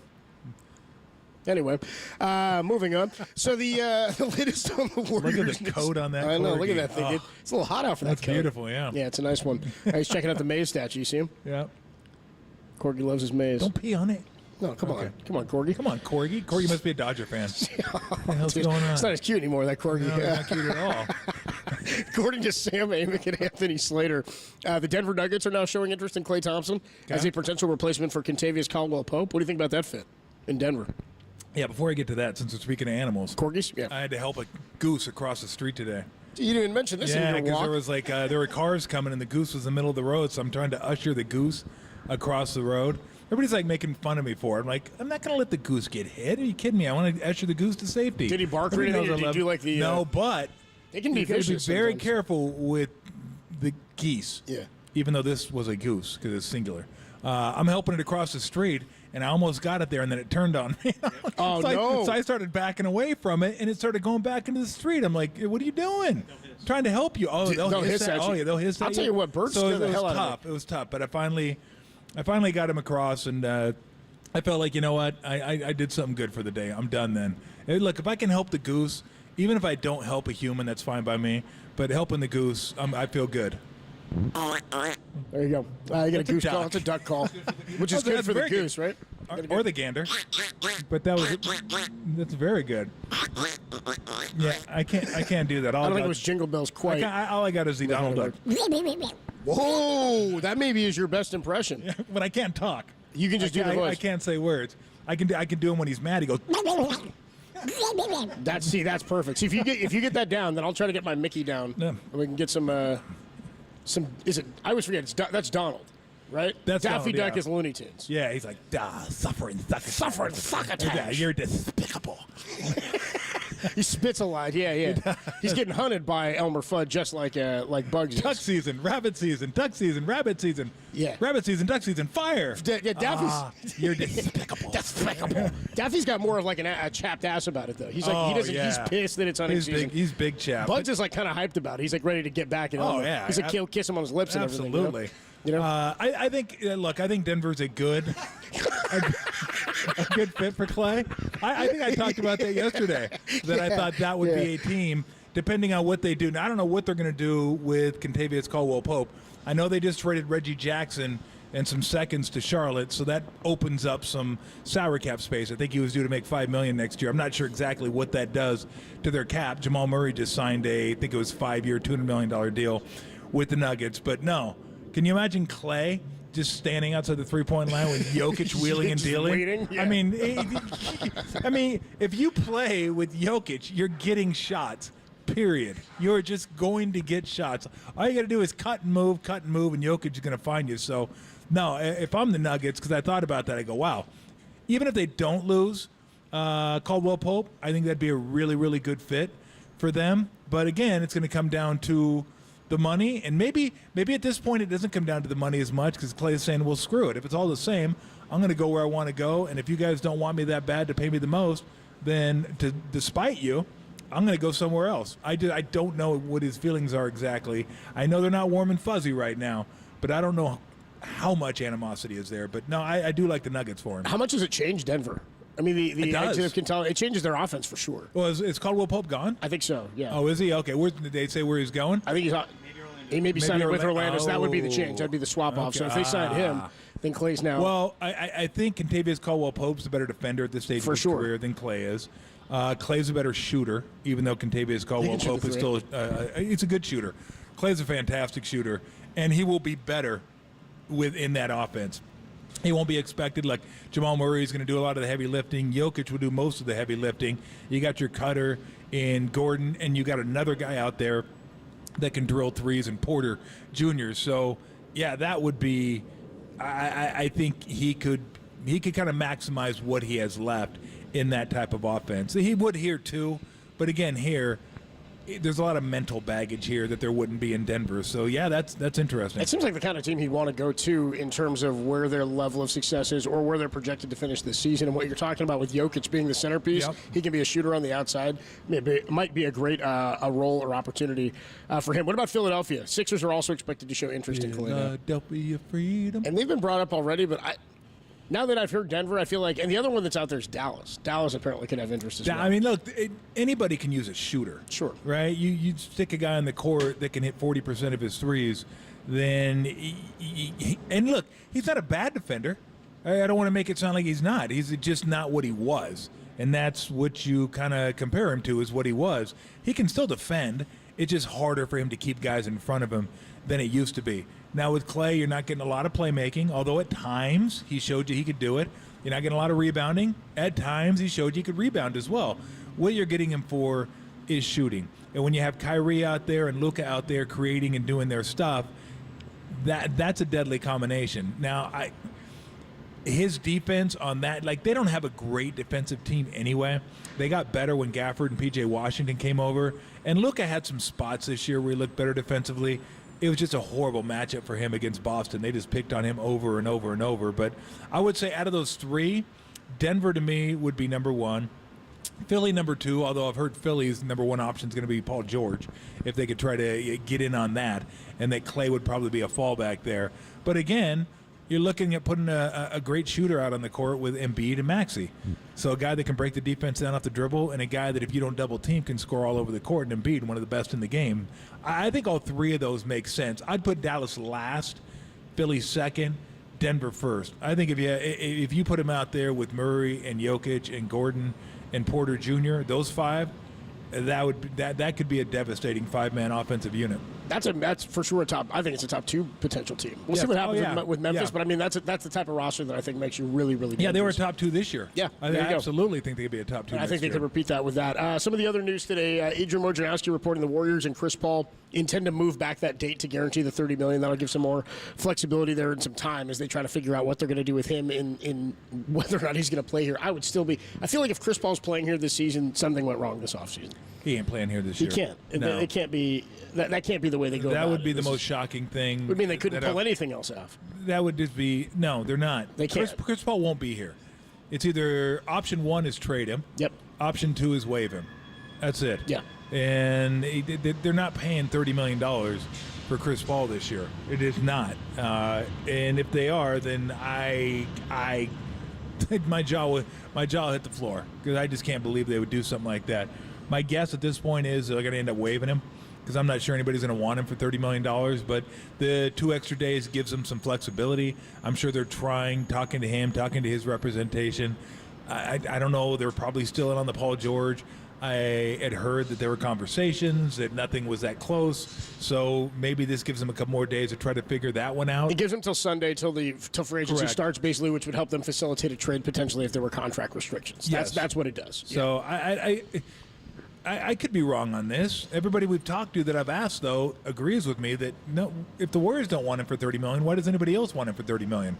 So I don't see that. I guess if they work a 3-team deal and somebody gets something, I don't know. I don't. I'm a little confused on this one because my best guess is Sunday comes, Paul gets waived, and then the Warriors try to figure out what to do from there. More on the Warriors roster. So Andrew Wiggins and the Warriors have agreed mutually to not have him play in the Olympics for Team Canada. Wiggins, he's dealing with an ankle injury, obviously, or he dealt with an ankle injury late last season and throughout the season. Also, they're saying it could give them more time to potentially help trade Andrew Wiggins, whose name all of a sudden in the last couple of days has popped up a little bit more. With some interest supposedly from some other teams. I saw one report today that said if you see a name from the Warriors move via trade, expect it to be Andrew Wiggins as the centerpiece. I'm guessing that was mostly Wiggins that didn't want to play. Because if Wiggins wanted to play, he's not going to let them say, hey, we want to trade you, don't play. We don't want you to get hurt. We want your value to be higher. Dude. Yeah. Now, I don't know how I don't think his ankle was hurt that severely. I'm not sure. It just sounds like something that maybe I didn't really want to play, and this is a reason to say I'm not going to play this year. Again, that's just speculation. That one I don't have a great feel for. But, yeah, that would make sense, too. I mean, we've talked about that for quite a while now. That Andrew Wiggins could be a piece. Again, I don't think $28 million right now is an overpay for him. And if you kept him, I still think there's something there. It's just the inconsistencies that we've seen. That kind of drives you mad. Because you do see it with him. Occasionally you see it and go, God, why can't you get like something close to that? But he's wild because some games, on a scale of 1 to 10, he'll give you, in a week, he can give you a 3, a 8, and a 10. And then go right back down to a 3. So the ink. It's 21, by the way. Yeah. What's that? Who's 20? 3 and 8 and 10. I would take that. That's what are you playing, 21. blackjack on me? Well, you say you get a 3 and 8 and 10. I was like, oh yeah, 21's sweet. Well, you're playing blackjack on me. Yeah. I see where your mind's at. Hit me. Pachanga. Let's go. Where my mind's at. Did we talk Corgi and Daffy this segment, or was that last segment? That was last segment. Turks, that was this segment, dude. No, it wasn't. Yes, it was, dude. I'm pretty sure it was. Yeah. No. Yeah. We're totally losing you ranted about the the corgi. See, the corgi totally got me off track. The corgi got us, yeah. Damn corgi got me off track. Oh man, we covered a lot that segment. We did. That was good. We didn't do anything. We didn't do anything. I got to get a beer. You have a beer. I'm going to do that during this commercial break here. John Jovi. We'll take a beer commercial break here, right? No, seriously, that's the name of the beer. John Bong Jovi. That's the one you got. Jovi. Yeah, I saw that one. They were advertising. John Bong Jovi. Yeah. Oh, it's fantastic. I'll take 2. Tolbert and Copes with you. Patio 58 Social. The Dodgers come to town, and the fans are coming to take over. Are we still? I mean, I'm sure Giants fans are going to get irked about it, but after it happened with the Yankees, and you see what Dodger fans are doing around the country, are we I don't even know if I'm still pissed about it. I don't even know if I'm that angry about it anymore. It's just kind of happening each and every place the Dodgers go. We'll talk more about that next on the Sports Leader. All I got is the Donald Duck.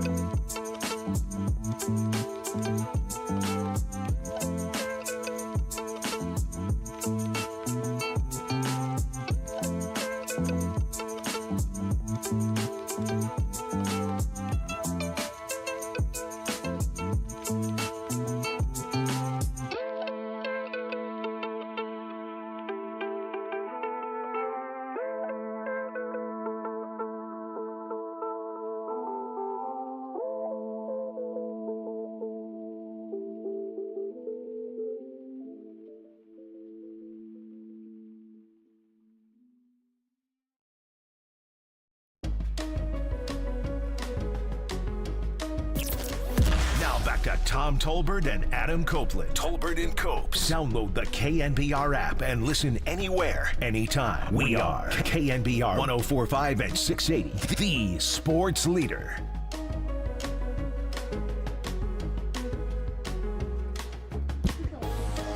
Tolbert and Copes with you live from the patio. 58 Social, getting ready for the Giants and the Dodgers. Beautiful day out here at the ballpark. It's supposed to be beautiful all weekend, too, at 4:05 tomorrow and at 1:05 on Sunday. Logan Webb takes the ball tonight against what's this dude Knack's name? You know anything about this guy? I think it's Landon Knack or London. I'm going to go Landon, if I remember correctly. Derek's looking it up right now, but I think Landon Knack is correct. Okay. Landon Knack. I think he's been pitching fairly well. I mean, he's only pitched a couple times, I believe. But, I mean, look, he's a Dodger prospect. Of course he's pitching well. Why wouldn't he? You want to know how good he is? Yeah, let me know. He's 1-1 with a 2.10 ERA, Yeah. 18 Ks. I'll get you his innings pitch. He's got a .94 whip, though. Looks like he's made 5 career starts. This will be a 6th start. So he's got 18 strikeouts in 25 and 2/3 innings, only 16 hits allowed, 8 walks issued. He has given up 3 homers in the 25 innings. Okay. 25 and 2/3 innings, 6 earned total. So starting to get a little bit of a book on him, but you're right. The Dodgers have all these guys.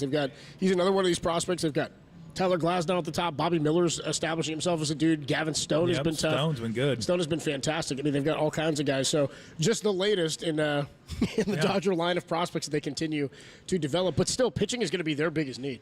They're still looking for starting pitching. Everybody is. Well, look, if you don't like the Dodgers, and really who doesn't, except for Dodger fans, you can rejoice in the fact that Buehler hasn't been very good since he's come back. Yeah, I don't know if he's going to be the same guy. He's gotten beaten up since he's come back. So you got that. I mean, they're still in first place, but you got that going for you, which is nice. The funny thing is even with Mookie Betts being out and Ohtani not being able to pitch and Buehler not being not what Buehler was before he got injured, it's like it doesn't even matter. Like, because to them, it's like, let's just get to the playoffs. You know they're getting to the playoffs. Like, that good. It still amazes me. Like, I watched Ohtani a lot. So I know how good he is. But I thought, okay, he's probably not going to win the MVP this year because he's just batting. He's always been a really good batter, but maybe not the best batter in baseball or the best batter in the National League. But when you add in pitching, it's a landslide. It was like he was the best player across the board. Wrap. Right. You couldn't. We do talked a lot anything. about that. Yeah. But this year, he's not pitching. And he's got to be the favorite to win the MVP right now. He's got 25 homers. He's hitting .322. Yeah. Which may as well be 400 in 2024, right? I mean, .322 is out of this world, it seems like. He's got 61 ribs and we're in June. Yeah, I mean, we're not even in July yet. He's played all 79 games. I believe they've played a total of. He's got 100 hits and 311 at bats. Probably 21 doubles. His OPS on the season is 1045. Yeah. And it was like 920 a couple weeks ago. He's been on a tear. He's mashing. He's got 200 recently. total bases right now. Yeah, to think he's going to win an MVP, I'm trying to think right now who else is up there. Him, Harper. Harper's up there. Is definitely going to be up there. Who's that? Oh, Harper got hurt. Yeah, I missed that. Okay, so we'll see about that. But those have been the two best guys in the National League so far. And Betts, was in the conversation, no doubt about it. But Betts is hurt now, and just trying to think of other teams. Is there anybody on the break? I tell you what, I got to start watching the Brewers a little bit too, because the Brewers are pretty good, and it's amazing. Lost their manager, lost some of their pitching, lost some of their players. They've used outside the Giants. They've thrown more bullpen innings than any team in baseball, which is incredible because they're leading the National League Central. Now the Central's not as good. It's not as the National League West is in terms of talent, I don't think, but still. Ooh, you sure about that? I don't know. You think the Cubs and the Cardinals hold on? I mean, the Cardinals just kicked the crap out of the Giants. Cardinals are the third wild card. I mean, they're like 3 games over 500. I think they took 2 out of 3 from the Braves in the last series. So then where are you on the West in the National League then in terms of tough divisions? I think it's pretty similar. I really do. Like the Dodgers are the best. If you take those 2 divisions, sure, you put the Dodgers up there. Then you put the Brewers up there. And then, look, you could go. Then it's kind of Cardinals. You could go Padres if you wanted to. You could go Cardinals. And then after that, where do you go? Do you go Pirates? Do you go D-backs? Do you go? I mean, again, all these teams are in the hunt for the wild card, so it's all kind of eh. They're all within a couple of games. Again, it's all eh, except for, and even the Braves have not been great recently. You look at their record; they're starting to get closer to 500. They lost to the White Sox yesterday. Couldn't even score in that game. They're 9-0 still, but yeah. So you got those 3, and then you got the Brewers, and then after that it's just kind of like, I mean, it's just a free for all. You got a bunch of teams that are between 2 or 3 games over 500 and 3-4 games under 500. Like everybody's kind of in that mix. So I don't know that there is really any separation to me between the Central and the West. Like I thought the West was going to be better, but when I look at it, I don't know that it is any better. I'm not sure that it is any better. I think the Dodgers are the best team, the Brewers are second best, and then after that, you could probably make a case for a lot of teams to be the third best team. And injury is going to come into play. What do you think teams are going to be like when they get some of their players back? Everybody's missing somebody. I mean, the Giants have a whole pitching staff that's decimated. So we'll end up seeing where it shakes out. But I wouldn't say what I said earlier on in the season when I said it will be the Central getting 1 bid and then the other teams will get the other bids. We thought that was sorted out right on paper. I don't think that's the case anymore. I think the Central is going to be right in there with the rest of the West because I think, and the Mets are right there too in the East. They're at 500 now. Yeah, they've been playing great baseball the last 15. I think it's like 15 out of 18, something like that. 8-2 in the last 10. Yeah. Is that what it is? So they've been really good. So again, it's pretty wild. Do you think? I mean, we talked briefly about it yesterday. Is this make or break, this 9-game stretch for the Giants before the All-Star game? It's too early to say make or break, but I mean, you definitely don't want to hit a 2-7. Yeah, it would be slide, pretty bad. right? Because right now they're what 4 games under 500, I believe. Yeah, they're 39 and 43, right? So, you don't want to go. Ideally, the most they've been this year is 6 games under 500, but you keep going back to 6. Eventually, it's going to get to 8. And then you're going to be in trouble at that point. So, not make or break, but important. I will say that. Seemingly every game seems important at this time because you're just kind of fighting with everybody. But this one, if you could, if they could find a way to get this one, and this may be their best opportunity to win in this series. You get this one, that's one. Like I'm not even counting this series as do they win this series, lose this series. I'm counting the week. 9 games, can you get to 4? Find a way to get to 4. And if you can get to 4 before the end of the trip, then that'll give you a chance to get to 5, and then you can have a winning road. Well, it's not a road trip. It's a 6-game road trip, exactly. But it's a 9-game stretch. 9-game stretch. That would be massive. Like if they could have a winning record in this stretch, to me that would be huge, absolutely huge. But as long as you're not 2-7, like 3-6 isn't ideal. I'd rather not that. But 4-5. again, I would take 4 and 5 and move past all of this. Jump me to the 10th game, so I don't got to play the 9. Just give me a 4 and 5, and I'll be good. Now they're not thinking that way because as players, you never think that way. You think every time you go out there, you have a chance to win, and you should think you have a chance to win every single time you go out there. But yeah, if they could just get to 4 wins, so it's not about the Dodgers right now. I'm just looking at the 9-game stretch in its totality, and can you get to 4? Find a way to get to 4. Somehow, some way. 4 and 5 in the next 9. Giants have 3 against the Dodgers. Logan Webb starts tonight against Landon Knack, one of their newer prospects, making his 6th start of 2024. I imagine there'll be another Dodger takeover here. And again, it's not that I don't care. It's like I just can't get upset about it now every single time. And they're doing it to everybody. You saw Yankee Stadium, right? I mean, that was the week after Giants fans were kind of losing their minds about the Yankee fans coming in here. It's just the way it's going to happen. And with the Dodgers being the spectacle that they are across baseball, the number one team anybody's talking about is them and the Yankees. It's basically it on ESPN. And when you get national attention, Shohei, like you said, could be the MVP. Mookie Betts is incredible moving into play shortstop before he got hurt. I mean, he at the top was insane. You've got like 4 to 5 Hall of Famers potentially in the start, maybe 3 Hall of Famers in the starting lineup. Then you add Clayton Kershaw when he comes back. You've got all kinds of weapons everywhere. It's not a shock to me anymore, and I can't keep getting exhausted about it. Just want to win ball games. I think there's no doubt if they don't get hurt, they have 3 Hall of Famers. Yeah.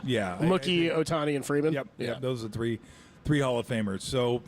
And then they have another one who hasn't even pitched yet this year, Kershaw. Yeah. So that's a 4th Hall of Famer they have on this team. Who knows if he'll make an impact at all? Let me line up with 3 Hall of Famers. Who doesn't want to go see that? Yeah. I mean, wasn't everybody going to see the Warriors when they had Steph and Clay and Draymond and KD? Oh, Even when you think you're going to get rolled, didn't everybody want to go see that? Well, look, and you come to this ballpark. Yeah. It's one of the best ballparks in the big leagues. So, I mean, it's a great place to come watch.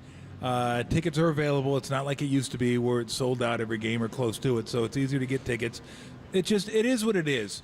I mean, you can cry and you can complain about it and you can say it's an embarrassment. What are you going to do? I mean, seriously.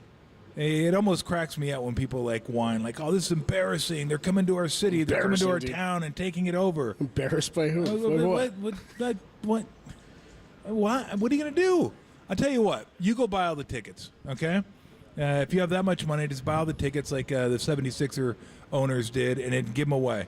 To the first responders here in the Bay Area. You could do that, and they could be Giants fans, and then you won't have as many Dodger fans. Other than that, I don't have time to listen to that because it's the peanuts. Wah, wah, wah, wah, wah, wah, wah. It's like, stop. It happens. Yankee fans are coming. Dodger fans are coming. Red Sox fans are coming. They're just certain teams are going to travel, and they're going to want to come here. You know, it's a city, and it's a great ballpark. So I've never understood that people get upset. A lot of times people get upset sitting at home watching it on TV that somebody else going to the games. Like, well, you could have bought that ticket.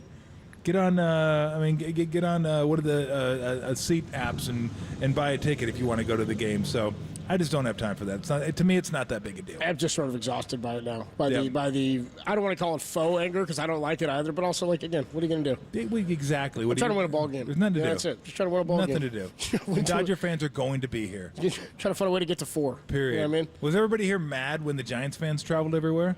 Oh, look at them invading Petco. San Diego, I can't believe that. What are they doing? Oh, that's my team. That's cool. Look at us. Yeah. It's incredible. Yeah, they're running Chase Headley out there. Of course nobody was going. You know what I mean? Like, what are we doing? Nobody was just stoked to go see their guys. Why wouldn't you want to go to the Gaslamp District and go to Petco? I mean, that sounds like a great weekend. It's a great weekend. Yeah, it's a great time. Absolutely. So, again, it is what it is. It's not a huge deal to me. All you got to do is start winning more, and then there won't be as many fans, but there's always going to be some fans here. Tolbert and Copes with you at the patio of 58 Social. Come on by, say what's up, have a beer. What are we drinking this? John Bong Jovi. Yeah, dude. We're definitely living on a beer. Thank you. Oh. We're living on a beer. All right, JT Snow joins us. Let me tell you something. I live a beer. I'm living on a beer. John Bon Jovi. The likes of beers we've I know the man himself. No, he's from New Jersey. Played golf with him. Ripped him off. I beat him by 4. JT Snow joins us next on the Sports Leader.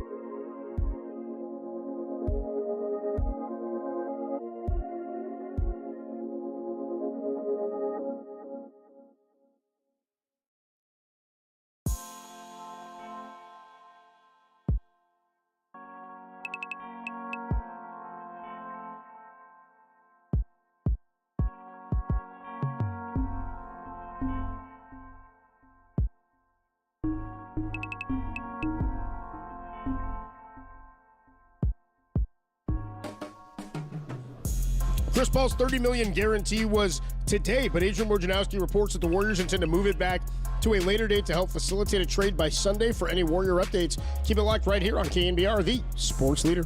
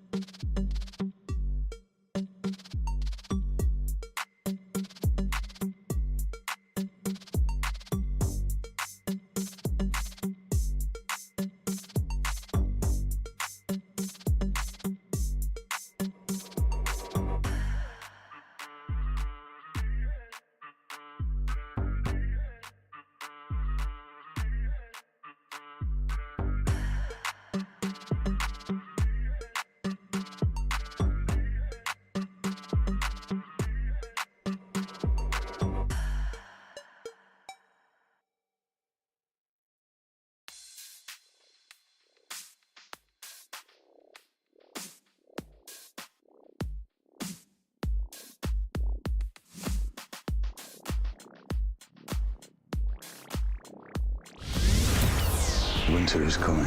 They say it doesn't snow in San Francisco. Snow swings, high fly ball to right, hit to the corner, to the wall. We beg to differ. It's gone! Oh, no. It's gone! Snow has homered and forever Giant JT Snow with Tolbert and Copes on KNBR 104.5 and 680, the sports leader.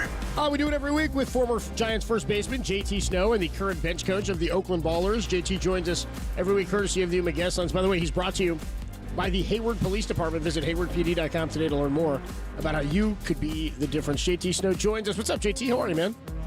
I'm good. How are you guys doing? I'm good. Where are you, man? Are you on the road or are you guys back home this weekend? Back home, but I'm on the road out there, so yeah. You're on the road, headed out to the yard is what you mean. Traveling man. Boy. Where are we playing this weekend? The Northern Colorado Owls. Oh, you playing it like in Greeley? No, we're here. They're here. Oakland. Oh, okay. I thought you were traveling. Oh, okay, my bad. No, I'm just traveling right now. Got it. No, very good. All right, let's get to some Giants baseball. Okay. You threw me there for a minute. Now that that's all organized, yeah. Well, look, I had a whole Northern Colorado bit that I can't use now, okay? So I'm going to have to save that one. I'll have to save that one for next time. We're just talking about, we've talked about this a few weeks, JT, kind of where they're at in the standings, and the pitching has just been decimated. Like, they have Webb, who's going tonight, and you feel like you need 7 from him every single night out. Hicks, you got to have 5 at least. And then you just kind of roll the dice. But they brought up Hayden Birdsong. I'm curious what you thought of him, because I thought that was a huge shot in the arm, because right now they just need some quality innings wherever they can get it and as much as they can get it. And he seems to be a guy that looked good, but, who knows what it'll look like in 3 starts. I'm curious what you made of him. Yeah, so I saw him the other night. He looked good, but you got to remember in baseball, sometimes guys on their first time out, whether it's pitching or hitting, whatever, they're going to have success because nobody knows them. Yeah. And it takes a while to figure them out, but it was too bad that they kind of gave it up and he didn't end up. He was in line for a win the other night, but he had good stuff. And man, the guy looked like he was 18 years old, right? And didn't he? Right? I'm like, but yeah, it just. Baseball, it all starts on the mound. It all starts on the hill. Whoever's going that night, you're starting pitching. I'm learning that with the level I'm at. It starts with the pitcher, and the hitters have to adjust. And I think that the Giants bullpen is getting pretty taxed, and there's a lot of guys doing a lot of innings, and the All-Star break I don't think can come fast enough. How did that affect you as a player when, let's say, Jason Schmidt's on the mound? You're not trying harder in some at-bats or some games. Obviously, you want to go up there and get a hit every time, but does it make you more relaxed? Does it make you feel like, hey, we don't got to score 5 today, that there's a little bit of pressure, that you don't feel like you have to push a whole bunch of runs across the plate? I'm wondering how pitching and who's on the mound and how they're pitching kind of affects the mood of the hitters, if at all.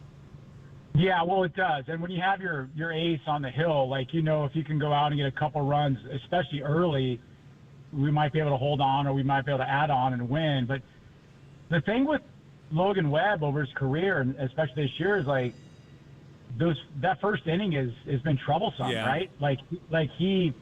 And the hitters know that, and the defense knows that. I don't know. Maybe if I was him, I might change my bullpen, my pregame. Maybe I throw more pitches in the bullpen before I take the mound. Maybe I try and wear myself down because he's got a great sinker, and when the ball sinks, he's got a great chance. So it's just, I don't know what it is. It's kind of head scratching when he goes out there. That first inning seems to be really troublesome for him, and and then at times it becomes mental, right? And the defense knows that, the offense knows that, and then he knows that. It's hard to put your finger on it. You wonder why guys have certain traits that they do, but for him, if he can get out of the first inning with no runs, then they've got a good chance.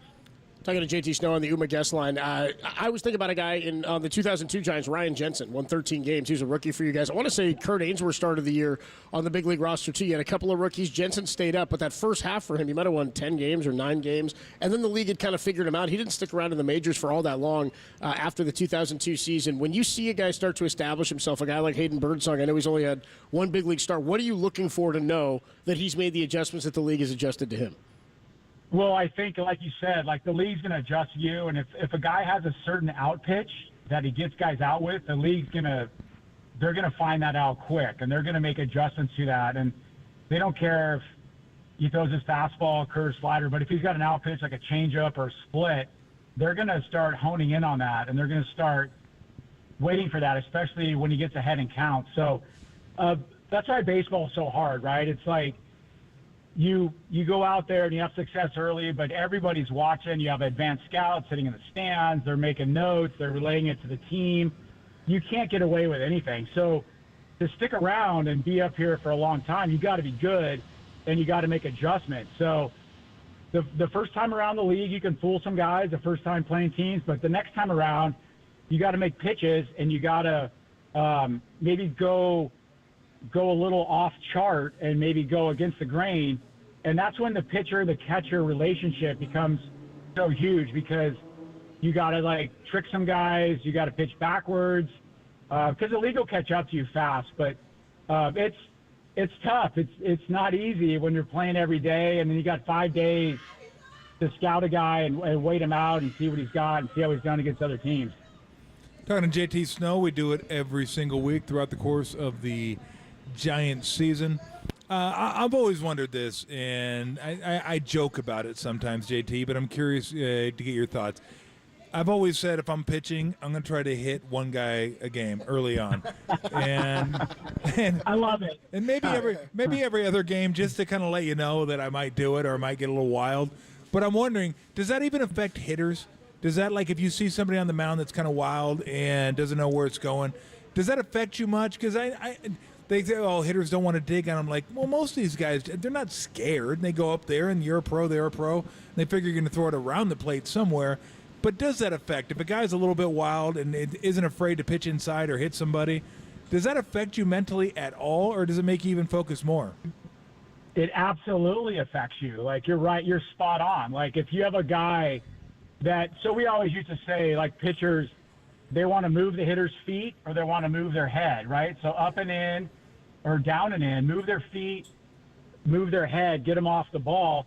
And it's funny you brought that up, because I had a conversation with one of our players last week, and he was big on, well, you know, guys in your day didn't throw 100. I'm like, yeah, but guys in our day would throw under your chin, at your feet, move you off the plate, and then get you thinking other stuff. And it's easy to time up 98 or whatever if guys – throwing a straight fastball. But yeah. Tom, you're absolutely correct. Like, that first inning established as a pitcher your strike zone, you maybe go up and in and you move their feet, get them off the plate, and noticing where hitters stand on the plate is a huge deal, and how you can work the ball. So you're 100% correct. Like, that stuff matters, and teams offensively and hitters, they notice that. Effectively wild, we used to call it. I think that it works all the time. So I wondered this, too, when I was watching the Cubs game this week when Kyle Hendricks was pitching. And it was all outside. Sinker, corner, curveball off the outside part of the plate. Every once in a while, he'd sneak one inside. Maybe some for strikes, maybe not, but that was mostly for show. I wondered why most guys, like if a guy's throwing slower or throwing a lot of curves, changeups, why not move up in the box? If he throws outside, why not crowd the plate? If he throws inside, why not take a step? Like, do hitters do that as much as they should? And I know maybe it's hard. Maybe you get stubborn as a hitter. Like, look, this is where I stand. This is I got everything kind of mentally focused in here. My checklist is good. But I've always wondered, different pitchers, maybe it's better to kind of move around in the box a little bit. Talk about that. I'm wondering how hard it is to do, and can you do it with any success? So your Arizona education is really good right now, Tom, because that is like That is so simple, right? And that's what you do. If a guy's pounding you away, you move up on the plate, you move up on the box. If a guy's got a curveball or slider he's throwing to the front of the plate, you move up and you catch it before it breaks. So, and I hate to say this, I hate to, back in the day, whatever, but I think guys that we've made more adjustments as to what the pitcher was doing. I think hitters nowadays are so stringent and so caught in their ways. They're not gonna make adjustments as much as they should. But I totally agree with you. You have to react to how the pitcher's pitching. And so if a guy's throwing away, you get up on the plate. You give up the inside part of the plate. You look away for righties. That's one of the things in the game nowadays that I don't think many hitters do as much as they did back when we played. It's the at-bat to at-bat, pitch-to-pitch adjustment. You can take away parts of the plate and have success going the other way.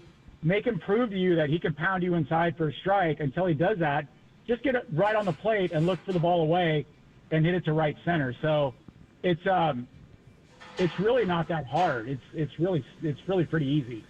Bear Down was number 1 in astronomy, so there you go. We got that going for it. Yeah, you got the Mars rover testing a little pen over there. I've seen it. You want me to tell you a little about the rings of Saturn? Yeah, thank you. All dust. By the way, don't all dust. Make sure your lights are the right wattage and don't build too high when you're in Tucson. Talking to JT Snow on the Uva guest line. We were talking yesterday about guys who were effectively wild. I know Randy Johnson is one, and you were a lefty. That's got to be one of the more uncomfortable at bats. The other one I was talking about was Kerry Wood. When Kerry Wood first came up, I felt like he was one of the best effectively wild guys in the league. Oh, he was amazing because he could throw a fastball up under your chin as a right-handed hitter, and then he had that slider, which now is called a sweeper. I think it's still a slider. He had that 20 strikeout game in Chicago. Yep. But and the hardest part, when you're coming up in the minor leagues, the guys in A-ball are tough to face because they're all over the place throwing a million miles an hour, but have no control. And then as the higher you go, the pitchers start getting more around the plate. It doesn't get easier to hit, but your focus and your zone as a hitter can get smaller. And then when you get to the big leagues, but I still think that guys that are effectively wild, and you see it all the time. We see it in a bunch of these games. And we've seen it in the last series with the Giants. They rallied back against the Cubs because the Cubs pitchers had Giants hitters at 0-2, 1-2, and they couldn't make a pitch. And they ended up walking guys, and the other night they won on a walk-off walk, which I'm not really sure is a walk-off, but you just have to make pitches when you get ahead in the count. Keep pounding that zone, and don't miss so wildly. Come in and then go away on the corners of the plate. So effectively wild is still good, and then you'll get hitters swinging at a bunch of stuff inside or outside. They're not sure what part of the plate they're looking for, what part of the plate they're trying to protect. I've always thought you could tell the most, maybe not the most, JT, that might be an overstatement, but a lot about a pitcher on what he throws and how he throws it on 0-2 and 1-2. Because if you just don't want to throw anywhere near the zone and you're just going to say, well, look, I'm not going to give him a strike, but it ends up being a non-competitive pitch, then it's like, why are you throwing it? I want to see a guy 0-2, 1-2, try to come close to the zone at least a little bit and give the guy something to think about. But you get so many pitches that miss by so much, you don't even give a guy a chance to swing. And I think a lot of times guys are scared almost to strike somebody out when they get 0-2 because they're thinking, oh, man, I got him 0-2. This is a great chance. I don't want to let him get a hit, though, on 0-2. 1-2, I'm going to be a little more selective. And then all of a sudden you're looking at 3-2 and you're not sure what the hell to do. To me, that 0-2 and 1-2 pitch really kind of sets up the at-bat if you're fortunate enough to get ahead 0-2. Right, you're right, because as a hitter, when you get 0-2 or 1-2, you're defensive and you're trying to protect the plate. And as a pitcher, I don't know if they understand this, but you don't have to throw 0-2 or even 1-2 like a pitch way up and away. That's a non-competitive pitch as a hitter. You see it early, that's a ball. But if you can dial something up off the plate, maybe 6 inches or 4 inches, or even like I was saying earlier, come in and move their feet and now go back away, that's a competitive pitch. You have to make the hitter think about swinging the bat, because as hitters, we're already down in the count and we're already being defensive, 0-2 or 1-2. Nobody likes to strike out. It happens, but we want to try and put the bat on the ball. And when the pitchers just go 0-2 away or 1-2 non-competitive, and now 2-2, now it goes back on the pitcher, and he throws a ball, and now it gets a 3-2. The hitter's confidence goes up, and their zone shrinks down because they've seen all these wild pitches. So, yeah, it's like the pitching in baseball 0-2, 1-2 has gotten a little out of control about being competitive. All right, since we're on the porch, let's go ahead and throw this one at you. How, on a scale of 1 to 10, how upset/frustrated were you and players of your era when they struck out? And how upset are guys today /embarrassed when they strike out? Well, when we struck out, we were embarrassed, and I don't know if the guys nowadays that strike out, I don't think they're embarrassed, because some of the guys say, and some of the analytics say, and we talked about this weeks ago, I think it's coming back around. I think it's going to come back around. I think it's trending in that way, but you can't tell me that a strikeout is as good as putting the ball in play, right? Because the defense has to make a play, and some of the players nowadays, it wasn't where I was looking, but yeah, it was a strike. So when you got 2 strikes, you expand your zone, try and put it in play, but back when we played, if you struck out, it was embarrassing. Like, you don't want to strike out. It's like, even back to Little League, right? When you struck out in Little League, it's like, you suck. Yeah. The guy just struck you out. Yep. Like, it's the same in the big leagues. Like, but I think nowadays, the amount of hitters taking strike 3 on fastballs, and we always preach, I never want to get beat with a fastball inside with 2 strikes. I always want to protect the inside part of the plate with 2 strikes. I can see if a guy throws a sinker or 2-seamer in that runs back, but to strike out a ball down the middle or middle in with 2 strikes is unacceptable. And I just think it's the way that the analytics have gone, but I think it's slowly turning, and talking to kids nowadays, I think it's turning around, but it might take a little time.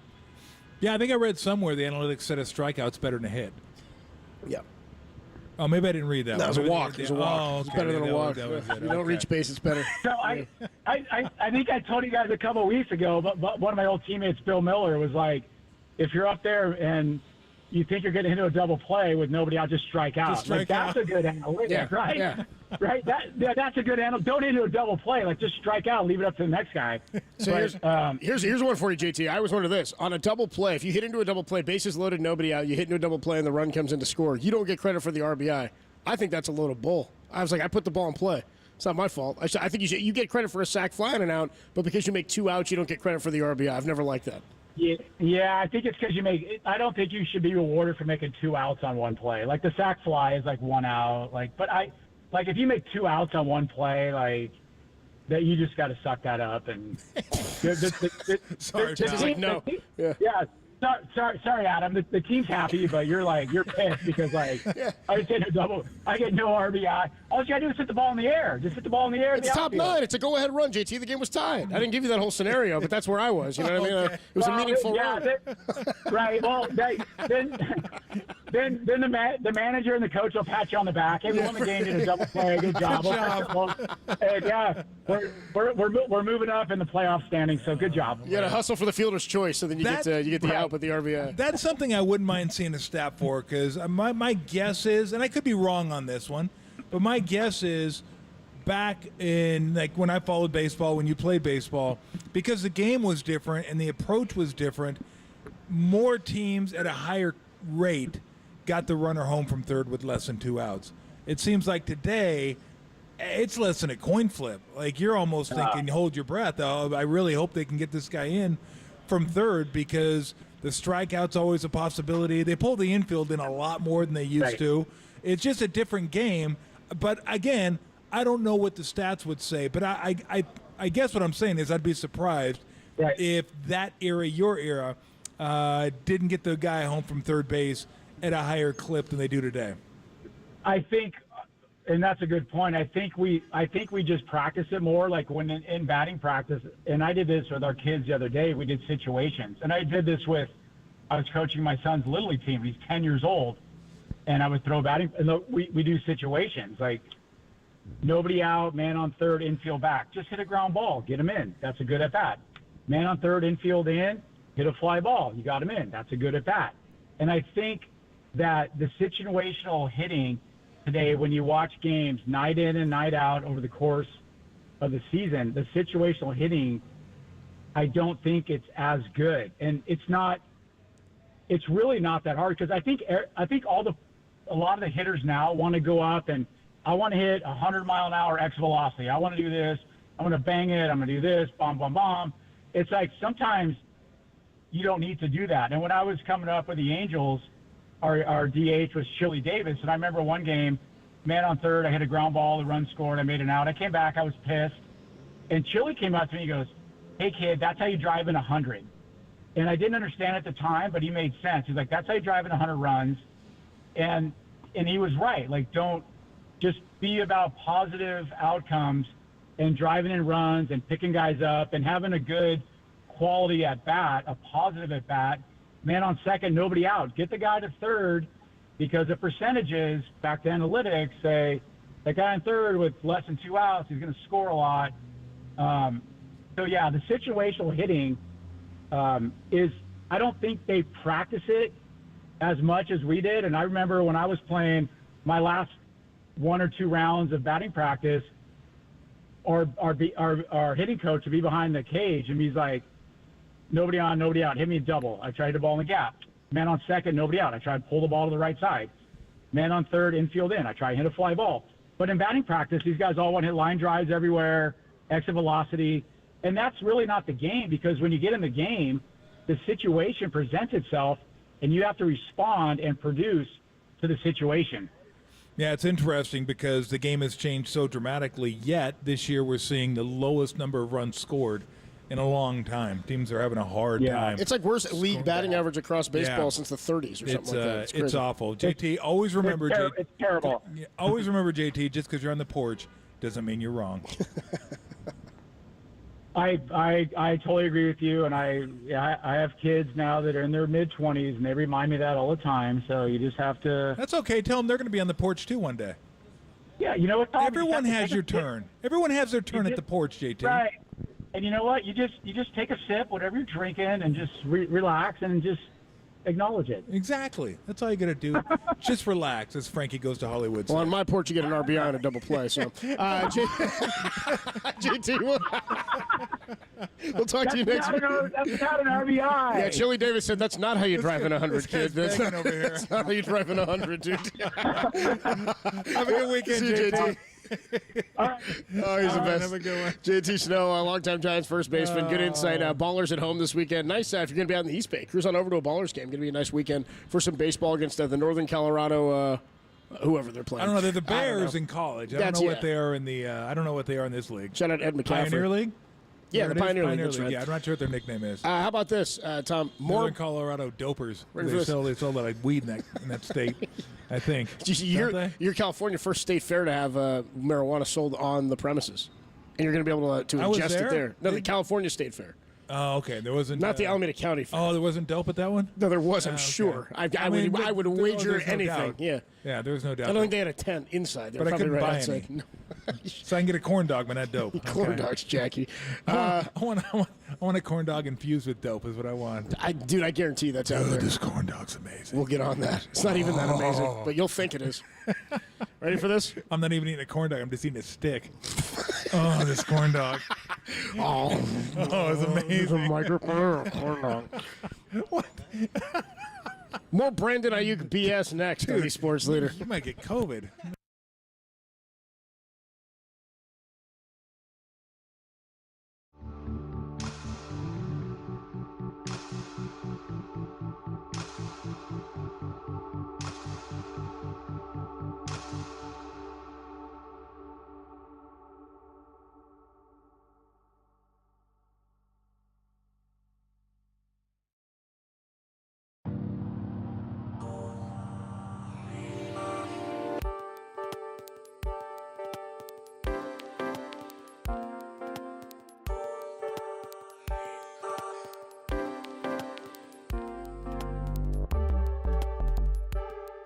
Menlo Park, shout out to you for supporting KNBR, Menlo Park's sports leader.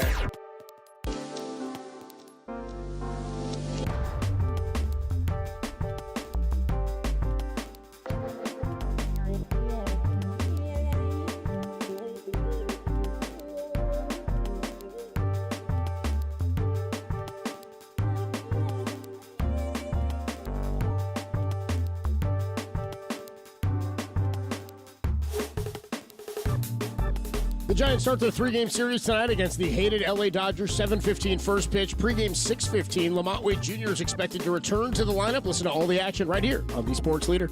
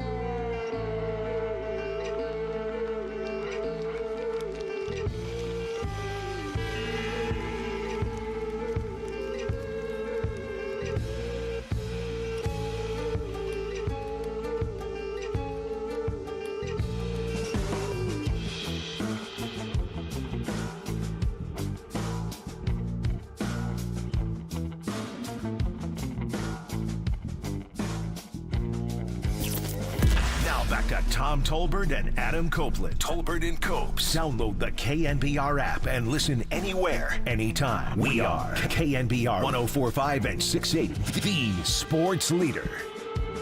Nice choice here. A little Real Big Fish here on a Ska Friday. Tolbert and Copes with you. 58 Social. Patio's getting open about a half hour. Come on by around 4 o'clock. Grab yourself a John Bon Jovi.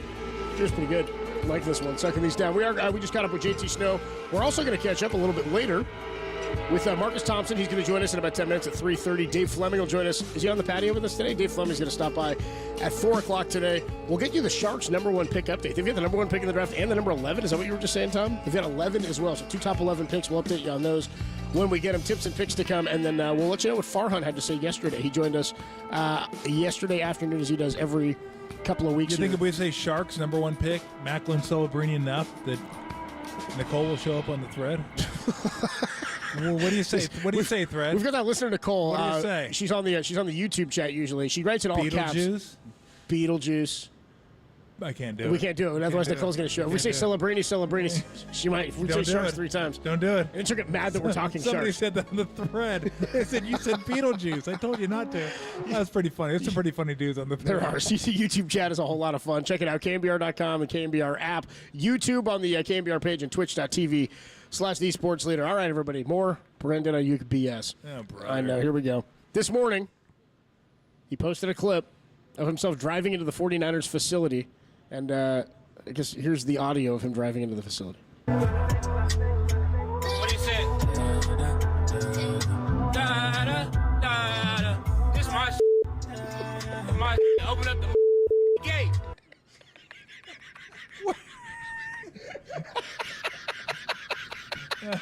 Open up the gate. Open up that MF gate, bro. This is my ass. Open up the gate. But the way the video is filmed, it looks like airplane, dude. He's like, he's coming towards us, dude. We got that, Greg? You got the airplane for me? It's the way the video was shot. It's like the movie Airplane. You got that, Greg? He's coming right at us.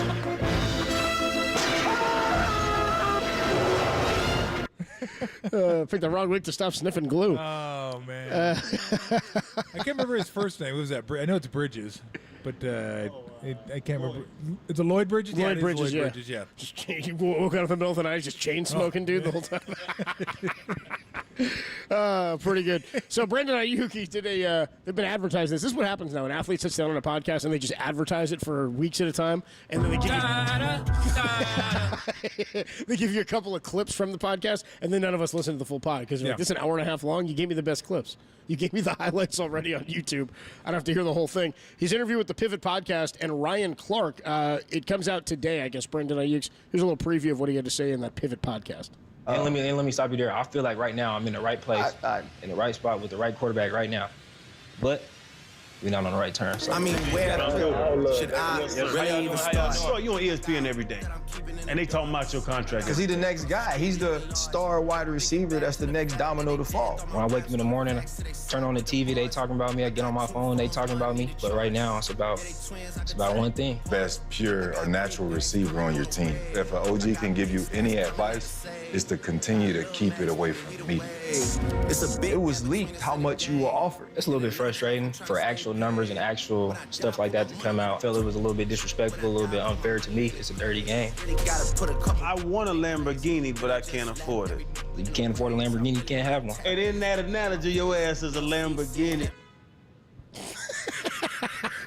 What just happened? And in that analogy, your ass is a Lamborghini. You can't afford a Lamborghini, you can't have one. And in that analogy, your ass is a Lamborghini. Who was that? I'm lost. Who was saying that? Who was it? Shannon Crowder. Your ass is a Lamborghini. Sometimes you get it, sometimes you don't. Yeah. All right. Well, I understand his frustration. Also, he's like, it's a dirty game. It's like, that's kind of business, though. You're putting it out in the media. I mean, for him to say he didn't like how stuff was going out in the media, the offer that was made, we all kind of knew what kind of offer was going to be made just based on what the market is for his position at wide receiver. And we all can kind of assume that based on how the contracts have played out, he wanted a different number that was closer to the top, like Justin Jefferson. I mean, that's putting 2 and 2 together. That's pretty common sense, I think, when you think about the negotiating element of it or what the Niners are willing to offer. But then for everything he's put on social media and the erasing of the team from your social media accounts and all that and holding out, not showing up to certain camps, it goes on both sides. And the vet, whoever it is, saying my piece of advice to you is to not have it done in the media does make it seem like, okay, well, maybe it's happening that way because he didn't like that the number was leaked. The one thing that jumped out It's at me... 28, right? Was that the number that was leaked? I thought it was 26. 26, there you go. Yeah, 26. The one thing that jumped out to me was when, I don't know if it was Ryan Clark or Crowder, said that he's the best pure wide receiver on his team. No one has to make that qualification for Jefferson. No one has to make that qualification for Amon-Ra St. Brown. We can't talk about Waddle because, well, he's not the best wide receiver, pure Period or on his team, otherwise, yeah. on his team. And he got a nice chunk of change. So, look, Debo's really good. I've said on the show before that if I had a choice, I'd take Ayuk because of age and injury concerns, because Ayuk doesn't do the same things that Debo does. But I'll tell you this, if you could tell me Debo's going to be healthy for 4 years, I'll take Debo over Ayuk because of what Debo can do and how versatile he is. But I can't guarantee you that because he hasn't been healthy. He's missed portions of the last couple seasons, I believe. So I just don't know. And I don't know that it's going to get any better because he's physical with an F or otherwise. With an F. That guy is physical, man. He gets after it. So it's hard to think that as you get older, you're going to get, I don't want to say injury prone, but your style of play is going to change so you can have less injuries and play more games. And then if you do that, then you're changing your style. You're changing who you are. Like, that's what makes him one of the best receivers in the game, is that he can do all those things. But that's why I would take Ayuk. And that's not to say I don't think Ayuk's very good. I do. I've said I think he belongs right around Amon-Ra St. Brown for money. Like, if you give him that type of deal, that should get it done. I think those two guys are very, very similar. But you look at what Debo does to that team, he complements what Ayuk does. Like, they help one another being in that offense. And Shanahan certainly helps. Like, would Ayuk be as good on another team without Debo? Maybe. Maybe not. I just know that I've said it over and over and over again. I think his contract and Amon-Ra St. Brown should be pretty close. Like, they're similar talents, similar productions. They should be pretty close. So I still think they'll get there. Him showing up and wanting a meeting shows me he wants to be here. And I know they want him back. Can you come to and like, they'll play this right up until training camp, I would imagine, and then try to find a way to get it done. So he's here. I mean, if you didn't like it here, if you didn't like it, you didn't want to be here, you didn't think there was a chance they get it done, you'd be doing workouts elsewhere. So there's a lot of breadcrumbs that lead me to believe that they will find a way to get this done. Usually it happens when a player wants to be here and a team wants him back, they find a way to get it done. And just a quick analogy, I can't say that about Clay anymore. I don't know that Clay wants to be here anymore. And so that presents an issue. I'm not sure the Warriors want him here anymore. Like, they kind of want each other. Like, yeah, kind of want you. Like, she doesn't go to the prom with me, I'll go with you. One of those type deals. Nice to have that option. Yeah. But with Ayuk, it's like, hey, we want you back, and I want to be back. They'll get it done. They're going to get this done. Tolbert and Copes with you live for the Patio 58 Social. Marcus Thompson, one of our favorite guys, the best sports writer in the nation, joins us every week. We'll do that with him next. Talk more about the Klay Thompson situation and the other teams that have interest. Denver showing interest, Dallas, Philadelphia 76ers, and how likely is it that Paul George gets moved? That's if Marcus is paying any attention from his track relays and heats and everything up in Oregon. Marcus Thompson's covering the NHL draft right now? Well, we better get his ass on, dude. He joins us next. What? On the Sports Leader.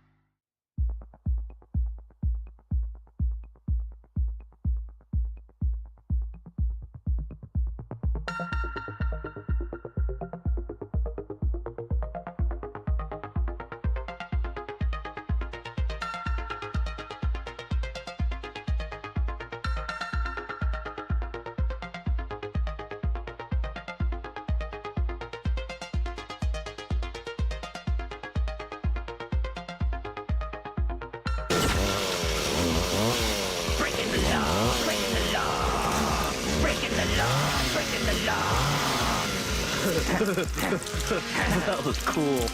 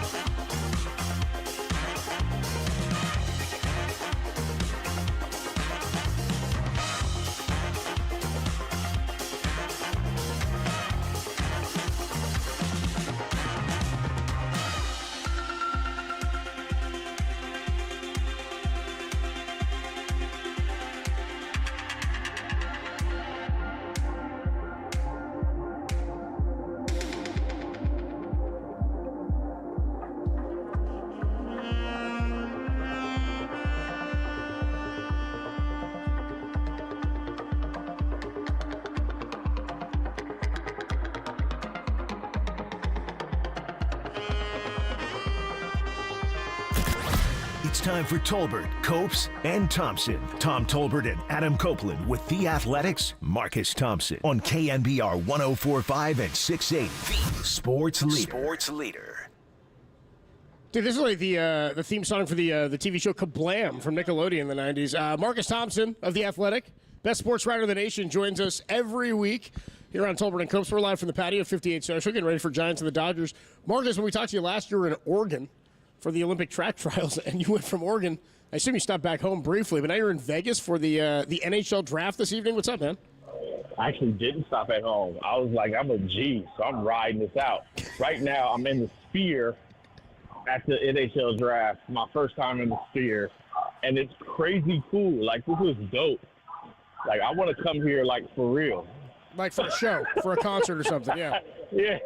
Yeah, like, but the NHL draft is a trip. Like, everybody's here. Like, everybody's here. If you, somebody, scouts, general managers, all that. So for them, this is their, like, big, like, kind of, like, in a way, the All-Star game is for the NBA, or, like, the Super Bowl is for, and, teams don't go. If your team's not in, you're not going to the Super Bowl. What is this like for the NFL? Maybe ownership meetings, I don't know.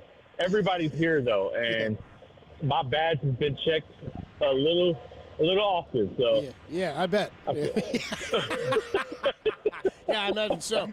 They're like, you don't look like PK Subban. What the hell is this about? They're like, you, like, what are you doing here, sir? Anyway, Macklin Celebrini, the projected #1 pick. Cool connection. We talked to Rick Celebrini. Was that earlier this week? We had him on Monday, and we talked to him about his son potentially being the #1 pick. Where are we with Macklin potentially being drafted by the Sharks in just under an hour here? Better not be potentially. I'm expecting it to happen. Otherwise, I'm taking my butt back to Eugene. Yeah. That's the only reason. You're not hanging around for the 11th pick, huh? Not pick 11 for the Sharks, no. First like, overall what pick, are we Vladimir, doing? I'm out. What kind of failure gets pick #2? I'm here for #1 pick. I don't come to the Sphere for #2 pick. Nah, he's such a chill young man that it's wild that he's only 18, and I feel like talking to him, getting to know him a bit, he's so ready. Like he's very unassuming when you see him, but he's kind of a savage on the low. So everybody I talk to keeps saying like, oh, he's really good. Like he's gonna be good. Like he's really good. It doesn't look like it when you look at him, but clearly on the ice he's a different breed. But when you talk to him a little bit, you can see that coming out a bit. Like he's one of the guys. He's got some swag to him. He's got a certain self-belief, and he definitely's got his father's mean streak. So if the Sharks don't pick him, they'd be crazy. Yeah, I think it's almost a done deal, I believe. So I would expect him to go. That's what I thought. That's what everybody's saying. Like, yeah, duh. Why are you asking this? Yeah. I look like a non-hockey dude by asking. Well, more than that, actually. Yeah, well. Yeah, I wasn't going there. I'm glad you said it, Tom. Oh, you can believe in me, Marcus. Yeah. I'll fill the gap in. I'll fill the void. I'll fill the void. So there's a Joel Ward joke in here somewhere, but I just saw Jerome McGinley, though, the one hockey player I know. I was like, Jerome McGinley, let's go, that dude's a badass. That dude is a badass. He could fight. He could score 50 goals. And Ginla was nice. I always liked watching him play. But it's interesting to watch this team, Marcus, kind of go through their. I mean, they were so good for so long, and they tried to ride that out. I've made the analogy before with them and the Warriors, where the Warriors have won, the Sharks never did. So they held on to Thornton and Marlowe, and I can go on and on. Pavelski, and then they got who's the guy they added? Carlson. They added and paid big money for him. That's what happens though when you do all those things and keep guys kind of past their prime. You don't get great returns for them, and it takes you a while to bottom out and come back up. Now I don't know if the Warriors are going to go that route, but the analogy is there. Like if you hold on to guys like Steph, Clay, Draymond, all those guys, this could happen. But it seems like they're coming back up now, doesn't it? With the number 1 pick, 11 pick, Will Smith is another guy who didn't play last year, who was, I think, the number 4 pick last year. So it seems like, in the next couple years, we should start seeing some dividends from this squad. Yeah, Joe Lacob don't want this process. Like this is the two timeline plan is trying to avoid all this, right? Like he don't want those 5 or 6 years where you're down bad, hoping the draft picks it. Like he still wants to win, but it's gonna be tough because, from what I'm hearing, like they don't want to put Kuminga in anything, and that's part of it. That's part of like, I understand upgrade, but we don't want to give up Kuminga because when you look at Kuminga, like he's the guy who can play for your franchise for 10 years. So that they almost are making the decision. It took a while. But like if Clay Indees walks and you let that salary spot go with Chris Paul, which they push back the date so they can probably get a trade. But they are committed to Brandon Podziemski and Jonathan Kuminga. And to me, that's Joe said, I just can't do it. I hear what you're saying. Go all in with Steph and Draymond and Clay. But he said it, and I believe it. He really doesn't want that wilderness period before they get back again, and the cost of chase, right, and needing to fill that building is a good reason why he probably doesn't want to do that. This is, and I don't know if you agree with me or not, but this is the biggest decision they're going to make post-dynasty is to keep Kuminga or trade Kuminga. Because if they keep him and he's not who they think he is, they're screwed. If they trade him and he is who they think he is, they might be screwed. Maybe not, but might be. Now, if they keep him and he is who they think he is, then they're in good shape. But this, to me, is the biggest decision they're going to – and it seems to me like they're just not going to do it. I know Joe loves them. They're not going to trade Kuminga. But this, to me, is kind of the pivot point here with the Warriors post the dynasty is like, is Kuminga what they think he is or is he not? That's going to go a long way in determining where they are in 3-4 years. Yeah, it's the last big choice between, like, where you want to go next. And that's the difficult part. And, like, you're right. I think it's more if he goes somewhere else and he's great, oh, that's going to hurt. Like, you may be able to get an equivalent player, but you always know you let that guy go. And on top of James Wiseman not working out, that could become a thing, right? Like, so I feel like you kind of got to nail this one. And the safest bet is to keep him, right? The safest bet, it only really matters if you give them crazy max money. Yeah. To me, then that's where it's like, all right, now this choice might hurt you. But if they keep him and he's a really good player for them, if they keep him and add to him, and that's why I think like they don't want to give him up, because he might be a star. But even if he's not, he'll be a really good player for you. He'll be a starter. He could be, he could be a number of things. And if he doesn't force you to pay $55, $60 million, then you could probably stomach that. Yeah, it's gonna be a tough call. I think they've made the call, though. I think they've decided we're not doing it, because I just don't think they're that impressed with what's out there. To me, the Wiseman decision was bigger, but to me, this is the next big one, right? Like, this is the one, because they don't have any more after this. It's like, even when Wiseman's like, oh, you still got Kuminga, you got Moody. Like, this is it. You're not getting that high in the draft again unless you're terrible. And at that point, you've already kind of arrived at the place you tried to avoid. Yeah. So this is it. Like, you've got to nail this one, because the previous one didn't work that well. And you could say Moody, too, even though I think it's a little early on Moody. You didn't get – that's 3 lottery picks. Kuminga's the last chance for you to get a superstar with one of them. Yeah. I'm going to ask both of you this, unless you saw it on your phone. DeJounte Murray got traded. Ooh, I did not see this. Where do you think he got traded? And I'll give you a clue. This was not on my bingo card. Go ahead. I already knew, though. So okay, so we'll let Copes get If it. it's a team that was not on your bingo card? It was not. Go to Houston. Nope, New Orleans. Hey, good area, though. You're right in the South. Yeah, there we go. Thank We you. do it after. Do the update afterwards. Yeah. What do you make? I have no idea what they gave him up for. It didn't say another player. Maybe Marcus, it could be a slew of picks. But what do you think of that one? I thought it'd be the other guard from Atlanta that they said goodbye to, but DeJounte Murray goes to New Orleans. I didn't hear anything about New Orleans. Give us your thoughts on that and them saying goodbye to DeJounte Murray. Well, it makes sense, because I think one of the things they learned in those playoffs is Brandon Ingram just may not be what they need. Yeah. And you could say it's unfair because they didn't have Zion.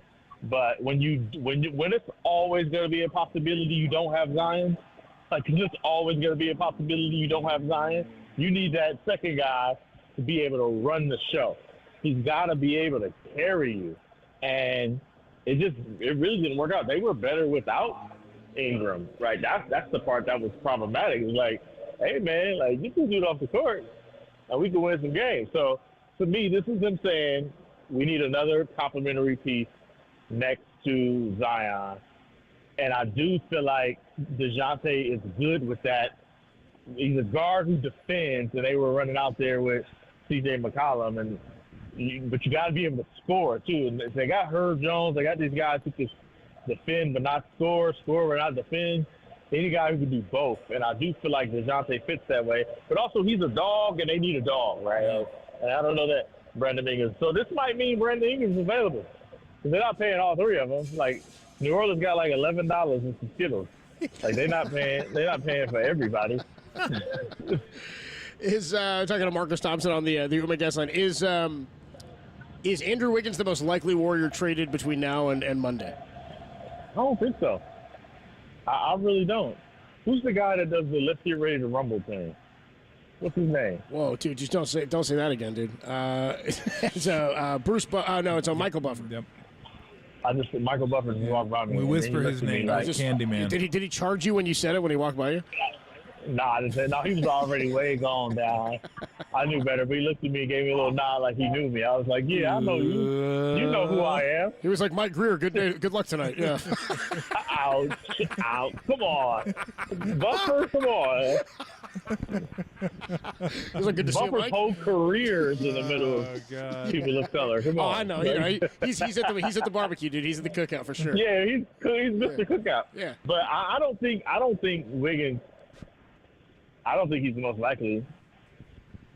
Like, I see what you're saying. I do understand what you're saying. Like, if they don't trade Kuminga and they don't trade Podziemski, like, who else is there? Talent but has I to think come the from answer is somewhere. Chris Paul. Yeah. I think the answer is Chris Paul. But I just don't think they'll be in a rush to trade Wiggins. He's at $24 million. He plays defense, and that's not a lot of money. Like, you kind of need him, and if you can't, like, upgrade him, you're probably better off keeping him because there are worse players making more money than Wiggins. So, like, he's kind of in that space where I think they'd be fine if they bring him back, and they'd be fine if they could get something for him, but they got to like what they get. To me, I feel like they push the day back to Chris Paul.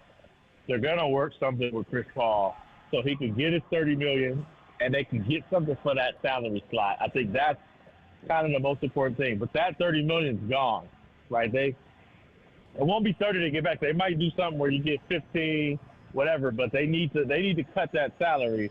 So I think he's the most likely, but I really feel like Wiggins will be like, hey, like they're not going to trade Wiggins for like a Zach LaVine. Like, you might as well keep Wiggins because in the end, you got to guard people, and Wiggins at least guards. Now you need him to score, but the better thing to do is find somebody so you don't need 20 from Wiggins. A little tougher to do, but I feel like Wiggins, I mean, $24 million is not a lot of money in the modern NBA, especially after the salary cap jumps from all this new TV money. What are your thoughts on Clay possibly going to the Nuggets if Kentavious Caldwell-Pope doesn't sign? I know he declined his option. I don't know what that means. It may mean they're going to rework a deal out there. It may mean he goes somewhere else. Not sure. But I thought him there would be, I mean, that'd be a pretty devastating five based on what Clay does, Porter Jr. I mean, you really have all the – now, they're not deep, of course, but what do you think about that option for him? And you about 50-50 with him or better? I still want to see what Orlando does. But okay. I do think Clay is a better fit. It's a better fit than it is a desire. Like, I don't know if I can see Clay saying, yeah, let me go to Denver. I mean, there's two guys at least who's the man there, right? You got Jamal Murray and you got Nikola Jokic, and they gonna have the ball a lot. Like, all they do is pick and roll.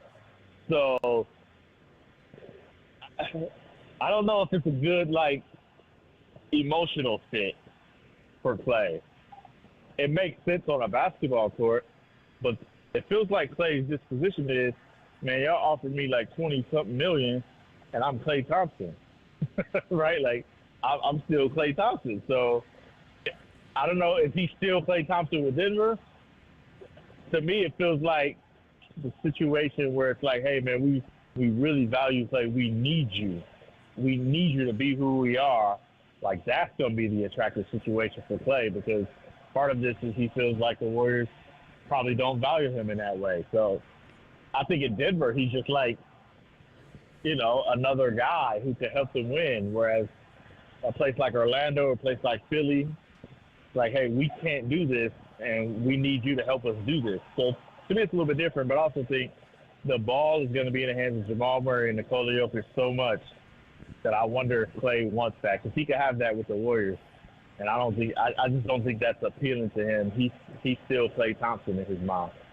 Isn't it interesting that for the past, I don't know how many number of years, when we talk about Klay Thompson, we talk about easygoing, Rocco, the boat, playing video games, maybe smoking out, hanging out at home by himself, doing his stuff. Smoking out. Yeah, just chilling. Yeah, right. Just chilling. Kayaking to the games. And now we talk about how he's going to be emotionally. Like, is it an emotional fit signing for a team? Like, I find it interesting that we've gone from, he just wants to play ball and have fun and he's good, to he's so emotionally attached to this process that you have to factor that in to the conversation.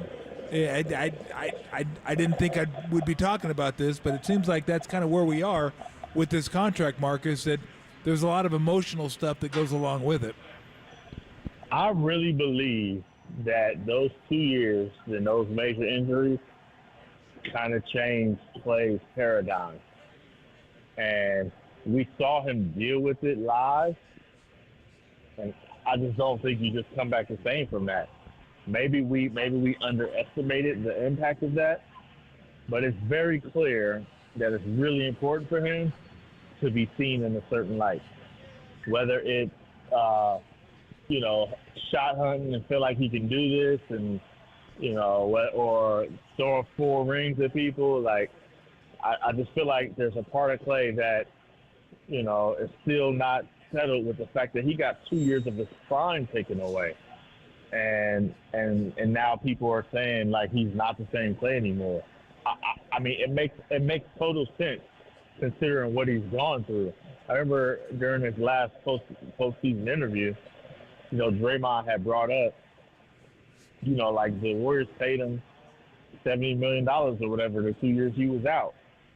Like, of course the Warriors like him. Like, of course the Warriors want him. I mean, look, he was saying that as a way to show that, this side of the relationship is valuable. And we brought up the Clay. He was like, what was they supposed to do? Like, yo, Clay. Yeah, I mean, he wasn't even appreciative. He's like, he's I heard like, that. Right. Can you imagine if they didn't pay me? It was like, I was like, yo, Clay is on one right now. Yeah. So, I mean, you hear, but I do think, to your point though, Tom, I think at some point they can sit down, and the bridge to get back where they were isn't that wide. Like, I don't think this is a gulf that you can't cross, right? I feel like, and I've heard this, like, Steph, Steve Kerr, Draymond, like, it's going to take them, but I do feel like they could do it. Like, there's so much history and so many memories. And, you see Steve saying, like, we're desperate to get Clay back. Like, they know him better than anybody. So I got a feeling they'll know what to say when it's time to say it. So even though it sounds that way, I do think the thing you're talking about is still there, and it can still be relied upon. It's just free agency it's just a little bit more touching, I think, and a little bit more emotional for Clay because of what he's been through. And on top of that, he's like 3 for 29 in his last 2 elimination games. So Yeah. And I'm look, sure that doesn't help either. Look, I know we got to run, but I love Steve, obviously. But when he says we desperately want him back, what he's leaving out is we desperately want him back, ... And the role we want, yeah. for the right price and the role we want. And we want him to accept it without being a pain in the ass. Yeah. That's what he's saying. But obviously he can't say that. That's the fine print, though, Tom. That's the fine print. What the wink to Clay is, man, we desperately want you back. Like, yeah, Steve is way more shrewd than people understand. Oh, he knows exactly what he's doing. He knows exactly what he's doing. All right, man. Enjoy Vegas. Enjoy the Sphere. Enjoy the NHL draft. Hopefully, you'll be talking to Macklin Celebrini. Have a good time in Vegas. Head on a friend. swivel, Marcus. All right. Hey, listen. Next time, I know y'all ducking it, but we got to talk about this 3,000-meter steeplechase next time I'm on. Oh, I'm definitely down with that. Is that the 25 laps one? No, 3,000. No, yeah, 10,000. I grew up on steeplechase. What was the one you were talking about with all the laps? That's 10,000-meter race. That's a 10,000-meter race. That one's wild. We got to talk about that, too. People say it's got water, though, and hurdles and stuff. You know what I'm saying? Oh, yeah. It's like American Ninja Warrior on a track. Absolutely. You know what I'm saying? Yeah. They don't tell you this, but in some of the little ponds they have, there's piranhas. Yeah, dude, yeah. There is. Some of the long jump is quicksand, I heard. That's incredible. All right, Marcus Thompson, the best sports writer in the nation. Hey, enjoy Vegas, man. We'll talk to you soon. All right, please. Good deal from Marcus Thompson. Dave Fleming is here on the patio. He'll join us next on the Sports Leader. I was like, I'm a G, so I'm riding this out. Hockey.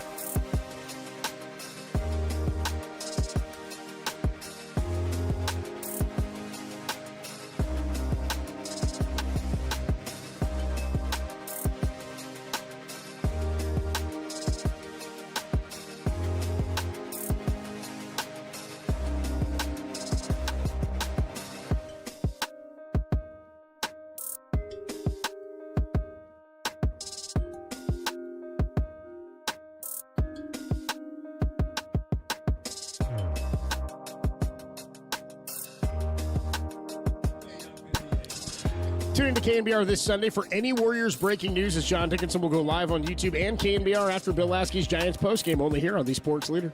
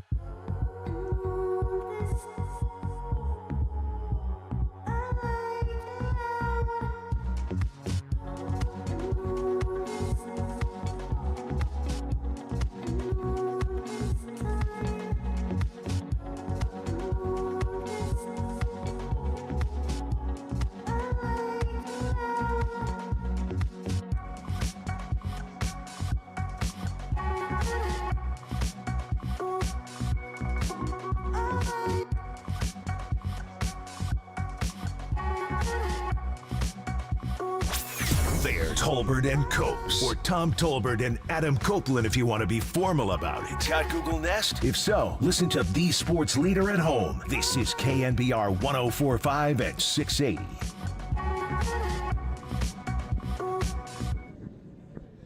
Oh, we are down at the yard, 58 Social, getting ready for the Dodgers and the Giants. And one of our favorites, Dave Fleming, has come by to say hi. Hello, Dave. I wish I had a little more time for you guys. I have to go do the Bob Melvin show in a few minutes. That's okay. Yeah. That's okay. You can ask him how the bullpen's doing. He's going to have a really chipper answer about that. How's the bullpen? He's cranky Bob these days. And you know what? I'm not saying that as a criticism. I'm saying that as I would be too. I kind of like it. I kind of like a manager that gets a little chapped. No, I get it. And then, look, if you don't have a rotation, it's tough. And that's really where you start with this team is the decimation of the rotation. It's like every time Webb goes out there, he's got to feel like I got to give him 7. I have to. Hicks probably feel like I got to give him 5. And then we got Birdsong and like Dave. I've never seen a series before when they played the Cubs the first 3 games where who knows. They didn't say that in the box score, but it was like NA not available. We don't know who's starting this game. Like it would be funnier if the game notes just said, who knows? Or you pick. Your guess is as good as mine. It'd be funny. But that's where they're at, right? And it's hard. Like, I think in a vacuum, it felt like a kick in the gut a little bit to lose Game 4 of that series because of where they're at and trying to get back to 500. But in a vacuum, you take 3 out of 4, you're loving that series. And 2 of them, you're starting a bullpen game. I mean, you love that series. It's just they've kind of put themselves in that hole where they keep bouncing back from 500, 6 games under, 500, 6 games under. But where do you see them at right now? I mean, if they don't get the pitching back, it's going to be tough. This 9-game stretch is literally hell on earth who they're playing. But how are you viewing it right now? I think if they don't get the pitching back, it just won't be the season they want it to be. It just won't. I mean, I don't see any way around that. I don't know how you can do this for a full season, what they're trying to do. I mean, Birdsong, I guess it's possible that like he emerges and becomes like an actual solid big league starter right away. That's asking a lot. I mean, what he gave him the other night is pretty darn good for his experience level. I mean, forget about like the Keaton Wynns and the Tristan Becks and some.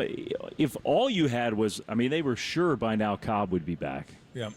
And Snell was, I mean, they figured Snell would be just a regular part of the starting rotation, whether he was a Cy Young winner or not, he was going to be in there. So then you got Webb, you got Hicks, you got Snell, you got Cobb, and you got Kyle Harrison. So, I mean, and then you can go down the list of all the other injuries they've had on top of those that I just mentioned that aren't here.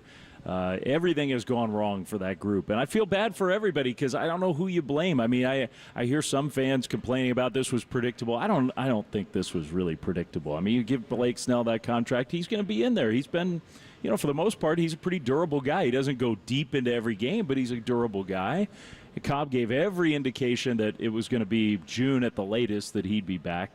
So I find it hard to blame somebody for this. It's just piling on. Yeah, and I think with the Snell situation too, look, that's why he got a 2-year deal with an opt-out. I mean, if he was going to give you 5, as he did last year with the Padres, maybe 6 sometimes, at that level, it'd have been a 5-year deal.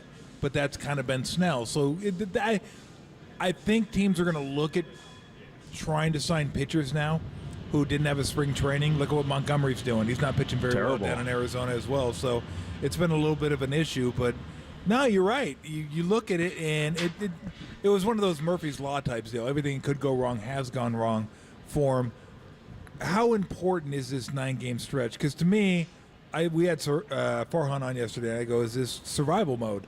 And I don't know if he necessarily agreed with that.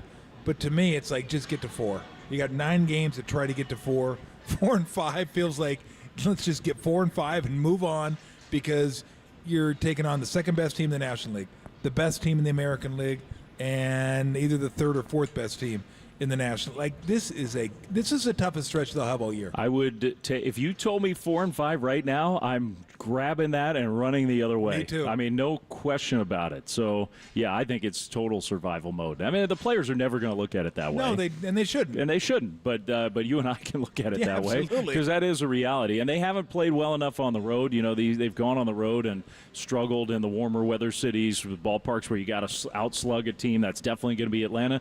I mean, Cleveland Cleveland, out of nowhere, they're just killing it. Yeah. I mean, Cleveland for a decade has been an all-pitching sort of not much offense franchise. They have more home runs than the Atlanta Braves right now. They've got all these guys who are bashing home runs. So the Giants have to go there and be prepared to swing the bats. Really, really tough test. But you know what? They've played much better at home, much better, including against some of the best teams in the game. You even look back at that Yankees series. I know they got swept by the Yankees. They should have won Game 3. Yeah. They easily could have won Game 1. So it's not like they got blown off the field against the Yankees. At home, they won a series against the Phillies. That was a good one. Yeah, they can hang with anybody here. So that's why, to me, these 3 games before you go on that tough road trip, I know the Dodgers are good. The Giants can win this series. In terms of teams, because we've been looking at the cream of the crop teams and looking at you mentioned the Guardians and the Braves and the Dodgers, but the Giants are right in the middle of the pack with everybody else. They do have that. I don't want to call it a lotto ticket because maybe it hit. I guess maybe it is. Maybe it hits. Maybe it doesn't in terms of the pitching that returns. Is that something that can separate them from the rest of that pack, or are there other teams there? You've seen them probably more than we have. Cardinals, Cubs. I mean, the Brewers are a team that's dangerous, seemingly in the National League Central, but they don't have tons of starting pitching either. Where do the Giants differentiate themselves from the middle of the pack? I think that's definitely a differentiator. I mean, if you just said that's your deadline deal, Robbie Ray and Blake Snell, you'd be like, oh my gosh, like that on paper, that's a great boost to your team. It's just we don't know. We just don't know. We think we're going to get something good from those guys. We're going to see something good, but we just don't know for sure. So it's unpredictable. Even the offense. Look, offense is so down across. It's amazing. Like if you really look at it. You're the pitcher average-wise. Yeah, Giants fans are cranky about this offense, but Giants are in the middle of the pack or better in a lot of the offensive numbers as a team, and they've sort of trended in the right direction. Like the offense, you get Wade back tonight. Lamont's been one of the better players in the league. I think the offense should be good enough. I think. So let me ask you this. I know you got to run real quick. You got to get Bob Melvin to do your show. JT Snow and I and Copes were talking about this. You know, it was a little bit of a, we're on the porch where the old guy is talking about baseball.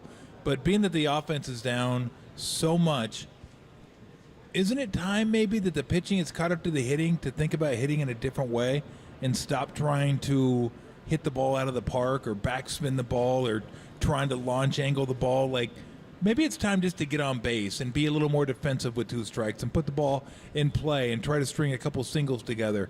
I don't know. Productive outs is what you guys were talking about. That moving guys over, hitting the ball. Not only in the air. that, but putting the ball in play. Right, like exactly. a single's good enough. You don't got to gap it every single time. It's hard to gap it. One thing I read a really interesting thing the other day about one of the number one culprits of this offensive implosion is outfields playing so deep and cutting off extra base hits. Huh. Like they're giving singles to take away extra bases. Doubles are like way down, even more than home runs are down. Triples are down. So I kind of think you're onto something. I mean, I do. And sometimes these things take a little while to sort out. Takes hitters a year or 2. So I don't know how it's going to go. One question that I have is, okay, so this year of offense being so down, and yet here's Ohtani, here's Judge, here's, pick Soto, pick 5 or 6 guys or maybe 10 in the game who are putting up as big as they ever have. And it's an interesting thing that, like, for some players, it doesn't seem to impact them in the least. And for others, there's been a massive impact. I don't know what the answer to that is. That's the impact of greatness. Shrink the ballparks again. Yeah. Bring the fences in one more time. Greatness will find a way. And it could be, find a way. If the ball is a little different, if it's a little less lively, could be that those guys are just immune to that. If you're that good and you're hitting the ball that hard, it doesn't make an impact. It makes an impact on almost everybody else. I think they had to let them use bigger bats, like the Flintstone bat used to use. The club, kids. right? The club. Hey man, Austin Slater, remember that a couple years ago? He was using like a way bigger bat than everybody, and he was hitting for power. I know it's high velocity era and it's hard, and I wouldn't be opposed to some guys experimenting with a little heavier bat. Get a little more oomph. There you go. Maybe let them dope up for the game, too. Dave, always a pleasure. Sorry, I can't hang. All right, well, yeah. After that, I wish I could comment on that. Bummer. He's out of time. Yeah. You need more offense. I know it worked. What's my first question to Bob Melvin today? What do you think I should lob at him? I don't know. I mean, the bullpen's always an issue. Steals are always an issue. Yes, but I'm sure that's been addressed. What I would be curious about is the rotation. how they're going to make it through this 9-game stretch and where the rotation stands and when some of these guys may get themselves back. What should we put on the game notes next to all these games? I'll ask him that. Well, what should we say? We don't know. No idea. Dave, your guess is as good as ours. Always great, Dave. Thank you for coming. I'm kidding, but I'm sort of not. No, we got to survive this week. I know where you're going. Get these guys back. I know where you're going.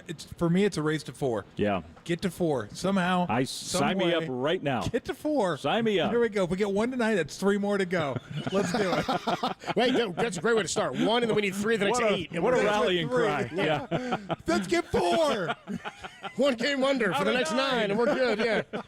Feel pretty good about that. Dave, have a great call tonight. Thanks. Have a great call, Dave. It's great to see you. More to come here. We do have the Sharks' #1 pick coming up. Marcus Thompson's down in Vegas. We did talk to him, but it could be Rick Celebrini's son, Macklin Celebrini, could be the #1 pick for the Sharks. We'll get you that update, your tips and picks, and a little sound soiree all coming your way as we are live from the patio of 58 Social on the Sports Leader.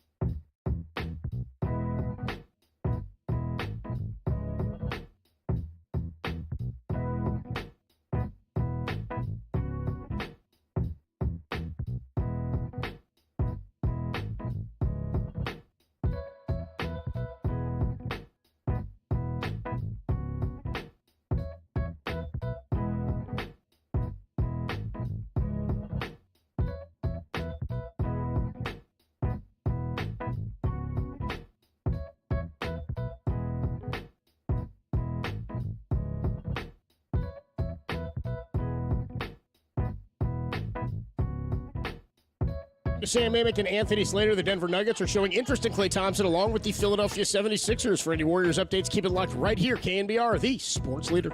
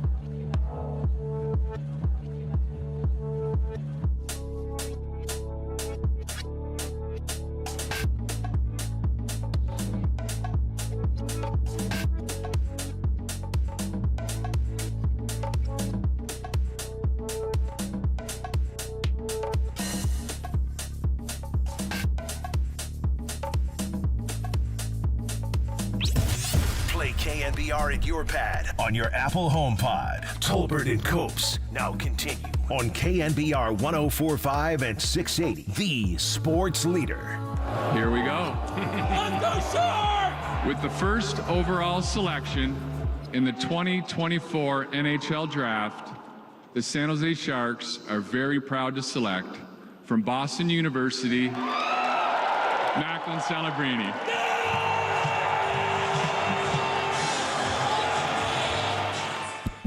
Whoever that dude is by the hot mic, dude. Was that Marcus Thompson? Yeah! I like that guy right before they come up to the podium, too. He is the They got like the squeaking voice in. Somebody on the YouTube chat checked in and said over 11,000 people right now down at SAP Center watching the draft.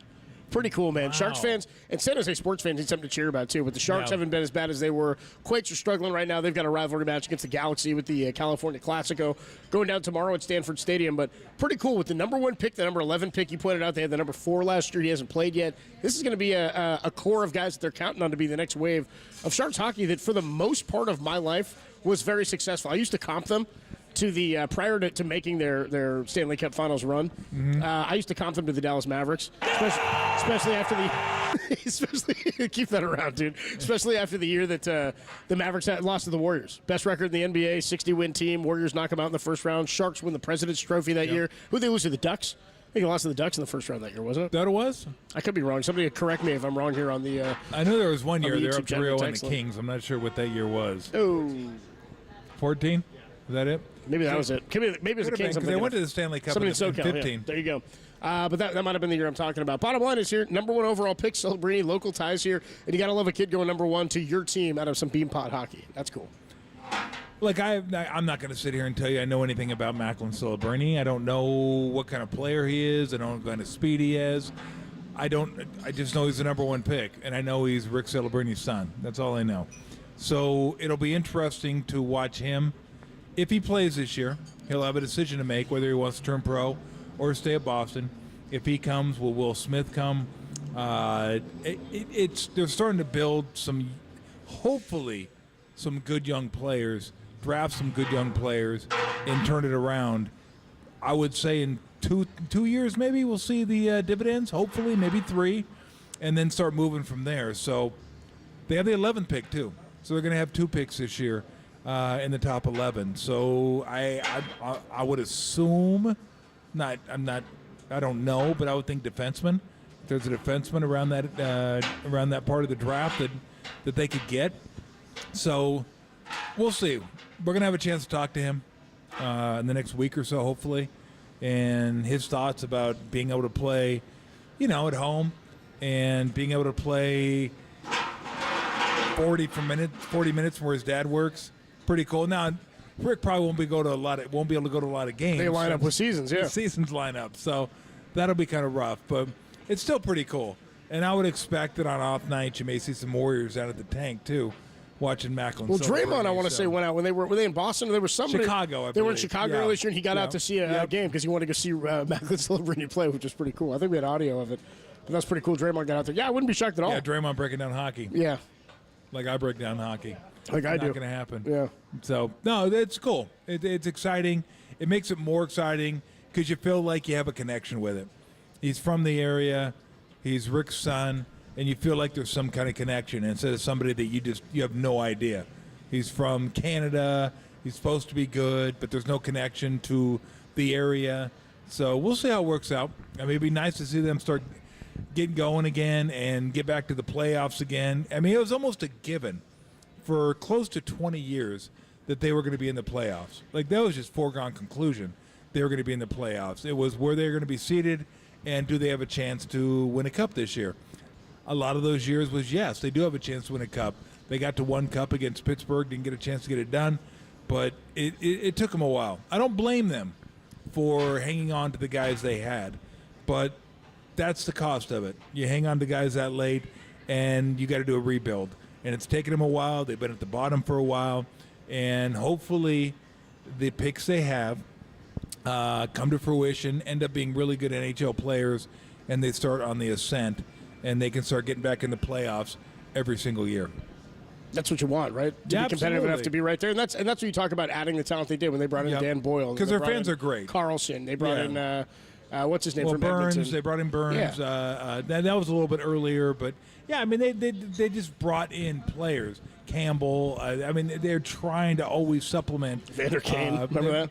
Vander Kane. I mean, they tried. That's what you want, is your team to be involved enough every year to where you have the ability to make moves. It brings in the best talent to compete. They just never found the mountaintop. Sounds like Tim Ryan at the NHL draft. Ball! Yeah. Ball! Sounds like following a Greg Papa goal for it's Celebrini. What a meanie, Timmy. It's another meanie for Celebrini, and the Sharks have a 1-0 lead. Oh man! Light the lamp, yeah, Macklin. Yeah, you need to celebrate. We had to come up with a good celebrating nickname for him. Why do we have to? I'm sure Greg will do it himself. Yeah, you're probably right. Greg Silver.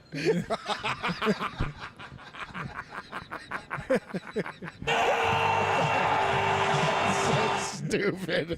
Celebrini. Knowing Greg will try to work a bikini in there somewhere. Tight in the bikini like that goal from Celebrini. I was down at the beach yesterday, and it was a bikini Celebrini. It's Macklin like a Bosa Sacklin, and the Sharks have a 2-0 lead. Oh, brother. Tolbert and Copes with you live from the patio of 58 Social. People are starting to come out. Beautiful night here. If you're coming out to the ballpark, stop by, say hello, grab a beer, say what's up, get ready for some Giants baseball. It'll be, what's the guy's name? Knack? Sounds like Macklin. Knacklin. Landon Knack. Landon Knack facing Logan Webb. Logan's Webb tonight. Don't want to get caught in there, do you? I want to do my popping Logan's Webb? You going that far back? Farrah Fawcett? I think she was in that movie. Going Charlotte's Web is what I'm going. Man, well, you said Logan's Webb. Some pig.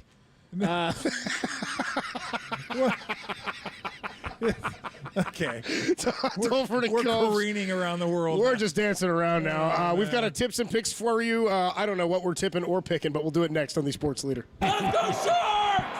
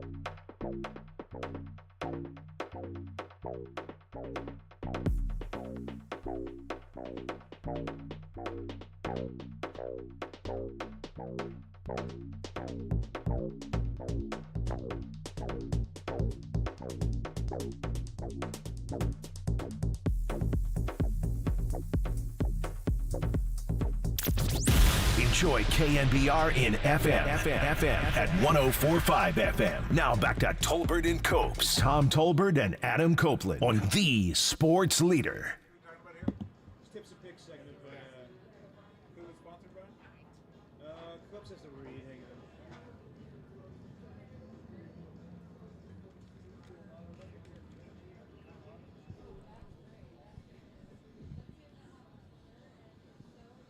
Oh, little mighty Bosstones. It is time for our tips and picks as we head into the weekend. Derek's trying to find me the sponsor. He won't because I have it. Tips and Picks is sponsored by Twin Pine Casino and Hotel. Celebrate Twin Pine Casino and Hotel's 30th anniversary all year long in Lake County, California, where every visit is a winning experience. What do you want to pick today, Tom? Eat shit, Derek. You know what I'm going to pick? I'm going to go out on a limb here. Okay. And I'm going to go with the Giants tonight. You're going to take the Giants to beat the Dodgers? Then we only need 3. As a small favorite, I'm going to try the Giants. It's such a huge game for them. It's first game of a 9-game stretch, and they're favored, and it's Logan Webb. It's your guy. Like your guy out on the hill at home against Knick-Knack Paddywhack. I think they get this one. It's a small price, about 109, 110, somewhere around there. Like I don't feel great about going against the Dodgers as underdogs against the Giants. That seems absurd. But Mookie Betts isn't playing, and Webb's pitching. If he can get out of the first, I feel good if he gets out of the first. But unfortunately, I don't do live betting, so I'm not going to bet it after the first inning. But I'm going to take the Giants tonight. I'm going to give them a roll. See if they can get that first win against the Dodgers. Just keep Ohtani in the yard, and you should be okay. But yeah, I'm going to go Giants as a small favorite over the Dodgers. God, I know as I'm saying it. You put me in a spot to be like, I'm going to take the Dodgers. It doesn't sound good. What? It doesn't sound good. No, I don't feel good about it. I could just go with the Angels. They've won like 4 or 5 in a row. Who now. do they play tonight? Tigers. I don't even know who's pitching. They won last night against Flaherty as a 135 underdog. But I'm not sure who's pitching. Flaherty might get moved. They're saying at the deadline. Yes. I'm looking at the matchups here because I'm looking at how the Dodgers have done against Logan Webb. Obviously, no Giant on the roster has faced Landon Knack. Against Logan Webb, Freddie Freeman owns him, dude. Does he? He's got 5 ribs in 31 at-bats. He's got a homer against him. He's hitting .452 with 1130 OPS. Wow. In 31 at-bats. Gavin Lux, though, struggles against him mightily. 143 in 14 at-bats. 2 ribs, no homers. Only one other guy on the roster has homered against Logan Webb, and that is Chris Taylor. So Shohei Ohtani against Logan Webb, hitting .429. He's 3 for 7 in his career with an 11.27, couple of doubles as well. So let's think about the Dodgers. There's so many other guys who are just big hitters, big bats. Teoscar Hernandez, another one of those guys. He's hitting .250. He's driven in a couple against Logan, but not a ton of homers against him. So here's what I'll tell you. Not the worst guy to get behind in Logan Webb. Here's what I'll tell you. Last time we checked, they were 109. They're minus 109. The Giants were, which is a small favorite. I think the Dodgers are coming back at minus 101. They've moved to minus 114 now. So money's coming in on the Giants. There is nobody who's a casual bettor that is betting on the Giants. Because if you're out there and you're a casual bettor and you're seeing the Dodgers against the Giants and they're underdogs, of course you're taking the Dodgers. Yeah. They're better than the Giants. So to me, that tells you that professional money is coming in on the Giants. Like they think Giants is the right side tonight. So I tend to try to follow the smart money. Smart money doesn't always win. If it wins 60% of the time, that's great. It usually wins like 57, 58, but that's part of the reason I'm going with them. I'm just going to follow the money on this one, and I feel like this is a big stretch of games. This is the first game. This is the one where Webb's on the mound.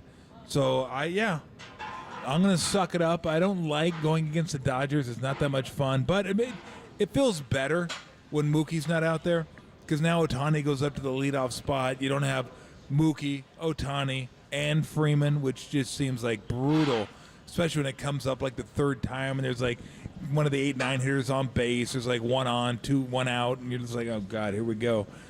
They don't have Mookie Betts, so I'm going with the Giants tonight. So the Giants are right now at -114. Yep, 114. So money's coming in on the Giants. Correct. The Dodgers open as favorites in this. We were talking yesterday about how many consecutive games the Giants might potentially be underdogs on this 9-game stretch that they're in here. Dodgers, Braves, and then Guardians. Switching gears here, just now that there are more teams interested in Clay, we talked about where he might be a nice fit. Yep. And Denver's interested. Dallas is interested. Orlando was the favorite outside of the Warriors as recently as like Monday of this week when we talked about the odds earlier this week. It doesn't sound like Orlando's maybe quite as involved now that Kentavious Caldwell-Pope may be going there. Any thought if you had to pick a favorite for where Clay lands, where would you pick? Oh, man. I'm also going Switzerland Sixers over Italy are in the Euros, just for the heck of it. Just You're going who? Plus 230. Switzerland over Italy. No, can't like that, yeah. I'll make the Warriors the favorite. I think they probably still are. But it'll be like, 42%. Okay. Like if I include every other team, then I would say Clay's an underdog to return. But if I have to pick a particular team, I'll say the Warriors are the favorite. The team, okay. Because I'm not sure if Orlando, Philly, or Denver, I would consider the favorite to go get Klay Thompson. So we'll see how it works out. I still think feelings are going to have to be mended a little bit for him to sign here. But you never know. I mean, like, we know how much he likes it here. That's a given. We know how much he likes his teammates. Given. This is just kind of an organizational type deal, and he has to feel like he's wanted. So I still think they're the favorites to land him, but do I expect him to be back? I would probably say a slight favorite to the no, but like we're talking like 55-45. But if I had to pick a specific team, then I'm saying the Warriors are the favorites to land him, if that makes any sense to anybody. Yeah. Will he be signed by anybody by the time we get back to work on Monday? No. You think he'll still be a free agent by the time we start the show Monday? I might be sick. No, I don't. Someone give me COVID. No, I don't think it'll be signed. I shot myself. I got COVID. How'd that happen? I sat on a needle. No, he won't be signed. Whose voice is that? What are we doing? Whose voice is that? I don't know whose voice. My voice are terrible. Was that a Greg Papa voice? Like that's part of the charm, Coach. I know it's part of the whole. No one knows who I'm doing. It's part of the infatuation with the show, at least for us. No one knows who I'm doing. Tom does a bit, and then we're like, "Who's he pretending to be?" Even the people here don't even know who I'm doing. People are staring at us blank faced. What are no you laughs. talking about? We're looking at people around the patio. No laughs. Not a laugh. Not a single laugh. Lenny Bruce. I just want to make Lenny Bruce without the handcuffs. Uncomfortable as possible. And we're good. Everyone's like, he didn't say that, did he? Did he? What? He didn't say what I think he just said, did he? Tolbert comes to the patio, 58 social. So you think Clay is still unsigned by anybody by the time we get to Monday? Yes, I do. Which is weird because the NBA moves fast with their free agent signings. Like things are getting negotiated already. There's the legal tampering period. It opens up and then guys sign really quickly. But who knows with what the Warriors? That'll be tough for the Warriors too, based on what happens with Chris Paul, because they've pushed that date back so that they could potentially make a trade. How about Wiggins? I asked Marcus Thompson if he thought Andrew Wiggins was the most likely Warrior to be traded before Monday or by Sunday, and he said no. I don't think he is. If I had to guess, and this is strictly a guess, We're just guessing. Yeah. but my inclination is to say Clay isn't resolved, Wiggins is here, and Chris Paul's waived by the time we get back to work on Monday.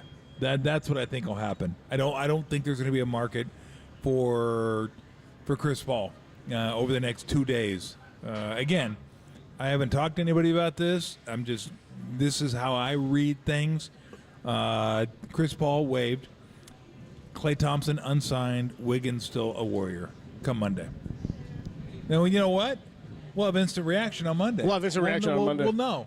We're absolutely going to know on Monday. So I could be 0 for 3. I'll take a 2 for 1. 2 for 1 sounds good to get me in the Hall of Fame. 2 for 3, even. Yeah, 2 and 1. 2 and 1. Yeah, exactly. 2 and 1 is a record that'll get Give you me another beer in baseball. No. These beers are heavy, huh? Yeah, what happened? It's a good one. Yep. The old John Bon Jovi. So how about this one? Michael K checks in on our YouTube chat. Says, my guess. The Michael K? The Michael K. Wow. Checks in on the YouTube chat. Says, Kevon Looney is my guess is the first Warrior traded. Interesting. Yeah, I mean, That's on the table. I could see that, but I would see him going with somebody else because he doesn't make enough to make such a huge impact to bring other players in. Right. I don't know if that would be added to Wiggins, added to Paul. Not really sure how that would work. Still, to me, and I know I've said it over and over and over again, but if you want to get a player of consequence, teams got to be asking for Kuminga. They just have to be. Like, why wouldn't you ask for Kuminga? And the Warriors do not want to give up Kuminga. And I get why they don't want to give up Kuminga or Podziemski, because they're young and that's kind of their future. So what you're saying is we think one of two things. Either we're not going all in, like we said we were going all in, or we think we're better with those two. So we don't want to trade those two because they give us a chance to get the ultimate prize. Sure. Do they? I'm not really sure at this point. Maybe not. Maybe they're a couple years away from that. That's why I've said over and over and over again, this is the most interesting offseason that the Warriors have had in quite some time, because this almost feels like, okay, we're going to find out which way they're going here and how it ends up working out. If you give up Kuminga, what does he turn out to be? If you keep Kuminga, if you say you're not getting Kuminga, we're not trading Kuminga, I don't care what you offer, this is our guy, and then he doesn't turn out to be that guy, well, then you have something on the table. It's why potential is just potential. It's why prospects in baseball, it's easier to do that before guys get to the majors. Yeah. Because you haven't seen them yet. Yeah, You don't know because what their I would impact say is. with Kuminga right now, you probably know, 65% of what he is. Like, you kind of know what he is, but you're not sure exactly what he is. Like, if Kuminga is this version of Kuminga, like last year's version of Kuminga, if he's the same 2 years from now, then they've made a huge mistake keeping him. They have. But the expectations are he's going to get better. He has to work on his perimeter shooting. The three has got to be more consistent for him, and he's got to be a better off-ball defender. It can't just be on-ball stuff. Those are the two biggest things he really needs to work on. And then kind of seeing the play before it happens, anticipating, should I drive, should I shoot, should I pass, what's the defense telling me, those kind of things. Sometimes he gets a little stuck on that. But again, huge decision, because his upside is still pretty large, even though he's shown you something. If you get this one wrong, that could set you back a few years. Yeah. Yeah, this thing you've been banking on. I don't know if they're going to be bad enough to get in the top 10. You're going to be in that kind of wasteland of 12 to 19, which you're not good enough to win a championship, but you're not bad enough to get somebody really And that's good. no man's land for the draft for teams that are middle of the road. sucks. Teams looking to get better. Like it's terrible. hard to find players there that are going to change the fortunes of your franchise. The Clippers, by the way, this is in from Brian Windhorst. Okay. The Clippers are still not offering Paul George that max contract. He's still looking for that fourth year, and people are thinking that the Warriors are probably, or he's using the Warriors or other teams as leverage, as he should be, thinking if they're going to give me a 4-year deal and the Warriors are willing to, then put some pressure on the Clippers. They are still yet to offer him that 4-year max contract. They want to offer him 3 to align him with Kawhi Leonard. The thought is if he only gets offered the 3, he'll opt into the final year of the deal and then demand to be traded to whichever team is willing to give him the 4-year deal, in which case then all bets are off on what happens with Jonathan Kuminga. Quick thought, though. Derek's wondering, our guy Michael K., the texter there who thought Kevon Looney might be the first Warrior traded. He said, Derek asks if Michael K. would be upset if we named somebody else the best YouTuber in the business. Ooh. This Michael K. That's interesting. 808 KNBR, Michael K., your thought? I don't know. Yeah. Good deal. I don't know how upset he's going to be. He did say, by the way, I'm changing my name. He said I'm changing my name on the YouTube chat after you guys referenced the other Michael K. in the same breath. Tolbert and Copes with you live from the patio 58 Social. We caught up with JT Snow earlier today. That's available at KNBR.com and the KNBR app. We are streaming twitch.tv/thesportsleader, as well as KNBR.com and the KNBR app and YouTube. Check it out, the KNBR page on YouTube. Dave Fleming stopped by. Marcus Thompson stopped by. We spoke to Farhan Zaidi yesterday, as we do every 2 weeks. We'll get you his thoughts, what he had to say coming up at 5:30. But when we come on back this weekend, maybe the weekend, Warrior fans have to prepare for the exit of Klay Thompson. How hard is it when a fan favorite leaves the only franchise they have ever played for? Is this anything like Brandon Crawford leaving the Giants? We'll talk about it next on the Sports Leader.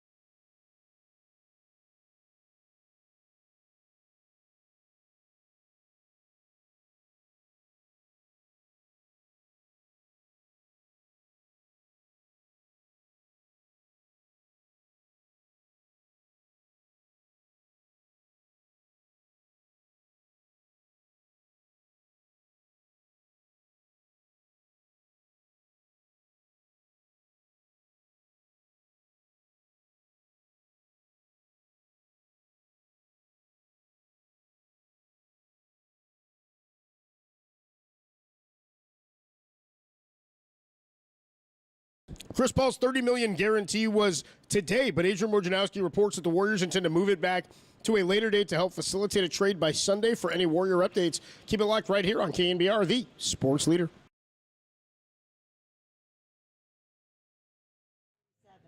Hey, what's going on, everybody? Adam Copeland here, reminding you the San Jose Earthquakes take on their biggest rivals of the season, really of all time. The LA Galaxy goes down tomorrow at Stanford Stadium. That's again Saturday, June 29th at 7:30 p.m. It's the 101st California Classico, and it's presented by Intermedia. They'll have match festivities that include a pregame fan fest, a 50th anniversary celebration, and many have said this is the largest fireworks show in the Bay Area. You don't want to miss it. Tickets available, SJEarthquakes.com. It's the San Jose Earthquakes and the LA Galaxy, the most iconic rivalry in the MLS, and it goes down tomorrow, Saturday, June 29th at Stanford Stadium. You can get your tickets today, SJEarthquakes.com.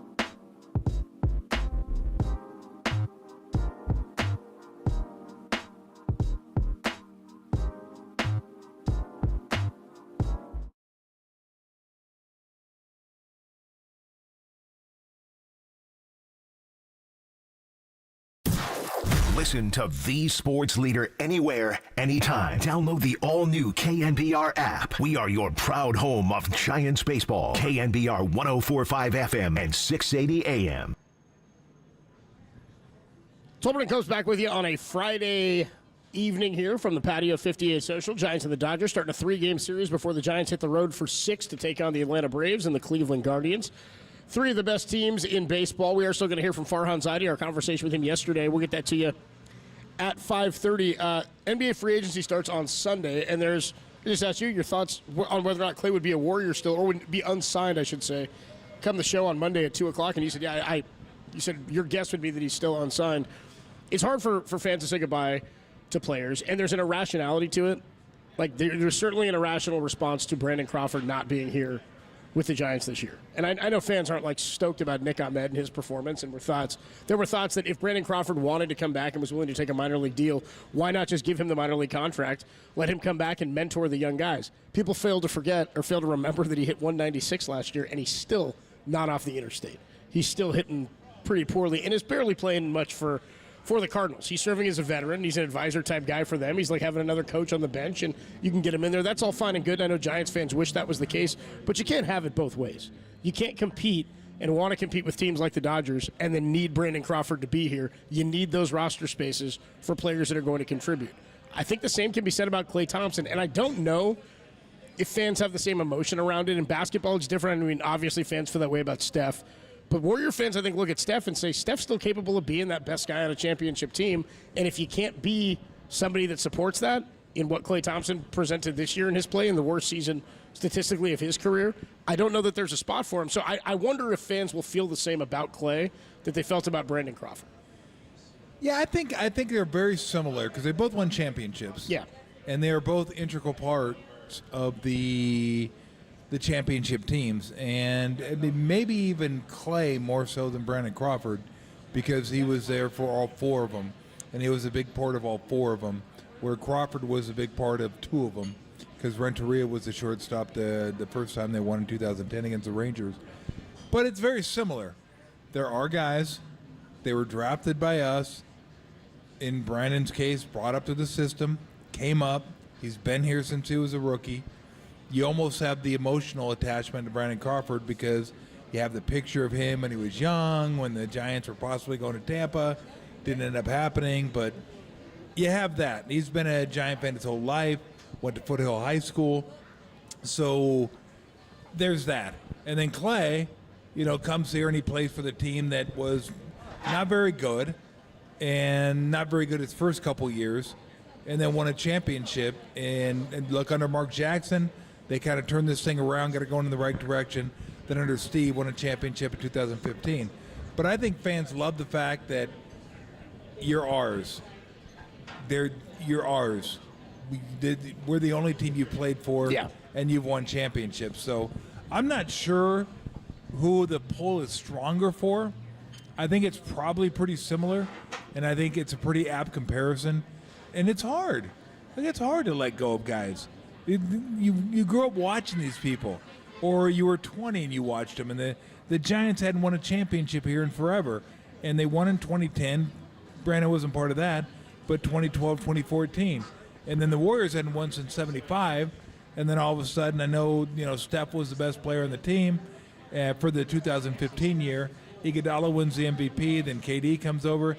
Clay kind of gets lost in the shuffle just a little bit, maybe a little like Brandon, where you start looking at those teams, and Brandon's not one of the first guys you mention. Buster Posey, Tim Lincecum, Madison Bumgarner, Hunter Pence. Like, there are other guys you mentioned before Brandon Crawford, but when it comes to the end, you start flashing back to the times they helped you win, and you loved coming out here to the yard. And it's more than just about the player. It's coming to Oracle, Pac Bell, AT&T, when it's alive outside. It's a sea of orange inside. It's October baseball, and you're winning games. It brings back those feelings. It brings back the same feelings for Warriors fans. It's June, it's Cleveland, it's Boston, winning championships. Clay's hitting big shots. Remember Game 6 in OKC? Like, it brings back those memories. Like, man, that was such a good time. And you're not going to have those anymore. It happens. I mean, every player gets old, and you move on. You get new players to root for. But I think when we're talking about, kind of that emotional pull from a fan base, those are pretty similar. There are guys, they helped us win championships. We loved them while they were here. They represented the organization well. And we just, we loved them as part of our city, as part of our organization. So I'm not sure that there's really a huge distinction one way or the other between those two. I think that's apt. It's pretty similar. Yeah, well, the difference is, and the interesting part of this is, and our guy Tacky on the YouTube chat checks in, he says, I would disagree in that one is a future Hall of Famer and one was very good at his peak. Yeah. But one's a Hall of Famer for his team. Well, like Brandon Crawford is a Giants Hall of Famer, yeah. is my point. Like, he's a Wall of Fame guy. And so the connection to him is definitely going to be different. And baseball is just different because of the backbone of a guy who's reliable every single day in baseball, right? Yeah. Where you go, doesn't matter, Crawford's there, the ball's hit to short, anywhere near it, that play is made. He was a plus defender. He was a huge part of extending what was the World Series and the golden era of Giants baseball. Now, inherently, because I'm just a bigger Giants fan and I'm more emotional about it, I did have a tougher time in my mind separating Brandon Crawford from the Giants than I do Klay Thompson from the Warriors. The difference in the understanding that I have is that I want the Giants to win so badly, I was okay to move on from Brandon Crawford from the business side of it, saying you need to get younger guys up here. You have to get more athletic. You don't have the courtesy and the luxury in baseball anymore of having veteran guys on the team for all 6 months of your season for all 162 and saying, well, he's only going to get 100 at bats and he's only going to play this defensive position. You just don't have specific roles for players like that anymore in the game. You used to have the lefty. I mean, Javier Lopez, that player doesn't exist anymore. This lefty specialist who's only there to come in and face the top lefty maybe once in a game or once in a series or whatever it is. Yeah, Jesse Orozco. That guy doesn't exist anymore, right? For Klay Thompson, I look at him and I go, while he's not the Klay that we knew, he definitely still has an asset and a skill set that can help a team win. Well, look, I agree in what Tacky said. The one's a Hall of Famer, one's a Hall of Famer for their team. But there's nothing rational about this. This is all like irrational, emotional attachment. But here's what I would say. Here's the one big difference. If Klay leaves in the two, Klay leaves, Draymond and Steph are still there. Yeah. Brandon Crawford, when he left, that was it. That was your connection to the championship years. Everybody that played was not on those teams. He was the last guy that was that bridge between the championship years and what you were watching now. So when he leaves, it's like, oh man, that's the end of an era. That was it. That was the bridge to 2012 and 2014. When Klay leaves, if he leaves, I don't know that he will, but if he does, there's still Steph, still Draymond, still Steve. There's a lot of guys there that helped win those championships. So it makes you're right. There's more of a finality to the end of the Brandon Crawford era. It's like you look at it and you go, man, it's over. That's it. That era, God, it was so much fun going to the games. It's over. If Klay were to leave, the era is not over. Now, I think we all would agree that if it's not over, it's near the bottom. Like it's getting close to 18. We're like 17 now. They might be walking from 17 green to 18. That's what I was thinking. Yeah. So look, it happens, but at least you can say Steph's there, Draymond's there, Steve's there. We have some guys that helped us win the championship. Where when Brandon left, it was over. That was it. Brandon's gone, Posey's gone, Belt's gone, Hunter's gone, Timmy's gone. Matt's gone. I mean, name them. It doesn't matter. They're all gone. I can go through the whole roster. They're all gone. So there's a finality to that, as you said, and I agree with that. But again, all this stuff is how do you view it? And I understand that Klay's a Hall of Famer, but I think for the local fan, those two are pretty similar to me. Yeah. Those two are pretty similar. Now, if Klay were the last one to leave, then that would be a different story. But if he leaves, he would be the first one to leave. So, yeah, I mean, it's tough for fans. You grow up rooting for a guy, you listen to a guy, you collect the cards, you got the poster, you listen to their interviews. So you feel like you're emotionally invested in some of these guys. for baseball, it's 6 months out of your life. You're like watching games every day. Yeah. It's a companion sport. You feel like you know these athletes. And then with Clay, there's the 4 championships. And like everybody loves Clay. Who doesn't love Clay? Well, the Rocco, the boats, just his lifestyle. You get to know him as a character in the way that Brandon Crawford grew before us, you too. love Same him. way. And again, it's all about memories. I was there when they won that game. I was there when they won a championship. I was there when they clinched a playoff berth. I was there when they clinched the Western Conference Finals and won all those things. You remember those things, and it brings back really fun memories. So, it's hard. And fans aren't always rational, nor should they be. But I always think it's tougher when it's one of your guys. Yeah. You draft him, you bring him through your organization, and he becomes a star or a champion. Those are the guys that are toughest to say goodbye to. Tolbert and Copes with you from the Patio 58 Social. Giants pregame coming up at 6:15. Logan Webb against Landon Knack tonight. Giants and the Dodgers, game 1 of a 3-game series. I'd implore everybody to go check out the interview we did with Marcus Thompson a little while ago. He's actually in Vegas.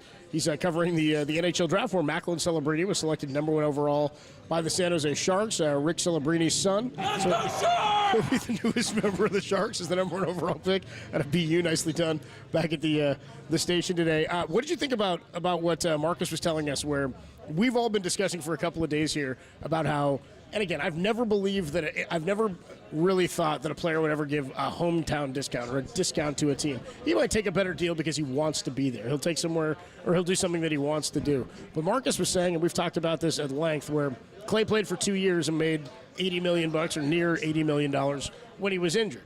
And he said they were having a conversation about that, and he said, I remember Clay's reaction to, well, could you imagine if they hadn't paid me? Yeah. Like Clay, and we've talked about this, Clay believes, and it doesn't shock me at all, that a player believes he's earned the contract regardless of whether or not he's playing. You're paying me not just for what you believe I'm going to do, but for what I just completed on an 11 and 12 and $13 million contract. What was your reaction to Marcus saying that? It wasn't a surprise to me. No, it wasn't a surprise at all. Like, that's how players feel. Yeah. Like, I've earned it. What are you talking about? Yeah. Of course they're going to pay me that. At that point, what did they won? 3 championships? At that point? So, yes. Yeah, he would. And been to 5 straight. Yeah. Of course he thinks, like, yeah, you owe me that. Of course you're going to give me that. It's a no-brainer.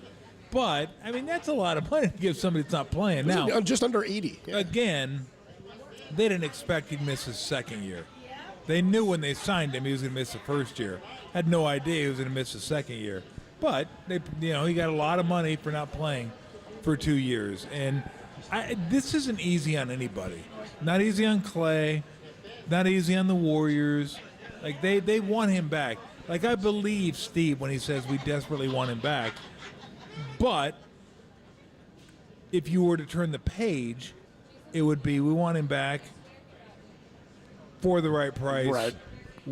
With the understanding it's not going to be the same role that he's used to. Like, he has to understand that. Because if he's not going to understand that, then at any price, and I've said this, at any price it's not worth bringing him back. Like, if he's going to be a guy that kind of complains and pouts and wonders where his minutes are, where his shots are, because what he's given to this organization, like, I get where he's coming from. But what you've given to this organization is in the past. Now it's about what can you give to this organization. And the disconnect is the organization looks at the player and says, look, you're getting older. You can't give us as much. That's what we're going to pay you for. That's how many minutes you'll get. And the player's thinking, well, if you just give me more minutes, I can show you what I can do, and I can still be the player.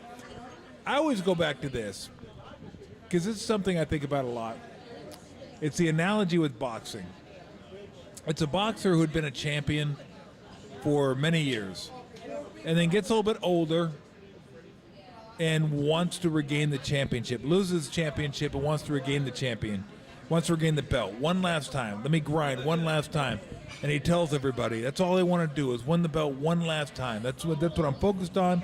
That's what my motivation is, just winning that belt one last time. So you grind and you get a fight, you get another fight, finally get your chance, and you win the belt. And you would think that would be the time to retire. But because you say to yourself, oh, I got it, then you stay on. And then you lose the belt again, And then the whole process starts over again. Oh, I want to win the belt back one more time. Got to retain the belt, yeah. So it's like an athlete the athlete's the last person to know that his time has passed.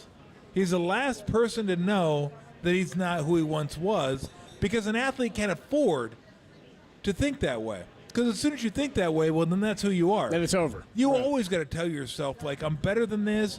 They got to be more minutes. I can do better than this. Give me that shot. I can make things happen. I can do this. It's like we were talking to Dave Fleming earlier on about, hey, 4 and 5 in this stretch would be incredible. But that's not the way the Giants are thinking, because they can't think that way. Can you imagine going into a 9-game stretch going, hey, guys, let's get 4? Like, that's not a really great rallying cry. That's not Mel Gibson and Braveheart. Freedom, 4 to 5, let's go. Like, it didn't quite work. So you have to convince yourself that you can win that game that night, and then you move on to the next game, and we can win this game. They don't look at the odds. What are we tonight? Plus 180? Oh, boy, we're going to have a tough time tonight. They don't care. They just know we can win this game tonight. That's how you view it. That's how athletes view it. That's how you have to view it. Like, look, when I played against Karl Malone, I thought, I got to play better than him tonight. Am I better than him? Of course not. Not even close. But can I outplay him tonight? I would say yes. I was wrong most of the time, if not all the time. But that's the only way I can go into the game. Because you can't go into the game saying, I'm going to get my ass kicked tonight. Like, that's no way to go into a game. You can't go into a game that way. You have to convince yourself that you can be better that night. And look, Karl Malone always put up numbers, but I had some good games against Utah. I had games with like 20 points, 10 rebounds, 18, 11, stuff like that. I played well against them. And a lot of that was you have to believe in yourself. Teams have to believe in themselves. So the view from the outside doesn't matter that much to them. They're just thinking, okay, how do we get this win? How do we focus on tonight? And when you break it down to an individual level, that's what athletes do. How do I perform tonight? How do I kick this guy's ass tonight? How do I move on from this and move on to the next game and keep doing that, keep stacking games together? The mind always tells you how good you once were. The body lets you know that you weren't that good. You're not that good anymore. But the mind always, hey, we can figure this out. We can do this. We can do that. So, I mean, it's tough. And I can kind of understand where Clay's coming from. Not fully, because this guy's going to be a Hall of Famer. And to be a Hall of Famer with that organization and then be a bench guy or a 15-minute guy, that's a kick to the nads is what it is. It's like tough. And that's what he's saying. Like, hey, you're disrespecting me. You can call it what you want, but the Warriors want to pay him for what he's going to be, what he is now, not what he was 4 years ago. Great, you helped us win championships. That doesn't mean it's worth $20 million now. So we'll see where it ends up. It'll be tough. I will say this, though. Championship eras, no matter what sport and what era, rarely come with flowers. It's hard to end it on a perfect note. It just is. Do we end it too soon? Do we end it too late? How do we figure this thing out? It's not easy. You wait too long, you get what the Giants have, 5 years of floundering. You get what the Sharks have. They didn't even win a championship. Years of floundering. The Warriors are trying to thread that needle a little bit. Again, the Spurs did it.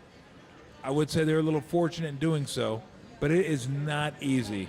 How do we reward these guys and still be competitive? The guys that helped us win championships that are getting older, what do we do with them to do right by them, to do right by our fan base, but also still be competitive? It's not easy. Like I say, it rarely ends with flowers, and I'm not sure this one's going to either. Do you remember the best game you ever had against Utah? I don't. I tried to find your numbers against Utah specifically, and I know I had 21 games. You're a wildly consistent player. Like I looked at consistent? Well, I looked at your numbers across, like your splits for your career against every team in the league. You basically averaged the same numbers against like everyone. It was like 1 assist, like 6. That's what players. It was like 5.5 to 8 points. You know what I mean? He knew exactly what he was going to get. 19 to 18 to. That's what coaches want. 20 minutes a game. Yeah. So against Utah, again, I was like, ooh, maybe he had better numbers. No, I was like right on par. 7.5 points a game, an assist, and in like 20 minutes a game, 4.5 boards. But I did have some good games against them. I don't know. I got to find your game log. Yeah, I don't know if you can have a game log against Utah, but I had one 20-point game, one 18-point game, one 11, 12 rebound game against them. So I had some decent games against Utah. Now, I mean, Karl Malone kicked my ass. He had 49 against me one game, but we won the game. We did win the game because Nelly told me before the game, he goes, hey, we're not going to double. I go, fantastic. Yeah, it's all you, Tom. He goes, look, don't worry about it. He's probably going to get his numbers. He's going to score. He goes, just make him work, bang him, be physical with him, and don't worry about it. We're not going to double, so we expect that he's going to get some numbers. I don't know if he thought he'd get that big of numbers, but he did. But we won the game because what happened was we didn't double Karl Malone, so it was tough for anybody else to get involved in the game. So Hansen, Stockton, Thurl Bailey, guys like that, they weren't completely in the game because he wasn't getting assists. Because he was like, well, I can score on this guy. And he was right. He did score on me often and a lot. He had a lot of points. But, again, we won the game, so I took solace in that. Well, I found one game here. This is 89-90. Okay. I guess it was your third highest scoring game of the season. You went for 27 against San Antonio and 24 against Houston this year. Well, the Houston game was the one where he goes, if you don't know who Tom Tolbert is, stand in line. Not many have. Not many do. Yeah, you're right. They doubled down on it, too. They sure haven't. Yes. You had a game here. There was a loss to Utah. You had 20-9. And you had a great game, dude, 9 of 13 from the field. Okay. You had another game this same season where you went 16. This might have been your game, 16-11. Okay, and you were 5 of 11 from the field. We you guys won that one, didn't we? Yeah. You guys won. You played 30 minutes. That was at home, and won. wasn't it? Yeah, that one was at home. Yeah. That was 89-90. I want to see what Karl Malone did in this game just because we got to see it. This might not have been the game. He had 49. He only had 29 in this one, so it wasn't that one. Just 29. Only 29 against Tom here. Only 11 to 16. That's it. Hell of a game. Hey, but he wasn't pulling down boards. Only 4 boards. No, you know what? He was probably one of the easiest guys based on his size and physicality to keep off the offensive glass. Yeah. He just wasn't. He didn't pursue the ball. Now, on the defensive glass, trying to get an offensive rebound against him was tough. Yeah. I don't know. How many offensive rebounds did I have that game? I had 16 and 11. You had like 2. Okay, yeah, because I had to work my ass off to get offensive rebounds because he's so wide. He'd box you out. It was tough to get to the glass. I've said this before that he was not a guy that was tough to rebound against. Rodman was. Buck Williams was. Terry Cummings. Oh, God, that guy kicked my ass. Terry Cummings just wore me out for the Spurs. David Robinson. I mean, I got abused against some of those players. It's funny to think of their Hall of Famers. The great players of all time wore you out. Yeah, of course. That's what they do. But he wasn't one of them. He wasn't one that I thought, oh, my God, how am I going to keep this guy off the glass? Because he wasn't a great offensive rebound. Great player, but not a great offensive rebounder. We got to find that Karl Malone 49-point performance. I got to find what he did against. I got destroyed. See what he did from the field that night. Destroyed. 49 on 38 shots or something like that. It wasn't good. Yeah. Once you won the game, that's what you do it for. Tolbert and Copes with you live from the patio. 58 Social, Giants and the Dodgers coming your way 2 hours from now. 7:15 first pitch. It'll be a 6:15 pregame, and we'll have all of it for you right here on KNBR. Still to come, though, we've got a sound soiree for you. Some of the best sounds from across the sports world. You might have missed our Farhan Zaidi interview from yesterday. The notes on the Giants bullpen from Farhan. We'll get that to you. And then we certainly have a soup du jour coming up at some point. When we come back for the sound soiree, though, Adrian Wojnarowski justifies Bronny Jr. getting drafted by the Lakers. We got Trump and Biden arguing about their golf game. And we had the Mexican-American Dream check in on the KNBR wine line. That's all coming up next when the sound soiree gets going, only here on the Sports Leader. San Francisco, shout out to you for supporting KNBR, San Francisco's sports leader.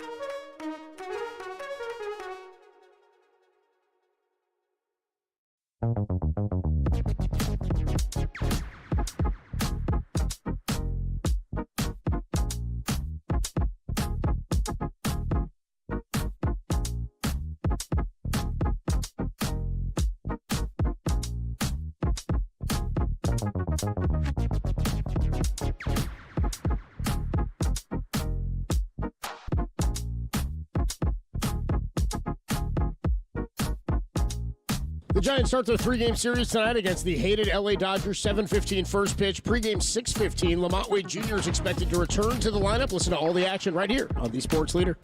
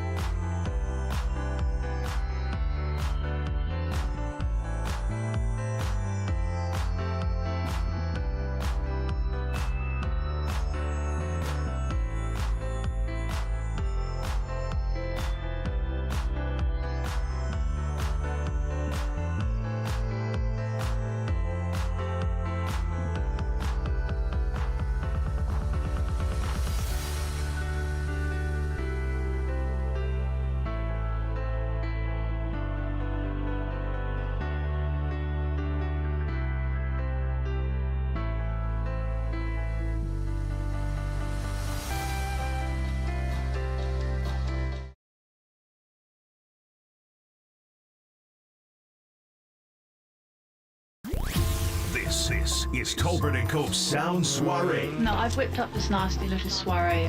The best sounds you might have missed. Soiree, what? Soiree, honey. I think that means party. On the sports leader. Tolbert and Cobes with you from the patio, 58 Social. Getting ready for a 3-game series. Giants and the Dodgers coming your way pregame in just under an hour at 6:15. A first pitch 7:15. Logan Webb takes the ball. Giants open as underdogs in this game and are now favorites, a slight favorite. They've moved to. Somebody on the YouTube chat said they saw the Giants up to 120. Really? I'm going to tell you right now. At that point, take the Dodgers, huh? It's rough. That's good money, huh? No. Yeah, I got 121, 116. There you go. No, actually, I'll be honest. Good value on the Giants or on the Dodgers. I'm not usually actually. honest with you people, but I'll be honest here. The more it creeps toward the Giants, the more it makes me want to take the Giants. And I know that may sound counterintuitive, but my reasoning is still the reasoning that I had earlier on. That who is betting the Giants? Sharp money. No sharps are betting Giants baseball. Unless they've got an angle on them. No, I think sharps are betting the Excuse Giants. me, no casuals betting Giants casual baseball. fans. Are you kidding me? You're a casual fan. You just want to put $20, $50 on the game. You're thinking, Giants are favored against the Dodgers? Of course I'm taking the Dodgers. You kidding me? I wouldn't take the Dodgers. So that, to me, as the line creeps up, I'm going to tell you what I have. I had 114 earlier on. Now it is 116.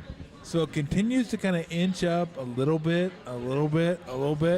And So more money coming in on the Giants. I mean, I wish I would have taken the Giants earlier. Could have saved me a little bit more money if they'd have lost, if they do lose. But it makes me feel a little more confident in the bet, knowing that everyone's kind of on the Giants right here. At least I think the sharp players are on the Giants right here. So I'm gonna ride with them.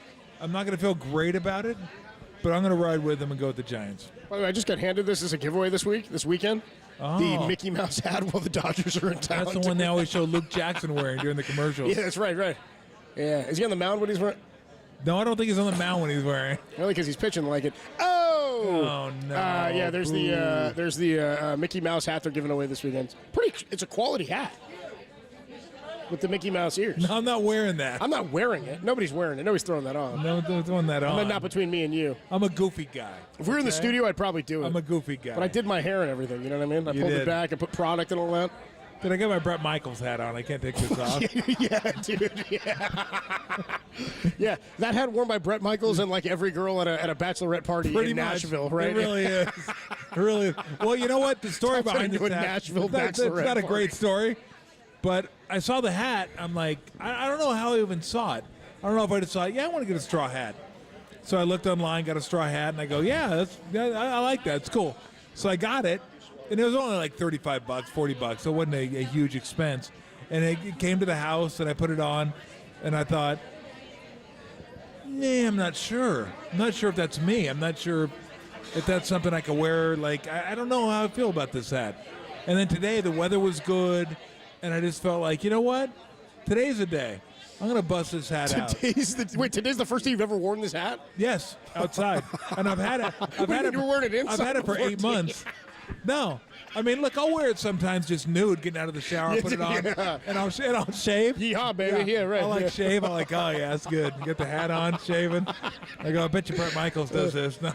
I was watching Jeopardy last night. That hats was a category. Was it? Yeah, dude. They had off like sombrero, fedora, running through all sorts of different classic hats named after the Stetson. Oh, one of the Stetson. Stetson was a popular name. What about the houndstooth? I don't think the houndstooth Bear showed Bryant up. That's more. didn't show up. It's more of a double. It's more of a double Jeopardy question. How about what's the Sherlock Holmes hat named? With the double dude, I know bill. what you're talking about. The double bill Sherlock Holmes hat.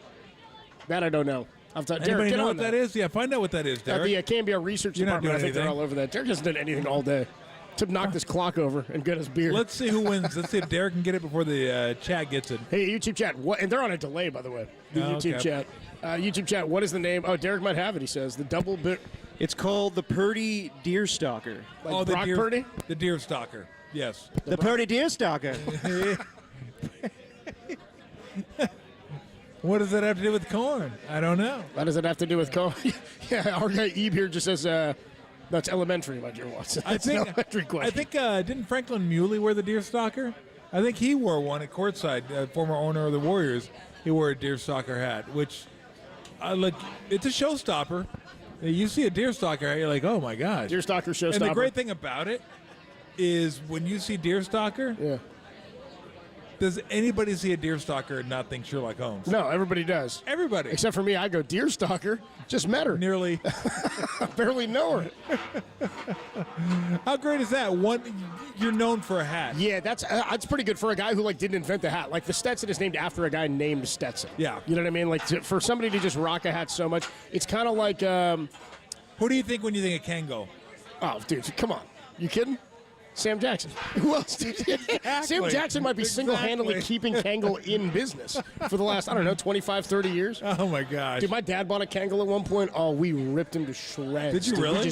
He probably still has it. It's probably still like this hat. It's probably been sitting in his closet for 8 years. Why'd you kill him? Because we were like, what are you, Sam Jackson now? He pulls out that. We're like, what do you think? You're going to look cool. He saw it in a movie one time and thought it looked good. Did he something. wear it backward? Yeah, of course, dude, of course.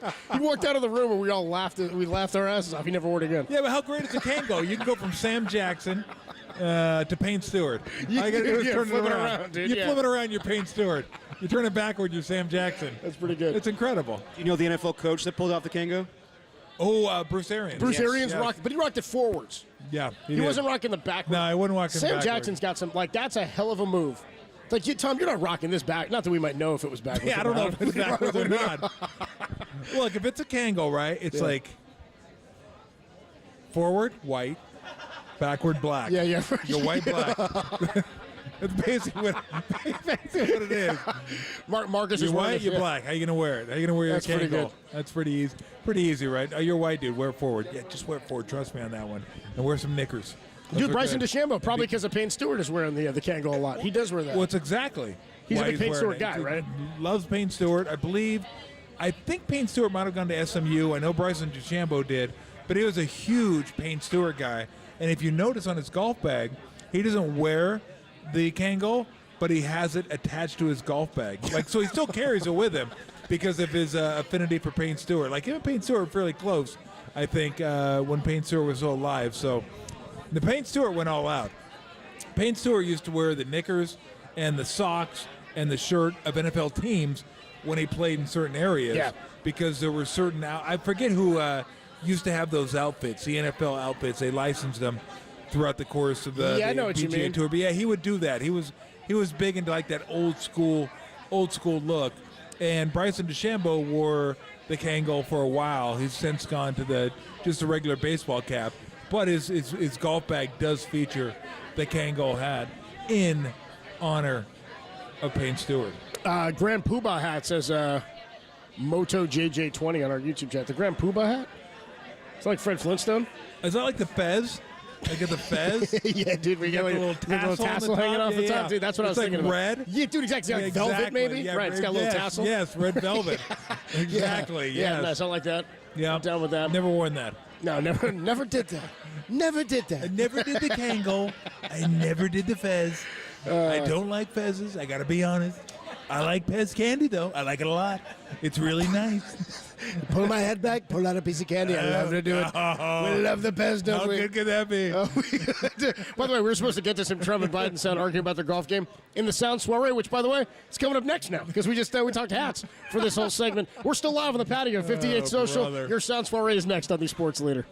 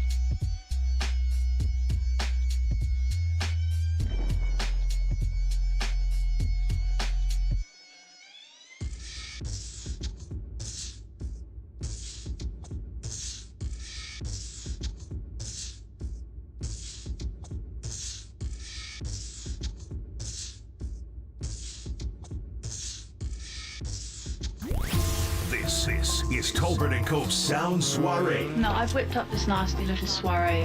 The best sounds you might have missed. Soiree, what? Soiree, honey. I think that means, party. On the sports leader. Take two. Tolbert & Co. Sound Soiree here on a Friday evening from the patio 58 Social. Starting to fill up. Still a beautiful night. A lot of Dodger fans out here. Giants fans starting to make their way out as the Dodgers come to town. How about this final time of 2024? The Dodgers come to Oracle Park 2 times. That's all you see them now. Michael K checks in, says he wants, how about a bowler hat? What's a bowler hat? I don't know what a bowler hat is. Who do you think you are? I hat. That's for like 3 people. Nobody else even know the hell I was talking about. Tim's not even here. Doesn't help us at all. You got a bowl of soup with that? That looks good on you, though. Looks good on you, though. What do you got, a bowl of soup? You need a box of Naked Lady tees and a box of those. And looks good on you, I don't though. know what a bowler hat is. I don't. Rockin' New Era says, anybody got a top hat? Oh, nobody's rocking the top hat. No, I wore the top hat. I got a picture of it on. It's on my Twitter page. You rocking the Lincoln? Yep, rocking the Lincoln. Other than that, Mr. Tolbert, how was the play? 4 score. The best for All Blacks since Lincoln. Actually, it was 7 score. I counted it. That's the bowler hat, dude. Oh, yeah. Dude, I know the bowler hat. You know what? That's like a derby. It reminds me of a derby. Is it a derby? Oh, Yeah. Same thing? Yeah, okay. You know who would rock a those hats are sweet. Who's the guy? Charlie Chaplin is what Roth says back at the studio. I was gonna go like Slugworth from like Willy Wonka. Slugworth. That's so good. You know what I mean? Good. He's like rolling around trying to scare the kids or whatever into giving them their golden ticket. Top hat's tough to pull off. I mean, they're so rigid. You put it on your head, it hurts. Like, it just doesn't move at all. So I tried it on. Again, I think it's on my Twitter page somewhere. But I wouldn't know. I hadn't posted in 2 years, so who knows? I'm with this. Rockin' New Era says magicians aren't even using the top hat anymore. That's criminal. That is criminal. I mean, you got to get it back. You got to pull the handkerchief. Exactly. The pigeon's got to fly out of one of those. What are you pulling rabbits out of? Yeah, exactly, dude. Exactly. You got to do something like that. We're going to run out of hats. How many other hats are there? There's beanies. Is that a hat? Is a beanie a hat? Ooh. That's it. This is a debate I've been having for years with buddies. I love beanies. I think a beanie's a hat. People go, it's a cap. And I go, well, then is a cap a hat? It's a baseball cap, baseball hat. Going. You just keep going. I don't know. I don't know. It's a hot dog a sandwich. That's where I was going. That's exactly I don't know. it. No, it's not. You know why it's not? Because a hot dog is a hot dog, whether it's in a bun or not. That's why. Thank you. Thank you. Sound Soiree. It is this segment. It is? Why don't we start with the wine line? Okay. The wine line here. We've got a KNBR What happened wine to line. Farhan, by the way? Is he gone now? No, it's still coming up. It's still coming up. No. Okay. Tacky says a hot dog is a sandwich. Tacky'd be wrong. Wine line, Mexican American Dream checks in on Brandon Ayuk. This is the KNBR wine line, 415-995-6 something. It ends in an 8. I know that because Tim says we need Tim. Yeah, we need Tim. He's the only one who knows the wine line number. Apparently, so does the Mexican American Dream. Here he is cutting a promo on Brandon Ayuk. That's right, baby. This is me, the Mexican American Dream. I just want to say, Brandon Ayuk, you need to grow up, daddy. You're acting like a little punk kid right now. Keep your business in the boardroom where it belongs and not on social media. That's the realm of the immature kids of the junior high schoolers. Right now, you're acting like a middle school girl, writing notes in class, asking if you like me. Please tell me at recess. Man up. Put on your chin strap and make sure it's extra tight. The difference between me and you, Brandon Ayuk, is to play my sport, you need 2 balls, and right now you ain't showing but a 1. So shut your mouth, get out there. This is a contract year. The Niners will take care of you if you prove you want to be there, daddy. And right now you're trying to say otherwise. You're saying you want out unless you get everything, including the cake and the cherry on top. Nothing is given, daddy. Everything you've earned, go out there and earn it. Soccer playing, stay off social media. I'll smack you across your face with the tortilla, daddy, and I'll send you packing. Man up. Mexican American Dream out. Orderly way. Orderly way. Nice done by the Mexican American Dream, dude. J-Tan checks in on the YouTube chat. Just says, yeah, facts, Dream. Facts. Yeah, Dusty Rhodes is strong. Dusty Rhodes is strong. Dusty Rhodes is pretty good. The only downside to Dusty Rhodes is not a lot of people know who Dusty Rhodes is. That's a problem. That's the problem. But I know who Dusty Rhodes is. We get it, yeah. I can say that's a solid Dusty Rhodes. It's a good, absolutely. yeah, it's the cadence. It's all about the cadence and the delivery there from the Mexican American Dream. We got another texter here says, who's this guy? Pat H says, dude, you guys are forgetting one of the most famous, Davy Crockett's in the coonskin cap, dude. Oh, yeah. I had one of those when I was younger. Talk about something nobody's rocking in this part of the country anymore. You know? Is anybody rocking in any part of the country? I would wager yes. Really? Yeah, I would wager there's some parts. It is a great hat. Like if you can go the faux fur, you can't go real fur. Is that hat? What was that? The David Crockett? The Davy hat? Crockett, King of the Wild Frontier. Yeah. Is that similar to the Daniel Boone hat? Or they're the same? 808 KNBR is the Boone hat the same as the Crockett hat? Okay. Let's get to the next piece of sound, then we'll find out. Adrian Wojnarowski on. So a lot of people are crying about. There's a lot of flack being had by the Lakers because of the drafting of Bronny James Jr. Yep. We all knew this was going to happen. Yep. He wasn't even the best player probably on the USC basketball team last year. Probably would not have been a draft pick if his dad weren't playing for the Lakers. But everybody's also pointing out, you guys seen the hierarchy of the Dallas Cowboys lately? It's like Jerry Jones, Stephen Jones. His whole family's running the organization. Yep. It's different, I guess, when you're an employee is what they're saying. Here's Adrian Wojnarowski on Bronny getting drafted by the Lakers. He's justifying it.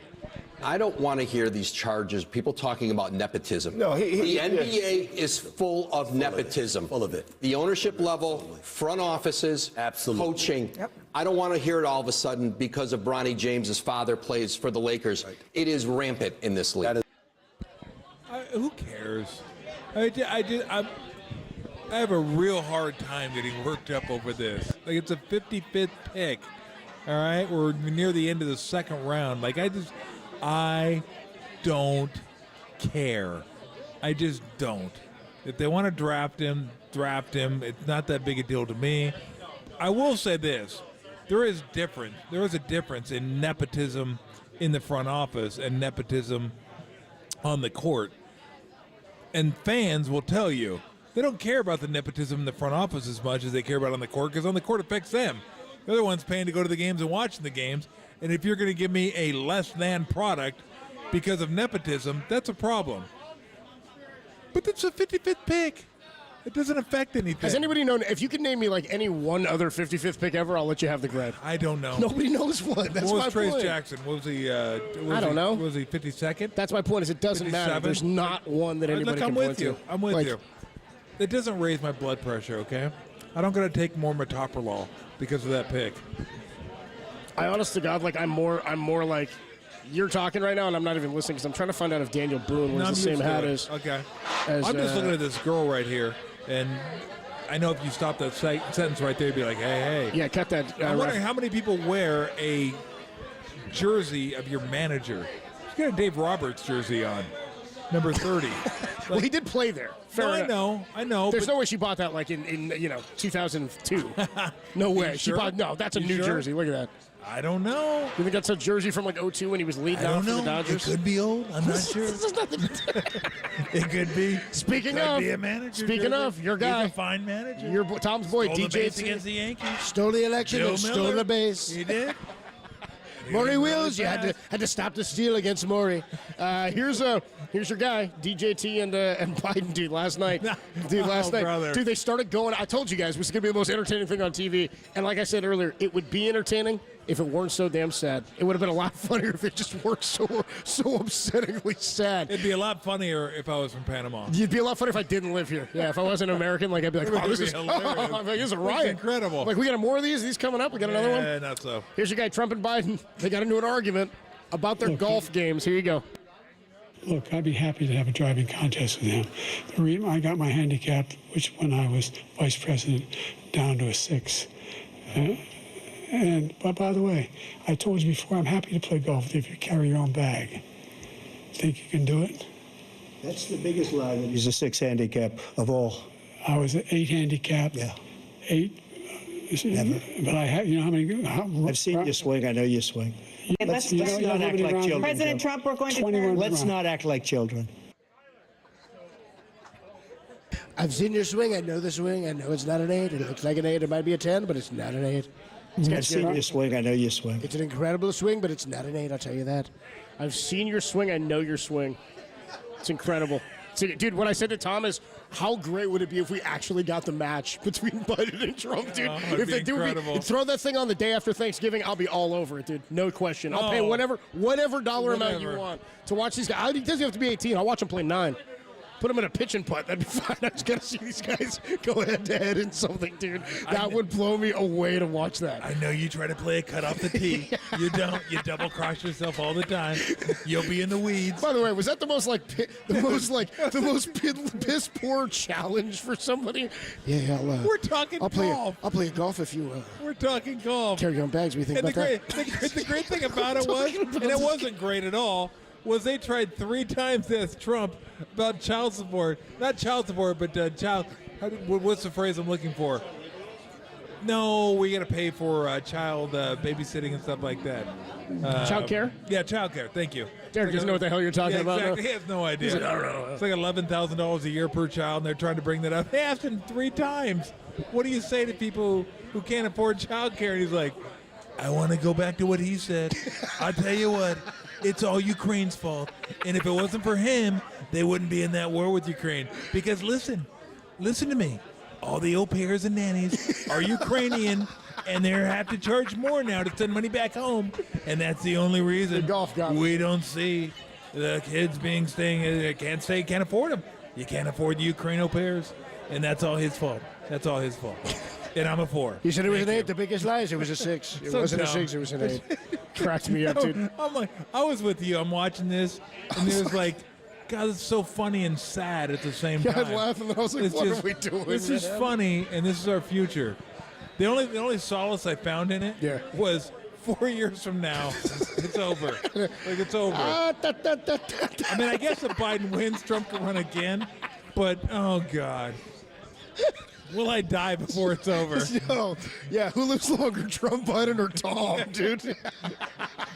So sad. We're counting the days. Tolbert comes with you. By all accounts, Daniel Boone's hat is the same as Davy Crockett's for those keeping, that's what I thought. For those keeping score at home. Yeah, so that's what I thought. Why don't we take a break here? We have Farhan Zaidi, who we have every 2 weeks. He joined us yesterday. We got an interview with Farhan we can play for you. Talked about the Giants bullpen. Talked about this pitching staff. Don't forget the chapeau. The chapeau. It's worn by mimes everywhere. Mimes everywhere. They wear the chapeau. They try to get out of the box. You know, El Chapo, one of my favorites. Tolbert comes with you. Farhan Zaidi next on the Sports Leader.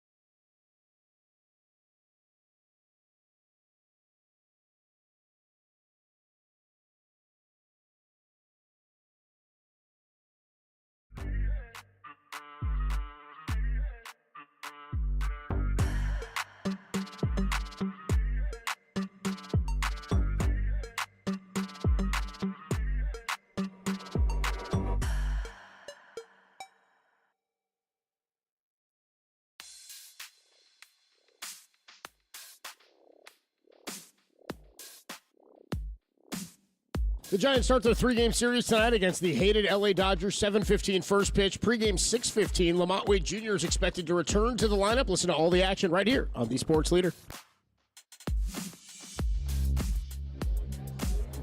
Hey, what's going on, everybody? Adam Copeland here for Underdog Fantasy. Look, basketball season's over, football season's over. It is around the corner, but all summer long and all season long, you can stay in on the action like millions of other people do with Underdog Fantasy and their Pick'em game. The MLB portion of the Pick'em game is unique to the other games at Underdog Fantasy. It's where you select between 2 to 8 of your favorite baseball players. You select higher or lower on the stats that they give you. It could be fantasy points, strikeouts, hits, RBIs, any given stat that they lay out for you.